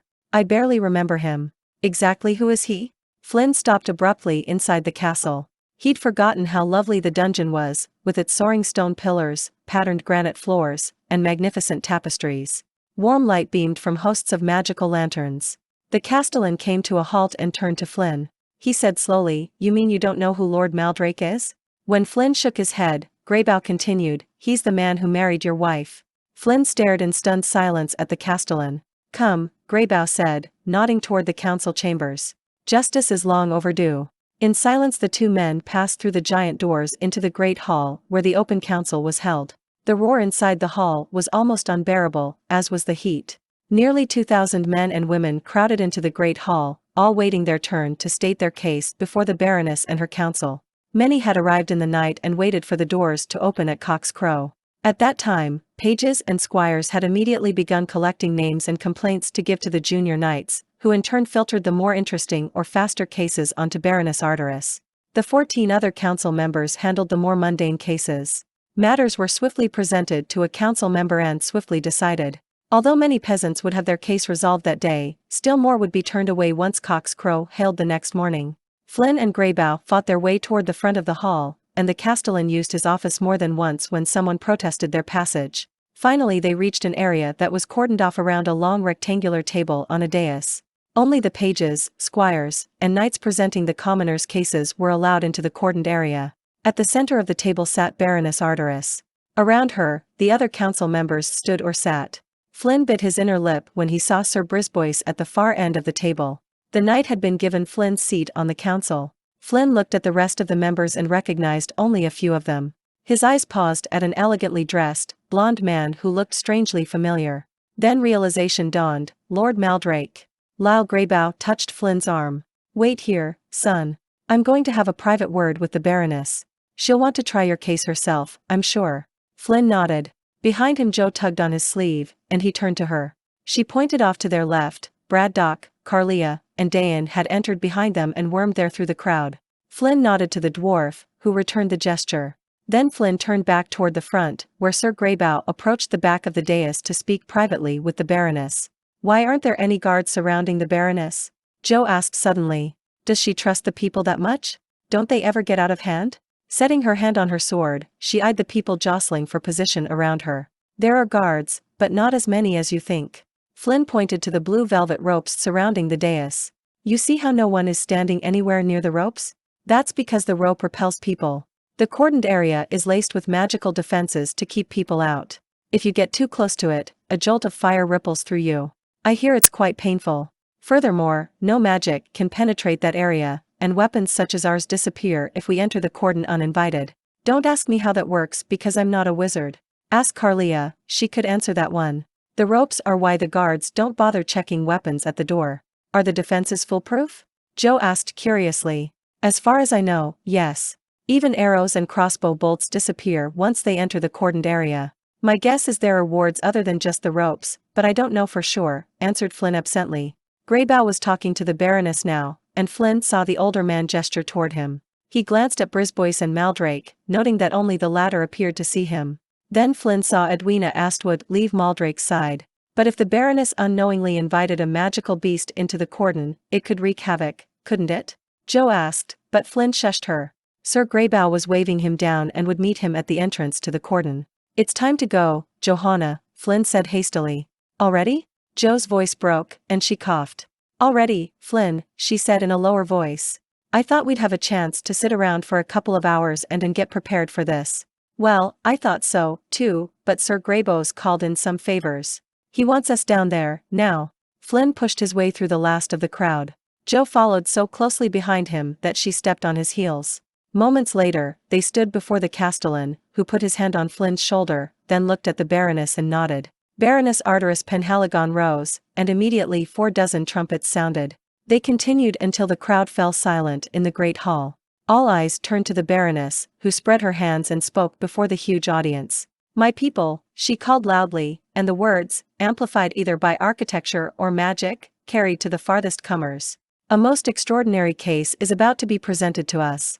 Brisbois cast a vaguely bored expression at the Baroness. "He still doesn't know I'm here," Flinn muttered under his breath. "Just wait," thought Flinn, "that expression of yours will soon change." Flinn turned his attention toward Maldrake, who nodded cordially in response. "Fain Flinn," the Baroness was saying, and the crowd began to murmur at the name. "A man formerly dear to the heart of Penhaligon is here today to seek justice. Step forward, Master Flinn." Arteris sat down. As Flinn strode forward, Jo behind him, someone called out, "Look! It's Flinn the Fool." Others took up the shout, and in less than a minute more than half the people inside the great hall were shouting, "Flinn the Fool! Flinn the Fallen!" The warrior clenched his teeth and entered the cordoned area with Greybow and Johanna. Arteris let the chant continue for a few minutes more, and Flinn endured it as patiently as he could. He tried to ignore the awful and relentless chant, but could not. Instead he focused on a point just past the Baroness, who sat less than 20 feet away. Arteris had a streak of something less than kindness in her, and it was evident now. Only after Flinn's expression had grown dark with anger did she signal the trumpeters to silence the crowd. The mob had become so raucous by this time that the trumpeters played long minutes before the crowd quieted. The Baroness rose again. "Fain Flinn, you stand before us. What justice do you seek resolved?" "I seek retribution for an injustice committed 7 years ago," Flinn called out. The audience quieted still more, straining to hear every word. Grimy peasant faces and clean freeman faces alike shone with hungry interest. "And what injustice, pray tell, is that?" Arteris asked. Her voice was cool and civil. He wouldn't receive any quarter from her. "That of my being falsely accused of dishonor on the battlefield, your ladyship," Flinn's voice rang out clearly. He pointed to Sir Brisbois. "That man did maliciously and falsely accuse me of denying an enemy mercy." "Sir Brisbois!" Baroness Arteris cried, and Flinn saw his enemy's face blanch. "You have been named in this case. Please stand before Master Flinn." Brisbois slowly stood and walked with measured paces until he stood between Flinn and the council table. Brisbois turned to face Flinn. "And did anyone else accuse you of such a heinous crime, Master Flinn?" "You have the right to face all your accusers," the Baroness continued. Flinn had been about to point out Lord Maldrake, but he remembered that the man hadn't actually accused him of dishonor. Maldrake had only upheld Brisbois' position, an understandable mistake. But someone else had directly accused him of dishonor. He paused, then said heavily, "The Lady Evaughan, your ladyship." "Bring the Lady Evaughan to the hall at once," the Baroness cried. Not more than a minute passed before Flinn's former wife was brought in by a side door and led to stand near Brisbois in front of the council table. Flinn was saddened at the sight of Evaughan, for she was obviously ailing. "She's given birth to her child," he thought, "but she hasn't recovered yet. I should have thought of that and not named Evaughan in my suit." The woman stumbled a little in her walk, and she cradled a white bird in her arms. Refusing to look at Flinn, Evaughan nervously petted her bird and mumbled beneath her breath. The man leading Flinn's former wife was particularly short and particularly nervous. His features were plain, so plain as to be indistinct save for his eyes, which were a brilliant blue. His hair was a medium brown and modestly cut. His chin was weak, though covered with a tiny goatee, and the flesh beneath it wobbled as the man jerked his head about, which was often. He was dressed in a grey tunic, dark breeches, and a brown cape. Flinn had never seen the man before. Lord Maldrake stood and addressed the Baroness. "Permission to attend my wife, your ladyship?" The Baroness said icily, "Permission granted." The blonde knight walked over to his wife and put his hands on her shoulders. Evaughan momentarily cringed away, then leaned against Maldrake. The young lord gestured for the man who had brought Evaughan into the council area to leave. The gesture awoke in Flinn a memory. Sometime before Flinn's fall, Lord Maldrake and Evaughan had stood in the same stance, and Maldrake had made the same dismissing gesture toward Flinn. "How could I have been so blind?" Flinn thought. "You may state your case, Fain Flinn, and none may gainsay you until you are through. Speak you now, or the former judgment on you shall stand." Arteris cried in a voice that carried to the rafters. The people in the great hall rumbled in return, and Flinn fancied he heard some shouts of support. "I charge you, Sir Brisbois, with falsely accusing me, intending to stain my honor and discredit my reputation as a knight." Flynn's voice rang out sternly. He turned to his former wife and his voice trembled. "And I charge you, Lady Yvagan, with falsely accusing me, intending to divorce me and claim a new husband." Flynn didn't want to believe that Yvagan had been a willing partner in his scene of shame, but the indications seemed irrefutable. "How say you, Sir Brisbois?" the Baroness cried, and all eyes in the hall turned on the knight. "How say you? Are you innocent of this deed or are you guilty?" Sir Brisbois took a step toward the people, addressing them instead of Flynn or the council. "I am," he said solidly, then paused. Flynn clenched his jaw, resenting the man's dramatic pause. Brisbois repeated, "I am." The words broke off and doubt edged the man's voice. Flynn looked at the knight closely and saw that he was staring at Maldrake. Brisbois' face worked, and he clenched and unclenched his hands. The knight tore his gaze from Maldrake and hurried toward the edge of the blue cordon. "I am guilty," he shouted to the great hall. The people erupted into a frenzy of emotion. They stomped their feet where they stood, slapped fists into palms, and shouted. The roar was almost unbearable. Brisbois held up his hands and shouted again, though the words were barely audible, "I am guilty and he is responsible for that." Brisbois whirled and pointed at Maldrake. The lord hissed, "Fool." Maldrake ripped the white bird from his wife's arms and threw it at Flynn's feet. The bird dissolved into a viscous white substance that slowly began to reshape. Joe's words echoed in Flynn's mind, if the Baroness unknowingly invited a magical beast into the cordon. Flynn drew Wyrmblight and rushed Maldrake. "Draw your sword, Maldrake. I will avenge my honor." Flynn shouted. "I think not, fool," Maldrake cried. His hand jerked once, and Yvagan whimpered in pain. Her eyes glazed over and Maldrake pulled a knife out of her back. The young lord pushed Yvagan toward Flynn, who caught her. Maldrake backed slowly away, brandishing the dagger as Flynn cradled his one-time wife. "Yvagan," he murmured. For an instant, her pallid form seemed to transform again into the lively and vibrant woman he had once fallen in love with. Fain, she gasped and then grew still. Her eyes rolled back and her eyelids closed. Flynn smoothed the silken hair on her brow once, then laid Yvagan on the floor. He advanced on her murderer. Maldrake was slowly backing toward the mass of people in the great hall. He swung his bloody knife at a guard who came near. "Stand still, Maldrake," Flynn called out, rage pulsing through him. "Your game is up." He stepped forward. Maldrake leaped the blue cordons, and as he did a transformation took place.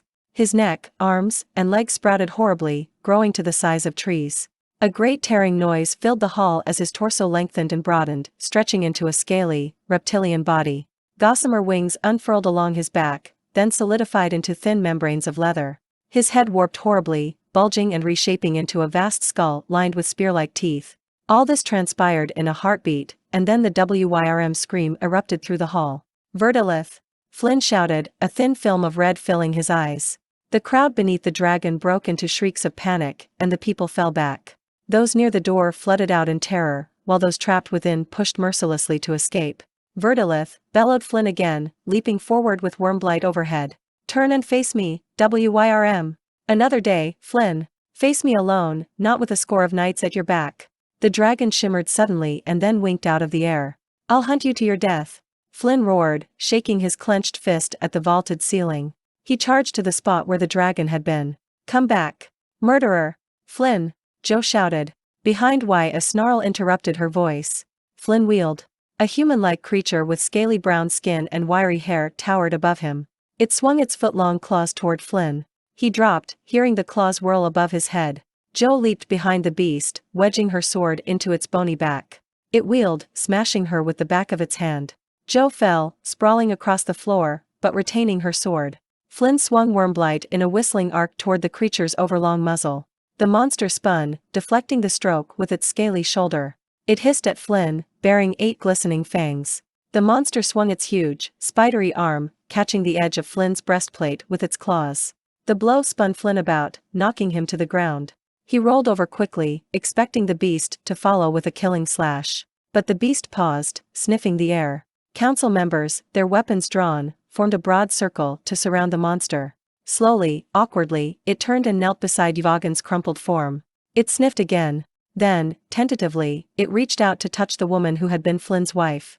A little croon escaped the creature's lips, but the sound was lost to the shouts in the hall. "Now," shouted Flynn to the council members. In accord, the knights of Penhaligon rushed into attack.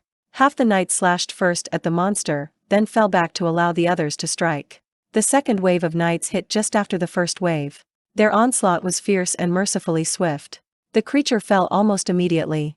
Flinn stepped back, his heart thundering. He felt saddened to witness such a slaughter, but the Baroness and all the folk in the chamber had been in danger. Pushing his way through the crowd of knights, he carefully rolled the creature's bloodied body off Yvagan and picked her up.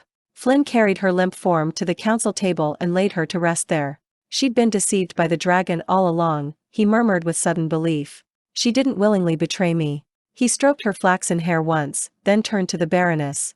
My heart goes out to you in your sorrow, Arteris said formally. She clasped her pale hands together, her eyes avoiding the body of her cousin. And mine goes out to you, Flinn replied equally formally. He looked at Yvagan once and said a silent goodbye as her soul slipped away. The woman who had died in his arms was not the girl he had loved in his youth. Her death he had mourned 7 years before. Shaken, he turned around to face the council members. They were all standing near him quietly, as was Jo. Her wide and somber eyes were filled with emotion. Flinn looked away. The people remaining in the hall had grown strangely quiet.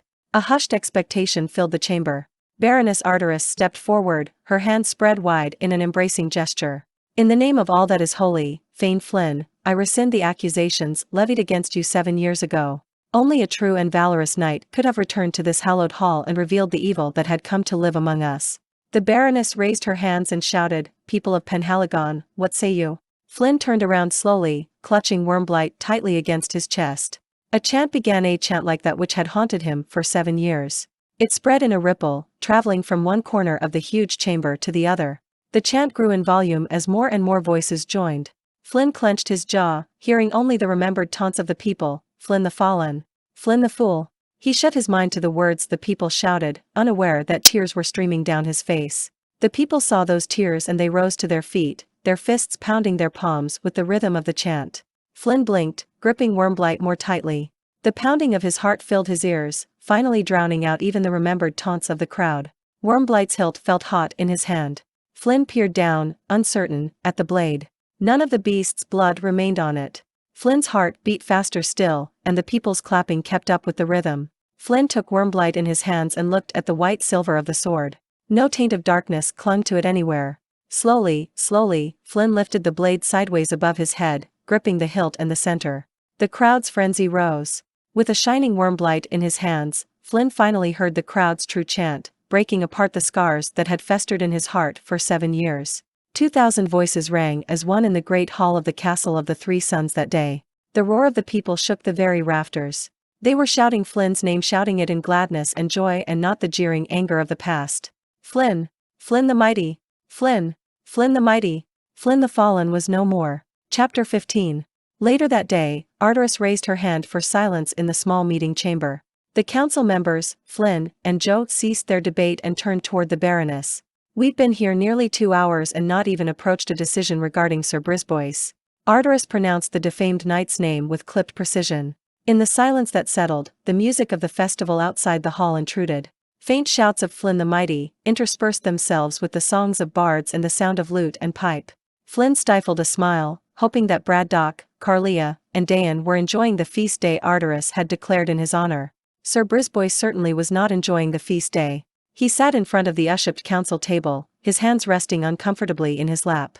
2 guards stood at either side of him. Flinn smiled wryly. He thought it poetic justice that he had regained his council seat, a spot Brisbois had occupied that very morning. He remembered being in the council sessions many years ago, taking part in the active administration of the estates of Penhaligon. He had believed in justice and goodness then, and he had believed in his ability to help those less fortunate than he. The beliefs that sustained him so long ago had returned. Once again, he believed that justice would prevail and good would defeat evil. This afternoon had affirmed that. Flynn's attention returned to the trial at hand. The council members had split into 2 factions, those who said that Brisbois had been under the malevolent influence of the dragon all along, and those who believed he had willingly bartered with the Wyrm. The debate was growing heated. Flinn had said next to nothing in the council, letting the factions wrestle the issue of Brisbois' guilt. He personally thought Brisbois had willingly sided with Verdilith, but that was a matter for the council to decide. Flinn turned and looked at Johanna beside him and smiled. She was quiet and, he guessed, a little overwhelmed by all the proceedings. But she was as composed as always, he feared no discredit from her. This closed council session would be a good introduction to the less glorified aspect of knighthood, political duty. Although protocol stated that no one who was less than the rank of knight could attend a closed council, Flinn had insisted on Jo's behalf, stating that her future was at stake, too. The Baroness had graciously given her consent. Sir Flinn, Arteris said loudly, breaking Flynn's train of thought, what say you? This man has defiled your honor, and we may debate the whys of that forever. Although Penhaligon has suffered a blow to its good name, it is you who have suffered most at the hands of this knave. The decision is yours. I repeat, what say you? Flinn looked at the Baroness, then shifted his gaze to Brisbois. The man sat in the center of the room before the council, he was stiff-backed and unmoving. Brisbois' gaze reluctantly shifted from the Baroness to Flinn. Sir Brisbois, Flinn began, deliberately using the man's tide, your honor and reputation as a knight are at stake. You must know that for your disreputable actions you are likely to be dismissed as a knight in the Order of the Three Sons. Flinn paused for effect. I am personally in favor of that, but I would like to know the reasons behind your actions. Brisbois continued to look at Flinn. I do not defend myself, Sir Flinn, he said coldly. I believed Lord Maldrake was my friend, and for him I would do anything include besmirch your honor. Maldrake told me that Lady Evagan was in love with him and that he needed my help in securing a divorce. Accusing you of dishonor on the battlefield and stripping you of your rank as a knight was an easy matter. What made you confess your guilt? Flinn asked equally coldly. Why today? Why not years before? Or have you developed a conscience after all this time? Brisbois flinched, but maintained eye contact. No, I don't have a conscience. I admitted my guilt and accused Lord Maldrake of his influence on you to get revenge. The man was betraying me. The dragon, you mean, Flinn interjected. I mean the man. I never knew until today that Maldrake was, in fact, Verdilith. I had been led to believe that the mage Terrell Orrock was the dragon, Brisbois stated. I betrayed Maldrake's trust in me because I was afraid he and Orrock were setting me up to take the blame for whatever Maldrake had planned for you. Would you have continued to act on Maldrake's behalf had you known he was the vile Wyrm? Arteris asked. The council members stared at Brisbois. For the first time, Brisbois faltered. He looked down at the marbled floor and said, as long as Lord Maldrake's interests paralleled mine, it would have made no difference to me had I known he was the dragon. Is it possible, man, that you are still enchanted by the dragon? Sir Greybow asked.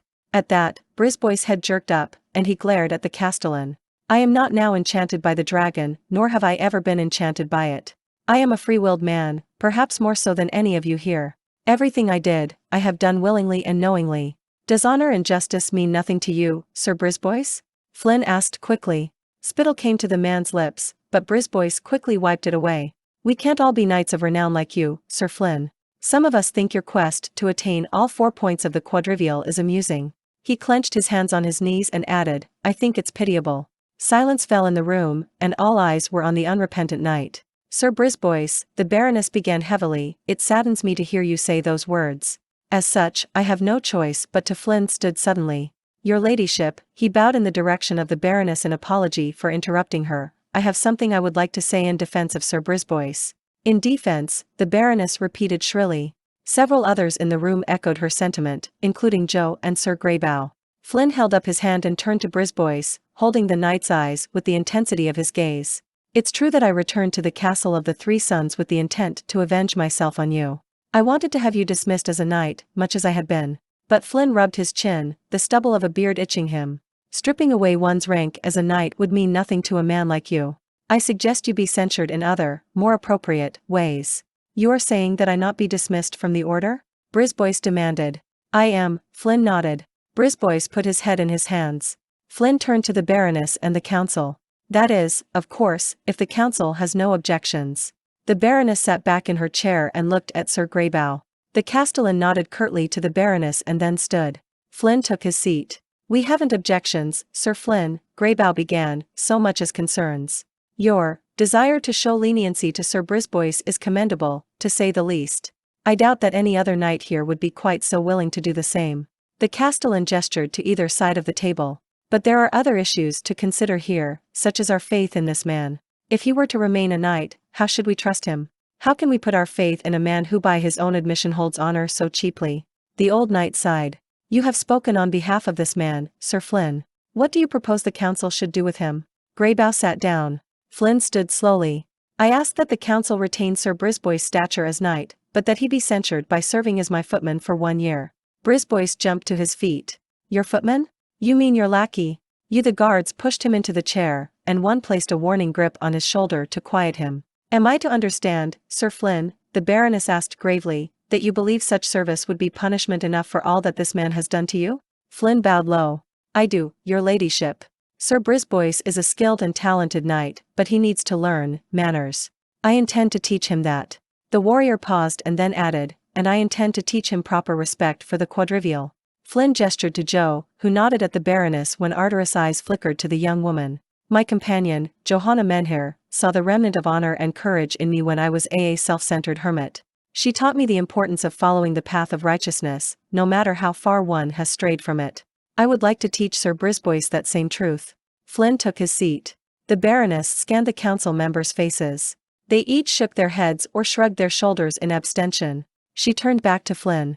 I have nothing further to say. As of this day, Sir Flinn, he is yours. Your ladyship. Brisbois protested again, though this time he remained seated. This is slavery. This is bondage, Sir Brisbois, not slavery. For the next year you are a bondsman to Sir Flinn, Arteris said sternly. She pointed a sharp finger at Brisbois. And know you this, if you break that bond in any way, do not return to the castle of the Three Sons. I will have no truck with a man who would bring dishonor on himself twice. Is that understood, Sir Brisbois? Arteris' voice was icy with disdain. Brisbois pursed his lips and refused to answer. Is that understood? The Baroness reiterated, sharply. Brisbois' eyes flashed, then he nodded and replied curtly, understood, your ladyship. For 1 year I shall be Sir Flinn's bondsman, and I shall obey his every command. He gestured to the 2 guards. Are these necessary any more? Arteris glanced at Flinn, who shook his head. She said, guards, you may leave. And you, Sir Brisbois, may take your post behind Sir Flinn. The chastised knight stood slowly and then walked stiffly into position behind his new master. Flinn ignored him. The Baroness spoke directly to Flinn. You have sought justice today, Sir Flinn, to right an old wrong. Certainly you have righted that wrong and will gain that justice in the year to come from Sir Brisbois. But he is not the true culprit, as you well know. Flinn nodded and stood. I do, your ladyship. I now see that Verdilith engineered my downfall from the very beginning. He transformed himself into Lord Maldrake and entered the estates of Penhaligon, fooling all. Flinn was glad to see several of the council members bow their heads at his mild rebuke. He used his enchantments on my wife, deceiving her into believing that she loved Lord Maldrake. Then he convinced Sir Brisbois to falsely accuse me. At the open council today he killed my former wife. Flinn sat down. What do you intend to do, Sir Flinn? Arteris asked. Or are you content with Sir Brisbois' bondage as the extent of your vengeance? No, your ladyship, I am not, Flinn said forcefully. I intend to hunt the dragon until he is dead, and I shall set out tomorrow for just that purpose. Arteris nodded. Good Sir Flinn, I had hoped you would say as much. We shall gather together a number of our best knights. I beg pardon, your ladyship. Flinn stood and interrupted the Baroness again. It was his second such transgression, and several of the council members scowled at him. Sir Greybough shook his head warningly. Your ladyship, Flinn said slowly, thinking fast, I must admit it has been a long time since I have been at court, and I apologize for my less than courtly ways. The Baroness stared at him coolly and then formally nodded. Flinn continued, I intend no disrespect, your ladyship, but I will be hunting the dragon on my own, with only 2 comrades and my new bondsman. I see now that the knights who had been sent to rout out the dragon were led astray by Lord Maldrake, for he always insisted on joining such ventures. Sir Greybough spoke up. As castellan of this castle, I think it unwise of you to hunt Verdilith with only yourself and 3 others. Surely even 1 knight, such as myself, would help your cause. A little ripple of wonder spread through the room. Flinn inclined his head in respect toward the older man. You are quite right, Sir Greybough, a knight such as yourself would help my cause indeed. I thank you for the offer, but I cannot accept it. Should I fail, I will return for that help, do not fear. Flinn suppressed the thought of Carlia Kunze's prophecy. Baroness Arteris clasped her hands together before her. If you ask for help, Sir Flinn, then we shall gladly grant it, for we are in your debt. Is there anything else you would ask the council? Flinn nodded, then moved to stand behind Joe. He put his hands on her shoulders. Yes, your ladyship, there is one other matter. I would ask that you accept Johanna Menhir as my squire. She has been a boon to me this winter, and without her I wouldn't be here before you. She has learned the sword and bow, and she rides well and is familiar with animals. Most of all, she has the heart and courage to be a knight in the Order of the Three Sons. She will one day do Penhaligon proud. Flinn's grip tightened on Joe's shoulders and she trembled. The Baroness nodded. If that is your last request, we shall certainly not refuse it. We will be having the next formal initiation ceremony in a month, this spring, and both you and your squire should attend. She accepted a soft bundle from Sir Greybough and stood. As for now, please step forward, Sir Flinn and Squire Menhir. Flynn and Joe moved forward as one. Flynn remembered his first initiation as a knight, more than 20 years ago. That ceremony, too, had been in the spring, just as Joe's initiation as a squire would be. The ceremony was held in the Great Hall, and all were invited. Throngs of onlookers filled the hall that day, and all had cheered Flynn. Even as a young squire he had distinguished himself, and the people expected great things of him. Flynn stepped forward now in the castle's meeting chamber. The same pride and excitement that had gripped him upon approaching the great baron came over him as he stopped before Arcturus' daughter. Baroness Arcturus held out a midnight blue tunic embroidered in gold. Fain Flinn, former knight of the estates of Penhaligon, the baroness intoned, I do hereby formally reinstate you as a knight of the Order of the Three Suns. Go with grace and glory. Flynn took the silky swath and bowed deeply. Thank you, your ladyship. The baroness turned to Joe and held out a golden tunic embroidered in blue. Johanna Menhir, I do hereby formally instate you as a squire in the Order of the Three Suns. Go with grace and obey your knight, for through him you will learn what you must to become a knight, yourself. Joe took the tunic and bowed as deeply as Flynn had. Thank you, your ladyship, she said, the words barely above a whisper. Then she looked at Flynn, who had never seen her eyes shine more brightly. I'm a squire, Flynn. I'm a squire, she said breathlessly. Flynn nodded, unaware that his own eyes shone back at hers, equally bright. You're a squire, Joe. My squire. Joe swallowed the last of her wine and then pushed her dishes away, sated. The pigeon pie had been truly excellent. Joe had never eaten a finer dinner in all her life. Flynn, Braddock, Carlia, and Dayan were just finishing their meal. Brisbois, after having served them as per Flynn's orders, was just now sitting down to eat. The six of them dined in one of the castle's numerous guest suites, a spacious communal room adjoined to a number of bedrooms. Baroness Arcturus had insisted on their being her guests tonight before they headed off to hunt Verdilith in the morning. The young squire looked around the elegant room while the others finished the fine burgundy. The carved and delicately tinted ceiling hovered at least 15 feet above her. It contained designs that complemented the patterns in the parquetted wooden floor. Years of use had not dulled the floor's smooth, glossy shine. 3 tall, narrow windows graced the wall behind Joe's back, and a number of dark, wooden doors in front of her led to the bedrooms and the hall. Joe smiled. She had a truly beautiful room all to herself, as did everyone but Dayan and Braddock, who shared a room. Joe couldn't remember ever having a room to herself, except the cellar hole she'd left behind in Specularum. Even that she'd shared with sewer rats and other vermin. Joe looked through the open door that led to her chamber. While the rest of the castle had awed her with its magnificence, nothing she had seen could compare to the friendly elegance of her bedroom. The delicate tapestries, the gilt chairs, the watercolor portraits, the window traceries, everything beckoned to Johanna. She wanted to stay forever in that room, safe and warm and well comforted. The squire sighed. She could see a corner of the softly inviting bed. After all the nights of sleeping outdoors on a few furs, the bed looked comfortable, indeed. One night of comfort, she thought, and then it's time to start my life as a squire. At least now I have proper squire clothes. The baroness had been generous to both Flynn and Joe. The castellan outfitted Flynn with a new set of armor, which stood in one corner of the communal room. Brisbois had polished it earlier. Joe now owned 2 changes of proper clothing. Currently, she wore clean, fresh leggings, a soft undershirt, and the golden tunic. A pair of new boots and a warm woolen cape completed the outfit. Freshly bathed, her hair carefully braided, and clad in her new clothing, Joe had presented quite a different image when she entered the anteroom earlier this evening to join the others for dinner. But it was only Flynn's appreciative eyes that she had noticed. The memory made her smile again at Flynn. Glad to be an official squire, Joe? Flynn guessed her thoughts. His smile in return was every bit as broad as hers. Oh, yes. I've never been happier, and I have so much to thank Thor and Terastia for, Joe said enthusiastically. I'm a squire, you're a knight, and Dayan's found a home with Carlia. Joe ruffled the boy's hair, but Dayan pulled away from her and hunched down in his chair. Dayan? What's wrong? Nothing, muttered the boy sullenly. Braddock gestured toward Dayan with a silver bread knife. The dwarf was cutting a last slice of bread from a still warm loaf. He's been acting strange ever since your hearing, Flynn. In fact, if memory serves me right, he started acting this way during the session. And why shouldn't he be acting the way he is? Carlia said carelessly. The boy's father is the one who led the lady into the hall. Dayan's father? 3 voices chorused. Dayan, Joe asked first, what does Carlia mean? Was that man really your father? Dayan nodded, his eyes seeming too large for his head. Yes, he said, his lower lip trembling but trying not to. Carlia? Flynn turned to the wizardess and asked, you knew Malak Kine, didn't you?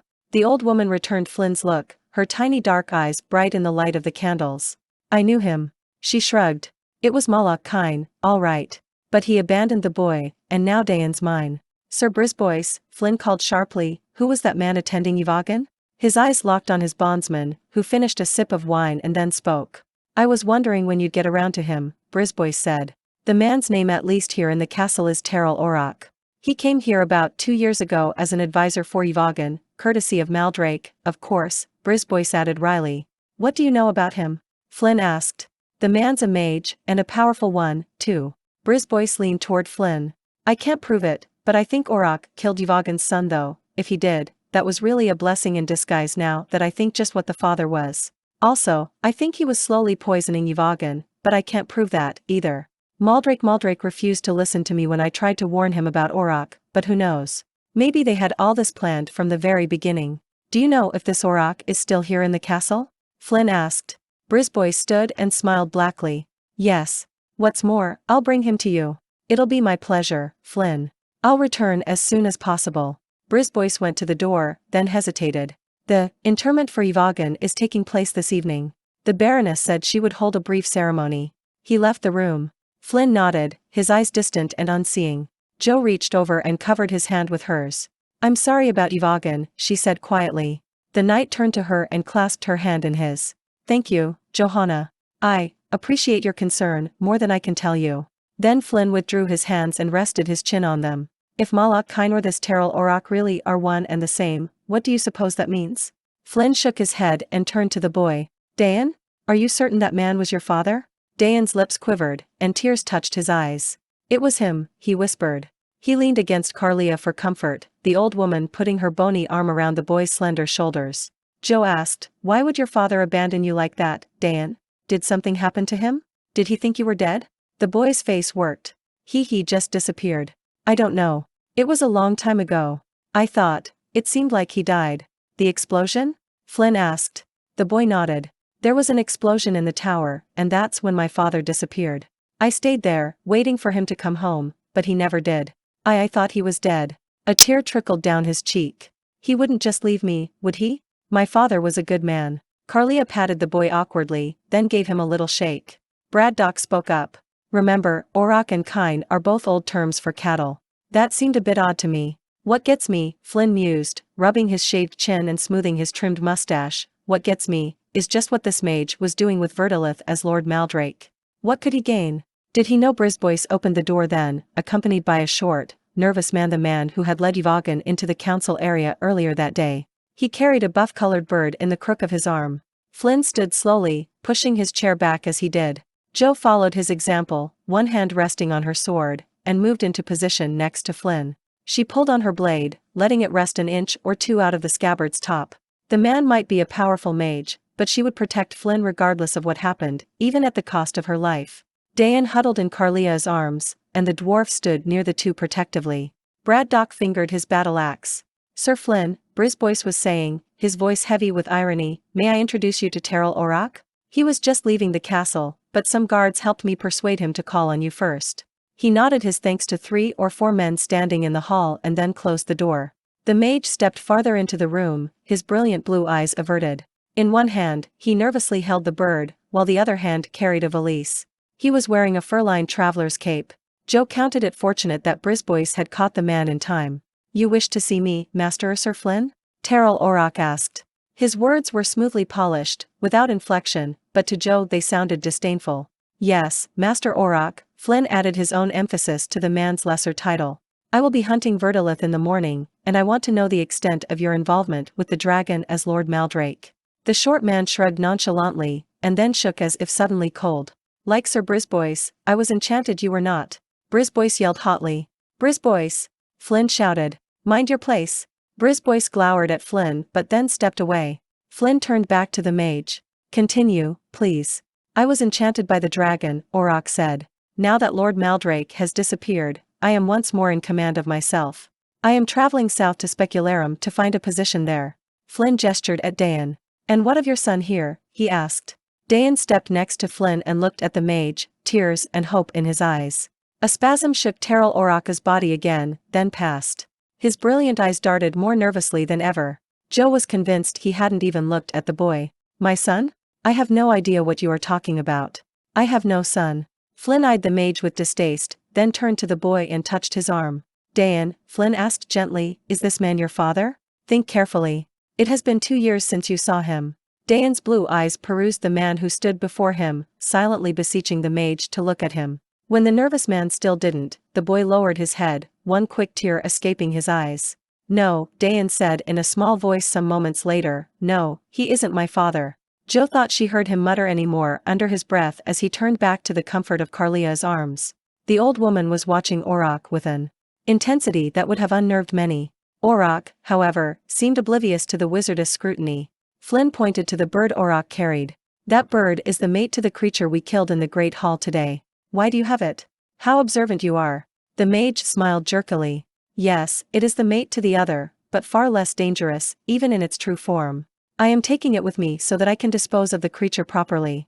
I hope you have no objections?" He gave a tiny, mocking bow. "Yes, I do," Flynn responded suddenly. He took a step toward the mage. "As Lady Evagan's former husband, I claim her beloved pet as my own. Please give it to me at once." The mage pulled the bird tighter to his chest. "This is an evil creature, Sir Flynn, one from a dimension beyond our own world. What could you, a mere knight, do against such a creature should it revert to true form?" "You said it was less powerful than its mate, which was dispatched easily enough," Flynn reminded Aurak. He held out his hand. "That bird, and its mate, were gifts from someone years ago. I now believe that person must have been Verdilith in disguise, and for years his pets whispered words of corruption to Evagan. She lies in state tonight." Flynn paused. "I will slay her other nemesis and offer it to her spirit as it departs." Flynn took another step forward, and Joe followed him. Braddock circled around the other side of the table, and Brisbois blocked the mage's exit. Carlia stayed where she was seated, but she pushed Dayan under the table and began muttering under her breath. Terrell Oraka's eyes glittered angrily, and his weak chin quivered with rage. "I don't fear you, Fain Flinn, precious knight of Penhaligon.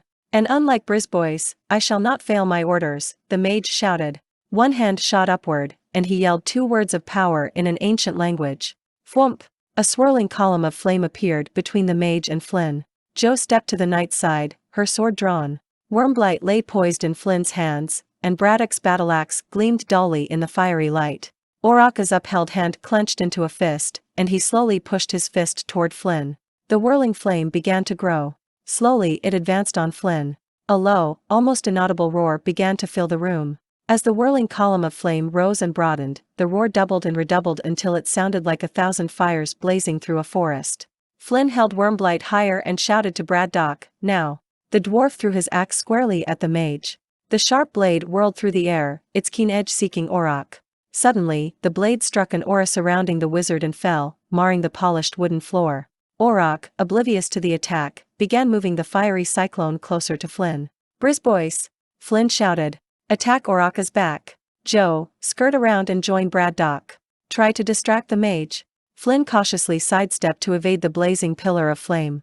Ignoring everyone else in the room, Aurak followed the knight's move, and the whirlwind slowly drove Flynn into a corner. Joe and Braddock warily approached the mage. "Why isn't Brisbois attacking?" Joe wondered, then signaled to the man when she caught his eye. But Brisbois, his hands trembling with fear, only waved her on. The bondsman held his quivering sword in readiness, but he wouldn't leave the door. Joe turned to Braddock. The dwarf gestured toward Brisbois, glowered with his good eye, and then shook his head. Retrieving his battle-axe from the floor, Braddock positioned himself further to one side of the mage and nodded at Joe. "This is it." Joe thought quickly, the excitement of impending battle rushing through her. She ran forward at the same time as the dwarf and swung her sword, aiming for the mage's knees. Braddock's battle-axe sought Oraka's chest. An incredible jolt of pain ripped through Joe's fingers, spreading inside her hands and into her arms. The pommel of her sword felt as though 1,000 hot needles protruded from it, and each one seared into her hands.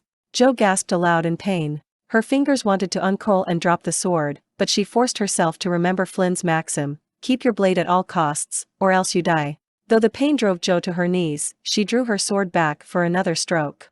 Braddock was also on his knees, he was struggling to regain the axe he had dropped. The mage lowered his fist and slowly, carefully, uncurled his fingers, forming his hand into a crescent shape. The fiery column leaped toward Flynn. It arched high above the knight's head, grazing the wooden rafters. It swelled, becoming as wide as Flynn was tall and then growing wider still. The flames swirled violently, the roar of the fire was deafening. Dishes rattled, drifting off the table and breaking as they met the floor. One window's panes of glass refused to bear the pressure anymore, and the glass exploded outward. The heat was growing intense, the candles in the room melted. An unreal, shimmering aura hung in the air, distorting Joe's vision. The spinning column of fire grew more intense, its color shifting from blazing yellow to lightning white. Joe squinted, her hands still numb from the sword. She climbed shakily to her feet and Braddock did the same, his battle axe in hand again. Joe nodded at the dwarf, and they prepared themselves for one more attack. Somewhere behind that wall of flame stood Flynn, trapped. "Stand back," shouted the old wizardess above the crackling of the flames. Carlia Kunze jumped onto the table, suddenly spry for such an ancient woman, and more dishes scattered onto the floor. She stretched out her hands toward the fiery tornado. Blue flames streamed from her fingers, their paths fluctuating wildly but seeking the white flames of Oraka's conjuration. Incredibly, Joe watched the blue flames circle and entwine the white tornado. Wind rushed in from the broken window and flung small objects into the air. The intense heat began to subside and was replaced by a strange, growing coldness. Joe stared at the blue flames snaking around the tornado of fire. Was that a wall of ice forming at the base of the tornado? She blinked to clear her eyes and looked more closely. Yes, she thought. Carlia is doing it. The circle of ice climbed higher. Orak clenched his fist and goaded on the fiery tornado, but the wall of ice securely trapped the flame. Then, with horror, Joe saw the mage suddenly, chillingly, smile. The man's evil grimace grew as the wall climbed higher and the flames of fire disappeared inside. He lifted both hands slowly into the hair, one hand wrapped around the buff-colored bird. Joe bit back the pain as she lifted her sword once again. Her palms felt as though they had been sliced open and salt poured into the wounds. Tears rained across her hot cheeks. Whatever the mage was about to do, whatever treacherous new spell he was about to unleash, she had to stop him. Perhaps his aura would fail him soon, and she and Braddock could strike a blow against the man. From the corner of Joe's eye, she saw Dayan stumble out from beneath the heavy table. The child raised his hands, and his lips moved. Incredibly, a tiny ball of light brighter than the tornado flashed directly in front of Orak. An instant later, a pair of doves fluttered in the man's face. At the same time, the wall of ice came to a peak, the tornado of fire contained within. Carlia laughed her old crone's cackle. It was the moment Joe had been waiting for. Without hesitation, she and Braddock stepped forward, weapons raised. Joe brought her sword down against the arm of the mage. Her blade sank into the man's thin shoulder, and again the jolting pain of 1,000 needles ripped through her. Involuntarily, her fingers dropped the sword. Nearby, Braddock fell. Suddenly the wall of ice exploded, and chunks of ice and bits of fiery coal flew through the room. Joe fell to her knees, hiding her face with her crippled hands and huddling to the floor. The roar crested in one final boom. Silence. The young squire dropped her hands from her face and looked around, stupefied. Flynn stood in the far corner, Wyrmblight held before him. Braddock lay on the floor near his battle axe, and Dayan huddled next to the dwarf. Carlia stood on the table, her hands still held before her in mid-motion. Terrell Orak and Sir Brisbois were gone. Joe shook her head and blinked. Other than a few dishes that had fallen from the table, nothing was broken. The window was intact, the candles were still lit. For a single instant, Johanna questioned whether Terrell Orak had ever been in the room. But the remains of a buff-colored bird with brilliant green markings lay on the floor in a pool of melted ice. Chapter 16. Flynn nodded to the castellan and grabbed the man's wrist in a final greeting. "Thank you, Sir Greybow, for the provisions, and for your help in regaining my honor." The old castellan nodded and smiled. "You'd better be off before dawn breaks. The courtyard's full of well-wishers who'll be waking up any moment." Flynn turned to Joe, Braddock, Dayan, and Carlia, who were leading their various steeds out from one of the castle's minor stables. "Are your mounts prepared?" Flynn asked. They nodded, white breath whirling from their mouths in the pre-dawn air. The lack of morning light lent a sinister feeling to the early departure, but Flynn knew secrecy was necessary. He and his friends had to leave the Castle of the Three Suns without being seen and without being attacked by Terrell Orak or Sir Brisbois if either were still around. Carlia Kunze thought the two men had been consumed by the magics, but Flynn wasn't as easily convinced. "You're sure no one saw sign of them?" Flynn asked the castellan once more. "I'd rather hunt their master, but if Brisbois and Orak are still here." The older man sighed and said patiently, "No sign, Sir Flinn. None of my guards saw either the knight or the mage. If they are gone, good riddance, I say." He touched Flynn's arm briefly. "I'm in charge of the Baroness' safety, Sir Flinn. Tell me truly, have I anything to fear from Terrell Orak? Or from Sir Brisbois?" Flynn grunted. Carlia Kunze insists Oraka's magic was weak, that the illusion came from Verdilith through the bird. But, if the mage is still around, he could be anywhere and he could be dangerous. "And Brisbois?" the castellan asked. Flynn shrugged. "I think he has enough sense not to come back to the castle. From him you won't have anything to worry about, but Orak, perhaps yes. Take care, Sir Greybow." The older knight gripped Flynn's wrist again. "I wish you good hunting, my friend. Hurry back, and we'll teach that squire of yours a few tricks." He smiled at Joe, then stepped back and waved as Flynn and the others mounted. "May Thor and his warrior's honor remain with you always, Sir Greybow," Flynn said formally, then touched his heels to Ariak's flanks. The griffin responded immediately and entered the long, winding tunnel that led to one of the minor exits from the castle. Greybow had taken the precaution of dousing nearly all the lights along the route Flynn would take to leave the castle, but the knight trusted his mount's night vision. Ariak moved forward unerringly, his peculiar-sounding stride marking time. The soft thump from the pads gripped by his front claws alternated with the harder thud of his hind lion's feet. Just as the sun was beginning to rise, Flynn's party exited the tunnel onto the long sloping approach leading from the castle. Flynn pulled Ariak to a halt, the dawning light just touching his face. He turned and gestured for Joe to join him, and she moved Karsig to his side. "Look, Joe," he breathed, joy in his voice, as he pointed to the hills to the east. "There is the reason why we are here, why this castle was built, and why we are tied to this land. Look." Joe's gray eyes turned to where Flynn pointed. A moment later exaltation lit her face. She gave Flynn one shy, beatific smile, then turned back to the view. There, between the two hills known as the Craven Sisters, rose the sun. It was cloven in three. Great, crescent wedges of brilliant red shimmered upward through the hills, and in another moment the discs would join and become one. Flynn sighed with bittersweet joy. It is said that as long as the three suns rise and become one, then the lands of Penhaligon will stand. If the three suns fail, so too will Penhaligon, Flynn said softly. The three segments burst across the horizon and melded into one glowing orb. It was the dawn of a new day, but they couldn't linger to admire the sunrise. The time for hard riding had come. The morning shone cold and clear, without a hint of snow-perfect weather for a winter hunt. Flynn gave the signal and Ariak leaped forward. Braddock stomped into camp and fell to the ground beside Dayan. Joe, equally dejected, followed the dwarf at a slower pace. She sat down next to Carlia on a fallen log that lay at the center of their camp. Joe moaned a little as her sore muscles hit the hardwood, and she grabbed a nearby fir to provide extra padding. She stretched her long, cold legs toward the fire. "I'm disgusted with us." Braddock was ranting. 8 days in the wilderness and not so much as a dragon's whisker. The dwarf's face was turning as red as his beard. "Why, if I had my band of mercenaries, we'd have found Verdilith by now. Wasn't Flynn your tracker?" Joe asked, rubbing one knee and grunting. "Your sellswords wouldn't be helping us any, Braddock, and you know it. Besides, mercenaries are too cowardly to track dragons." Tensions were running high in the camp. Joe and Braddock snapped at each other almost constantly. The cantankerous Carlia pounced on anyone with no provocation, and even the shy Dayan had learned how to retort. Only Flynn has remained calm and collected, a far cry from the man I once knew, Joe thought. How can he be so stoic? For 5 days we've been in these hills, searching for more evidence of the dragon's passage. I'm beginning to think Flynn must have been mistaken about seeing signs of the dragon. For 3 days after leaving the castle, the knight had kept the 5 of them on the move until Flynn spotted evidence of the dragon's passage. He instructed the others to set up camp in a sheltered location. Flynn said that from here they could make forays into the surrounding wolfholds. For the last 5 days, Flynn had sent Joe and Braddock off into the hills together with strict instructions to return to camp the moment they found anything. Sometimes Flynn sent Dayan with them, and once Flynn took the boy with him. Most often, however, the knight left at sunrise to roam the hills alone in search of Verdilith and then returned at sunset. He was always as exhausted and hungry as the rest of them, but his spirit had never wavered.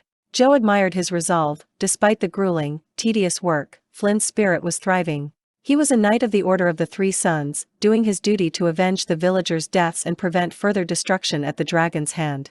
Joe, too, felt proud of her work, but the daily grind was beginning to wear on her. Braddock, in particular, tested her nerves. But she wouldn't give in, not while she was a squire in the Order of the Three Sons.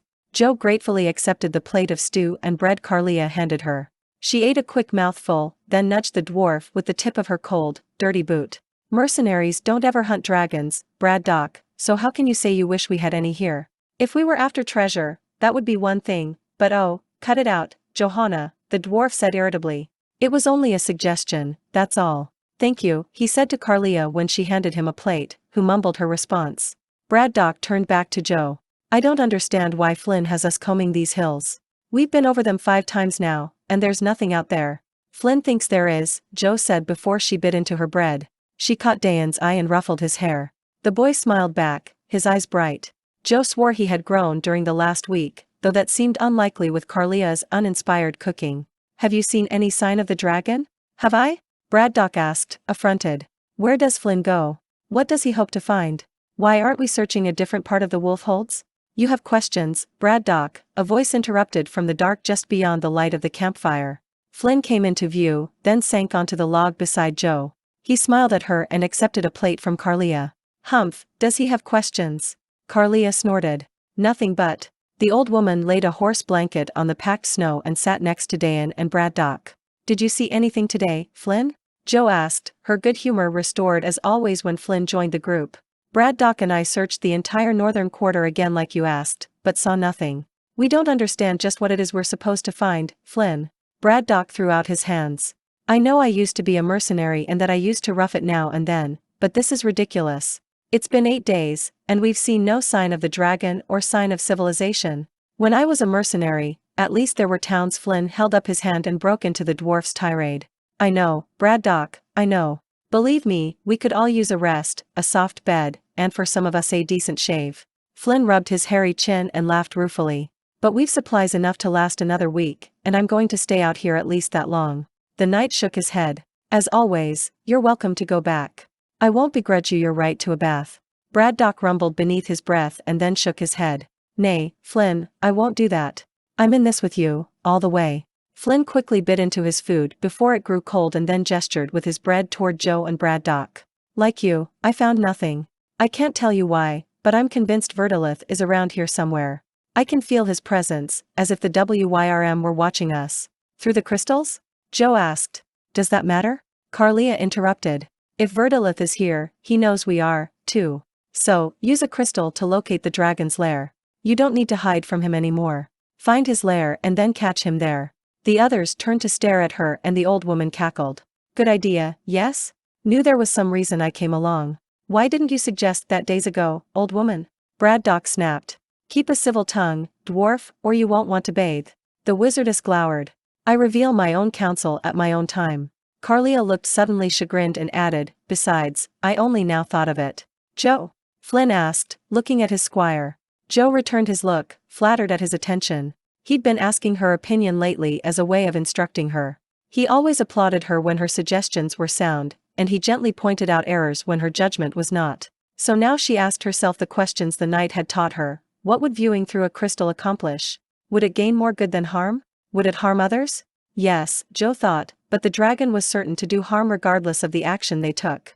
The squire nodded her head and said, yes, I think we should do it. We have nothing much to lose, and quite a lot to gain. Flynn nodded and turned to the wizardess. An abalot stone, then, Carlia? At her nod, he pulled one from his pouch and handed it to her. You do the honors, Carlia. We'll concentrate on Verdilith's lair to focus the stone. Carlia's skinny arms emerged from her shapeless robe, one hand holding a tiny brass brazier. She took an ember from the fire and put it in the brazier, then added the abalot crystal. Finally, she sprinkled on crushed quartz and muttered something under her breath. She gestured for everyone to gather round the brazier, her bony fingers seeming to be twice as long as everyone else's. Concentrate on the location, not the lair itself, Carlia said. You've already seen the inside of the lair, so think about the outside instead. Remember, silence. We don't want the dragon to know where we are. Jo and the others leaned closer. She tried to concentrate on what Carlia asked for, though her weary mind wandered. Then, as before, an image slowly appeared, enlarged by Carlia's magics. Jo held her breath and leaned closer to the tiny brazier. A rounded slope came into view, and behind it the interminable and rocky wolf holds. A single stunted pine stood to the left. The scene was virtually identical to every hill Joe had seen during the last 5 days. Is that it? She whispered, before she could stop herself. The crystal shattered. She looked from Flynn to Carlia and shook her head. I'm sorry, I didn't mean. Don't worry about it, Joe, Flynn said and touched her arm. We all saw enough. Enough to know that finding that particular hill is nigh impossible. Braddock snapped. He turned irately on the wizardess. Wonderful idea. Are you sure you had the right place? Dayan threw his arms around Carlia. Turn him into a butterfly and let him freeze here in the cold, he yelled. The boy flashed an angry look at Braddock. The dwarf shrugged and turned away. Enough, said Flynn, nearly shouting. The knight's smile was testy. I'm convinced the vision was a true one. Now, has anyone seen that hill? It has a rounded curve to it, fairly unusual for the wolfholds, and there's a stunted pine to the side. Anyone seen it? Are you kidding, Flynn? Braddock bellowed. The dwarf jumped to his feet. We've been up and down so many rounded hills with stunted pines the last 5 days, I'd be surprised if we hadn't seen it. He crossed his arms and sunk his chin into his beard. I'm afraid Braddock's right, Flynn, Joe added more calmly. We've seen so many hills that I certainly don't recall seeing that one in particular. But at least we know what it looks like when we go out tomorrow. She pointed to Dayan and Flynn. What of you? Have either of you seen the hill? Dayan simply shook his head, but Flynn lowered his head and picked at a loose tuft of leather on his boot's heel before replying. Is he gritting his teeth? Joe wondered as the knight's cheek muscle rippled. I may have seen the hill, he said, still not looking at Johanna, but like you I don't remember it. Flynn stood suddenly and looked at the people around the campfire. I think it's time to sleep. We've a long day again tomorrow. I'll take watch first. Joe, I'll wake you about midnight. Before Joe could question him, he had turned and left the camp. Well, that's a fine how do you do.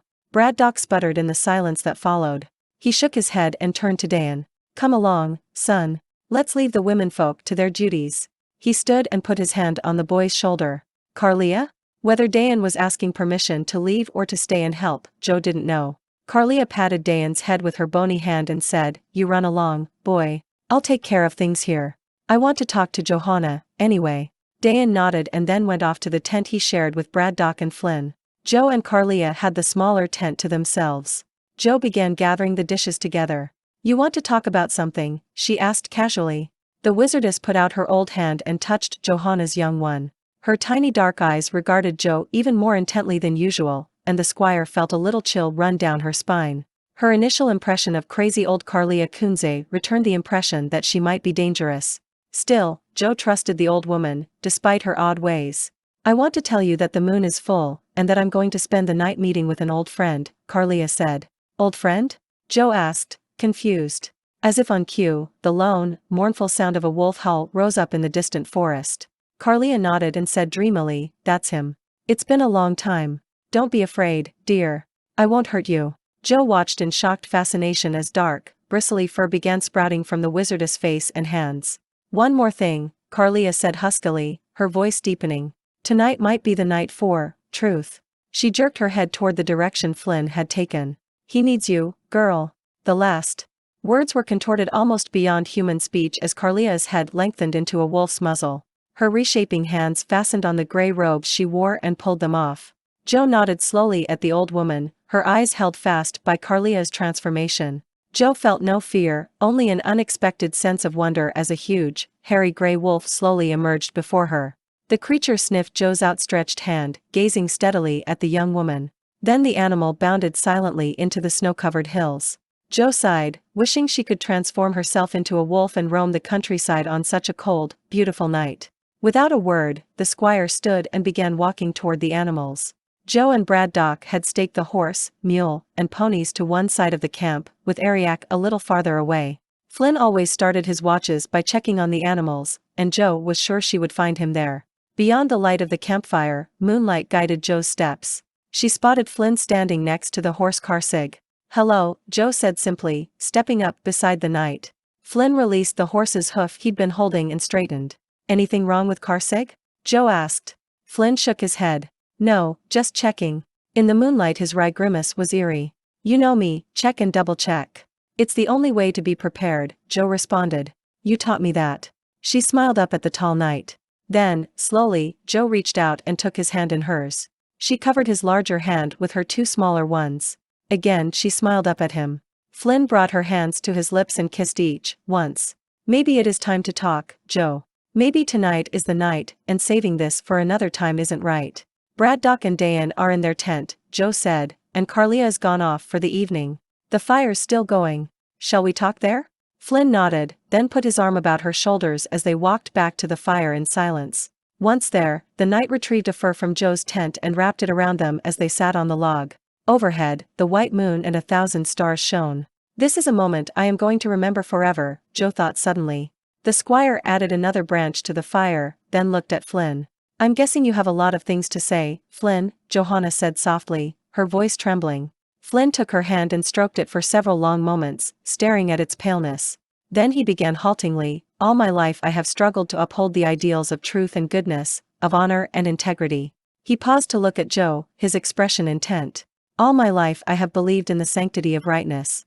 The words stumbled from his lips, as if they were long unfamiliar to him. Joe guessed he had seldom put voice to the ideals he held dear. Flynn did so now, and as he spoke, conviction grew in his voice. I told myself I had always led a life that was true to my principles even when I lived as a mercenary. I even told myself that although I had fallen in the eyes of my wife and fellow knights, I still remained true to my ideals. Flynn paused and gripped Joe's hand more firmly. His voice was low and firm when he continued. For a while, at least, I was wrong. You see, I lied to myself. The old ideals were simply that, old ideals, not something needed by me. I never thought of them, and I certainly didn't follow them. That was a wrong I committed, and I have righted that one. But, there is another wrong I have made that I have yet to right. Flynn released her hand and put his face in his hands. Joe touched the crook of his arm and leaned against him. Go on, she whispered. Oh, Joe, Flynn cried suddenly and pulled her into his arms. Don't you see? I hid my heart from you. That was the second wrong I committed. For long moments Flynn was silent, and Joe could hear the pounding of his heart beneath the heavy clothing he wore. You scared me, Joe. You awoke all those old impulses of goodness and nobility, impulses that showed what a lie I had been living the last 7 years. You tore through my life like a summer storm through a forest. You invaded my thoughts and challenged my very existence, the very meaning of my life. Joe, I lived a life of mindless rote, and I was happy. At least I thought I was happy.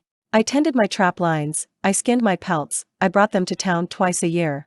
I was content, I was safe from prying eyes, and I was safe from emotions. But you showed me there was still goodness within me if I would only acknowledge it, if I would only let myself hope. With you I could no longer be the man I had become. With you I was forced to see that my flame of honor still burned. You showed me I was still a good man. Flynn stopped again and swallowed hard, then continued. Joe, you also made me see how far I had fallen from the ideals and beliefs of a knight of Penhaligon. Flynn stopped again abruptly, and Joe caught the sheen of tears in his eyes. He said huskily, you will never know how much your image of me meant to me.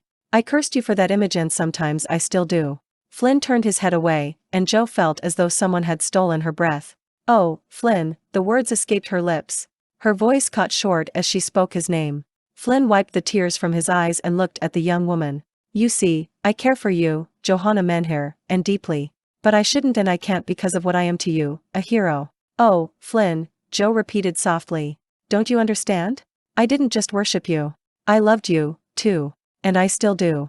The knight's lips moved, but he said nothing. Joe did the only thing she could. She took his face in her hands and kissed him. I love you, she said slowly, but don't ask me to stop worshipping you, for that came first and will always be there. Closing his eyes, Flynn took her in his arms. Fain Flinn awoke at midnight inside Joe's tent, his eyes opening and his senses instantly alert. He was supposed to be out on watch, and by rights Joe should be taking over. But this was the night for him to leave, and he wouldn't awaken Joe. Carefully he rolled onto his side, glad that sometime in the night she had moved from his arms. The moon lit up Joe's outline quite well under the tarpaulin.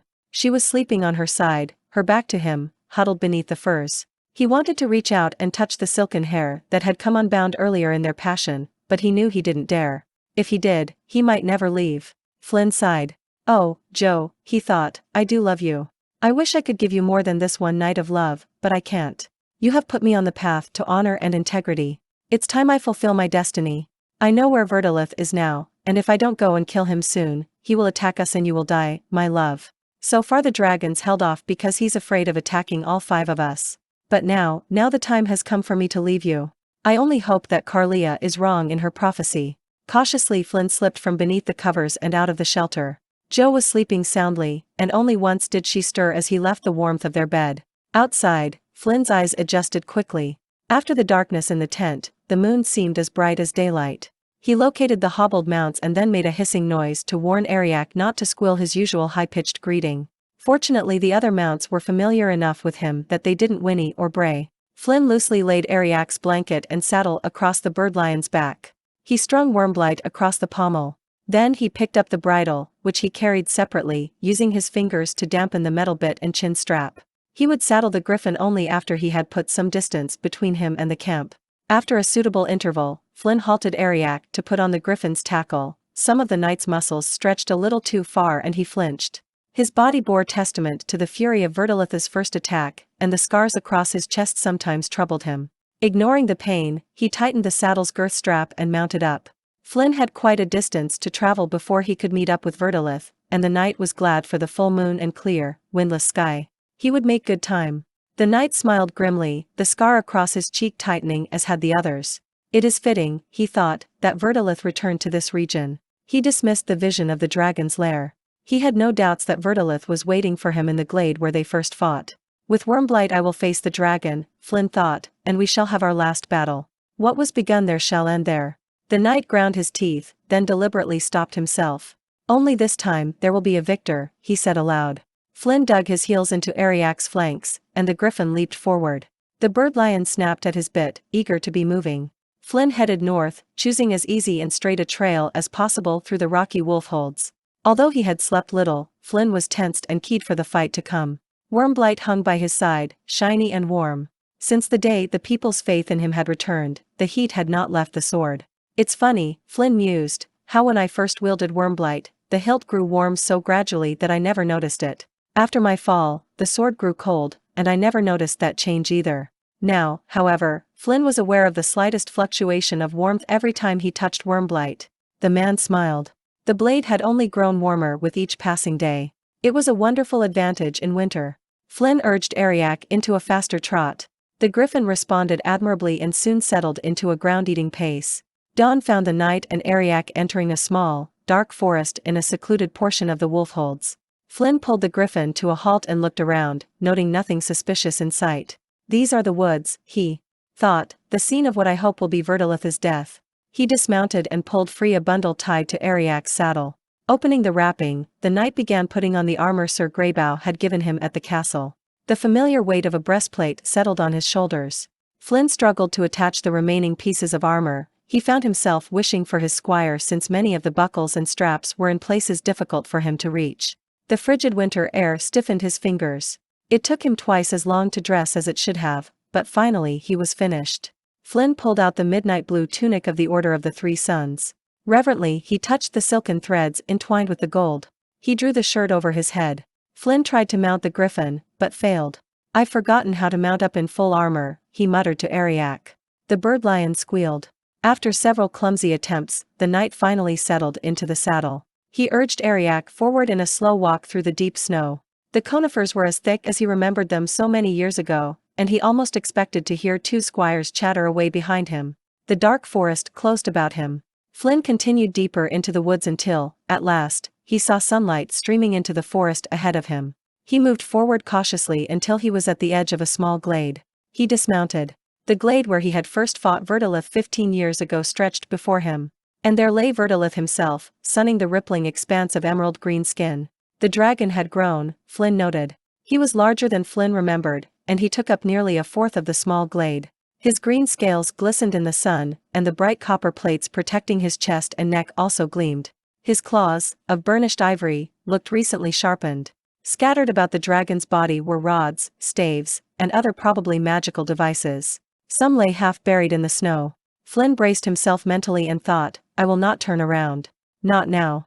The knight loosely tied Ariak to a branch and then stepped through the treeline and into the open. The dragon turned his massive head and opened his jaws in something resembling a smile. Flynn could see row after row of sharp, pointed spikes.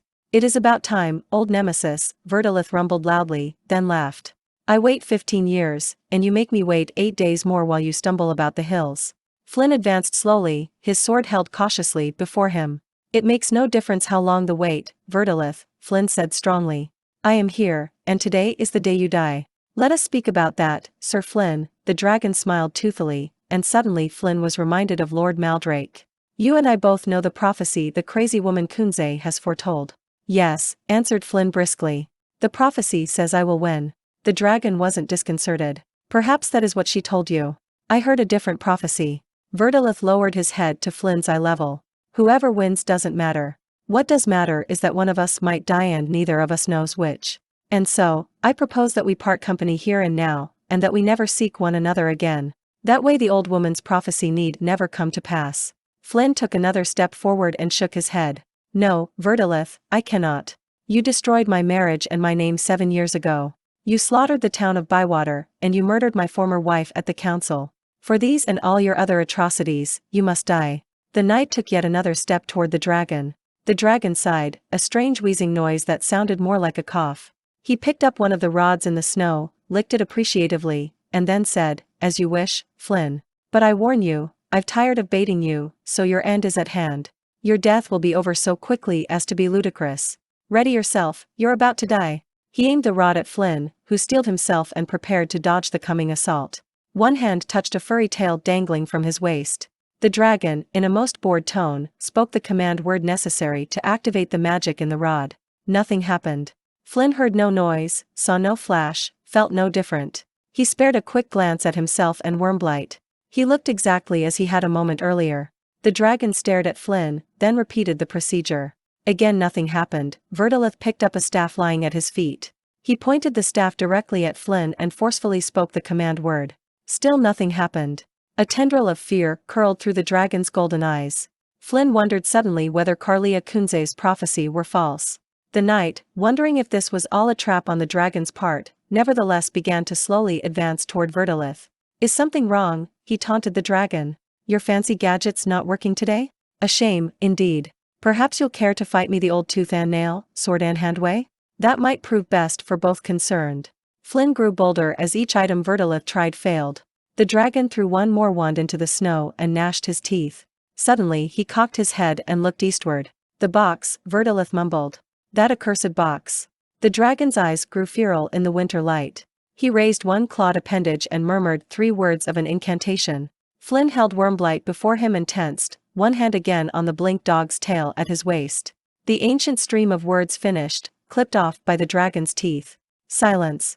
The dragon blinked, then smiled evilly. "You have me at a disadvantage, Sir Flynn, for I've been robbed of my magical powers at least for now. However, it shall be as you wish, a duel of physical strength without aid of magics. I shall win no matter what, Flynn the Fool." In answer, Flynn growled low and stroked the furry tail. He'd heard Joe use the blink dog's tail often enough that he hoped he would get the tone and pitch right in one try. Suddenly, he blinked. Flynn stood a step away from the dragon's right side. He swung Wyrmblight immediately. Using 2 hands, the blade came down in a shining arc and cut deeply into Verdilith's side.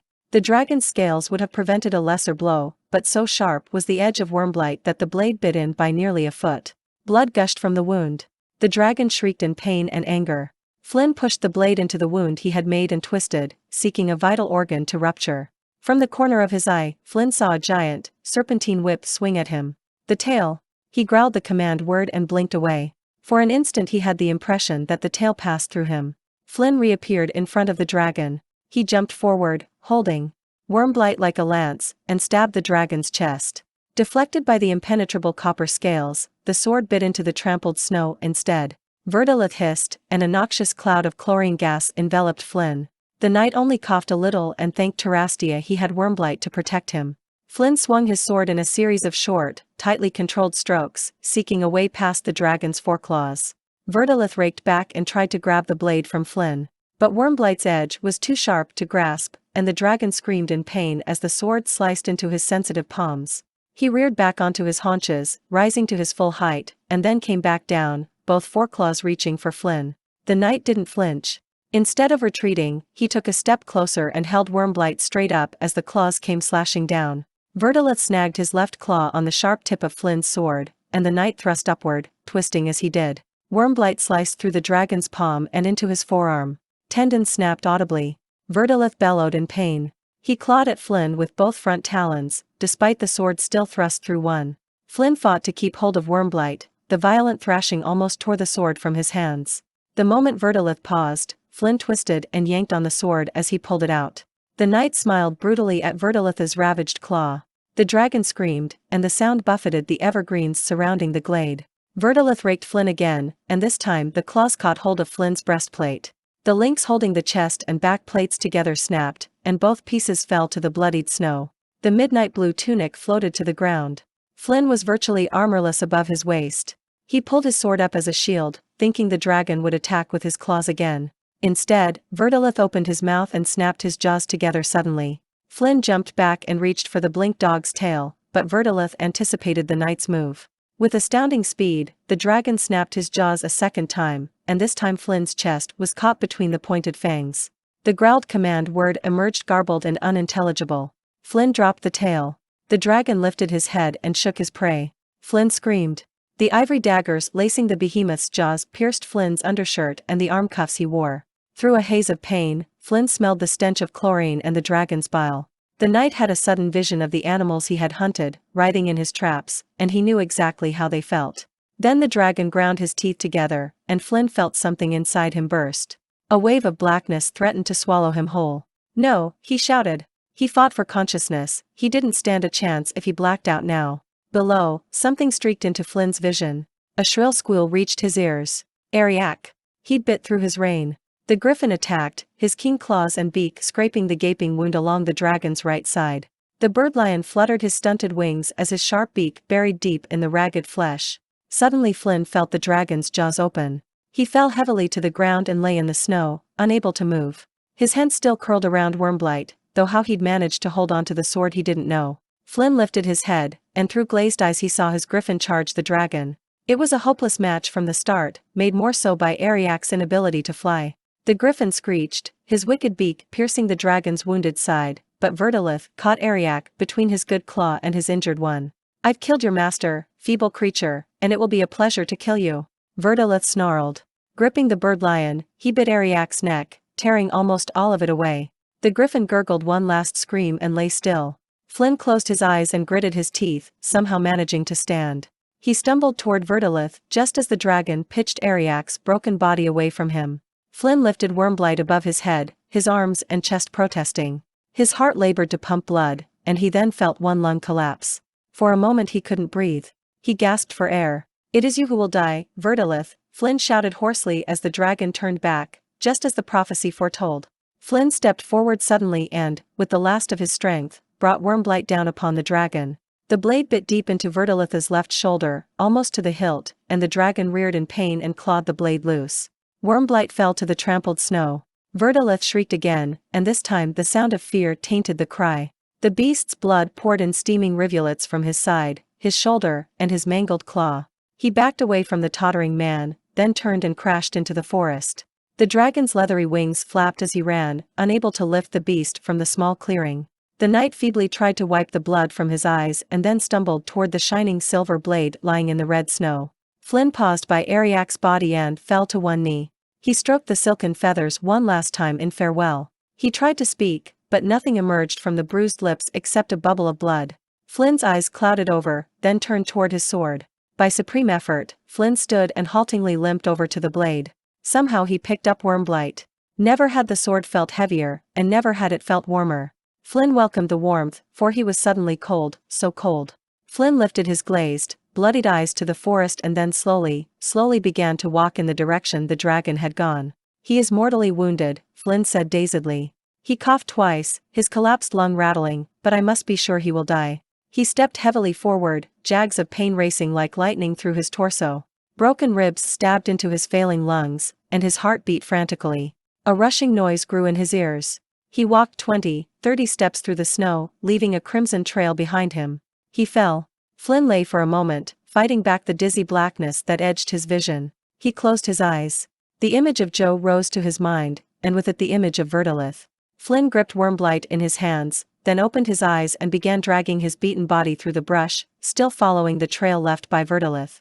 Willpower had failed him. Now heart alone kept him moving. Carlia. He gasped through broken teeth, damn your prophecy. Braddock Briarblood, Carlia Kunze, and Dayan Kine halted their mounts and began discussing the tracks before them. Johanna Menhir heard none of the conversation. The words were drowned out by the litany that had filled her mind since morning. Flinn, where are you? Why didn't I awake when you left? Why? I could have stopped you, or I could have gone with you." The words had echoed in her mind during the entire 4-hour ride. Her 3 companions pointed toward a dark wood before them and turned their mounts to enter it. Joe followed mechanically. The trail ahead of them stopped, and Joe and the others saw where Flinn must have dismounted, probably to don his armor. "We must be close to the dragon," Joe thought, and close to Flinn. She only prayed that they had arrived in time to help him, but something in her heavy heart told her otherwise.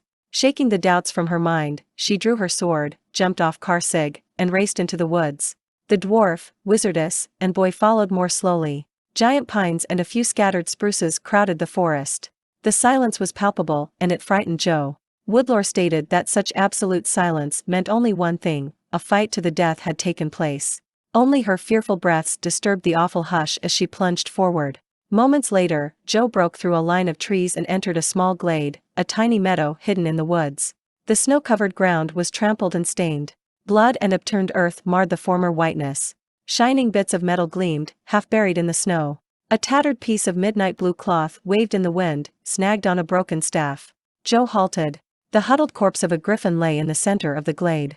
Ariak was sprawled on his back, his eagle's head nearly severed from his body. "Oh, Ariak," Joe whispered, running toward the fallen beast.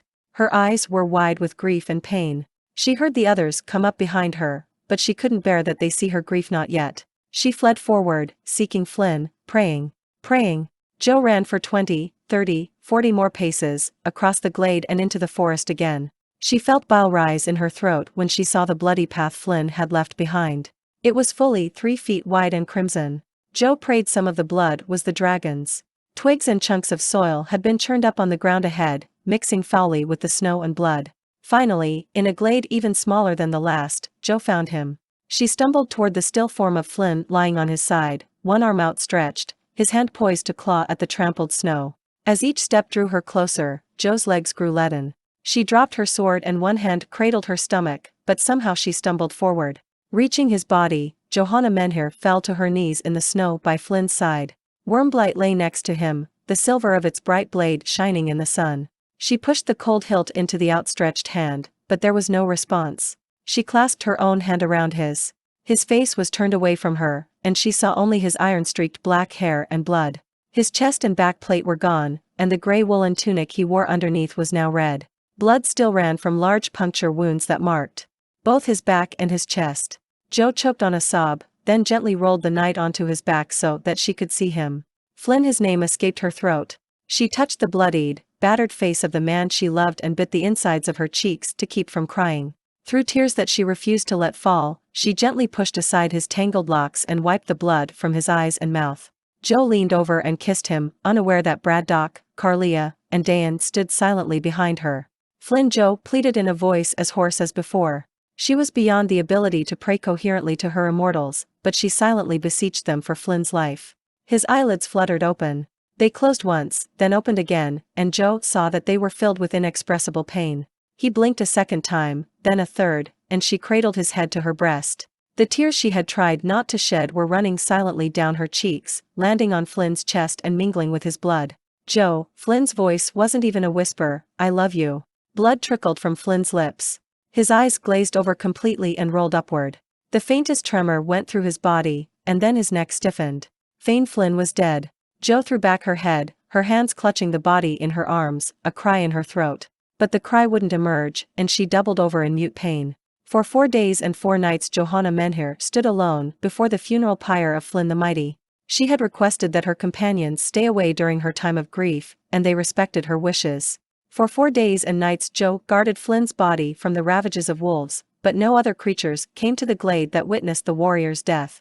And for 4 days and nights, Johanna prayed hopelessly that Flinn would rise from his pallet. He did not. On the 4th day, 3 riders joined Joe, Braddock, Carlia, and Dayan. They handed Joe a torch and moved to different sides of the pyre, each carrying his or her own torch. Joe stood at the front, unwilling to send Flynn's spirit to rest but knowing she must. Her eyes were dark from sorrow and sleeplessness, and she nodded to Dayan to begin. The boy intoned, "For Flinn the Mighty, there was the first point of the quadrivial, honor." He threw his torch at the pile of wood before him. Dayan sat down in the snow, dazed.